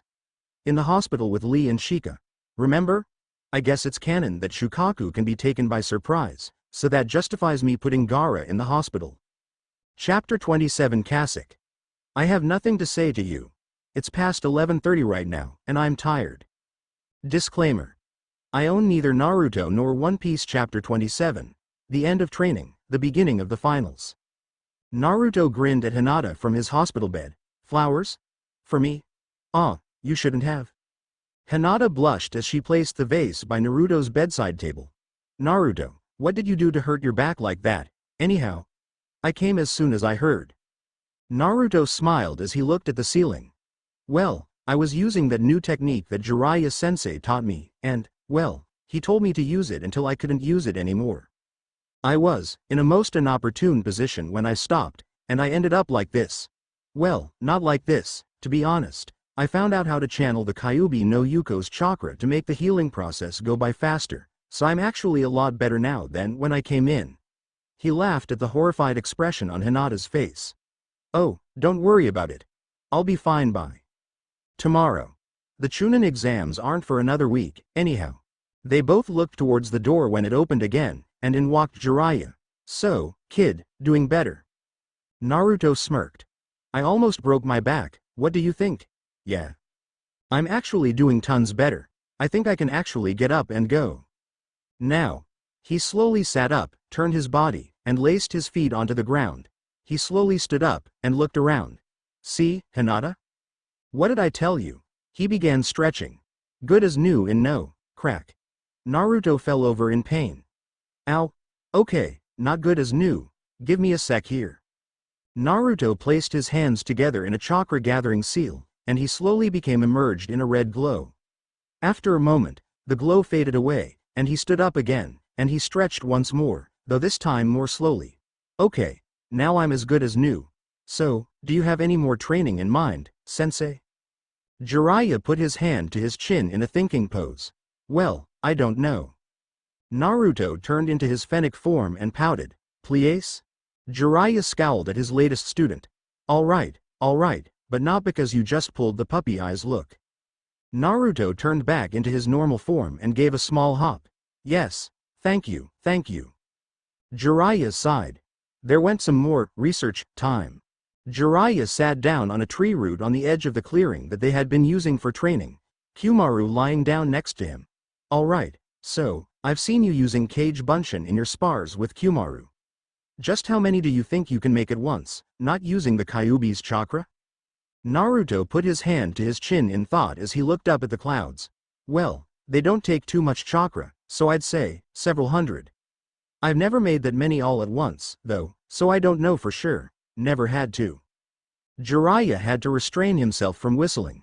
That was a lot of Kage Bunshin. Well, if that's the case, then I have a good way for you to train yourself. Actually, I wish I had thought of it sooner, it'd have made your other training go much faster. Make a ton of Bunshin. Like, around 100. Naruto nodded, and put his hands together in the cross seal. Many small explosions of smoke came from the clearing, and as it cleared, 100 clones appeared, give or take 10 or so. Jiraiya smirked. This could be interesting. He crossed his own hands, and 10 clones of himself appeared. Alright, guys. The enemy is composed of an army of annoying little brats. Wipe them out with everything you've got. The Jiraiyas all simultaneously cracked their knuckles. One of them spoke up for the rest, gladly. Naruto growled, and turned to his own soldiers. Men, I want you to hold nothing back.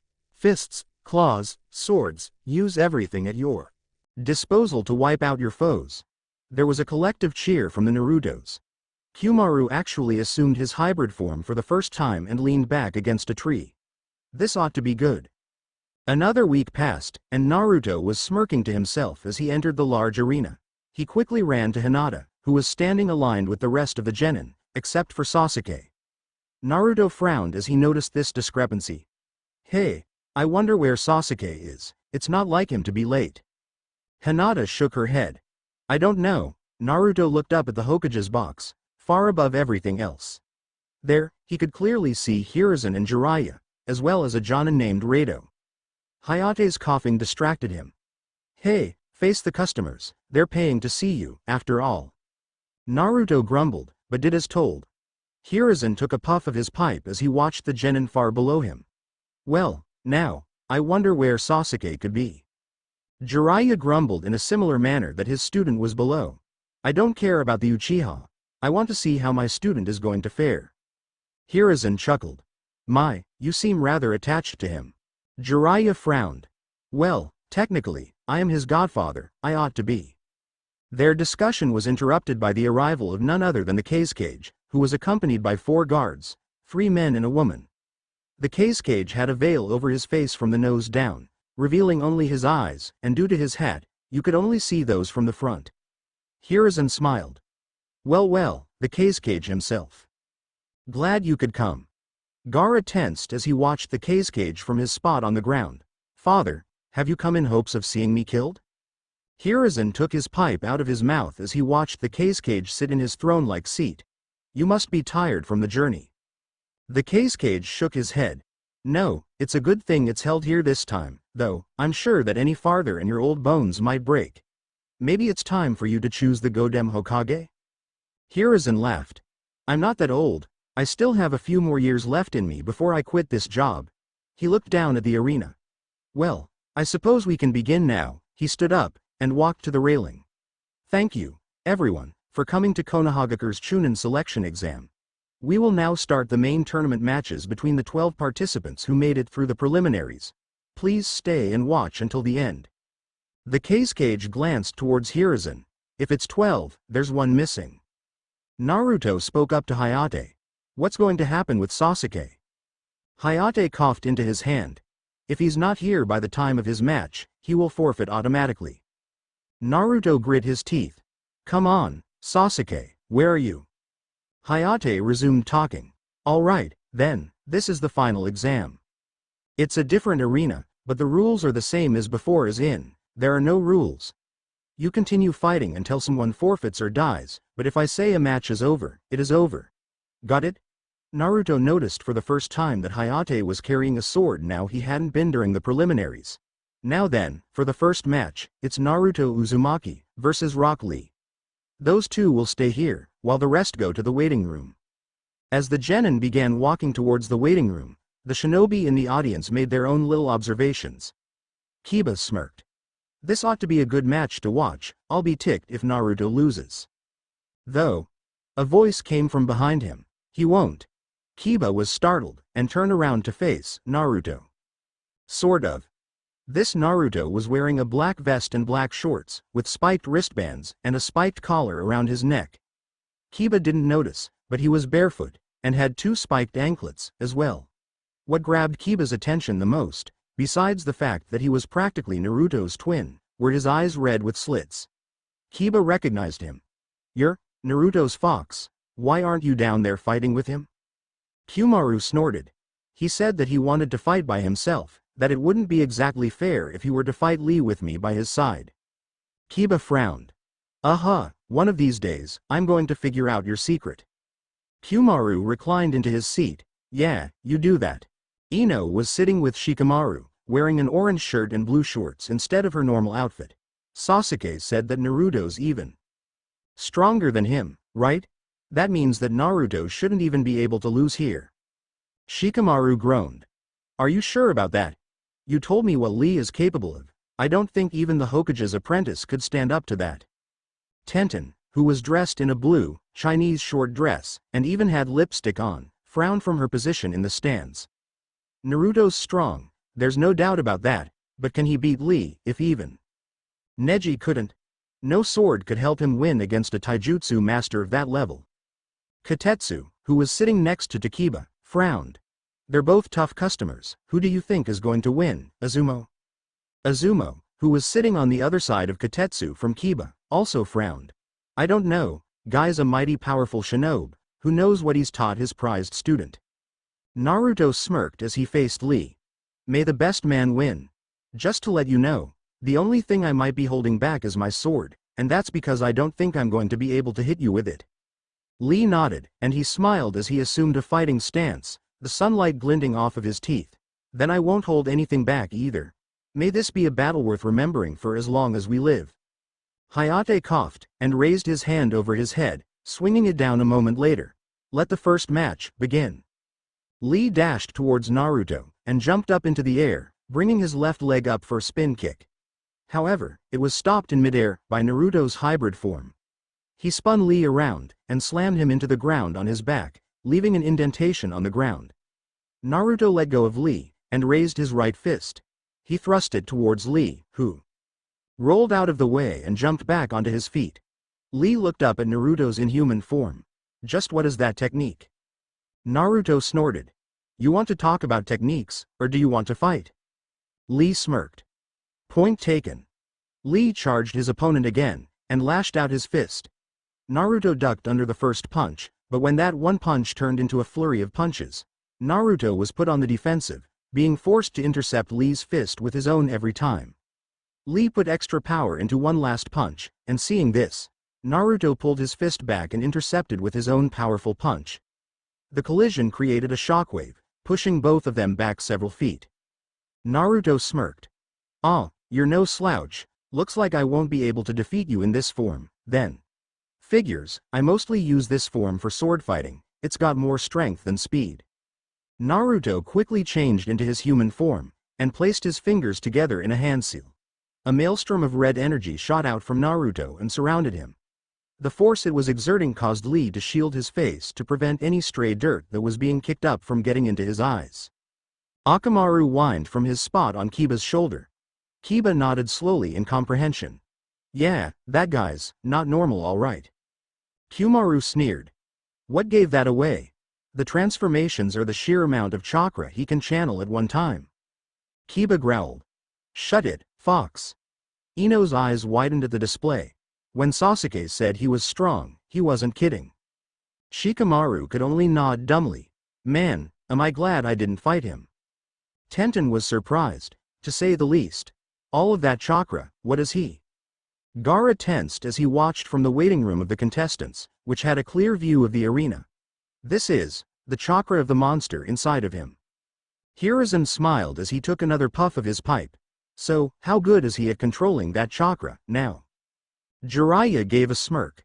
Well, he isn't even showing a fraction of the power right now, but pretty darn good. It's still dangerous for him to use too much, but even this fraction ought to be good enough. Naruto gave a smirk of his own as he felt his body absorb the chakra and change as a result. All right, Lee, here I come.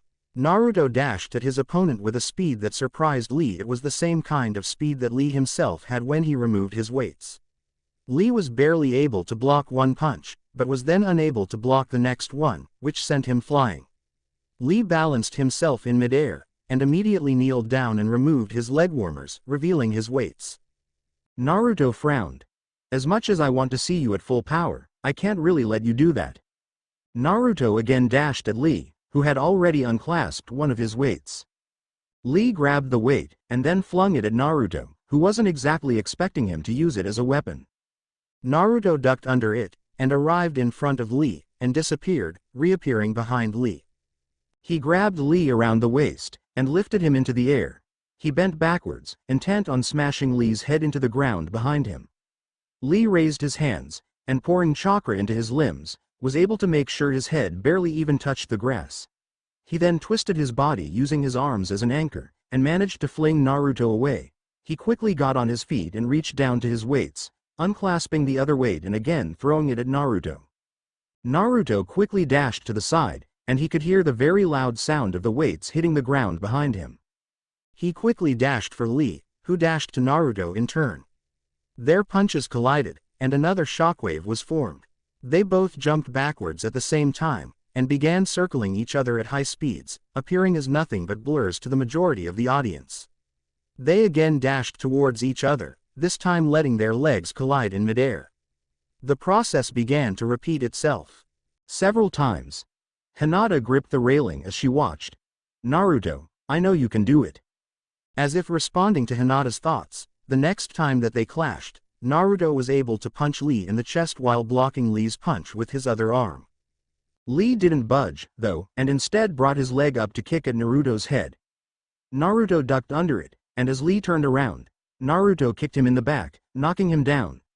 Lee landed on his hands, and sprung right up, turning towards Naruto as he twisted in midair. He dashed back towards Naruto, and just as he reached him, he seemed to disappear.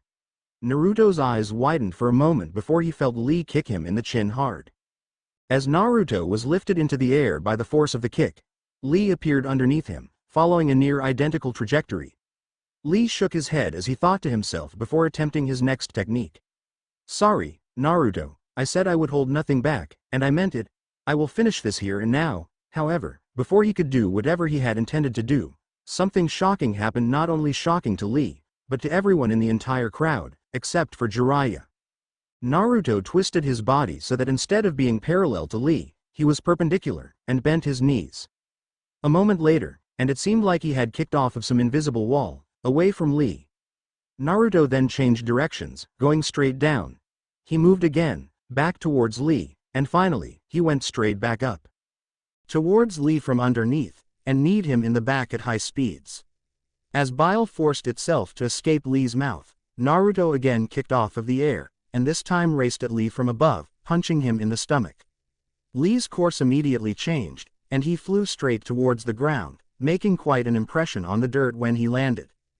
As Naruto zigzagged through the air and landed on the ground, even Hiruzen was shocked.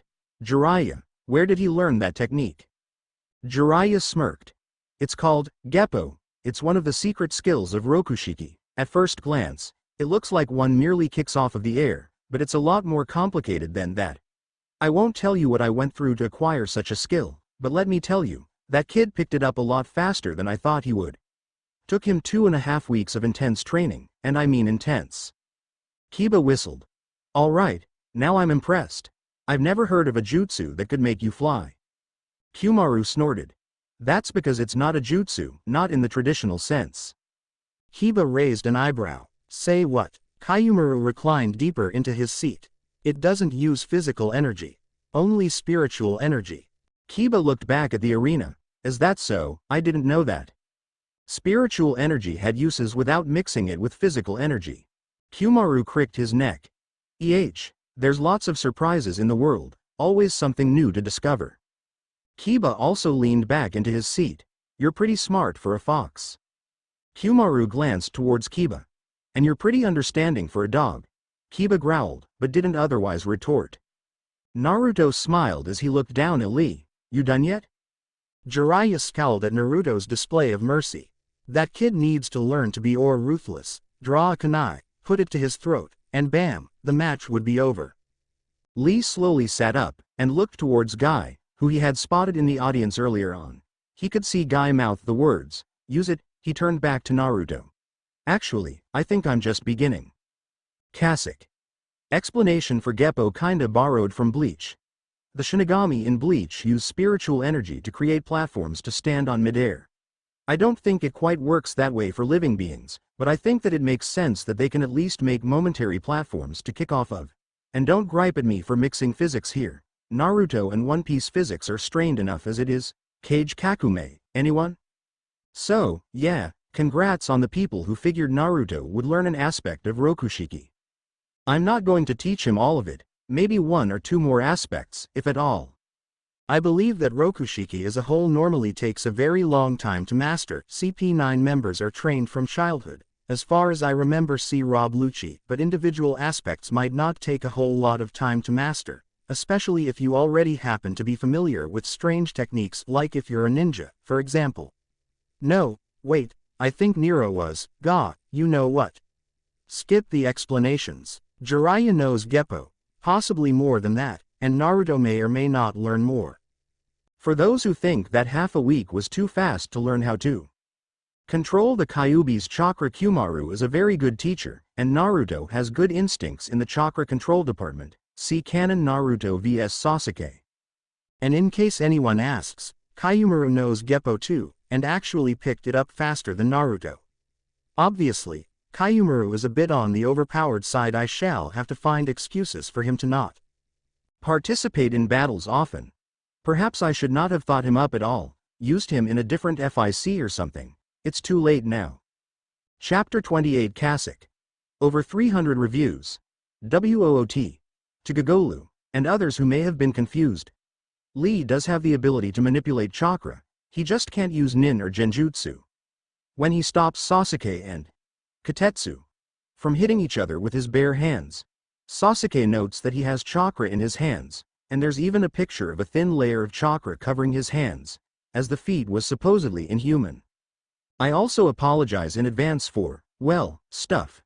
My creative juices got used up by the battle between Naruto and Lee. Edit. Changed the end. I thought I was missing something. Disclaimer. I own nothing. Zip, nada. Chapter 28. The Arrival of the Raven. Actually, I think I'm just beginning. Lee reached deep inside of himself, into the core of his being, specifically, the right side of his brain. Second gate, Kumon, open. With a burst of energy, he disappeared from his little crater, and appeared behind Naruto, leg already sweeping to kick at him in the sides. Naruto, however, immediately jumped up and forwards, and twisted around to see where Lee was. He scrunched up his legs, and propelled himself through the air back towards Lee, fist raised. Lee jumped backwards as the punch connected with the ground, throwing dirt up everywhere. Lee put his hands in front of his face to protect his eyes from stray dirt, and noticed Naruto in front of him just in time to duck under a kick.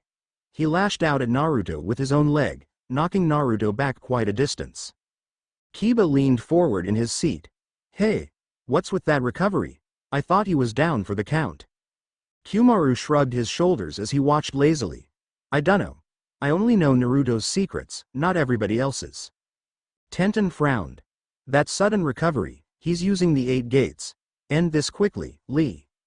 As Naruto landed, he quickly took a fighting stance and evaluated his opponent. Hey, you sure have a big bag of tricks. I don't know what's with that sudden recovery, but you're going down. Lee shook his head. I wish I could say I was going all out, but if I go any farther down this path, I may end up damaging myself too much to fight in the next round, so I will be fighting at this strength. Level for the rest of the match. Naruto frowned. Really? I guess that's too bad, then. I still have a ways to go, myself. But I guess I'll end this match with a bang. He placed his hands together in the familiar cross-fingered seal, and in an instant, an army of clones appeared at his side. The shinobi in the audience were shocked. Katetsu glanced at his partner. Kage Bunshin, that's a Jonin-level technique. Wonder where he picked it up. Azumo shrugged. Probably the same place he learned how to fly. I'm surprised at how many he's got down there, considering that this is pretty far into the match. Naruto smirked. Hey, Lee, I just want to let you know, I came up with this technique in this past month, so, you'll get to be the first opponent I beat with it. Alright guys, let's do this. Geppo Tengai. All of the clones began circling Lee, and many even began flying through the air using Geppo. Lee looked frantically around himself as he found himself surrounded by Narutos in every direction but down, all of them constantly moving, up, down, left, right, forming a large dome around him. He saw one coming from his left and up, and kicked it as it reached him, dispersing it. He heard another cry out as it charged at him from behind, and Lee jumped and did a spin kick, dispersing that one as well. He constantly moved about, moving left and right erratically, making sure Naruto couldn't take advantage of any openings he may leave open. This time, a Naruto charged at him from right in front of him on the ground, and Lee met him head-on. As the clone dispersed, Lee was surprised to see a fist come from the smoke. He couldn't react in time, and was decked in the face. Katetsu smirked. Using the smoke from one clone to attack with another, that's a good strategy, that. Kiba had to agree with him. He had never seen anything on the scale of this, Geppo Tengai. It allowed Naruto to surround his opponent completely, not giving them any way to escape, and allowed him to attack from any angle he wanted. It was certainly a powerful technique, to say the least. If he were using weapons, Lee wouldn't stand a chance. Speaking of, Naruto doesn't carry shuriken. I wonder why that is. Kyumaru shrugged his shoulders again. He thinks the shuriken holster is too uncomfortable while he's wearing shorts, so he doesn't wear one. Kiba gave him a blank stare. He doesn't use shuriken for a stupid reason like that. Why doesn't he just wear pants, then? Kyumaru sighed. Look, do I look like I know everything about him? Kiba nodded, causing Kyumaru to sigh again. Hinata told him that he looked good in shorts once, and he hasn't stopped wearing them since. Kiba snickered mentally. Geez, Naruto, I guess you really do like Hinata, huh? How long have they known each other? Kyumaru wanted to glare at Kiba, but refrained from doing so, since they were 3. Kiba's eyes widened. He turned back to the arena, watching Naruto. They've known each other for so long. And here I thought he was some new guy in her life, huh? I wonder what Hinata thinks of him. Naruto's thoughts were far from what Hinata thought of him as another 2 Narutos attacked Lee, one from directly in front and one from directly behind. Lee was distracted by the one in front of him, and as he knocked that one out of existence, the one behind him looped his arms under Lee's and grabbed him. Lee nearly growled, "Let go of me." Naruto stuck his tongue out, not that Lee could see. "Make me, dogpile." There was a cheer from all of the Narutos as they all changed direction, and landed right on top of Lee. As the pressure began to crush Lee, he spoke to Naruto. Naruto, would you consider yourself a genius? Or a hard worker? The real Naruto, who had been the one to grab him from behind, raised an eyebrow. Genius, you say? I'd have to say I'm not. It's taken me a lot of hard work to get where I am. You should have seen the training Jiraiya-sensei put me through this past mon. Lee smiled. I see, then, I have no qualms about losing to you. Naruto's eyes widened. But can't you go even farther than you have? Lee nodded, though it was hard with all of the Narutos on top of him. Yes, but, the conditions to use that, cannot be met in a battle with a fellow hardworker like yourself. I am happy to have met you, may we fight again someday. Naruto nodded, and dispelled all of his clones. Lee collapsed to the ground, and lay on his back, panting. Referee, I submit my defeat. Hayate nodded, coughing before he could make the announcement. The winner, Uzumaki Naruto. There was loud cheering to be heard as Naruto offered a hand to Lee to help him off of the ground. Lee gladly took it, and soon found himself standing again, though barely the repercussions of having used 2 of the 8 gates was affecting him. He would have fallen over again had Naruto not caught him, and they stood waiting for the medics, who came with a stretcher and insisted that they carry Lee to the infirmary. Hinata smiled as she watched Naruto wave to the crowd as he made his way back to the competitor's box. Naruto, you did great. I don't think you'll have any problems with becoming a Chunin. Tenten was smiling, as well. You did good. Lee, you did good. Kiba was grinning. Alright, looks like the money I bet on Naruto isn't going to waste after all. Kyumaru yawned as he seemed to recline even further into his seat. Yeah, wake me up if there's actually any blood in the next match. Hiruzen looked towards his counterpart. What did you think? I thought it was a rather powerful showing. The Kazekage shook his head. As Jiraiya said earlier, the boy's not ruthless enough. There were several opportunities for him to end the match, and he didn't. Hiruzen nodded as he took a puff of his pipe. I guess I have to agree with you. The only explanation I can think of is that he wanted Lee to show off everything he had to the judges, instead of making him look like a loser for getting beaten so quickly. The Kazekage shook his head again. Even so, he is supposed to treat this as a real combat situation, and not as a competition. He doesn't get my pass, not this time. Hiruzen sighed. Well, if that's how you honestly feel, I can't really change your mind.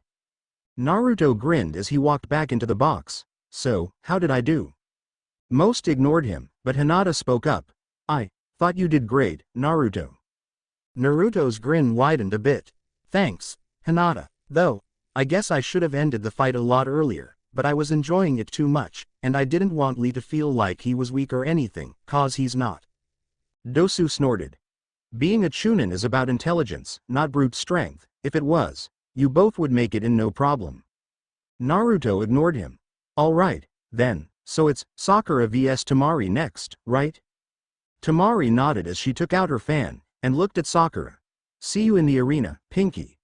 She jumped into the air, and actually rode her fan down to where Hayate was. Sakura snorted and began walking the long way down to the arena. Naruto thought that the match was rather uninspiring. Right off the bat, Sakura seemed to go straight for a genjutsu, until Tamari waved her fan and sent a whirlwind after her. It had seemed Sakura was beaten, until the Sakura Tamari had been facing turned out to be a genjutsu when Sakura came out from the ground behind her, kunai in hand, a trick she had apparently copied from the aim nin. Tamari had promptly turned around, folded her fan, and nearly smashed Sakura's skull in nearly, as Sakura had jumped to her left to avoid. Tamari unfolded the fan again, and gave it a big wave, which caused Sakura to be caught in a whirlwind for real, this time. She was badly cut up by the end, and had to forfeit. You could tell she was depressed when the medics came by to take her to the infirmary. Naruto sighed. Aw, man, I was hoping for something more epic, you know? Like my match. Hinata giggled. Naruto, I don't think anyone else here really wants to fight a prolonged battle. I think you and Lee are the only ones with the stamina for it. Naruto sighed again. I guess you're right, I am a bit of a stamina freak. Ino smirked at the sight of Sakura leaving. Serves her right, the little, she sighed. I miss the old Sakura. Shikamaru didn't say anything when Ino showed signs of mood swinging. It was not a good idea to get on any side of her, good or bad. Hayate coughed. Would Aburame, Shino and Mubi come down to the arena? The two shinobi did as asked, Mubi looking very nervous. Aoi looked agitated from his seat in the crowd, between Oboro and Kagari. His thoughts were not on how his pupil would win, but on how badly he would lose. If he managed to put up a decent fight, good for him. If he got KO'd rather quickly, though, there would be consequences when they got back to Omegakure. As soon as the fight started, Mubi went into a genjutsu, as Sakura had. However, The swarm of insects came out all the same, and no matter where he went, they followed. Shino sighed. Even if you put me into a genjutsu, you cannot hope to fool my insects. This match is a disappointment. Mubi gulped as the bugs came ever closer. I forfeit, I forfeit. Hayate coughed into his hand, before announcing the end of the match to the audience. There were groans of disappointment throughout, but there was still some clapping to be heard. One of the biggest groans came from Naruto. Geez, you guys could have fought for a bit longer, give Sasuke some time to show up. Hinata scanned the audience with her Byakugan. He's not in the crowd, I don't see anyone that really looks like him. Naruto sighed. Man, where could he be? Hayate coughed into his hand again. Sasuke's time was just about up, due to the absence of one Uchiha Sasuke. The winner of the fourth match is. Before he could finish his statement, he was interrupted by a kunai that came from straight above him that planted itself in the ground. He was shocked it had come from straight above him, when he was in the middle of the arena. Looking up, he saw what looked like a giant crow, no, a raven, not much difference in his mind, but still, flying straight down at him. He reached for his sword, and noted that the creature had wings, arms and legs, not to mention clothes. It was some sort of tengu, if he had to give a name to it. The tengu dived, and with a great flap of its wings, stopped before it touched the ground. When its feet had touched the ground, it began shrinking, the feathers receding, the claws and the beak retracting, and the wings disappearing. Naruto was shocked at the end result. There stood Sasuke, in a very different attire than he was used to seeing Sasuke wear. He was wearing what appeared to be a halter top, as the majority of the material of the shirt was in the front, with his entire upper back exposed. A lone loop of cloth went around his neck, holding it up. He was also wearing black shorts, and he was wearing an open heel variant of the standard shinobi sandal boot. His hite was in the same place around his forehead, though his hair looked quite a bit longer, at least in the front. Sasuke smirked. Sorry I'm late, Kakashi insisted I have the right clothes for the occasion. Many whispers were heard through the crowd as Hayate stared at the boy before him. Naruto, too, was stunned. W was that, and Akuma no mi. Hinata turned on her Byakugan. She, too, was stunned. He has a blackish-blue chakra along his normal yellow chakra. I guess he does have one. Dosu narrowed his lone eye. There's no such Akuma no mi as a raven fruit, Orochimaru, you keep making this harder for me. Hayate coughed again. Would Gaara report to the arena, please?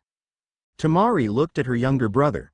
She recognized the look in his eyes. He wanted to murder somebody, soon. If she were to even try to remind him of their plan right now, she'd be killed. As Gaara began to walk out of the room, Naruto put his hand on Gaara's shoulder. Gaara kipped his head around and glared at Naruto full force. Do you have a death wish, Uzumaki? Naruto merely stared into Gaara's eyes.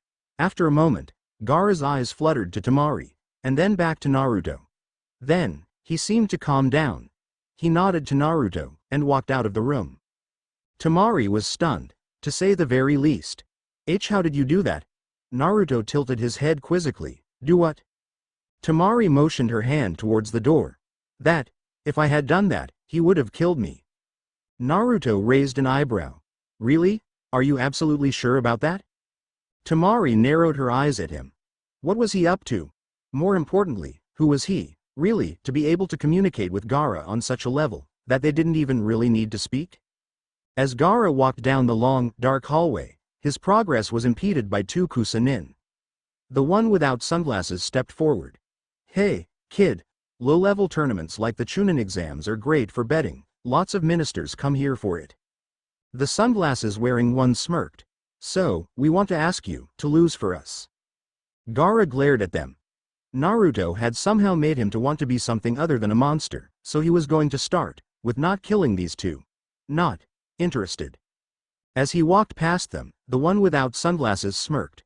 You know, that sister of yours is kinda cute. It'd be something awful if something were to happen to her. Gaara stopped walking. Well, killing in righteous fury had nothing to do with being a monster, now, did it? No one heard their screams.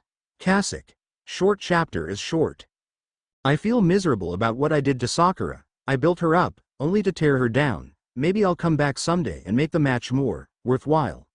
And yes, I fully intended on Mubi having a pathetic showing. It's actually a bit of plot fuel, I think.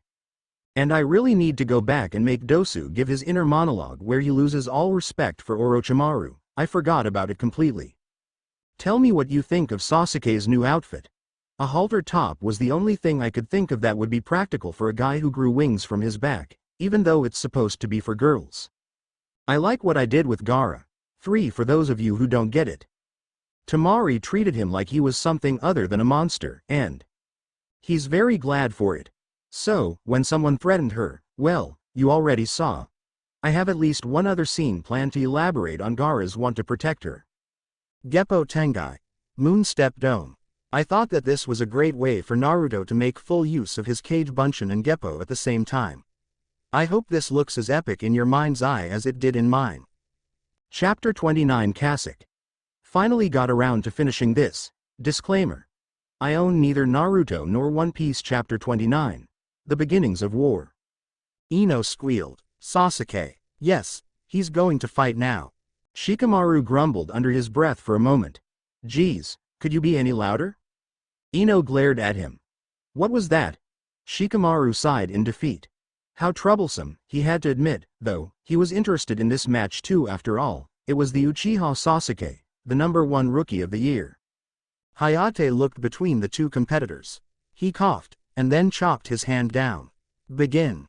Sasuke immediately jumped back as soon as Gaara's sand appeared. Before anything could happen, though, Gaara gripped his forehead in pain. And who do you think you are, ordering me around?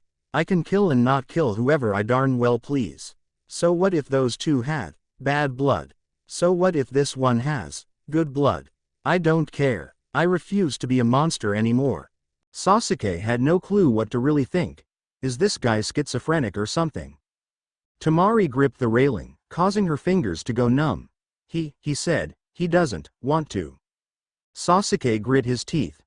Monster or not, I refuse to lose here. He threw some shuriken at Gaara, hoping to gain his attention. Some sand got in the way, and the shuriken impacted the sand before falling to the ground. Gaara seemed to regain his calm, and focused his vision on the Uchiha. Sorry about that. Now, let's see how to make this fight go by without making you seem too pathetic for losing to me.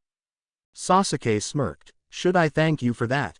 Gaara shook his head. Uzumaki did it for his opponent. I thought I would extend the same courtesy to you. Gaara focused his left hand into a seal, and the sand began gathering in front of him. Soon, it formed into a human shape, which then took on color. It was a clone of Gaara. Gaara blinked. Let's see how long you'll last against this. Bunshin. The clone rushed towards Sasuke, who ducked under its initial right hook. Sasuke made to sweep its legs out from under it, but it jumped, and at the same time kicked Sasuke in the chin, sending him reeling backwards. Sasuke rubbed his chin as he gave the clone a second glance. You're better than I gave you credit for. Guess I'll have to use my Sharingan. His eyes turned red, 2 Tomo seals appearing on each iris. He dashed at the clone, and they began a flurry of punches and kicks, one never hitting the other for almost a minute.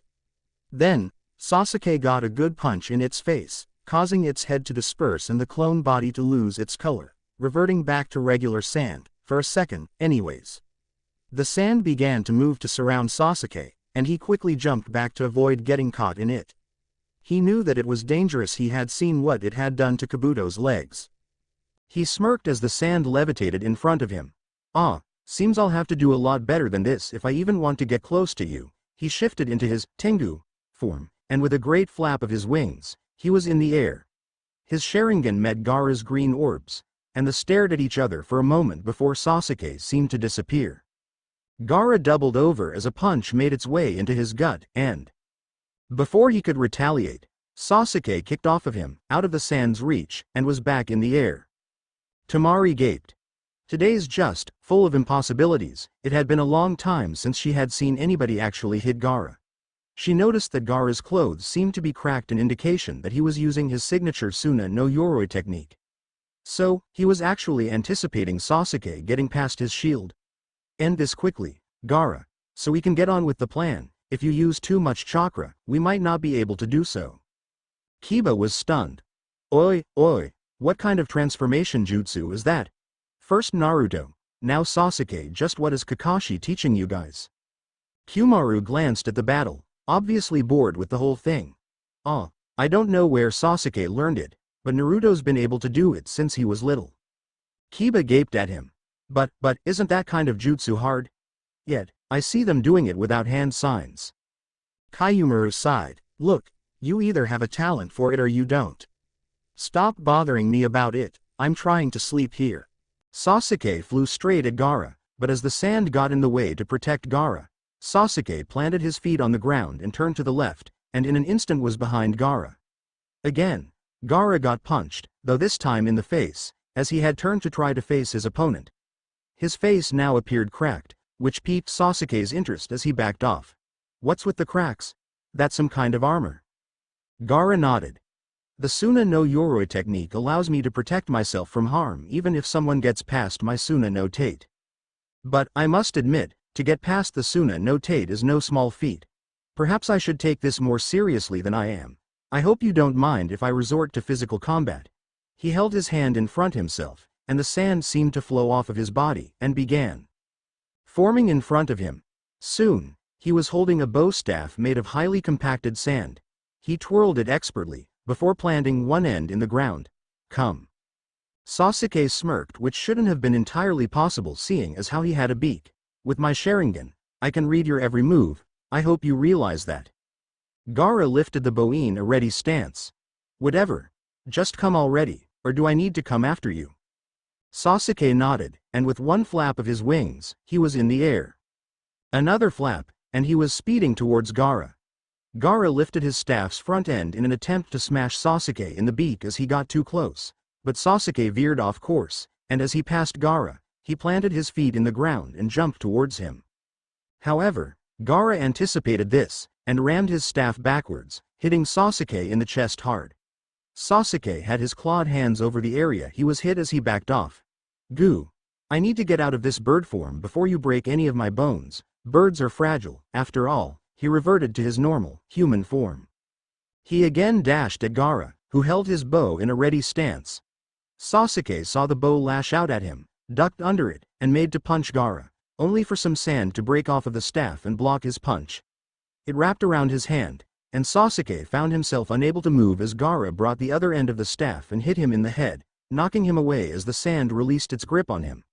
Sasuke rubbed the now sore spot on the side of his head. Now that's just cheap. Gaara's eyes stated that he didn't care.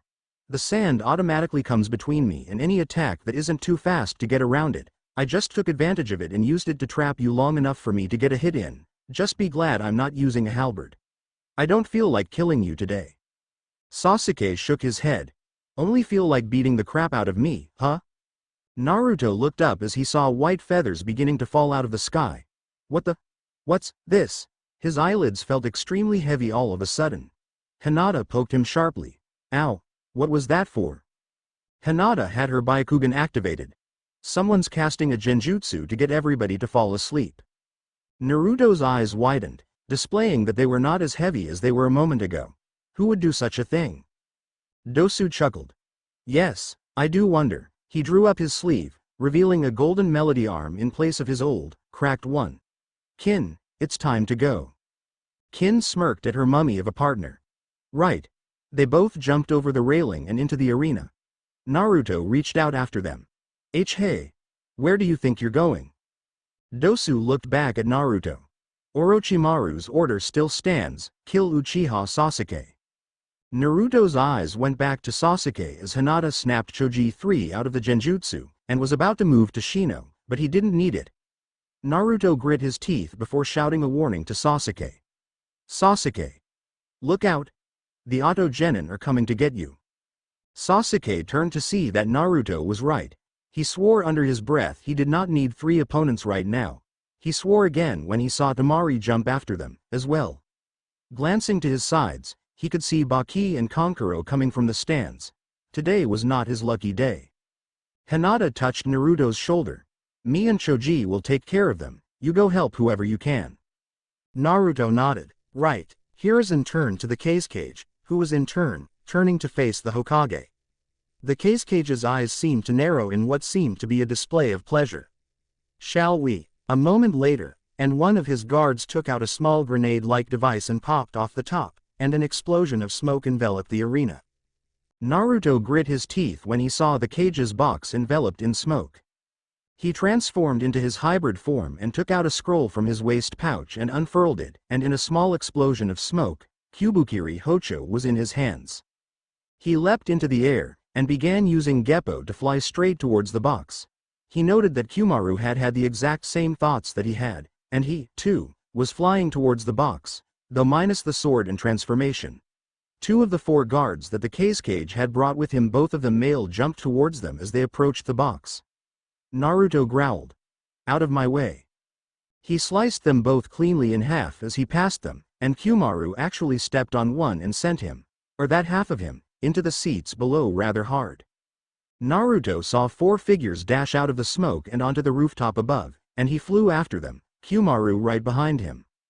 They landed on the opposite side of the 2 cages from the cage's 2 guards.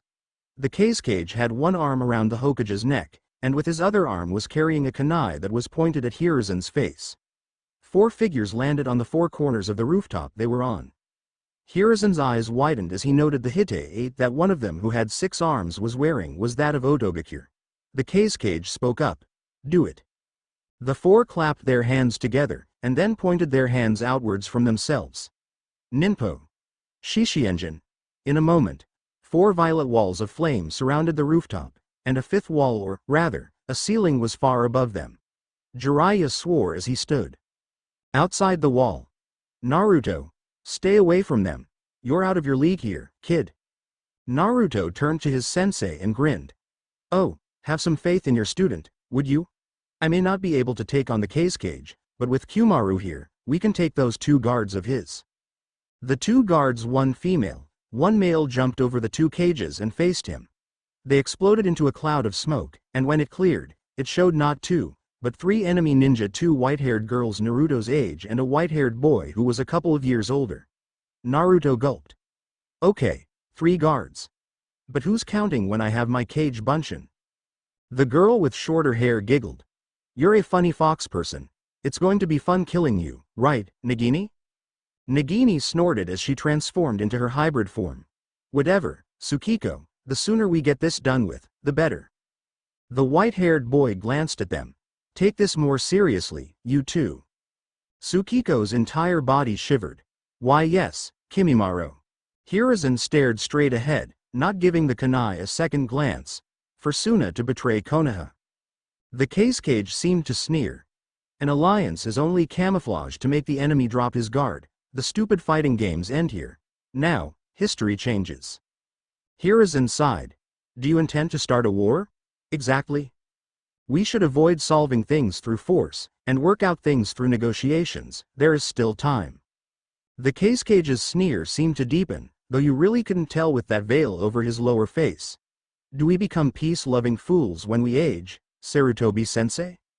All of the Konoha ninja present widened their eyes. Hiruzen actually glanced at his antagonist. "You." Baki, Tamari, and Conquero landed next to Gaara. Conquero grimaced. "Gaara, the plan." Gaara glanced at his older brother. "What about it?" Baki scowled at his student. "You're supposed to transform now." Gaara shifted his attention back to Sasuke, who was predictably on edge. Hayate was next to Sasuke, his sword drawn. "I don't care about the plan. Father can rot for all I care. I will not become a monster just because the village asked me to." Conquero grit his teeth. "Why, you little..." Tamari slapped Conquero in the back of the head. Conquero rubbed the now sore spot. Tamari glared at her brother. "For once in his life, Gaara wants to be something other than a monster, and you want to force him to become one? What kind of a brother are you?" Conquero looked at the dirt in front of his feet. "You're right, sorry, Gaara. I'm not a really good big brother, am I?" Gaara glanced back at Conquero.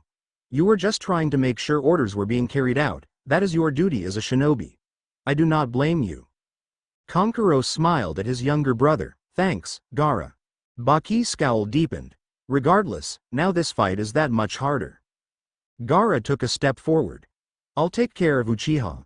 He's powerful, so if I distract him, he can't take out any of our shinobi." Baki locked eyes with Hayate. I've got the examiner, then. Tamari unfolded her fan.